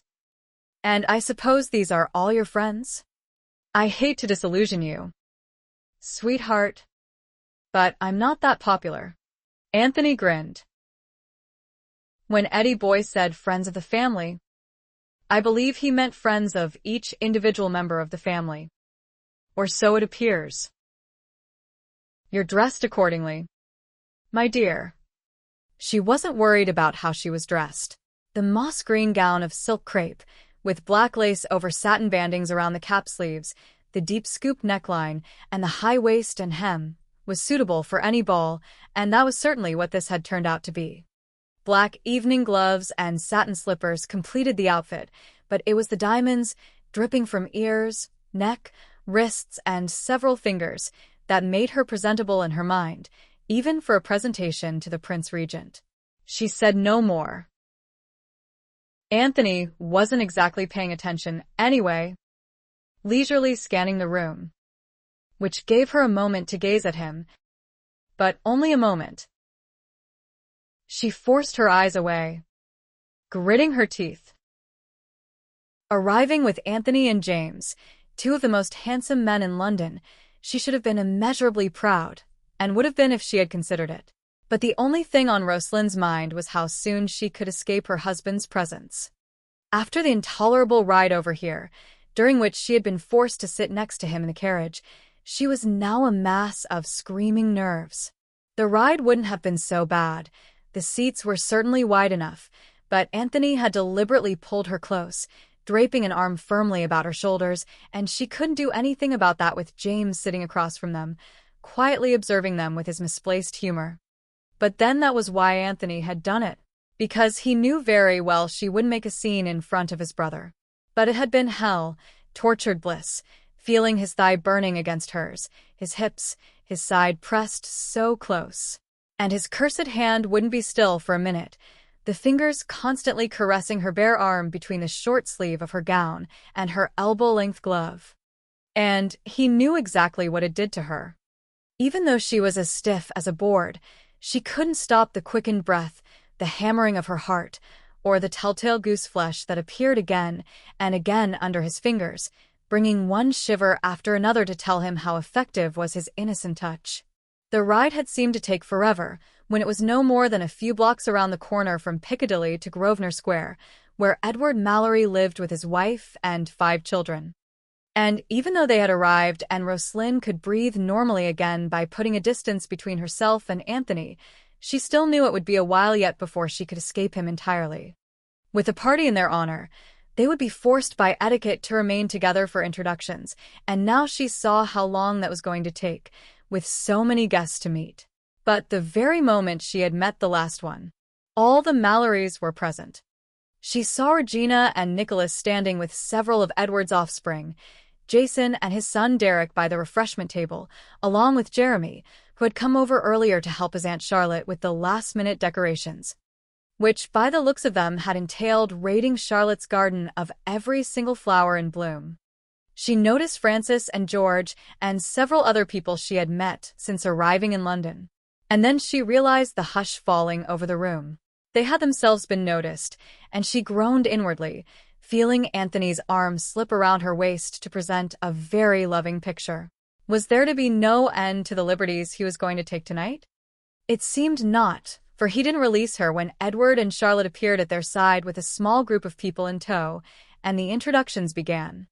The only interruption was when they had to start off the dancing together as the guests of honor, and that was another excuse for Anthony to torment her with his closeness. She soon met his friends, the sorriest bunch of lecherous rakes imaginable. There wasn't one who didn't ogle her shamelessly, flirt with her, or banter with wicked insinuations. They were amusing. They were outrageous. And they managed to get her away from Anthony's side with one dance after another, until when she finally begged for a moment's respite, Anthony was no longer in sight. At last, Roslynn felt she could relax and enjoy herself. See here, Malory. Either you're going to play cards or you're not, the Honorable John Wilhurst said in exasperation as Anthony rose from the table for the 3rd time in less than an hour.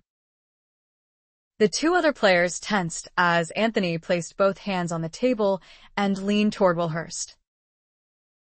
I'm going to stretch my legs, John. But if you've a problem with that, you know what you can do. No, not at all. John Wilhurst got out. He was a neighbor of Jason's and so knew from past experience the explosive tempers of the Malory brothers. Having grown up with them. What had he been thinking of? Could use a new drink myself. Wilhurst hurried away from the table himself while Anthony shot the other players a look to see if there would be any more objections. There weren't. Calmly, as if he hadn't just been on the brink of challenging an old family friend, Anthony picked up his drink and left the card room. He stopped at the place he had stopped at previously, the entrance to the ballroom, his eyes scanning the crowd until he found what was repeatedly drawing him back here. Damnation take her. He couldn't even play a simple game of cards with Roslynn in the same vicinity. Just knowing she was near, but where he couldn't keep his eye on her, destroyed his concentration, so much so that he had already lost nearly £1,000. It was no good. He couldn't stay near her without touching her, but he couldn't stay away from her either. Across the room, Conrad sharp nudged James in the ribs. He's back again. James glanced in the direction Connie had indicated and chuckled to see Anthony scowling at his wife as she whirled by on the dance floor. A face worth 1,000 words. That. I would say my dear brother is not at all happy. You could remedy that by having a little talk with the lady and enlightening her to the truth. I suppose I could. But you're not going to? And make it easy for Tony? Come now. Connie.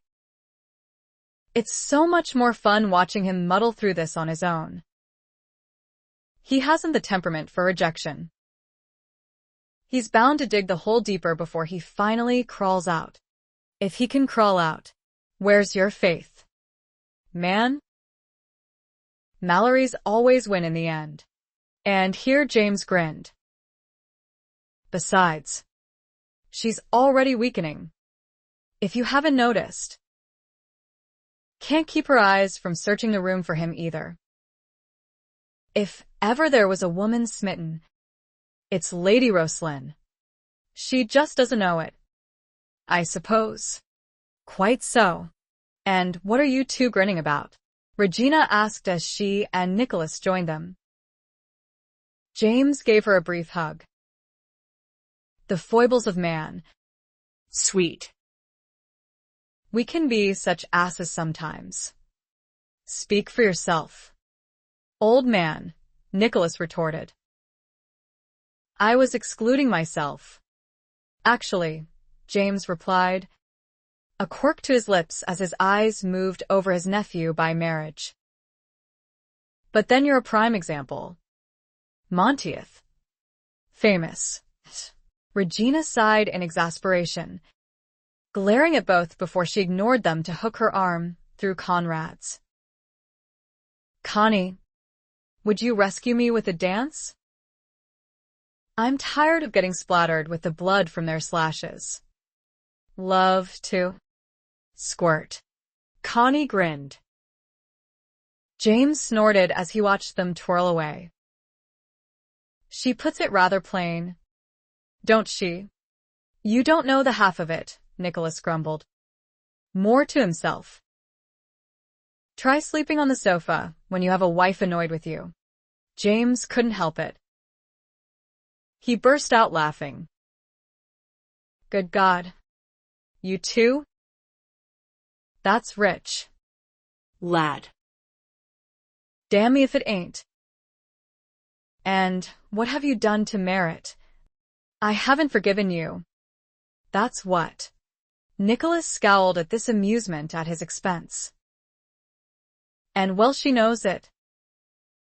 Every time you and I have words, she lays into me later. When the devil are you leaving London?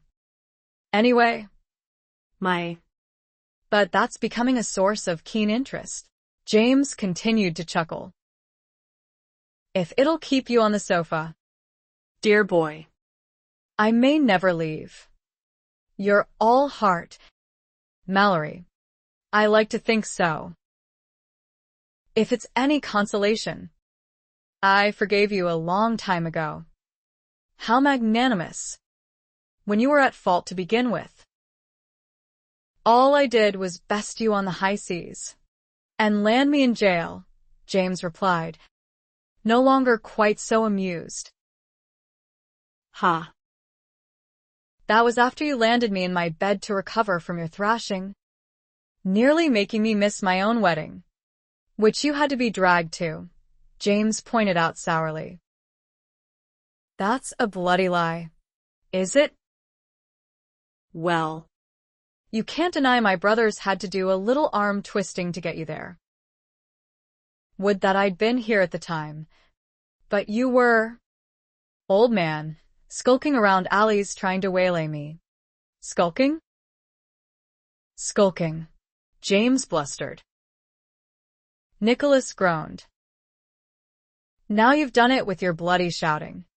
James followed the direction of his gaze to see that Regina was no longer dancing. She was standing in the middle of the dance floor watching them and looking none too pleased, with Connie next to her, trying to look as if he hadn't heard their raised voices too. I believe I could use another drink, James said abruptly, grinning. Enjoy your sofa, lad. And he deserted Nicholas for the refreshment table. Passing Anthony on the way, he couldn't resist commenting, You and Monteith ought to compare notes, dear boy. He suffers from the same complaint as you, don't you know? Does he? Anthony scanned the room until his eyes lit on Nicholas. Dryly, he added, if he does, he's obviously discovered how to correct it. James chuckled, seeing Nicholas kissing his wife with flagrant disregard for the audience they were attracting. Damn me, if he hasn't got something there. Regan can't very well rail at him if she can't get her lips free. But Anthony wasn't there to hear this comment. He had heard once again, and one time too many, Roslyn's throaty laugh at some sally her present partner had made. Weaving his way through the dancers until he came to the pair, he tapped Justin Wharton on the shoulder none too gently, bringing them to a sudden halt. Is something amiss, Malory? Lord Wharton asked cautiously, sensing the underlying menace in Anthony's stance and expression. Not at all.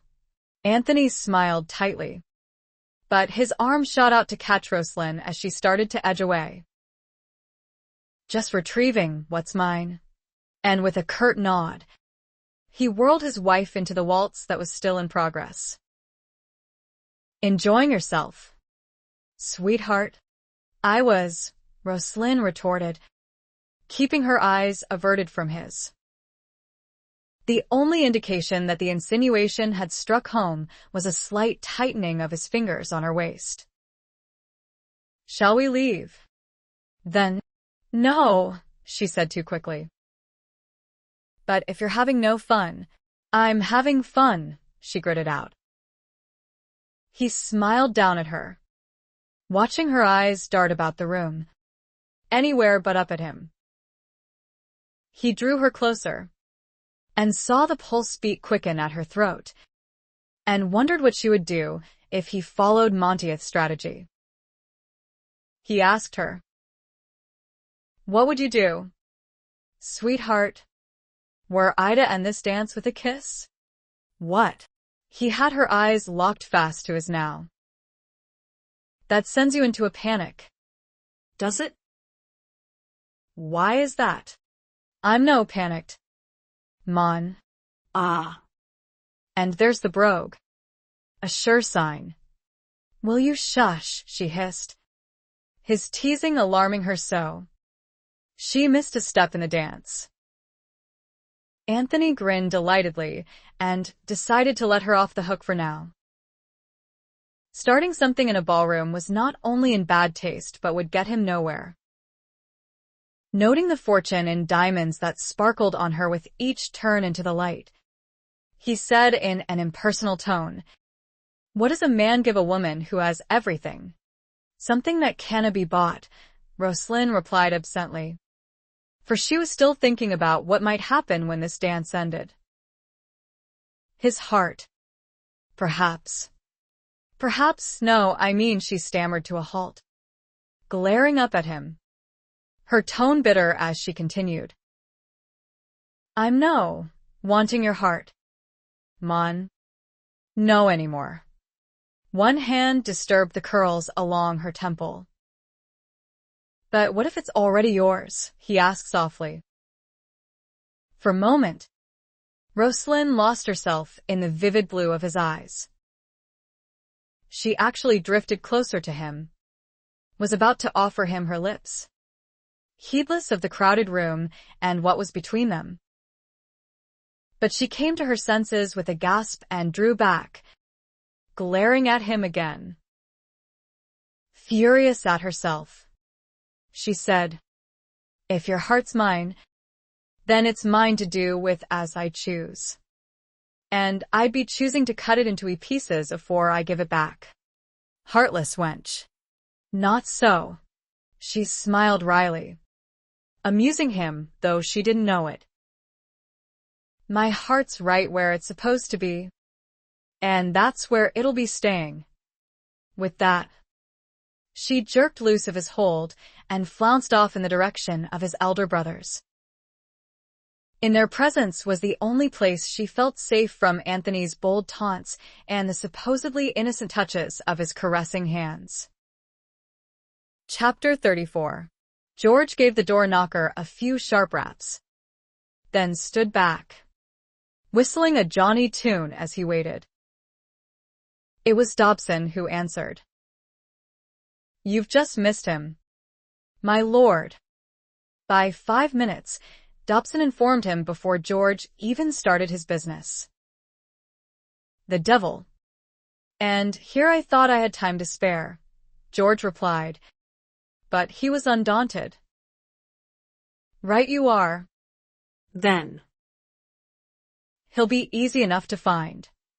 George remounted his bay stallion and headed for Hyde Park. He knew the paths Anthony favored, those well away from Rotten Row, where the ladies turned out. He had joined him several times on his morning rides, but then those times had been after a night of carousing, when neither of them had yet to go to bed. Never had he actually gotten up at this ungodly hour to ride or do anything else for that matter, until recently. George continued to whistle, his spirits so high he could have been floating along. His habits had changed in the past 3 days, drastically, but he couldn't have been happier. Early to bed, early to rise, and each day spent with Franny. No, he couldn't be happier, and he owed it all to Anthony. But he had yet to have an opportunity to thank his friend, which was why he had thought to ride with him this morning. Entering the park, he picked up his pace to catch up with Anthony, but it was a while before he finally spotted him a good distance ahead, and that only because Anthony had stopped at the start of the long run that he usually used for his all-out gallop. George raised his arm, but before he could shout to be heard, a shot was fired. He heard it, he just didn't believe it. He saw Anthony's horse rear up so far that nearly both rider and horse tumbled over backward, but he still didn't believe it. Anthony did tumble over. The horse found his footing, but he was obviously spooked, shying away, tossing his head, backing into a bush that further spooked him. And a red-headed gent about 20 yards away from Anthony mounted a horse concealed in the brush and took off at an instant gallop. Anthony had yet to rise, and although it had all happened in the space of only a few seconds, the pieces finally came together in George's mind with heart-stopping clarity. And then Anthony sat up, running a hand through his hair, and the bayou rushed back into George's ashen face. He glanced between the fleeing redhead and Anthony pushing himself to his feet, apparently not wounded at all, and made his decision. He turned his horse to follow the redhead. Anthony had just handed his mount over to the waiting footman to return him to the stable when George cantered up behind him. Bloody hell. He was in no mood for George and his everything-going-right ebullience. Not that Anthony begrudged him his good fortune. He just didn't need to be reminded how opposite was his own state of affairs. So you made it home under your own steam, George remarked, grinning at the instant scowl that darkened Anthony's features. No broken bones. Then, I take it you witnessed my unseating? Nice of you to lend a hand in retrieving that bloody nag of mine. George chuckled at the deliberate sarcasm. Thought you might rather have this. Old man. He tossed a scrap of paper at Anthony. Anthony's brow rose just a smidgen as he read the address, which meant nothing to him. Doctor? Or butcher, he snarled. George laughed outright, knowing very well he wouldn't consign his favorite mount to the butcher's block. Neither. You'll find the red-haired chap who used you for target practice there. Strange fellow. He didn't even wait around to see if you were down and out for the count. Probably thinks he's a crack shot.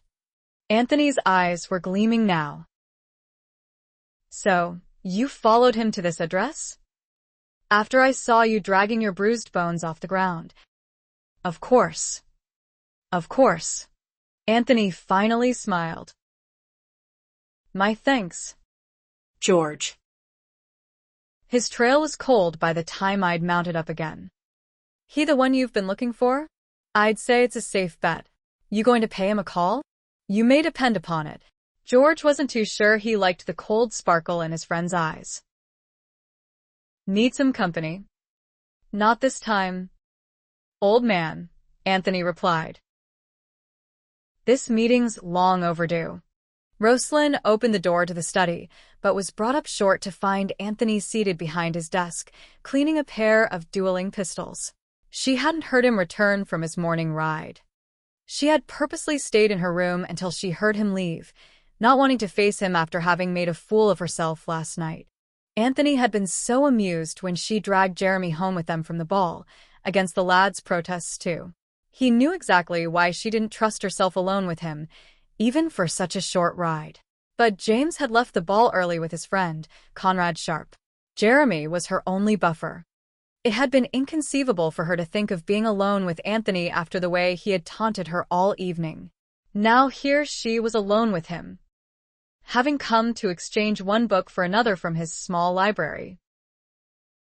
But he hadn't glanced up when she entered. Perhaps if she left quietly.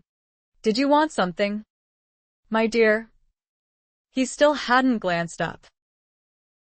Roslynn gritted her teeth. Nothing that can't wait.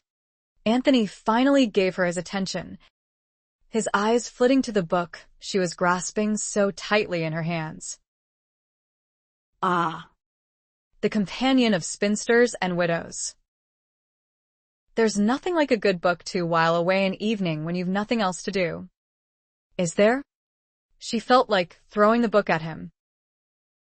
Would he always allude to their estrangement every time they encountered each other? Couldn't he back off long enough for her to come to terms with his unfaithfulness? He acted as if she were the guilty party. Her hackles rose with the unfairness of it. And she attacked. Preparing for a duel. My lord? I've heard it's one of your more favorite pastimes. Which unfortunate husband is it to be this time? Husband. Anthony smiled tightly. Not at all. Sweetheart. I thought I'd challenge you. Perhaps if I let you draw some of my blood, you might be moved to sympathy, and our little war can end. Her mouth dropped open for at least 5 seconds before she snapped it shut. Be serious. He shrugged. Your dear cousin has decided that if he can get rid of your current husband, he will have another chance at you. No, Roslynn gasped, her eyes flaring wide. I never considered. Didn't you? He cut in dryly. Well, don't let it concern you, sweetheart. I did. You mean you married me knowing you were putting your life in danger? Some things are worth putting one's life in jeopardy for. At least I used to think so. The dig stung, so much so that she couldn't bear to face him another moment and ran from the study, up to her room, where she felt safe to burst into tears. Oh, God! She had thought it would be over once she married. She never dreamed Geordie would try to kill her husband. And her husband was Anthony. She couldn't bear it if anything happened to him because of her. She had to do something. She had to find Geordie and talk to him herself. Give him her fortune. Anything. Nothing must happen to Anthony. Having made up her mind, Roslynn dried her eyes and went back downstairs to tell Anthony what she had decided to do. They would buy Geordie off. All he wanted was the money anyway. But Anthony was gone. Chapter 35. Anthony saw now why neither he nor his agents had had any luck in locating Cameron. The Scot had moved away from the docks, letting a flat in a better part of town, which was amazing when such accommodations were at a high premium during the season. The landlord, a congenial chap, admitted that Cameron had been there only a few days, and yes, he was in at present. Whether he was alone, the landlord couldn't say. It made no difference to Anthony. Campbell was the name Cameron was assuming, and Anthony had little doubt it was assumed. He had found his man. He felt it. His blood pumped with that certainty, the adrenaline flowing through his veins. And once he had settled with Cameron, he would settle with Roslynn. Letting her dictate the rules had gone on long enough. The room was on the second floor. Third door on the left. Anthony knocked softly and had only a few seconds to wait before the door swung open, giving him his first look at Geordie Cameron. The eyes were the giveaway. Sky blue. And bright with recognition. It took the Scot several moments before his wits returned and panic took over, enough for him to try slamming the door in Anthony's face. A single hand was all it took to prevent the door from closing. A forceful shove and Geordie lost his hold on the handle, cringing as the door slammed into the wall. Fury and anxiety mixed sickeningly in Geordie's gut. The Englishman hadn't looked this strong from a distance. He hadn't looked this dangerous either. And he was supposed to be dead or, at least seriously wounded, at the very least intimidated by knowing he had a deadly enemy in Geordie Cameron. Roslynn was supposed to have panicked and left the protection of the house on Piccadilly, and Wilbert and Thomas Stowe would be there to grab her. The Englishman was not supposed to show up at his door, looking disgustingly healthy, lips turned up in an ominous smile that did more to shake Geordie than anything else. "I'm glad we don't have to waste time introducing ourselves, Cameron," Anthony said as he stepped into the room, forcing Geordie to back up. "I would have been disappointed to have to explain why I'm here. And I'll give you a sporting chance, which is more than you gave me this morning. Are you gentlemen enough to accept my challenge?" The quiet, nonchalant tone gave Geordie back some of his belligerence.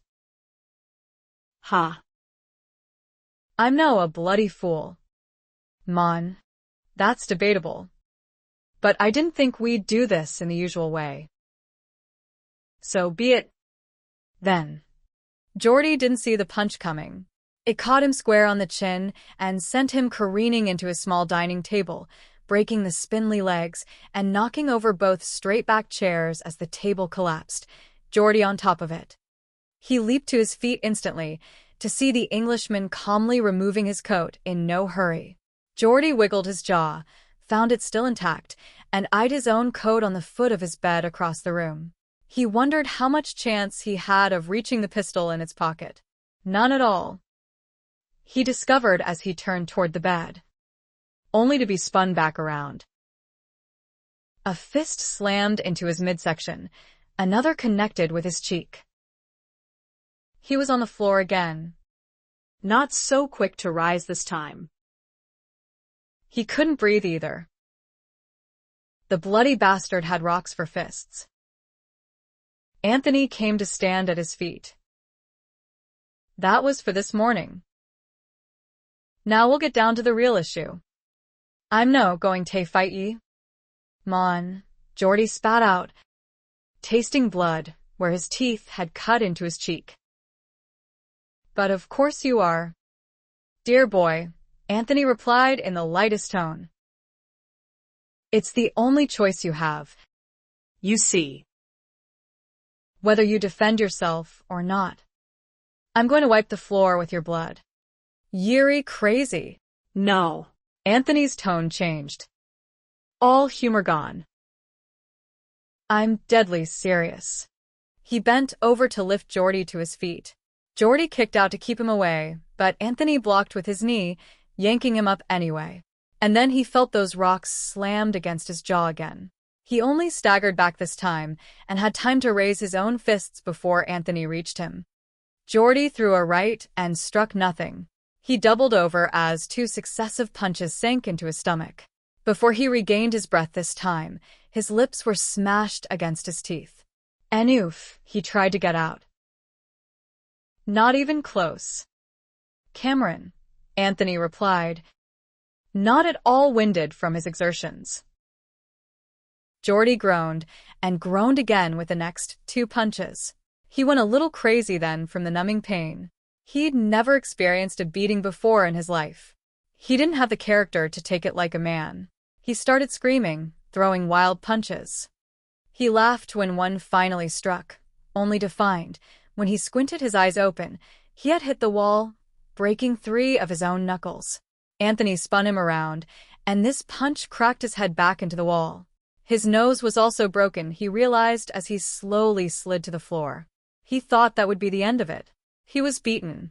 He knew it. He hurt all over. He was bleeding profusely. It wasn't the end. Anthony pulled him up by his shirt front, stood him against the wall, and simply pounded away at him. And no matter how Geordie tried warding off the punches, they kept coming, kept landing unerringly. Finally, he didn't feel them anymore. Finally, they had stopped. He was slumped on the floor again, sitting up only because the wall was supporting his back. Blood was splattered all around him from his mouth, nose, and several cuts on his face. 2 ribs were broken. The little finger on his left hand was broken too from one of his attempted blocks. He could see out of only one eye, and what he saw was Anthony staring down at him in disgust. Bloody hell. You give a man no satisfaction at all. Cameron. That was funny. Geordie tried to smile, but he had no feeling in his lips. Couldn't tell if he had managed it or not. But he did manage a single word. Bastard. Anthony grunted and hunkered down in front of him. You want some more? Geordie moaned. No, no more. Then pay attention. Scotsman. Your life may very well depend upon it. Because if I have to come looking for you again, I won't use my fists next time. She's mine now, and so's her inheritance. I married her a week ago. That penetrated Geordie's fuzziness. Ye're lying, she'd know, have wed ye unless ye signed that stupid contract of hers. And Naaman in his right mind would have done that. There you're wrong. Dear boy. I did sign it. And in front of witnesses. Then promptly burned it after the ceremony. Ye couldna. No, why witnesses? Did I neglect to say the witnesses were related to me? Anthony taunted. Geordie tried to sit up farther, but couldn't. Essie, what? She'll still be having it all back when I make her a widow. You just don't learn. Do you? Anthony said, grabbing hold of Geordie's shirt front again. Geordie quickly grasped his wrists. I didna mean that. Mon. I didna. I swear. Anthony let him go this time, deciding to further the lie instead of using more force. It won't matter to you, Scotsman, whether I die or not. According to my new will, everything I possess, including my wife's inheritance, goes to my family. They'll of course see that my widow doesn't want for anything, but other than that, she gets nothing. She lost it all the day she married me, and so did you. Geordie's one good eye narrowed furiously. She mun hate ye fair tricking her. That's my problem. Isn't it? Anthony remarked as he stood up. Your problem is getting out of London today in your present condition.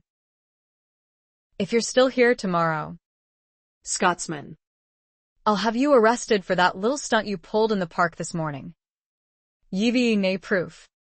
Mon. No. Anthony grinned at last. The Earl of Sherfield witnessed the whole thing, and followed you here. How else do you think I finally found you? If my testimony won't put you in prison. His will. Anthony left him mumbling about how Anthony expected him to leave London when he couldn't even get up off the floor. Chapter 36. Fortunately, Roslynn didn't see Anthony when he returned home, and by the time he had bathed and changed, there was no evidence left of the fight.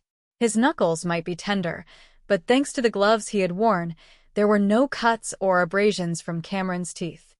Still, he was disgusted with the whole affair. The man had offered him no challenge at all. It put him in a foul mood, one that wasn't conducive to tackling his next challenge, Roslynn. He didn't even care to see her at the moment. But, as his luck would have it, she came out of the parlor as he was on his way out again. Anthony. He frowned at her hesitant tone. So unlike her. What is it? Did you challenge Geordie? He grunted. He wouldn't accept. Then you saw him?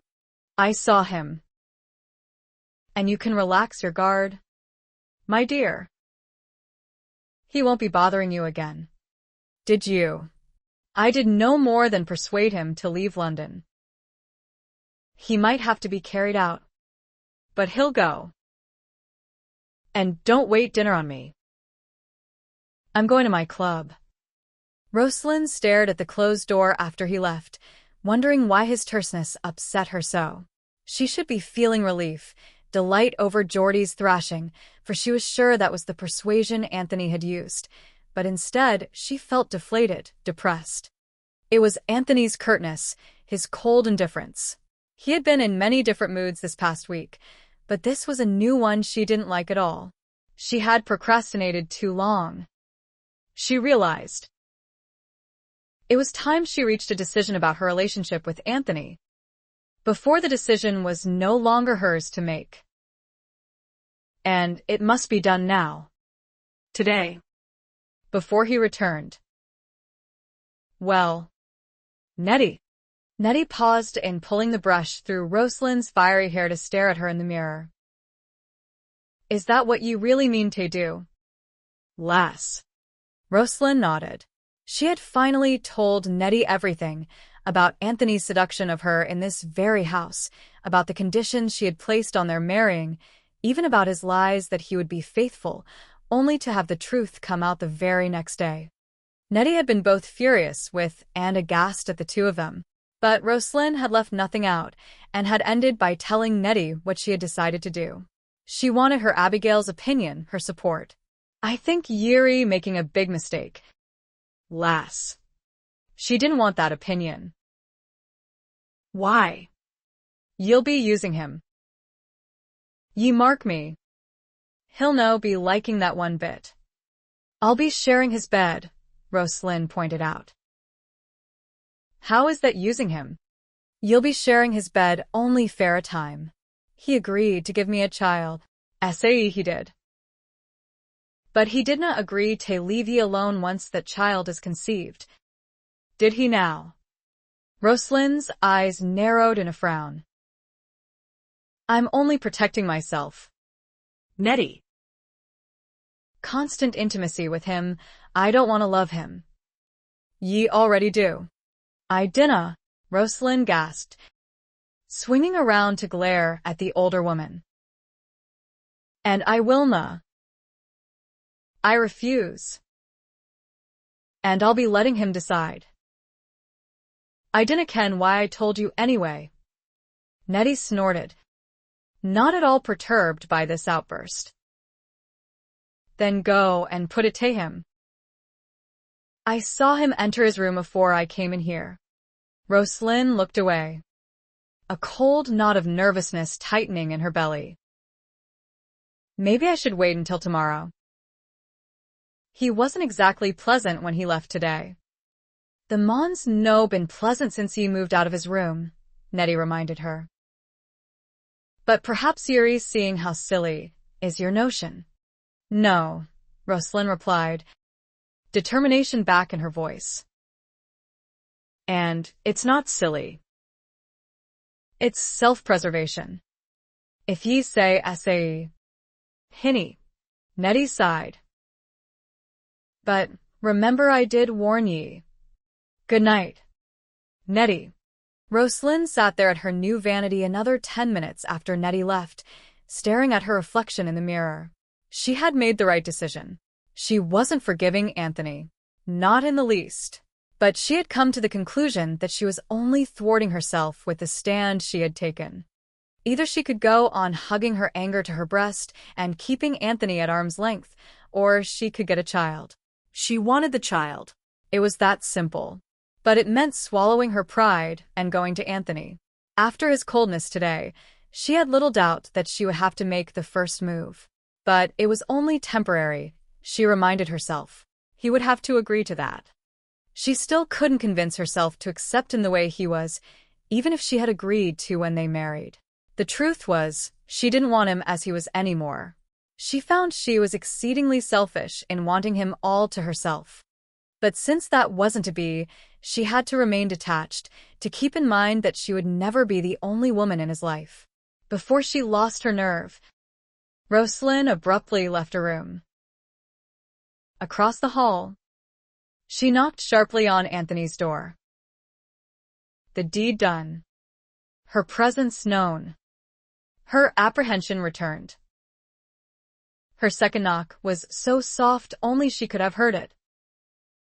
But the first knock had done it. Willis opened the door, took one look at her, and silently left the room, leaving the door open for her to enter.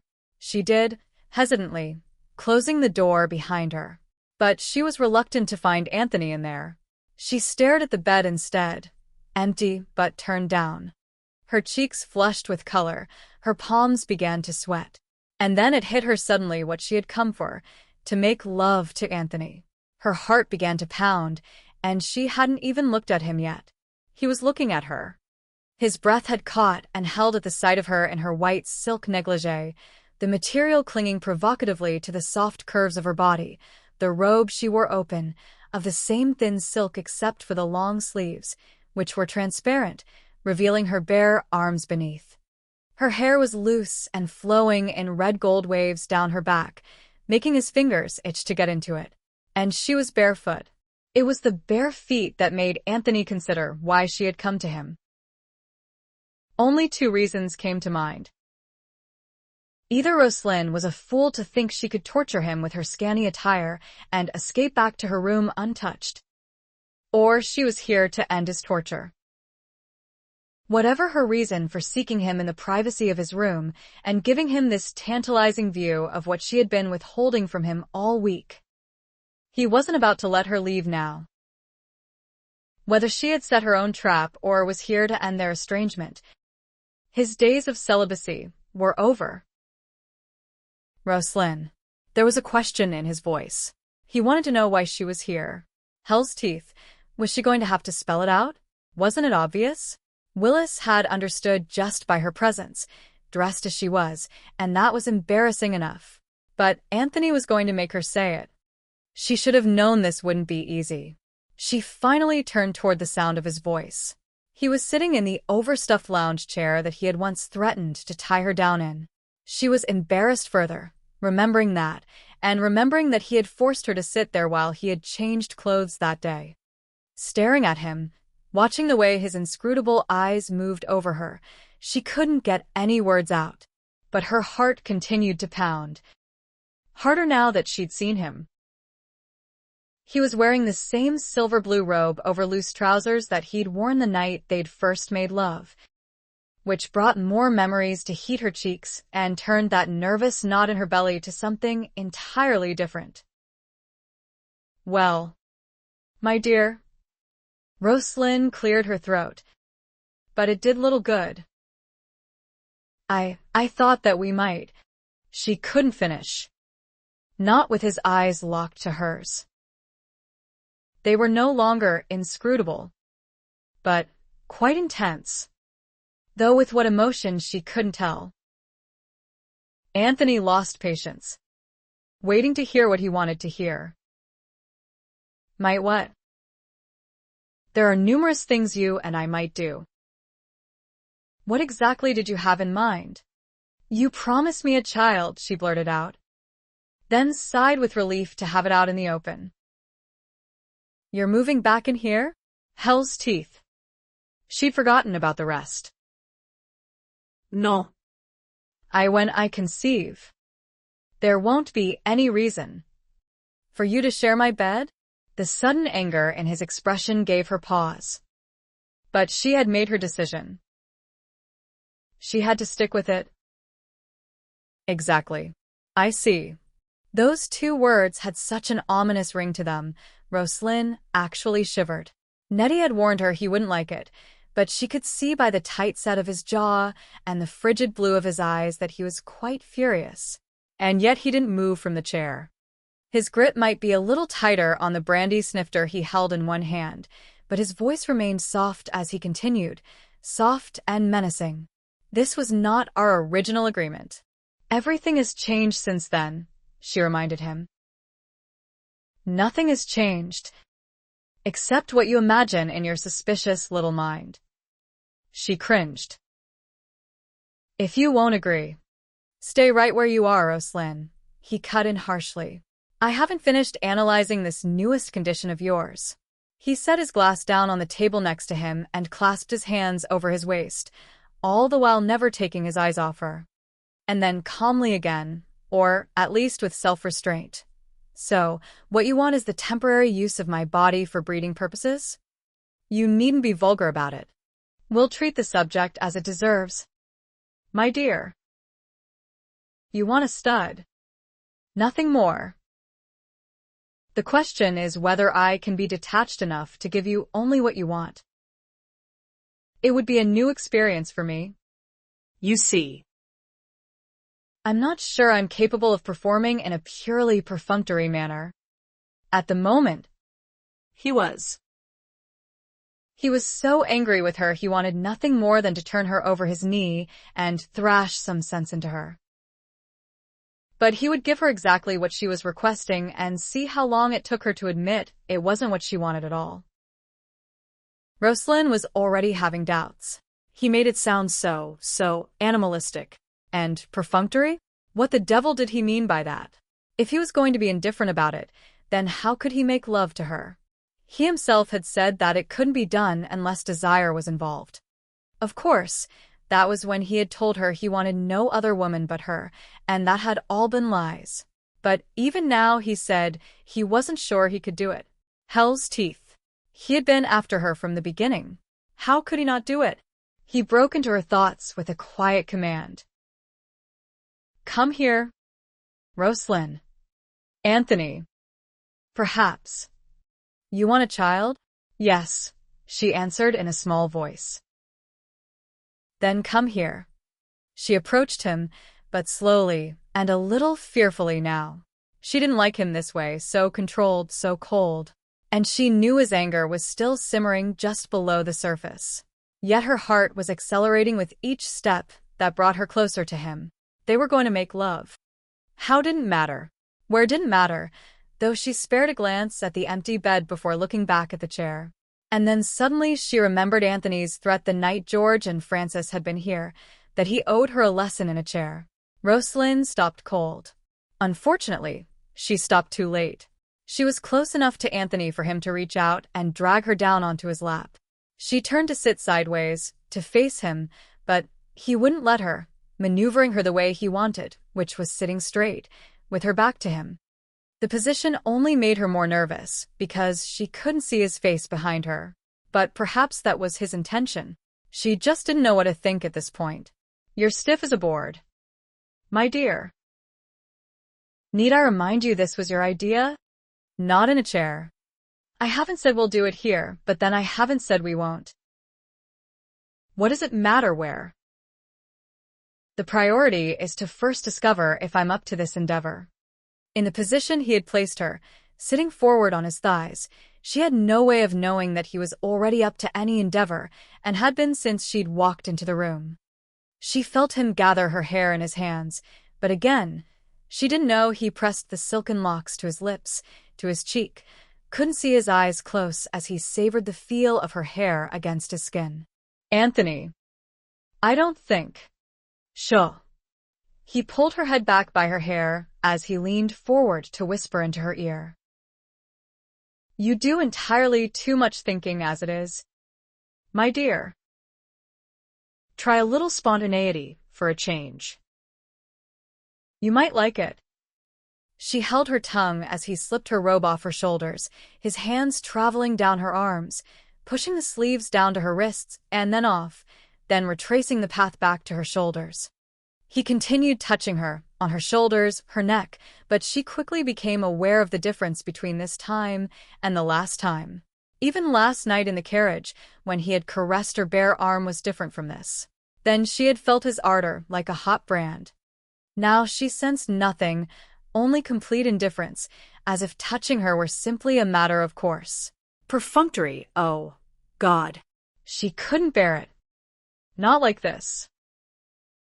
She started to get up, only to have a hand grip each of her breasts, pulling her back against him. You're not going anywhere. My dear. You came here with your damnable conditions, and I agreed to them. It's too late to change your mind again. Roslyn's head fell back against his chest. His hands hadn't remained still while he spoke. They had begun kneading, squeezing, drawing a fullness into her breasts. He might not be feeling anything, but she certainly was.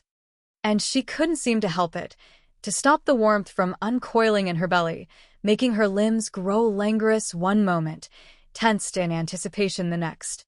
She no longer cared if he was lacking ardor. Her own senses had taken over. It was too late to change her mind. He said it was too late. And it was a means to an end, wasn't it?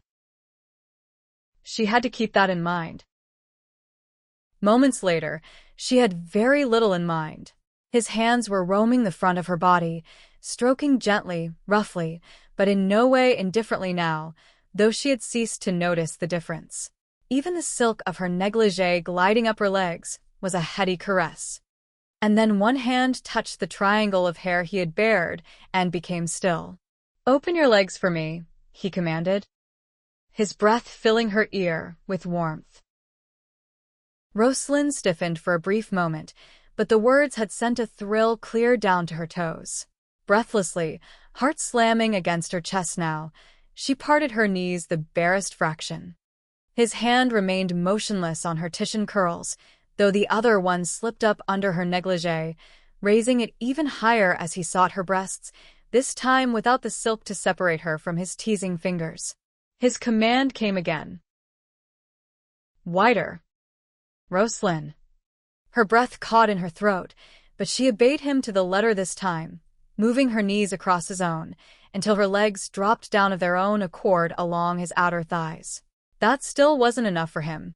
He parted his own knees, forcing her legs open even wider, and only then did his hand glide lower to insert a single finger inside her. Roslynn moaned deep in her throat, her back arching away from him, her fingers digging into his jacket behind her head. She wasn't aware of what she was doing, but he was. Each gasp of pleasure she emitted was like a flame licking at his soul. That he was still in control of his own raging passions at this point was beyond his understanding, but he wouldn't be for much longer. "It doesn't matter, does it?" His question was calculatedly cruel, to keep his anger alive. "Here? On the bed? On the floor?" She heard the question. All she could do was shake her head no. "At this moment, I could make you break all your bloody conditions. You know that, don't you?" "Sweetheart," she was incapable of answering, except with a whimper. "But I won't. I want you to remember this was your choice." Roslynn didn't care anymore. All that mattered now was the fire he had ignited in her. Anthony didn't care anymore either. She had pushed him past his limits. Without warning, he moved her forward on his legs to ready himself, then lifted her, positioned himself, and dropped her hard. Her soft cry was ambrosia to his ears. Her hands moved up to grasp his head, the only part of him within her reach. He still had her entire torso at his disposal, and he caressed every inch while she lay back against him, savoring the fullness inside her. He gave them that brief moment, before recalling that this was not an act of love, but one for a specific purpose only. Damnation take her and her bloody conditions. He wanted to kiss her, to turn her around and take her with all the tenderness and passion he felt for her. But he wouldn't. She had to look back on this with disgust, to admit that she wanted more from him than a child. With that in mind, he took her hands and placed them on the arms of the chair, leaned forward until she was sitting straight up, then leaned back himself, leaving her astride him, her hair cascading down across his belly. She glanced around, expectant. He knew she was waiting for him to begin, to lead her, that she didn't know the first thing about the many positions available for lovemaking, or that in this one she was in command. Deliberately, he said, "You wanted the use of my body. You have it. Now ride me." Her eyes widened, but he didn't give her a chance to protest. "Do it." She turned back to face forward, her cheeks flaming. But there was that fullness inside her that had to be answered. And if he wouldn't do it, it was easy once she found her rhythm.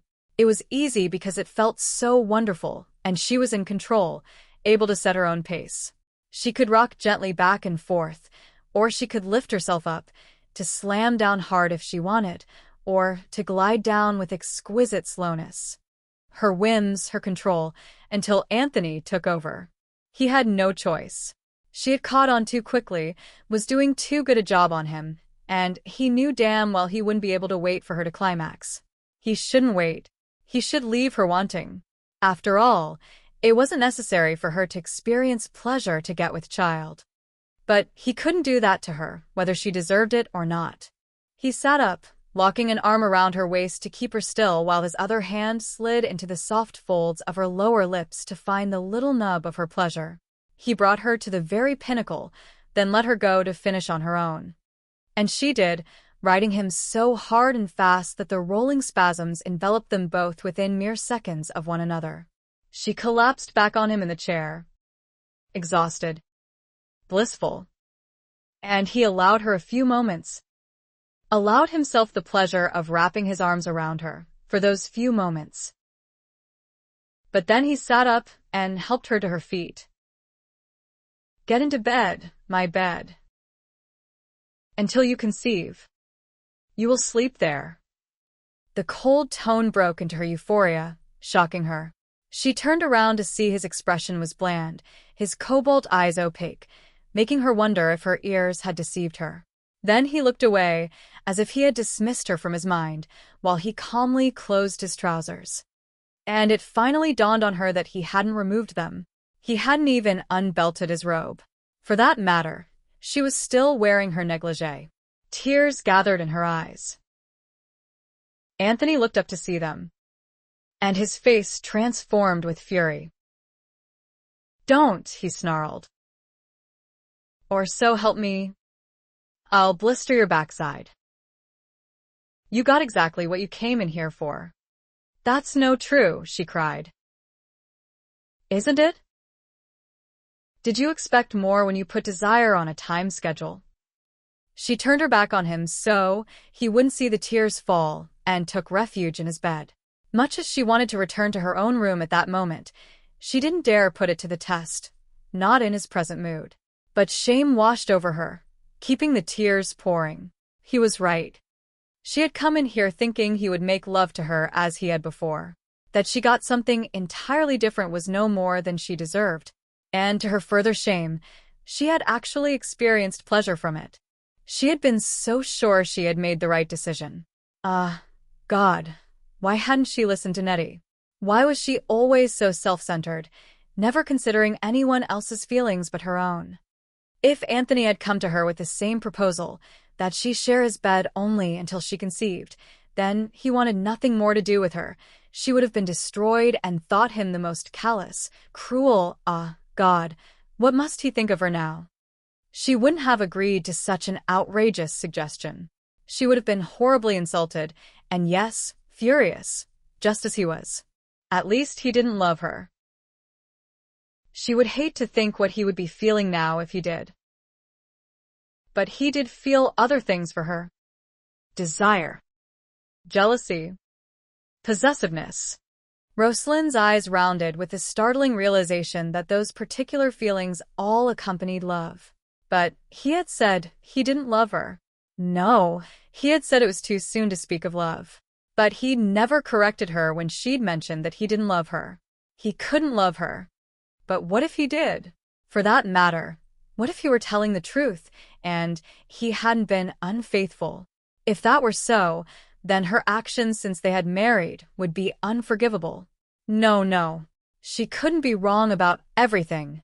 She sat up to see him still in the chair, his brandy snifter in hand again. Anthony. He didn't glance her way, but his voice was terse, bitter. Go to sleep, Roslynn. We will breed again at my convenience. Not yours. She flinched, lying back down again. Did he really think she had called him to invite him to breed again? No, he was just being nasty, and she couldn't blame him. She would undoubtedly have to put up with a lot more nastiness too, because she couldn't think for the moment how to get out of this latest bargain she had struck with him. But she didn't sleep. And Anthony didn't come to bed. Chapter 37. It was only 7:30 when Roslynn hurried downstairs the next morning. Her cheeks were still blooming with color from the mortifying experience of having come face to face with James as she sneaked out of Anthony's room earlier, wearing only her revealing negligee. Still wearing his evening clothes, and still looking impeccable for that matter, he had obviously just come home from a night's carousing, and was just opening the door to his room down the corridor when Roslynn saw him, and he saw her.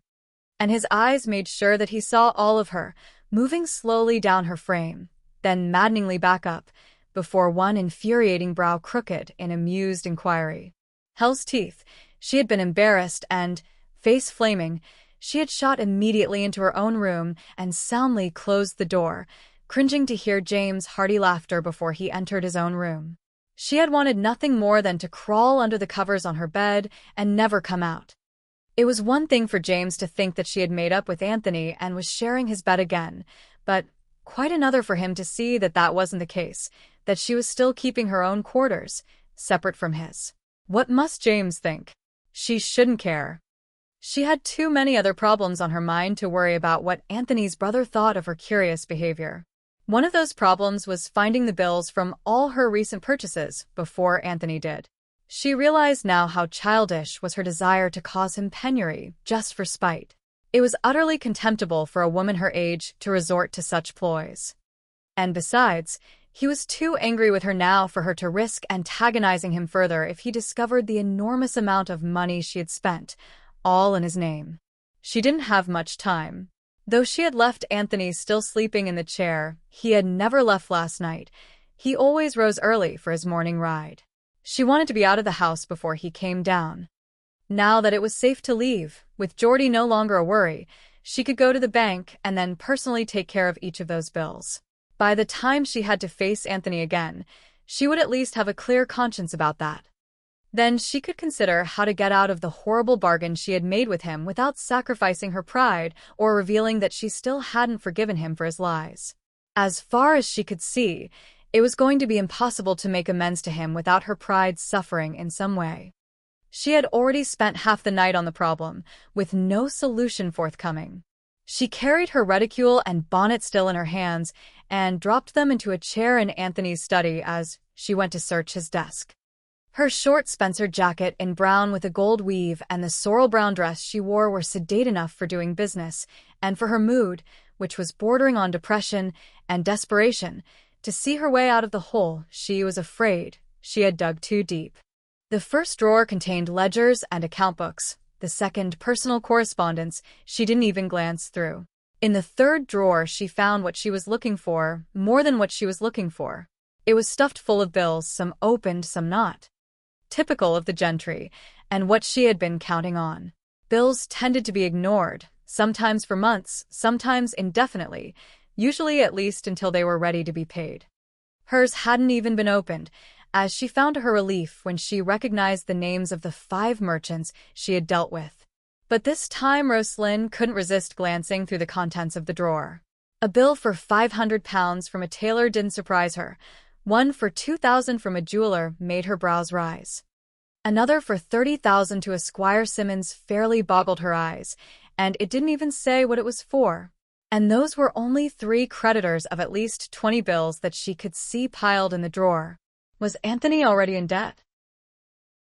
Hell's teeth. And she had planned to add to it substantially. He would have gone through the roof if he had opened her bills.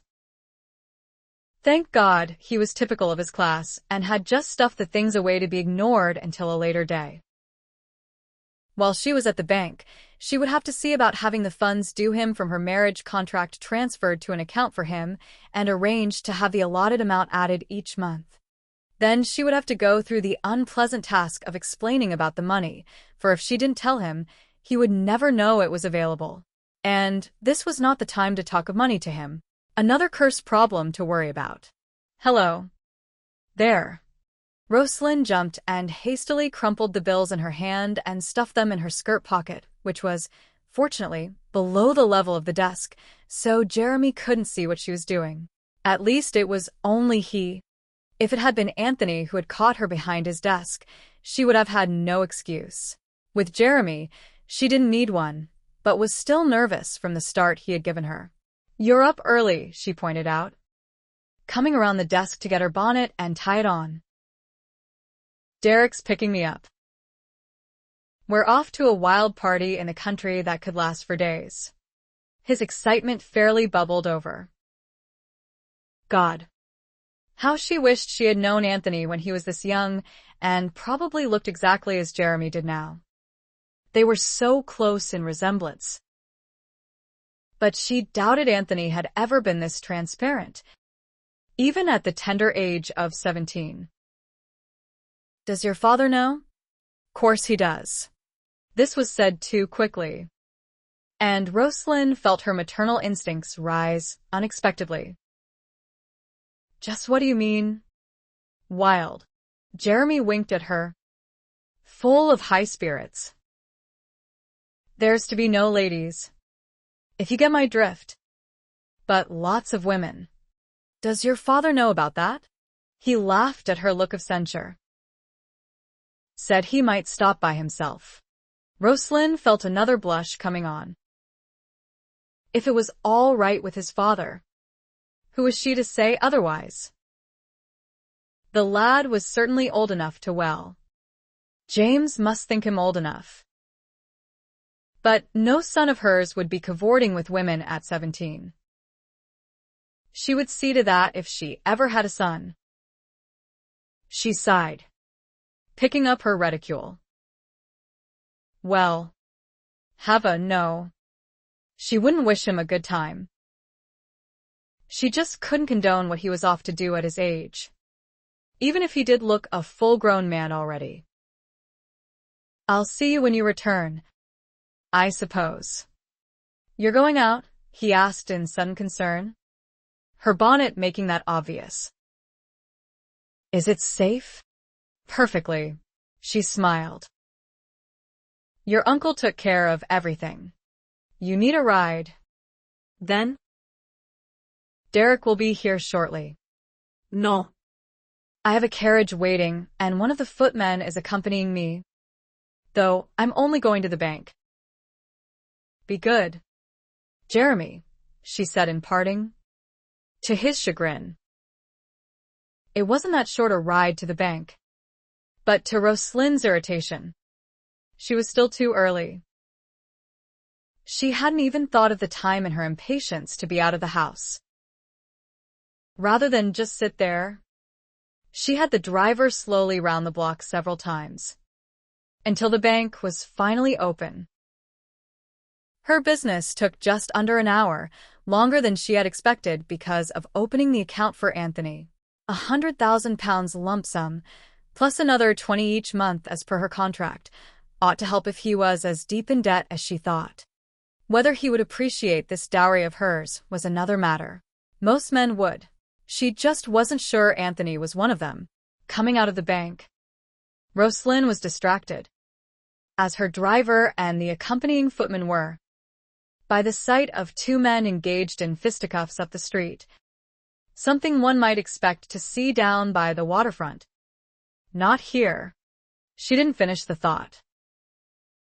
An arm came around her waist from behind, cutting off her breath, and something hard and sharp poked in her side. No funny stuff this time, my lady, or I'll let you see just how sharp this 'ere sticker be. She said not a word. She was at first too surprised to, then too afraid when she realized what his sticker was. In broad daylight, right in front of a bank.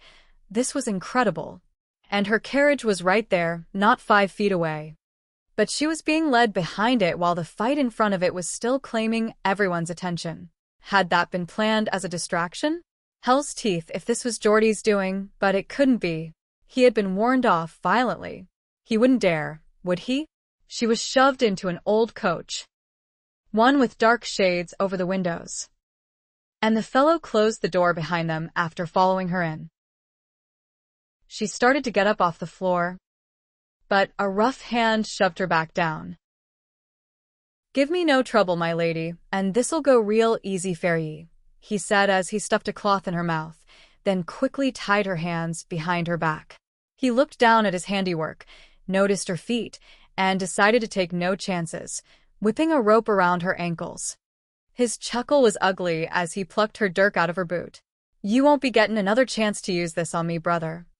Roslynn groaned inwardly, hearing that. So, he was one of the men from her last attempted abduction, Geordie's men. Her cousin must be insane to still try and take her. He knew she was married. What the devil did he think he was doing? She stiffened, the answer coming to her. The only thing he could want with her now was revenge for her having eluded his well-planned trap. The fellow left the coach, left her lying on the floor. A few moments later, the old vehicle started to move. Roslynn turned over on her side to try and sit up. The gag in her mouth hadn't been secured, and she frantically worked with her tongue to push it out. She had almost succeeded when the coach slowed down, and she heard the driver shout, "That's enough, Tom." A second later, the door opened, and another fellow jumped inside the coach. She recognized this one as the footpad she had taken a chunk out of with her dirk. His lip was bleeding, and he was out of breath. So the distraction had been arranged. This was one of the pugilists, who had probably picked a fight with a stranger just so no one would notice when the other fellow led her away. And she had gone along willy-nilly, with a knife pricking her side, not making a single protest.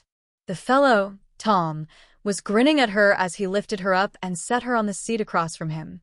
He tucked her gag back in her mouth too, shaking his head at her in an amused way. At least he wasn't vengeful for the hurt she had caused him the last time, or he didn't seem to be. He was studying her and continued grinning. Finally he laughed. "God. Yuri, a bleeding beauty close up. Ye are. Too good fare the likes o' that bastard what's paying us, I'd say." She tried to speak through the gag. Uselessly. "None o' that. Now. Thought we'd never get ye. But ere ye are. Be good. And there'll be no cause to get rough why ye." Her second warning not to cause trouble. So what would happen if she did? Stupid question.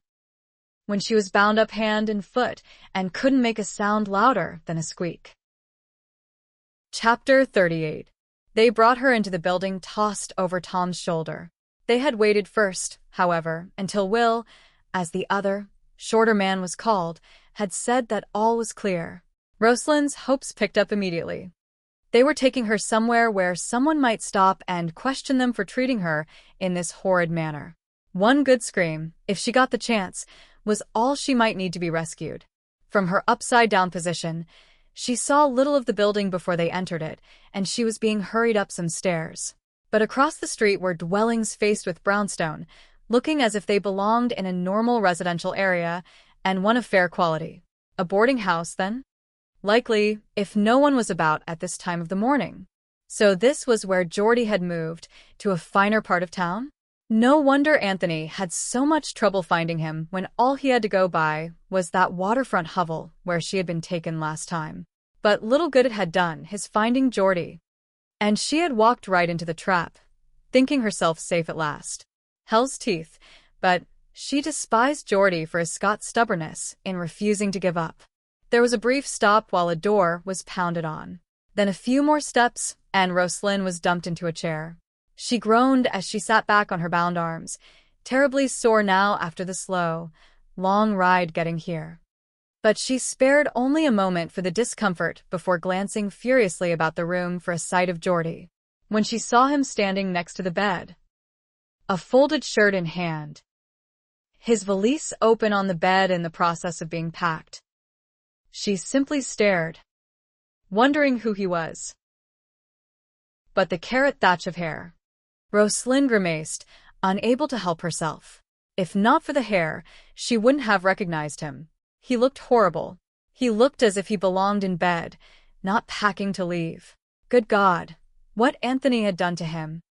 His whole face was discolored and puffed to twice its size, it seemed, one eye black and completely closed, the other bluish-purple and just able to open a mere slit. His nose was swollen and off-center. His lips were caked with bloody crusts. There were other ugly scabs on his cheeks and above his eyes where the skin had cracked on bone. He wasn't looking at her. At least not now. He was staring at the two miscreants responsible for her presence, who were staring at him as if they'd never seen him before. Hadn't they known he'd taken a beating? Hell's teeth. Had a mistake been made? It had been. Geordie threw down his shirt in a rage, then groaned, grabbing his rib cage, the sharp movement ripping him apart with pain. Wilbert and Thomas Stowe just stood there, not knowing what to think. Geordie told them what to think, in a voice choked with rage, the words slurred because of puffed lips. Ye idiots. Didna the lad I sent to find ye give ye my note? This? Tom took out a scrap of paper from his pocket. We can't read.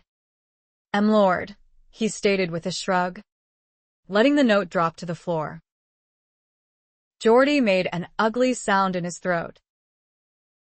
'Tis what I get fair, hiring English dolts. He pointed a stiff finger at Roslynn. I dinna want her now. She married the bloody Englishman. Wilbert and Thomas apparently thought that was funny. They started laughing, and Roslynn watched what wasn't black and blue on Geordie's face turn bright red. If what she had gone through to get here wasn't so infuriating, she might have found the situation as it was amusing too. Geordie didn't. Get out. The both of ye. The pair stopped laughing. When ye pay us. Lord. Wilbert might have given him the title of respect, but there was no respect in his tone. In fact, the short, thickly bearded fellow looked absolutely menacing as he stared at Geordie. So did the bigger chap beside him. And Geordie had gone quiet, his rage replaced by something else. Roslynn's eyes widened. He was afraid. Didn't he have the money to pay them? Geordie, in fact, had only enough money to get back to Scotland. He had counted on Roslynn's money to pay his hirelings off. All that money gone to the Englishman. It wasn't fair. And now these two would probably kill him. And in his condition, He couldn't even defend himself. Working her gag, while no one was watching, Roslynn finally managed to spit it out. "Untie me, and I'll give you your money, in exchange for my dirk." "Dinna touch her," Geordie commanded. Roslynn turned on him furiously. "Shut up, Geordie. Do you ken what my husband will do to you when he finds out about this? You'd look bonny right now by comparison if he gets his hands on you again."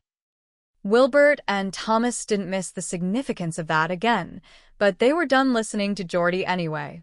They might have killed a few men in their time, but they had never harmed a woman before. They hadn't liked this job to begin with, and wouldn't have taken it if the Scot hadn't offered what was a bleeding fortune to them. Wilbert stepped forward and cut Roslynn's bonds with her own dirk. Flipping the blade over in his hand, he handed it to her, but was quick to step back out of her way. Roslynn was amazed it had been so easy, since she hadn't been at all sure the two ruffians would obey her. But they had, and she felt infinitely better already. And she had obviously guessed right, or Geordie would have gotten them their money before she was cut loose. Instead, he had sat down on the bed, holding his ribs, warily watching all three.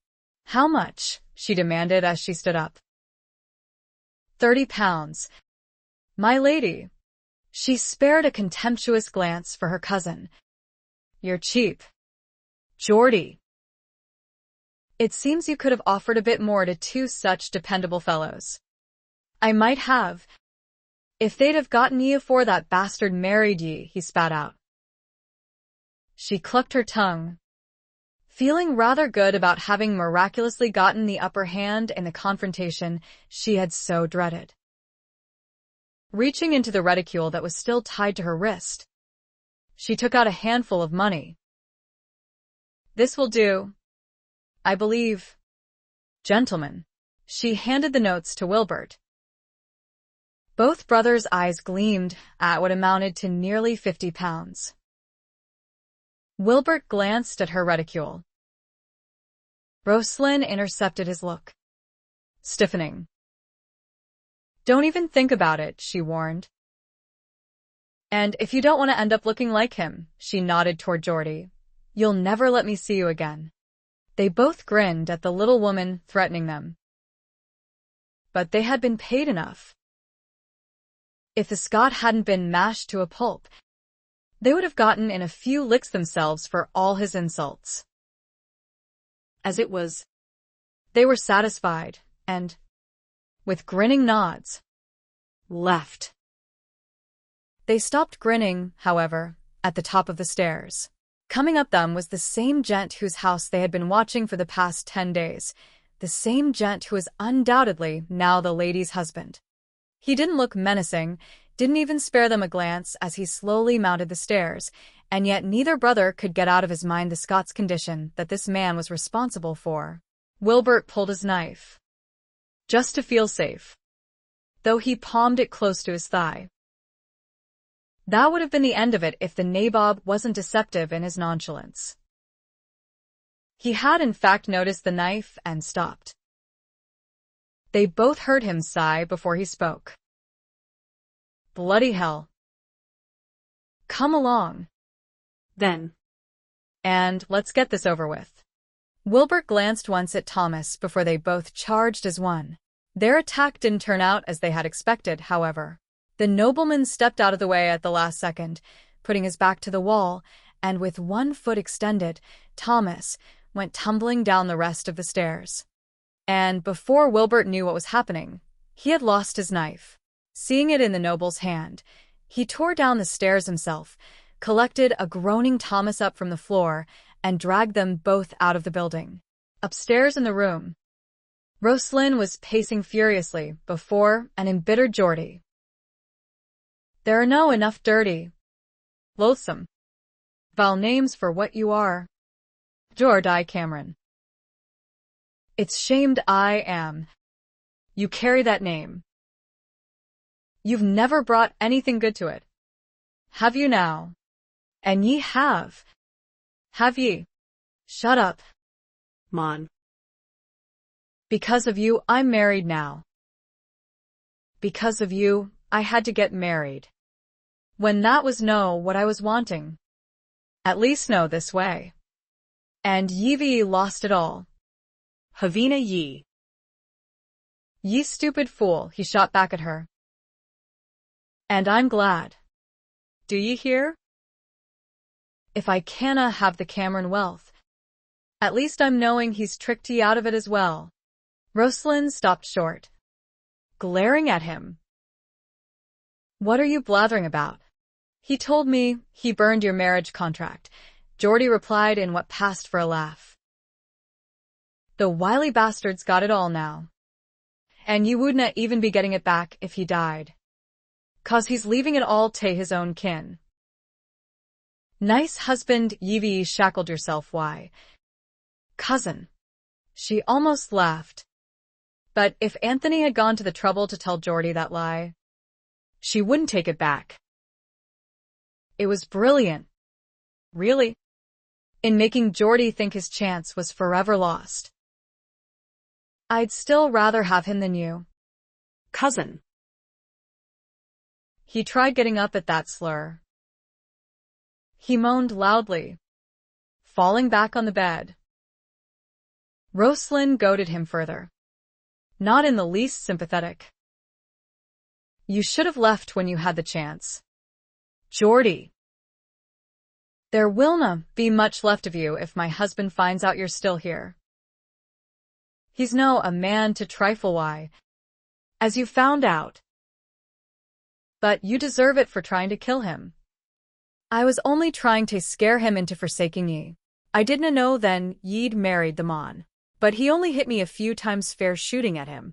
The rest was all fair ye.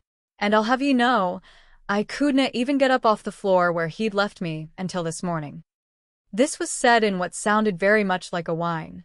But ye can see fair yourself that I was leaving, essa even nae tales te take te, that bloody Spartan. Spartan? Yes. She supposed Anthony could at times be likened to that austere race known for its strict discipline and military prowess, but only in the lightest sense. His self-control might be absolutely maddening when he chose to use it, but when he didn't, he was as hot-tempered as any Scot.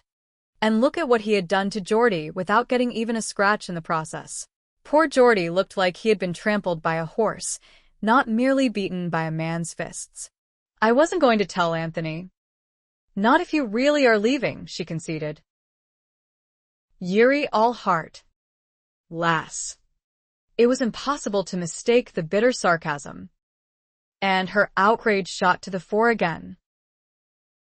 If you're expecting me to feel sorry for you, Geordie, I mun disappoint you. I just can't do it. No, after all you've done. You tried to hurt me. I loved ye. The words were like a rope around her throat, choking off her breath. Was it possible? He had said that often enough over the years. But she had never believed him. Why did it have a ring of truth to it this time? Or had he deluded himself into thinking it was so? Quietly, actually afraid of the answer, she demanded, if that's true, Geordie, then tell me about my mother. Did you put a hole in her boat? His head came off the bed, followed more slowly by the rest of his body. Why did you ask me when it mattered, Rose, when it happened? Why did the auld mon never ask? Nay, I never tampered, why, her boat. I was down by the loch finding worms to put in cook stew. That was as close as I ever came to those boats.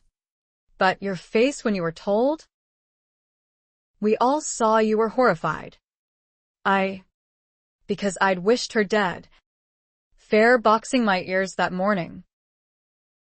I didn't mean it. But I thought my wish had been granted. I felt I was to blame. Roslynn felt sick to her stomach. All these years, they'd blamed him for something he didn't do. And he knew what they thought but never spoke up to defend himself. Just harbored his resentment unto himself. It didn't make him a nicer person in her eyes. but it made him innocent of any real crime. I'm sorry, Geordie. I really am. But ye still wouldna have married me, would ye? Knowing the truth. No. And you shouldn't have tried to force me. A mon will do anything when he's desperate. For love or money. She didn't ask. But she wondered if her grandfather's will might have been different if he had known the truth. Somehow, she didn't think so. He had always despised Geordie's weakness, an unforgivable trait for a man of Duncan's strength of character. She wasn't that uncharitable. And she had to salve her conscience for blaming Geordie for her mother's death, which she now realized must have been no more than a freak accident. She would leave him the money in her reticule that had been intended to pay her bills. £10,000 wasn't much compared with what she had, but it would be a start for Geordie. And maybe he could do something with it to make his own way, instead of always looking for the easy road that cost him nothing and made him weaker. Roslynn turned around to remove the money without his seeing. She would leave it where he wouldn't find it until she had gone. I'll help you pack, Geordie. Dinna do me any favors. She ignored the bitterness and moved to the bureau, where several articles of clothing still remained in an open drawer. She gathered them up and slipped the money between the clothes before dropping the pile in his valise. It was a mistake to have gotten that close. His hand snaked out, wrapping around her wrist. Rose. The door opened, and she was freed. Never to know what Geordie had been about to say. She would like to think it might have been an apology for all he'd put her through. It didn't matter at the moment. Not with Anthony's presence filling the room. With as quiet as it got. I was afraid you might have killed each other. She didn't question why he was there. Not just then. Eavesdropping at doors seems to be a habit of yours. My lord. He didn't deny it. A useful one. And most times fascinating. That most times referred to his eavesdropping on her and Francis. She knew. And he didn't like what he had overheard then. But there wasn't much he could have overheard this time to annoy him. He might look stern, but by now she knew the difference. He was angry, but not that angry. In fact, it could just be a carryover from last night. He's leaving, as you can see, she said, walking toward her husband. And you came to say goodbye? Anthony replied dryly. How thoughtful of you. My dear. She wasn't going to be baited. If you've come to take me home, I thank you. I find myself without a ride. She hoped that that would do it, that he wouldn't direct his attention to Geordie now and start a scene that she would be forced to witness. She didn't particularly want to see Anthony in the mood that could have brought about what he'd already done to Geordie. His level stare made her hold her breath. And then he directed that intense look to Geordie. Roslynn knew her cousin must be trembling in mortal fear. I'll be gone in the hour, Geordie volunteered. Anthony's nerve-wracking stare lasted a moment longer. Then he nodded curtly and led Roslynn out the door. His hand on her elbow was impossible to break loose from, so she gave up after one try. Outside, there was no carriage, just his horse being held by a street urchin. Roslynn decided to attack before he could. What were you doing back here? Come to see you home. Of course. Making sure he was gone. You mean? Since you couldn't possibly know I'd be here. That too. She gritted her teeth. Did you know? Not until I heard you tearing into the poor man with all the vile, loathsome, and despicable names you never got around to calling him. So he had been outside the door from the beginning. Had she said anything he shouldn't have heard? No. She didn't think so, not this time. But she was still annoyed. You would have been better served to have ferreted out his men, who had still been watching the house from the park. No doubt. They followed me to the bank and... Yes. Jeremy did mention that was your destination. Imagine my surprise to find you here instead. He said it as if he didn't believe her. Hell's teeth. Anthony. I didn't know where he was. So how could I have found him even if I'd wanted to? Which I didn't.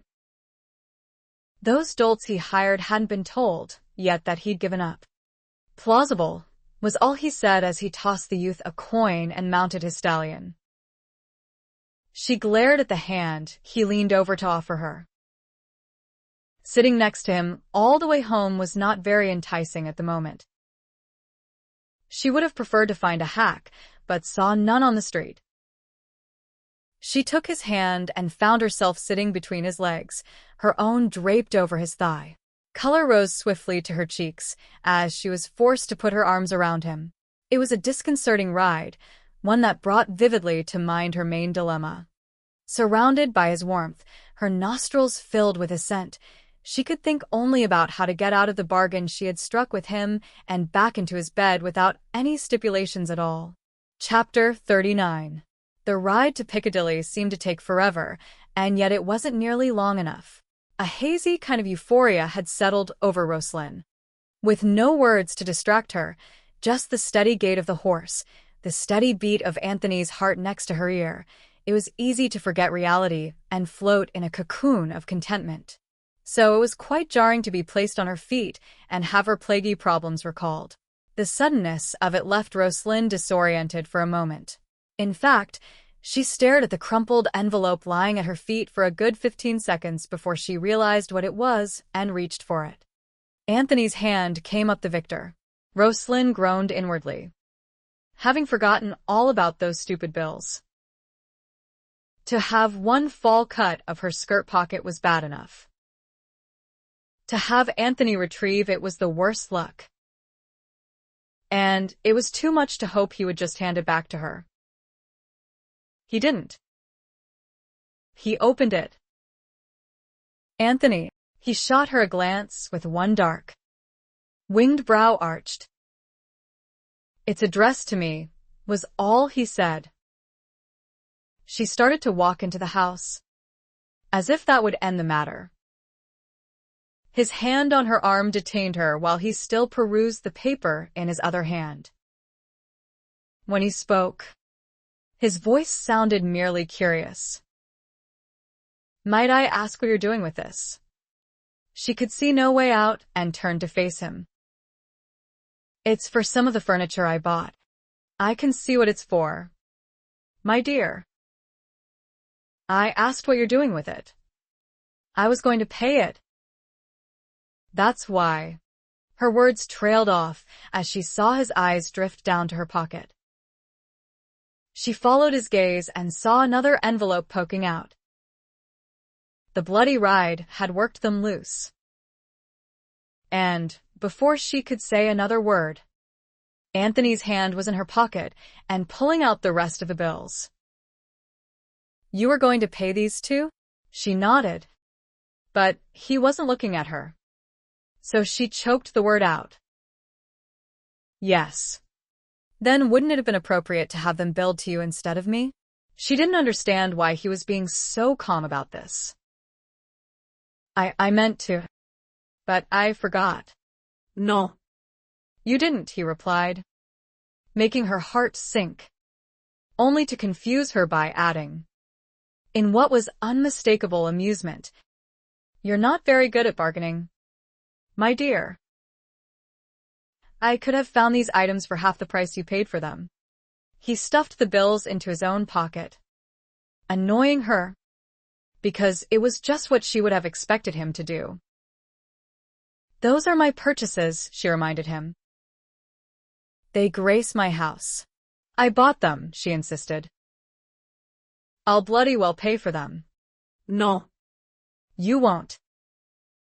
You had no intention of paying for them to begin with. So let's just leave it as it is. Shall we? He was smiling at her. Smiling. Don't be stubborn about this, Anthony. You have enough creditors already. I want to pay for what I... Be quiet, sweetheart, he interrupted, his hands resting on her shoulders. I suppose I shouldn't have let you go on thinking I was just struggling by, but you were having so much fun trying to put me in debt, I didn't want to spoil it. He chuckled when she lowered her eyes guiltily and lifted her chin back up. The truth is, you could have redecorated 100 households, and I wouldn't have raised a brow. But you can't be rich. He laughed delightedly. It pays to have a brother who is a genius where money is concerned. Edward has a golden touch, you might say. And he handles the family's finances with our blessings. If the townhouse still doesn't suit you after all the trouble you've gone through to redo it, I have several estates in the outlying vicinity, as well as in Kent, Northampton, Norfolk, York, Lincoln, Wiltshire, Devon. Enough. Are you so disappointed I didn't marry you for your money? My dear, you've still got some of it, as per the marriage contract. I put the money into an account for you this morning. There. At least that was out of the way. So was his amusement. You'll take yourself back to the bank and put it in a trust for our children. And as long as we're on this subject, I support you, Roslynn. Your clothes, your jewels, anything that adorns your body, I pay for. And what am I supposed to do with my money? She demanded sharply. Anything you like, as long as it's nothing to do with clothing, food, or shelter. Or, what is my prerogative to buy you? You might do well to discuss with me first what you decide to spend your money on. We just might avoid future arguments in that way. Her independent spirit was infuriated. Her woman's heart was delighted. And that word, children, kept buzzing in her head. It implied an eventual end to their difficulties, though she couldn't see that end in sight. If this discussion is going to continue, shouldn't we take it inside? Anthony grinned at her neutral tone. He had made his point, and his earlier pleasure that she had given up her spite against him returned. For whatever reason, it was a peace offering, and he could make one too. That what he had in mind was more of a necessity after that close ride with her was just plain luck. This subject has run its course, Anthony said, leading her inside the house. But there is another that needs immediate attention. Rosalinn's heart skipped a beat, but she couldn't be sure she had grasped his meaning correctly. So she didn't allow herself to hope until he took her arm and escorted her upstairs to his room. Even then, as he closed the door behind them, she still wasn't certain of his intentions. He crossed the room, removed his coat, and tossed it into that cursed chair they had occupied last night. She frowned at the chair. Oh. She had learned her lesson in it, as he had promised she would. Resentment bubbled up in her chest. To fight with the powerful arousal she felt just by being in this room again. Come here, Roslynn. He had moved to the bed, was sitting on it, was slowly unbuttoning his white cambric shirt. Her heart picked up double time. He was a temptation beyond imagining, but she didn't think she could bear it if he was going to be perfunctory with her once more. You feel capable of simulating desire. I take it. Simulate. Both brows shot up. Oh, I see. You still don't believe in spontaneity, do you, sweetheart? Come here and help me with my boots. Will you? She did. Only because he hadn't answered her question yet, and she didn't feel like running until she knew for sure. The nastiness she could take, but not the lack of passion. You're nervous, he noted when she wouldn't turn around after dropping his second boot on the floor. You needn't be. My dear, you have to take advantage of me when the opportunity presents itself. He saw her back stiffen and immediately regretted those words. He had made his point last night. She wouldn't forget it. But he couldn't go through that experience again to save his soul.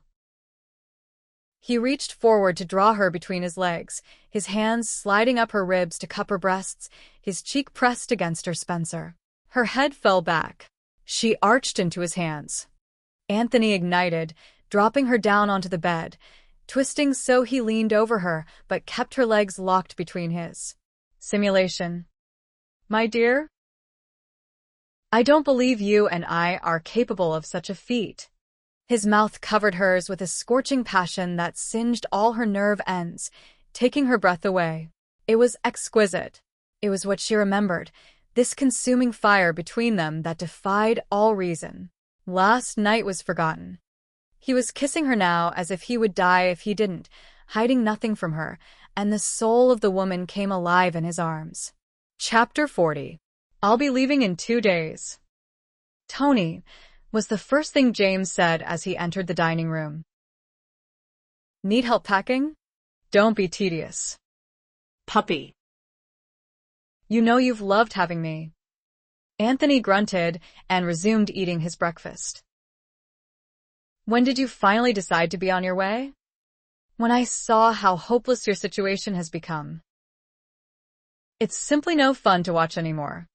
Anthony tossed down his fork, glaring at his brother's back as James walked casually to the sideboard after that remark and heaped food on a plate. Actually, he thought he'd made a great deal of progress in the past 2 weeks. He had only to touch Roslynn now and she turned into his arms. He failed to see what was hopeless about that. Soon she would admit that she needed him as much as he needed her. She would admit her folly and damn her own rules. But until she did, he would abide by them, to the bloody letter. Would you mind explaining that remark? James sat down across from him and said maddeningly, I like this room now. What did it cost you? Blister it? James. A shrug. It's obvious. Dear boy. Here she is sharing your room.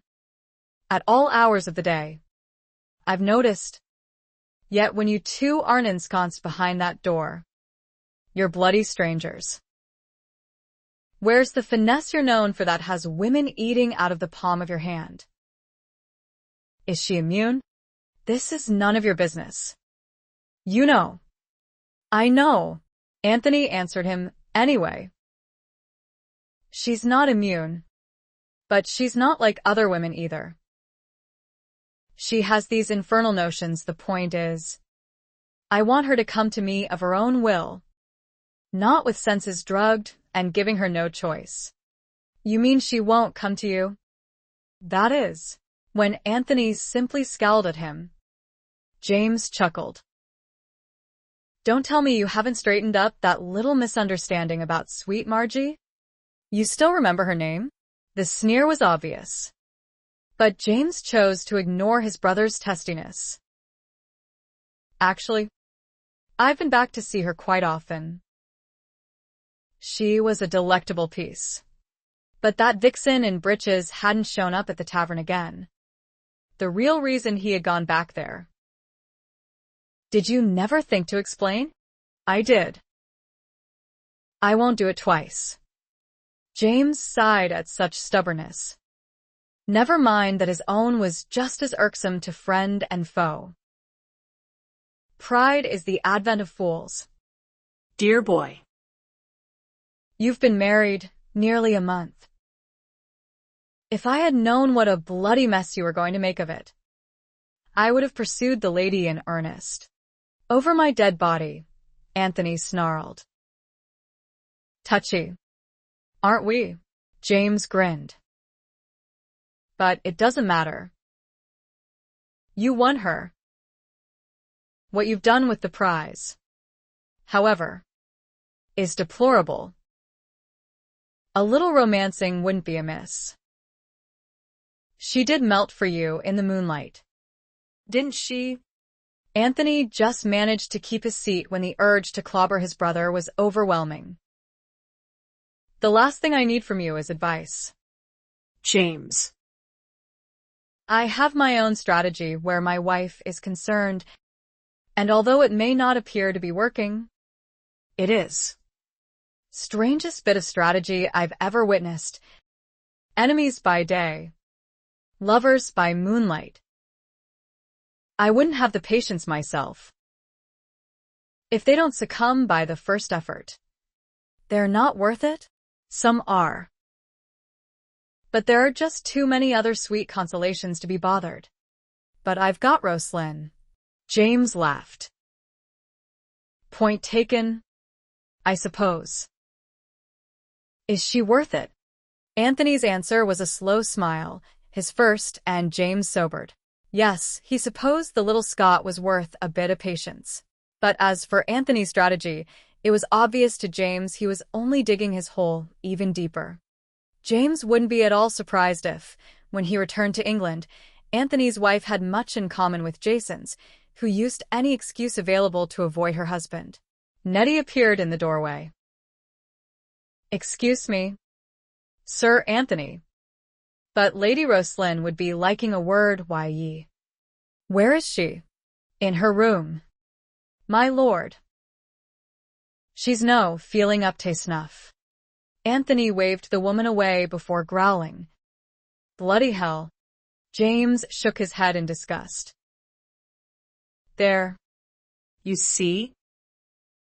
You hear your wife still. And instead of being concerned. Confound you. James. You don't know what the bloody hell's going on. So stay out of it. If she's ill, it's what she's been praying for. I noticed it the other morning when Anthony stopped at James' corked brow. Damnation. She's going to tell me I'm going to be a father. But that's splendid, James said in delight, only to notice Anthony's scowl grow even blacker and add hesitantly. Isn't it? No. It bloody well isn't. For God's sake. Tony. Children usually do follow marriage. I know that. You don't. I want the child. I just don't want the conditions that come with it. James started to laugh. Misunderstanding. The price of fatherhood. Don't you know? Good God. It's only a few months you'll have to stay out of the ladies' bed. You can always find relief elsewhere. Anthony stood up. His voice calm, but cold enough to freeze. If I wanted relief elsewhere, and if it were only for a few months, you might be right, brother. But my celibacy begins the moment my dear wife announces her condition to me. James was surprised enough to reply. Whose ridiculous idea was that? It bloody well wasn't mine. You mean the only reason she came to you was to get a child? None other. James snorted. I hate to say it, Dear boy. but it sounds like your wife needs her backside treated to a good thrashing. No. What she needs is to admit she's wrong. And she will. How soon is the question that's going to drive me crazy? Chapter 41. Weak tea and dry toast, at Nettie's insistence. Not a very appetizing breakfast, but better than the hot chocolate and pastries that had sent Roslynn flying toward the chamber pot earlier. She had suspected her condition for the past week, after her monthly time was late. She had been sure 3 days ago, when the most ghastly queasiness had started in the morning, only to vanish come noon. And each day it had gotten a little worse. This morning she had had to stay near the chamber pot for nearly an hour, had heaved her stomach dry. She dreaded what tomorrow would bring, and tomorrow morning was Frances' wedding.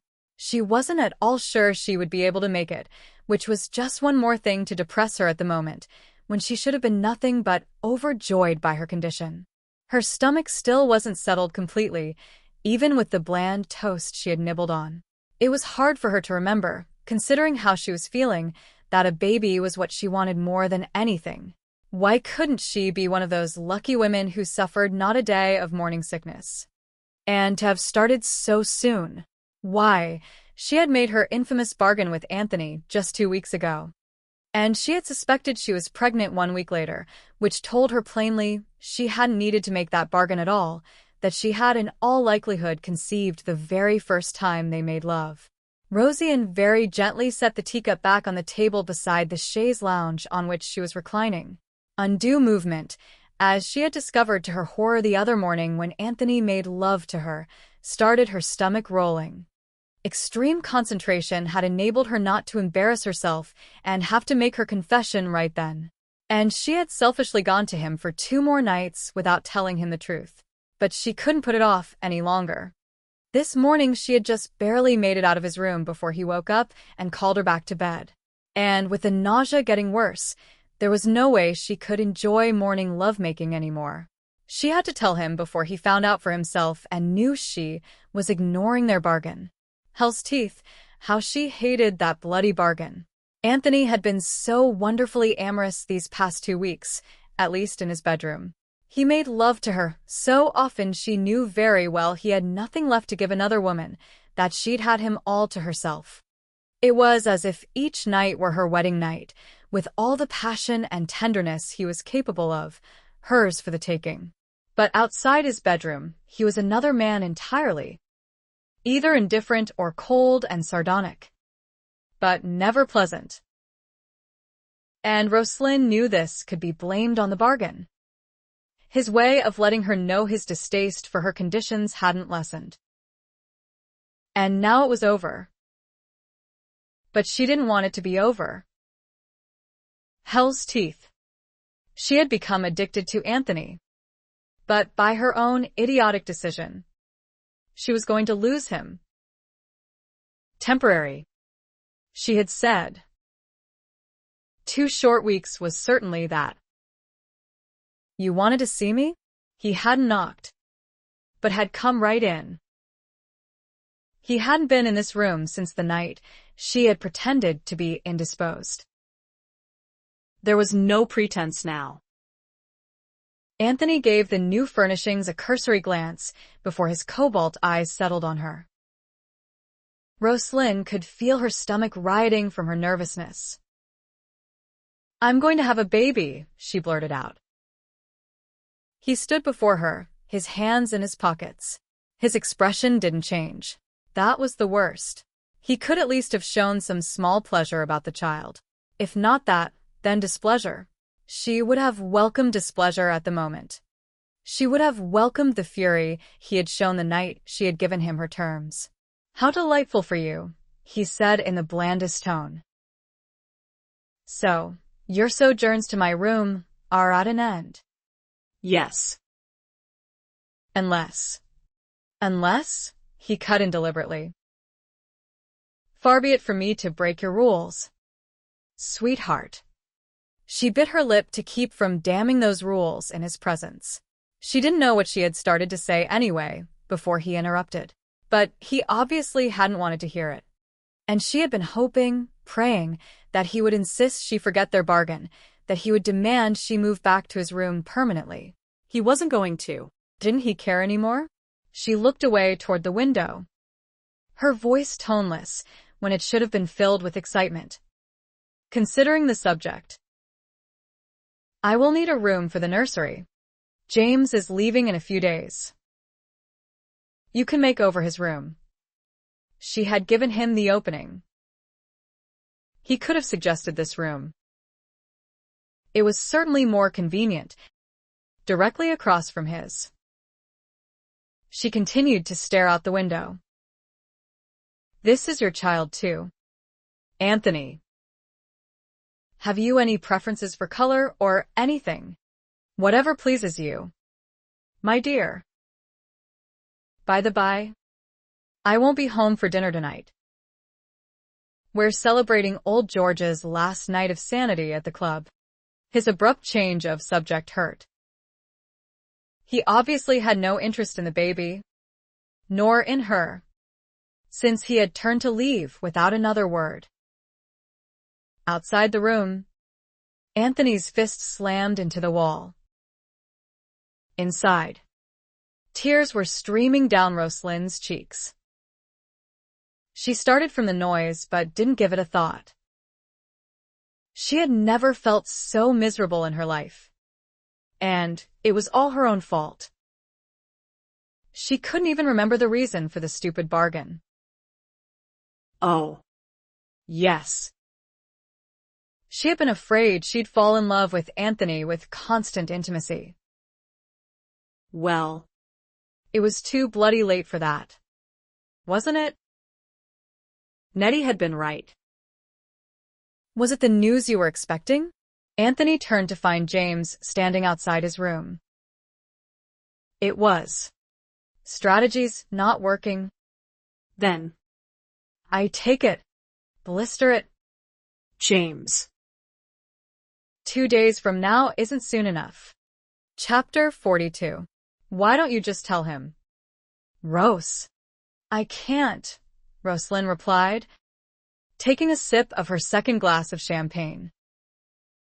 They stood away from the others at the party, which was just a small gathering of Frances' friends at her mother's house. The gentlemen weren't the only ones who could celebrate the night before the wedding.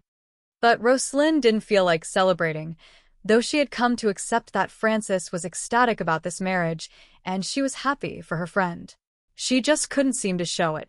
Unfortunately, Frances had picked up on her depression and had taken her aside, afraid that Roslynn was still against the marriage.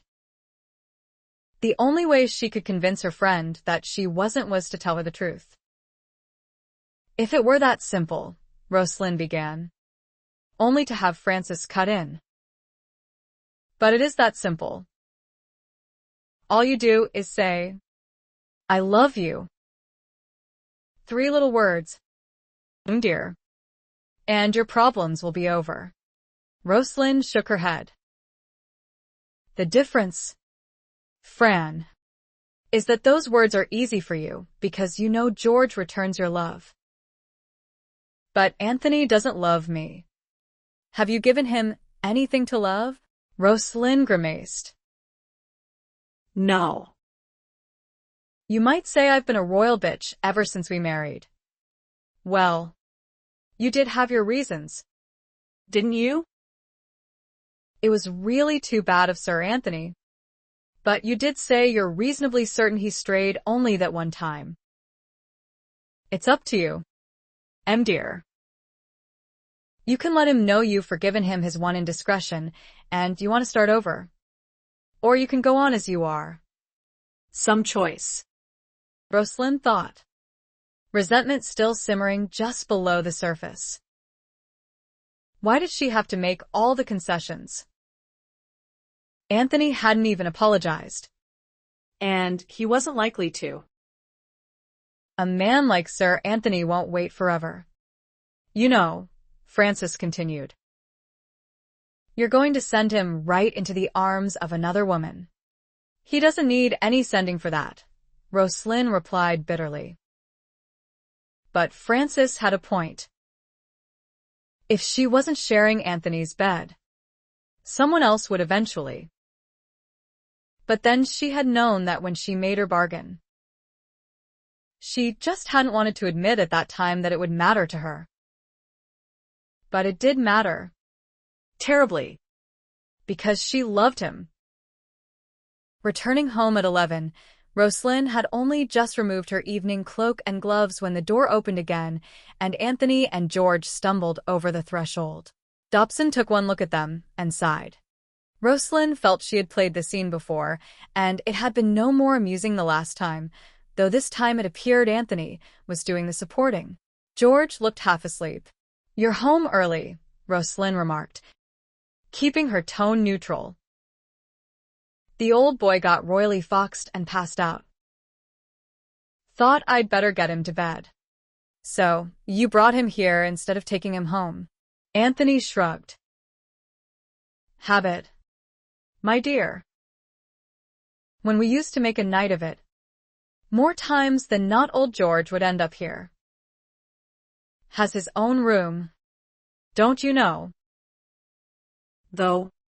Actually, come to think of it, you have it now. They stared at each other a long moment before George broke the contact. What's that? Who has my room? Don't worry about it, old man. My wife has a few of her things in it that she'll be happy to move for tonight. Won't you, my dear? Roslyn's heart turned over. Had he brought George home just so she would have to move? And the only place she could move to was his room. Don't go to any trouble on my account, Lady Malory. She understood him perfectly, though his words were terribly slurred and he couldn't seem to locate her, his eyes settling on Dobson instead. It's no trouble, George, Roslynn assured him. If you'll just give me a moment. Don't have a moment, Anthony interjected. He's bloody well heavy, you know. And if I put him down, he'll never get back up.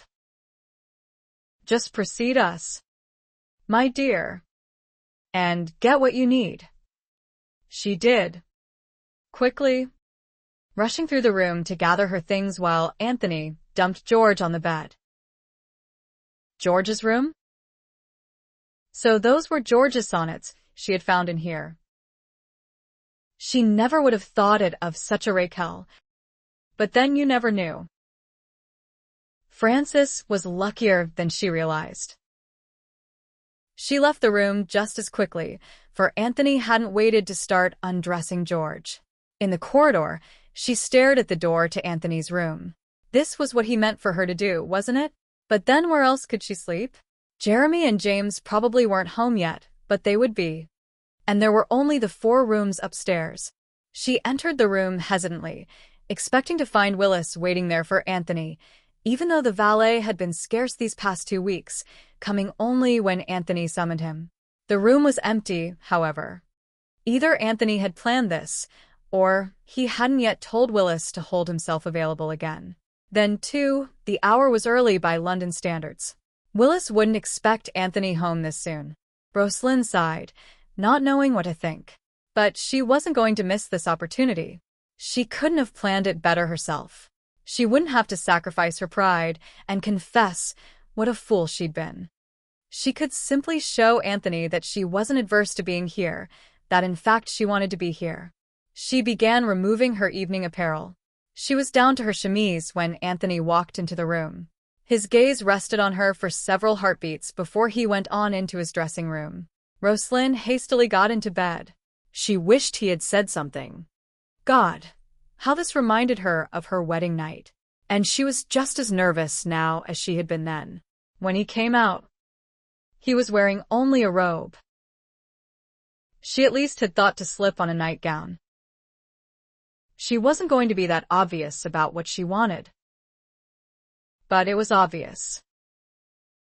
While he moved about the room to turn down the lamps, desire lit the golden flecks in her eyes as they followed his superb form.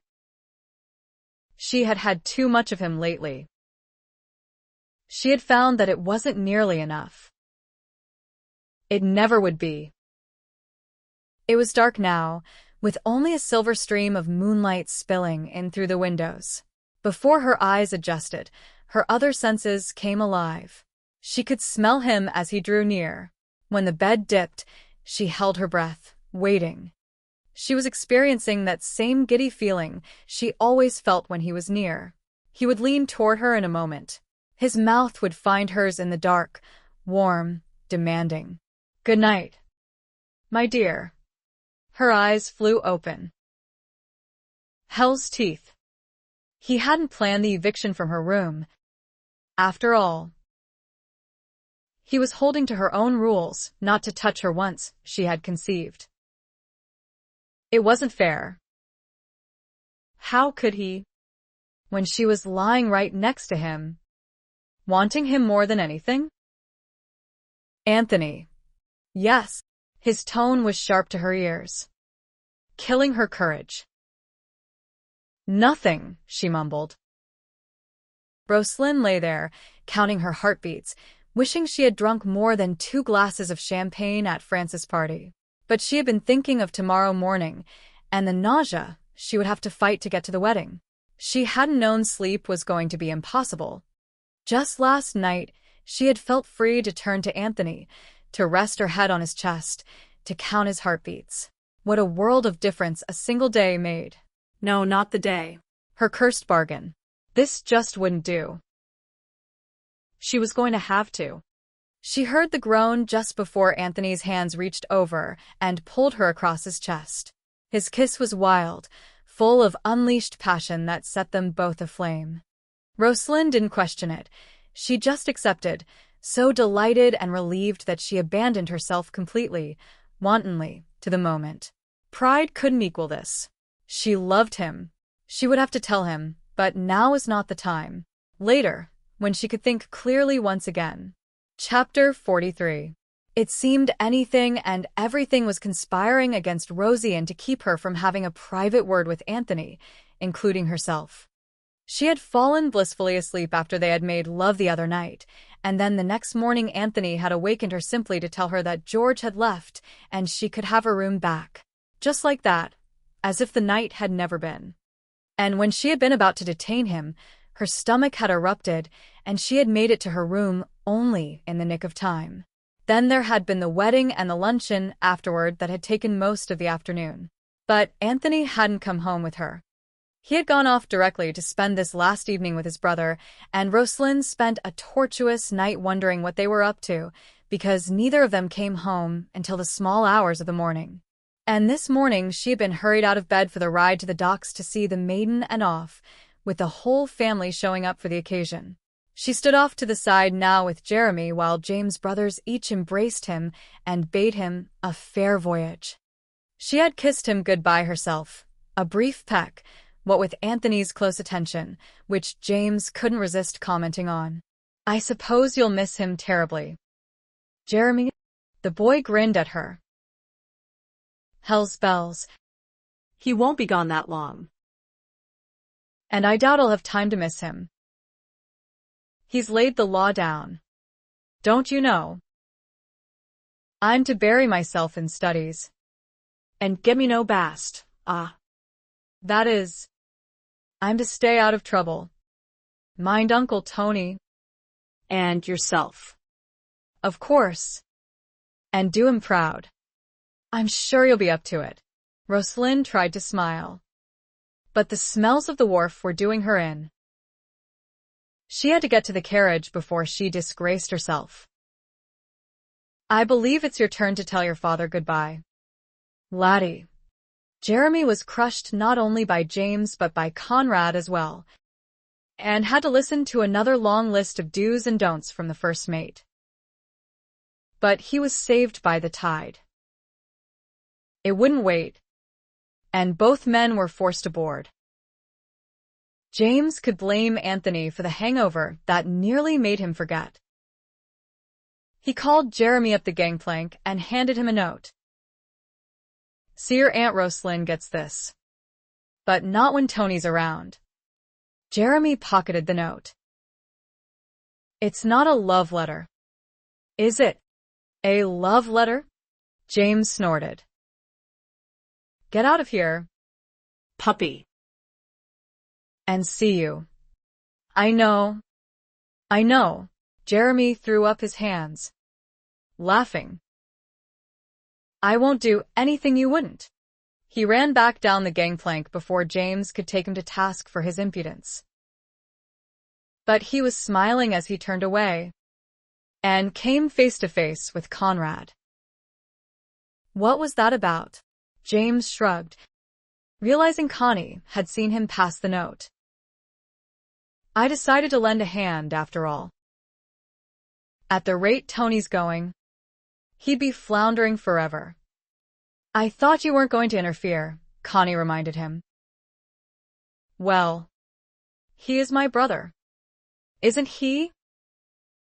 Though why I bother after the dirty trick he played on me last night, I don't know." At Connie's raised brow, he grinned, despite the slow throb in his head. Made sure I'd be feeling miserable today to cast off the bloody sod. But you went along with it. Naturally? Naturally. Couldn't have the lad drinking me under the table. Now. Could I? But you'll have to see us off. Connie. I'm afraid I'm done for. Report to me in my cabin after we're underway. An hour later, Connie poured a measure of rye from the well-stocked cabinet in the captain's cabin and joined James at his desk. You're not going to worry about the boy, are you? That rascal? James shook his head, wincing slightly when his headache returned, and took another sip of the tonic Connie had sent from the galley. Tony will see he doesn't get into any serious scrapes. If anyone will worry, it's you. You should have had one of your own. Connie. I probably do. I just haven't found him yet like you did the lad.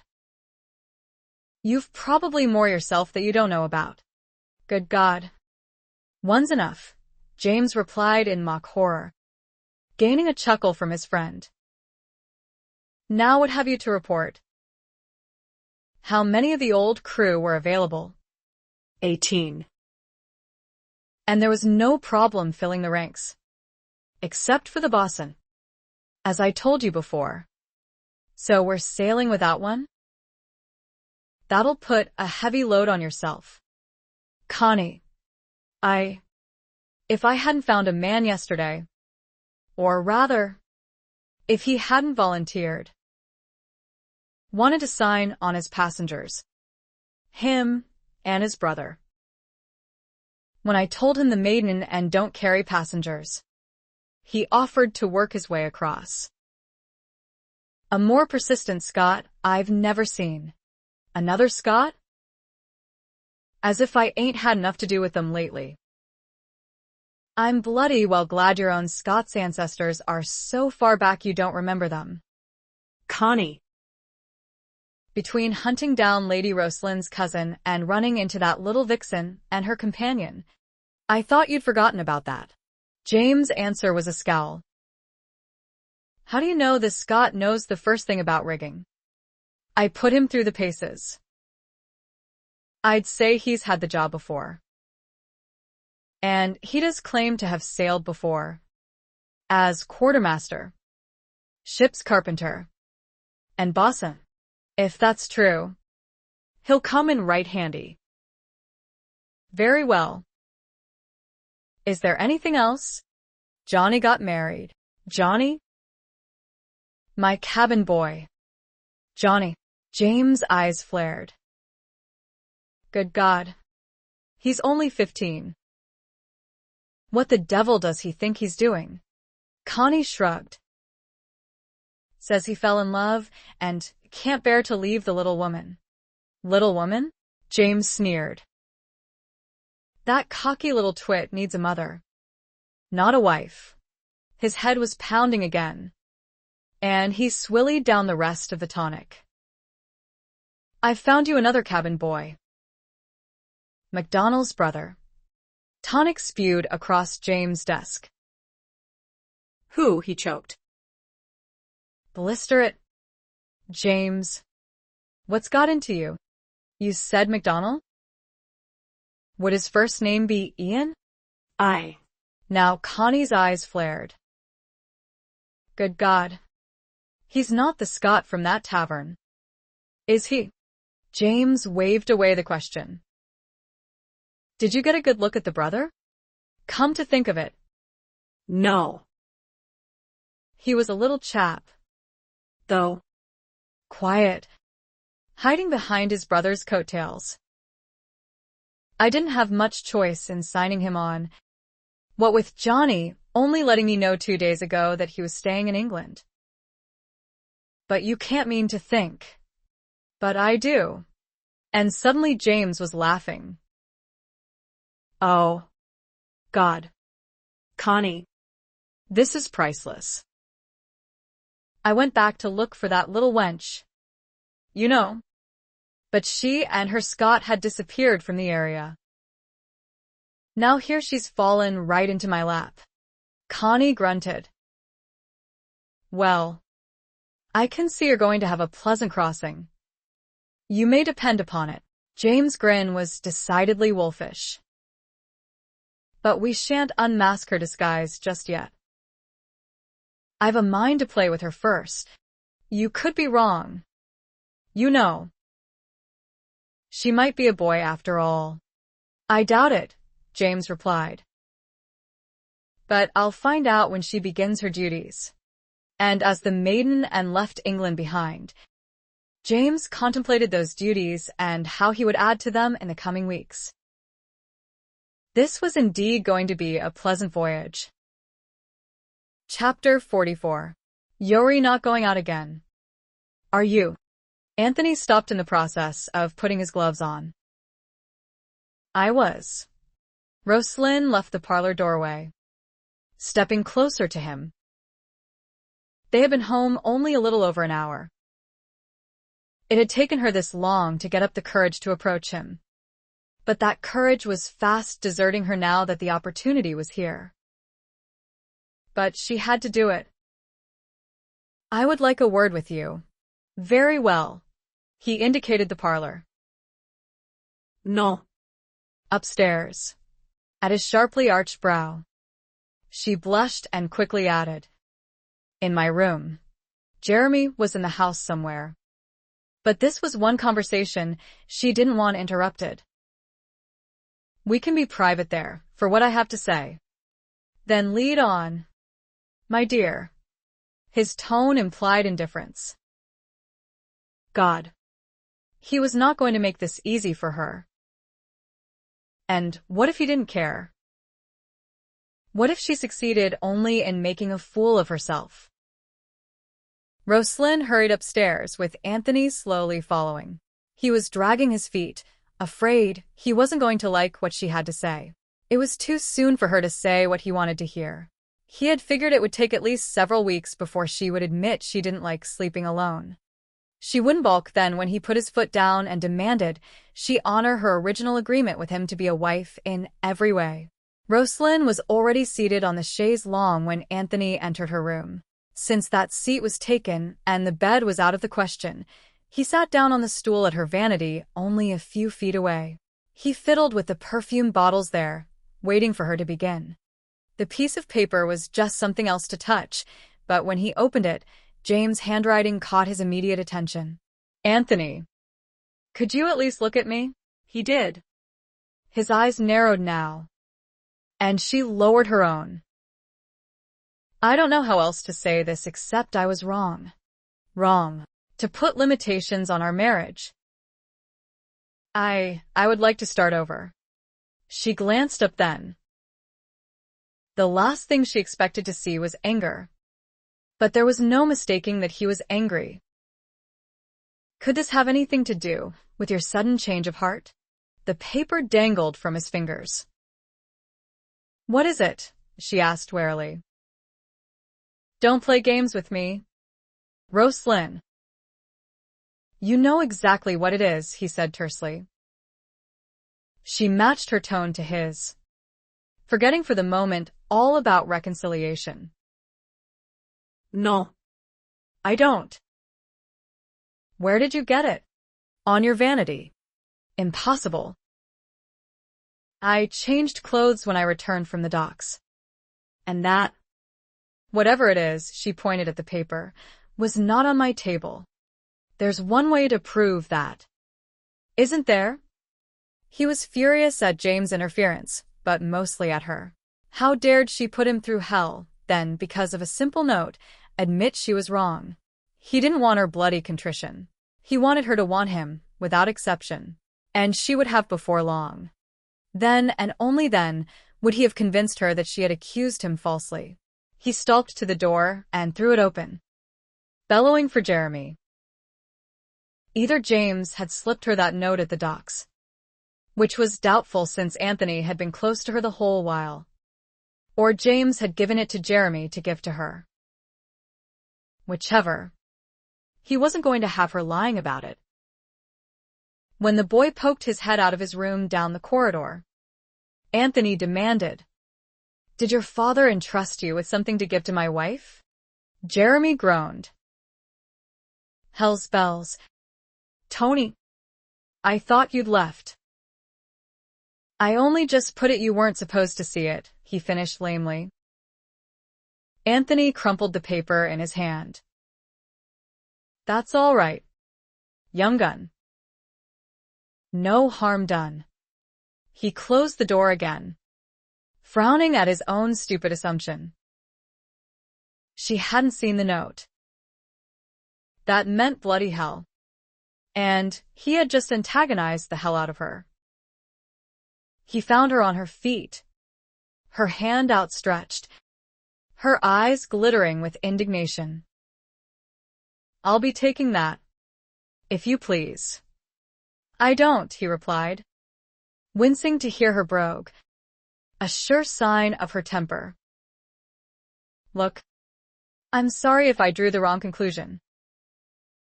The note isn't important." "What dash? I'll determine what's important.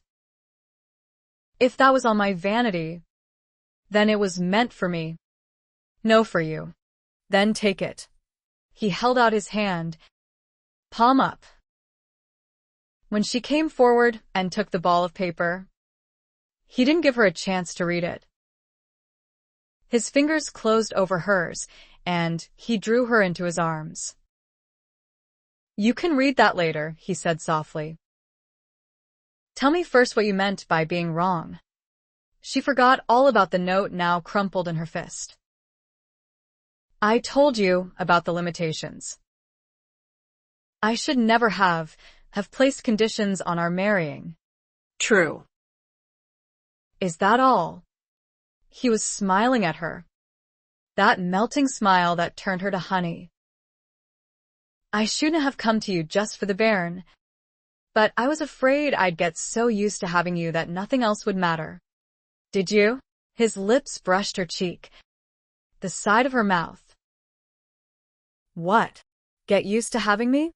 He didn't let her answer, his lips slanting across hers. Warm. Beguiling. Stealing her breath. Her soul. She had to break the contact herself. Oh. "Mon, if you keep kissing me, I'll never say it all." He chuckled, still holding her close. "But none of this was necessary, sweetheart. Your problem is, you've taken a bloody lot for granted. You assumed that I would have let this don't touch me stand of yours go on indefinitely. Not so. You also seem to think that I would have abided by any rules whatsoever that you set down for this relationship. Wrong again." He softened this news with another deep kiss before continuing. "I hate to disillusion you, sweetheart, but you get away with your outlandish demands for only as long as I allow you to. And I would have allowed you only a few more weeks, no more, to come to your senses. Or I would have moved in here. Would you?" "Now," she retorted, but her lips were twitching. "Without my permission, I suppose. We'll never know, will we?" He grinned. "Now." "What else did you want to tell me?" She tried to shrug. It didn't work. Her senses were reeling with his body pressed to hers. His eyes warm, tender, his lips a breath away. "I love you," she said simply, then squealed when he squeezed her so tight she couldn't breathe. "Oh, God. Roslynn, I was afraid I'd never hear you say it." "Do you really?" "Despite what an utter ass I've been half the time?" "Yes." She laughed, giddy from his reaction. "Then read that note from James."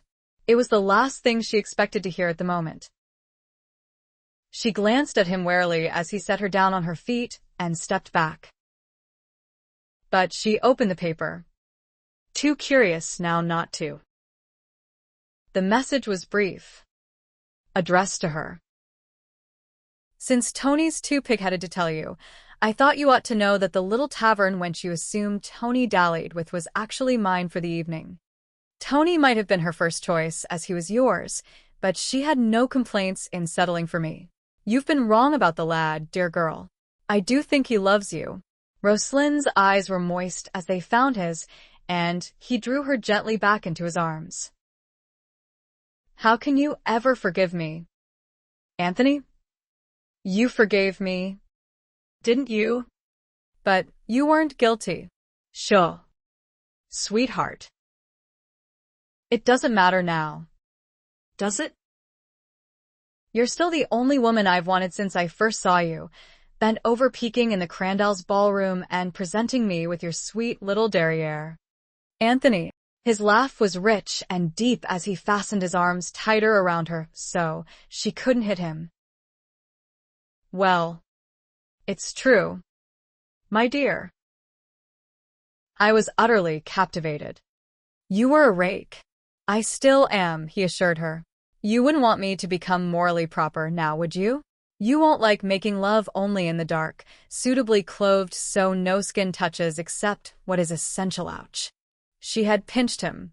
I'm not teasing you, my dear. He chuckled. That's how Wharton would probably have made love to you. Course, he would have died for it now, no more pinches. Then, be serious. But I am, my girl, most serious. His fingers slid into her hair, spilling pins this way and that, all the while his eyes remained locked to hers. You became mine that first night, dashing toward me in the moonlight. You took my breath away. Do you know how much I wanted to make love to you then? Right there in the Crandall's garden? What did you feel, sweetheart? I was sorry I couldn't have you. Were you? He asked softly, his thumbs caressing her cheeks, his lips just barely touching hers. Do you want me now?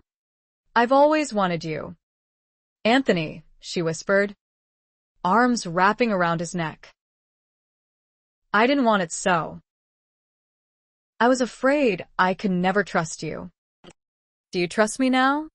I have to. I love you even if you don't. He put a finger to her lips. Oh, my beautiful, silly girl. Didn't you read all of my brother's note? My whole family knows I love you to distraction without my telling them. Why don't you? You do, she gasped. Would I have let you run rings around me if I didn't? But why didn't you tell me? You didn't want to marry me? Sweetheart, he reminded her. I practically had to twist your arm. And even when you agreed, you did everything possible to keep a distance between us.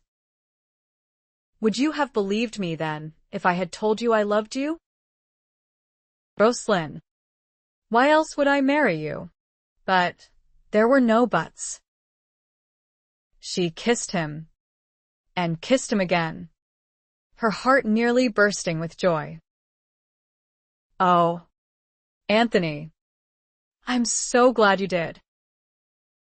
And I'll never, ever be such a fool again. I swear, he told her, in between kisses. You can be a fool whenever you like as long as you don't stop loving me. I couldn't, even if I wanted to. Will you? Never. Sweetheart. You may depend upon it. Chapter 45. I understand congratulations are in order, Nicholas remarked as he joined Anthony for a smoke in the garden. Sunday dinner at Edward's had gathered the whole clan this time, minus James.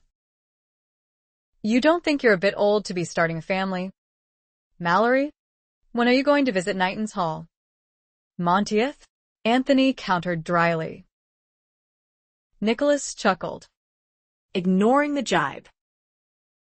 Regina's been talking about nothing else since Roslynn told her. She wants another of her own now. That'll be a bit hard to do, won't it, dear boy? According to James, you're in the doghouse. Oh, I never stay there long. Old man, Nicholas replied, his grin maddening. Your niece might have the famous Malory temper, but she's not heartless. Besides, She doesn't like to sleep alone. Anthony glowered.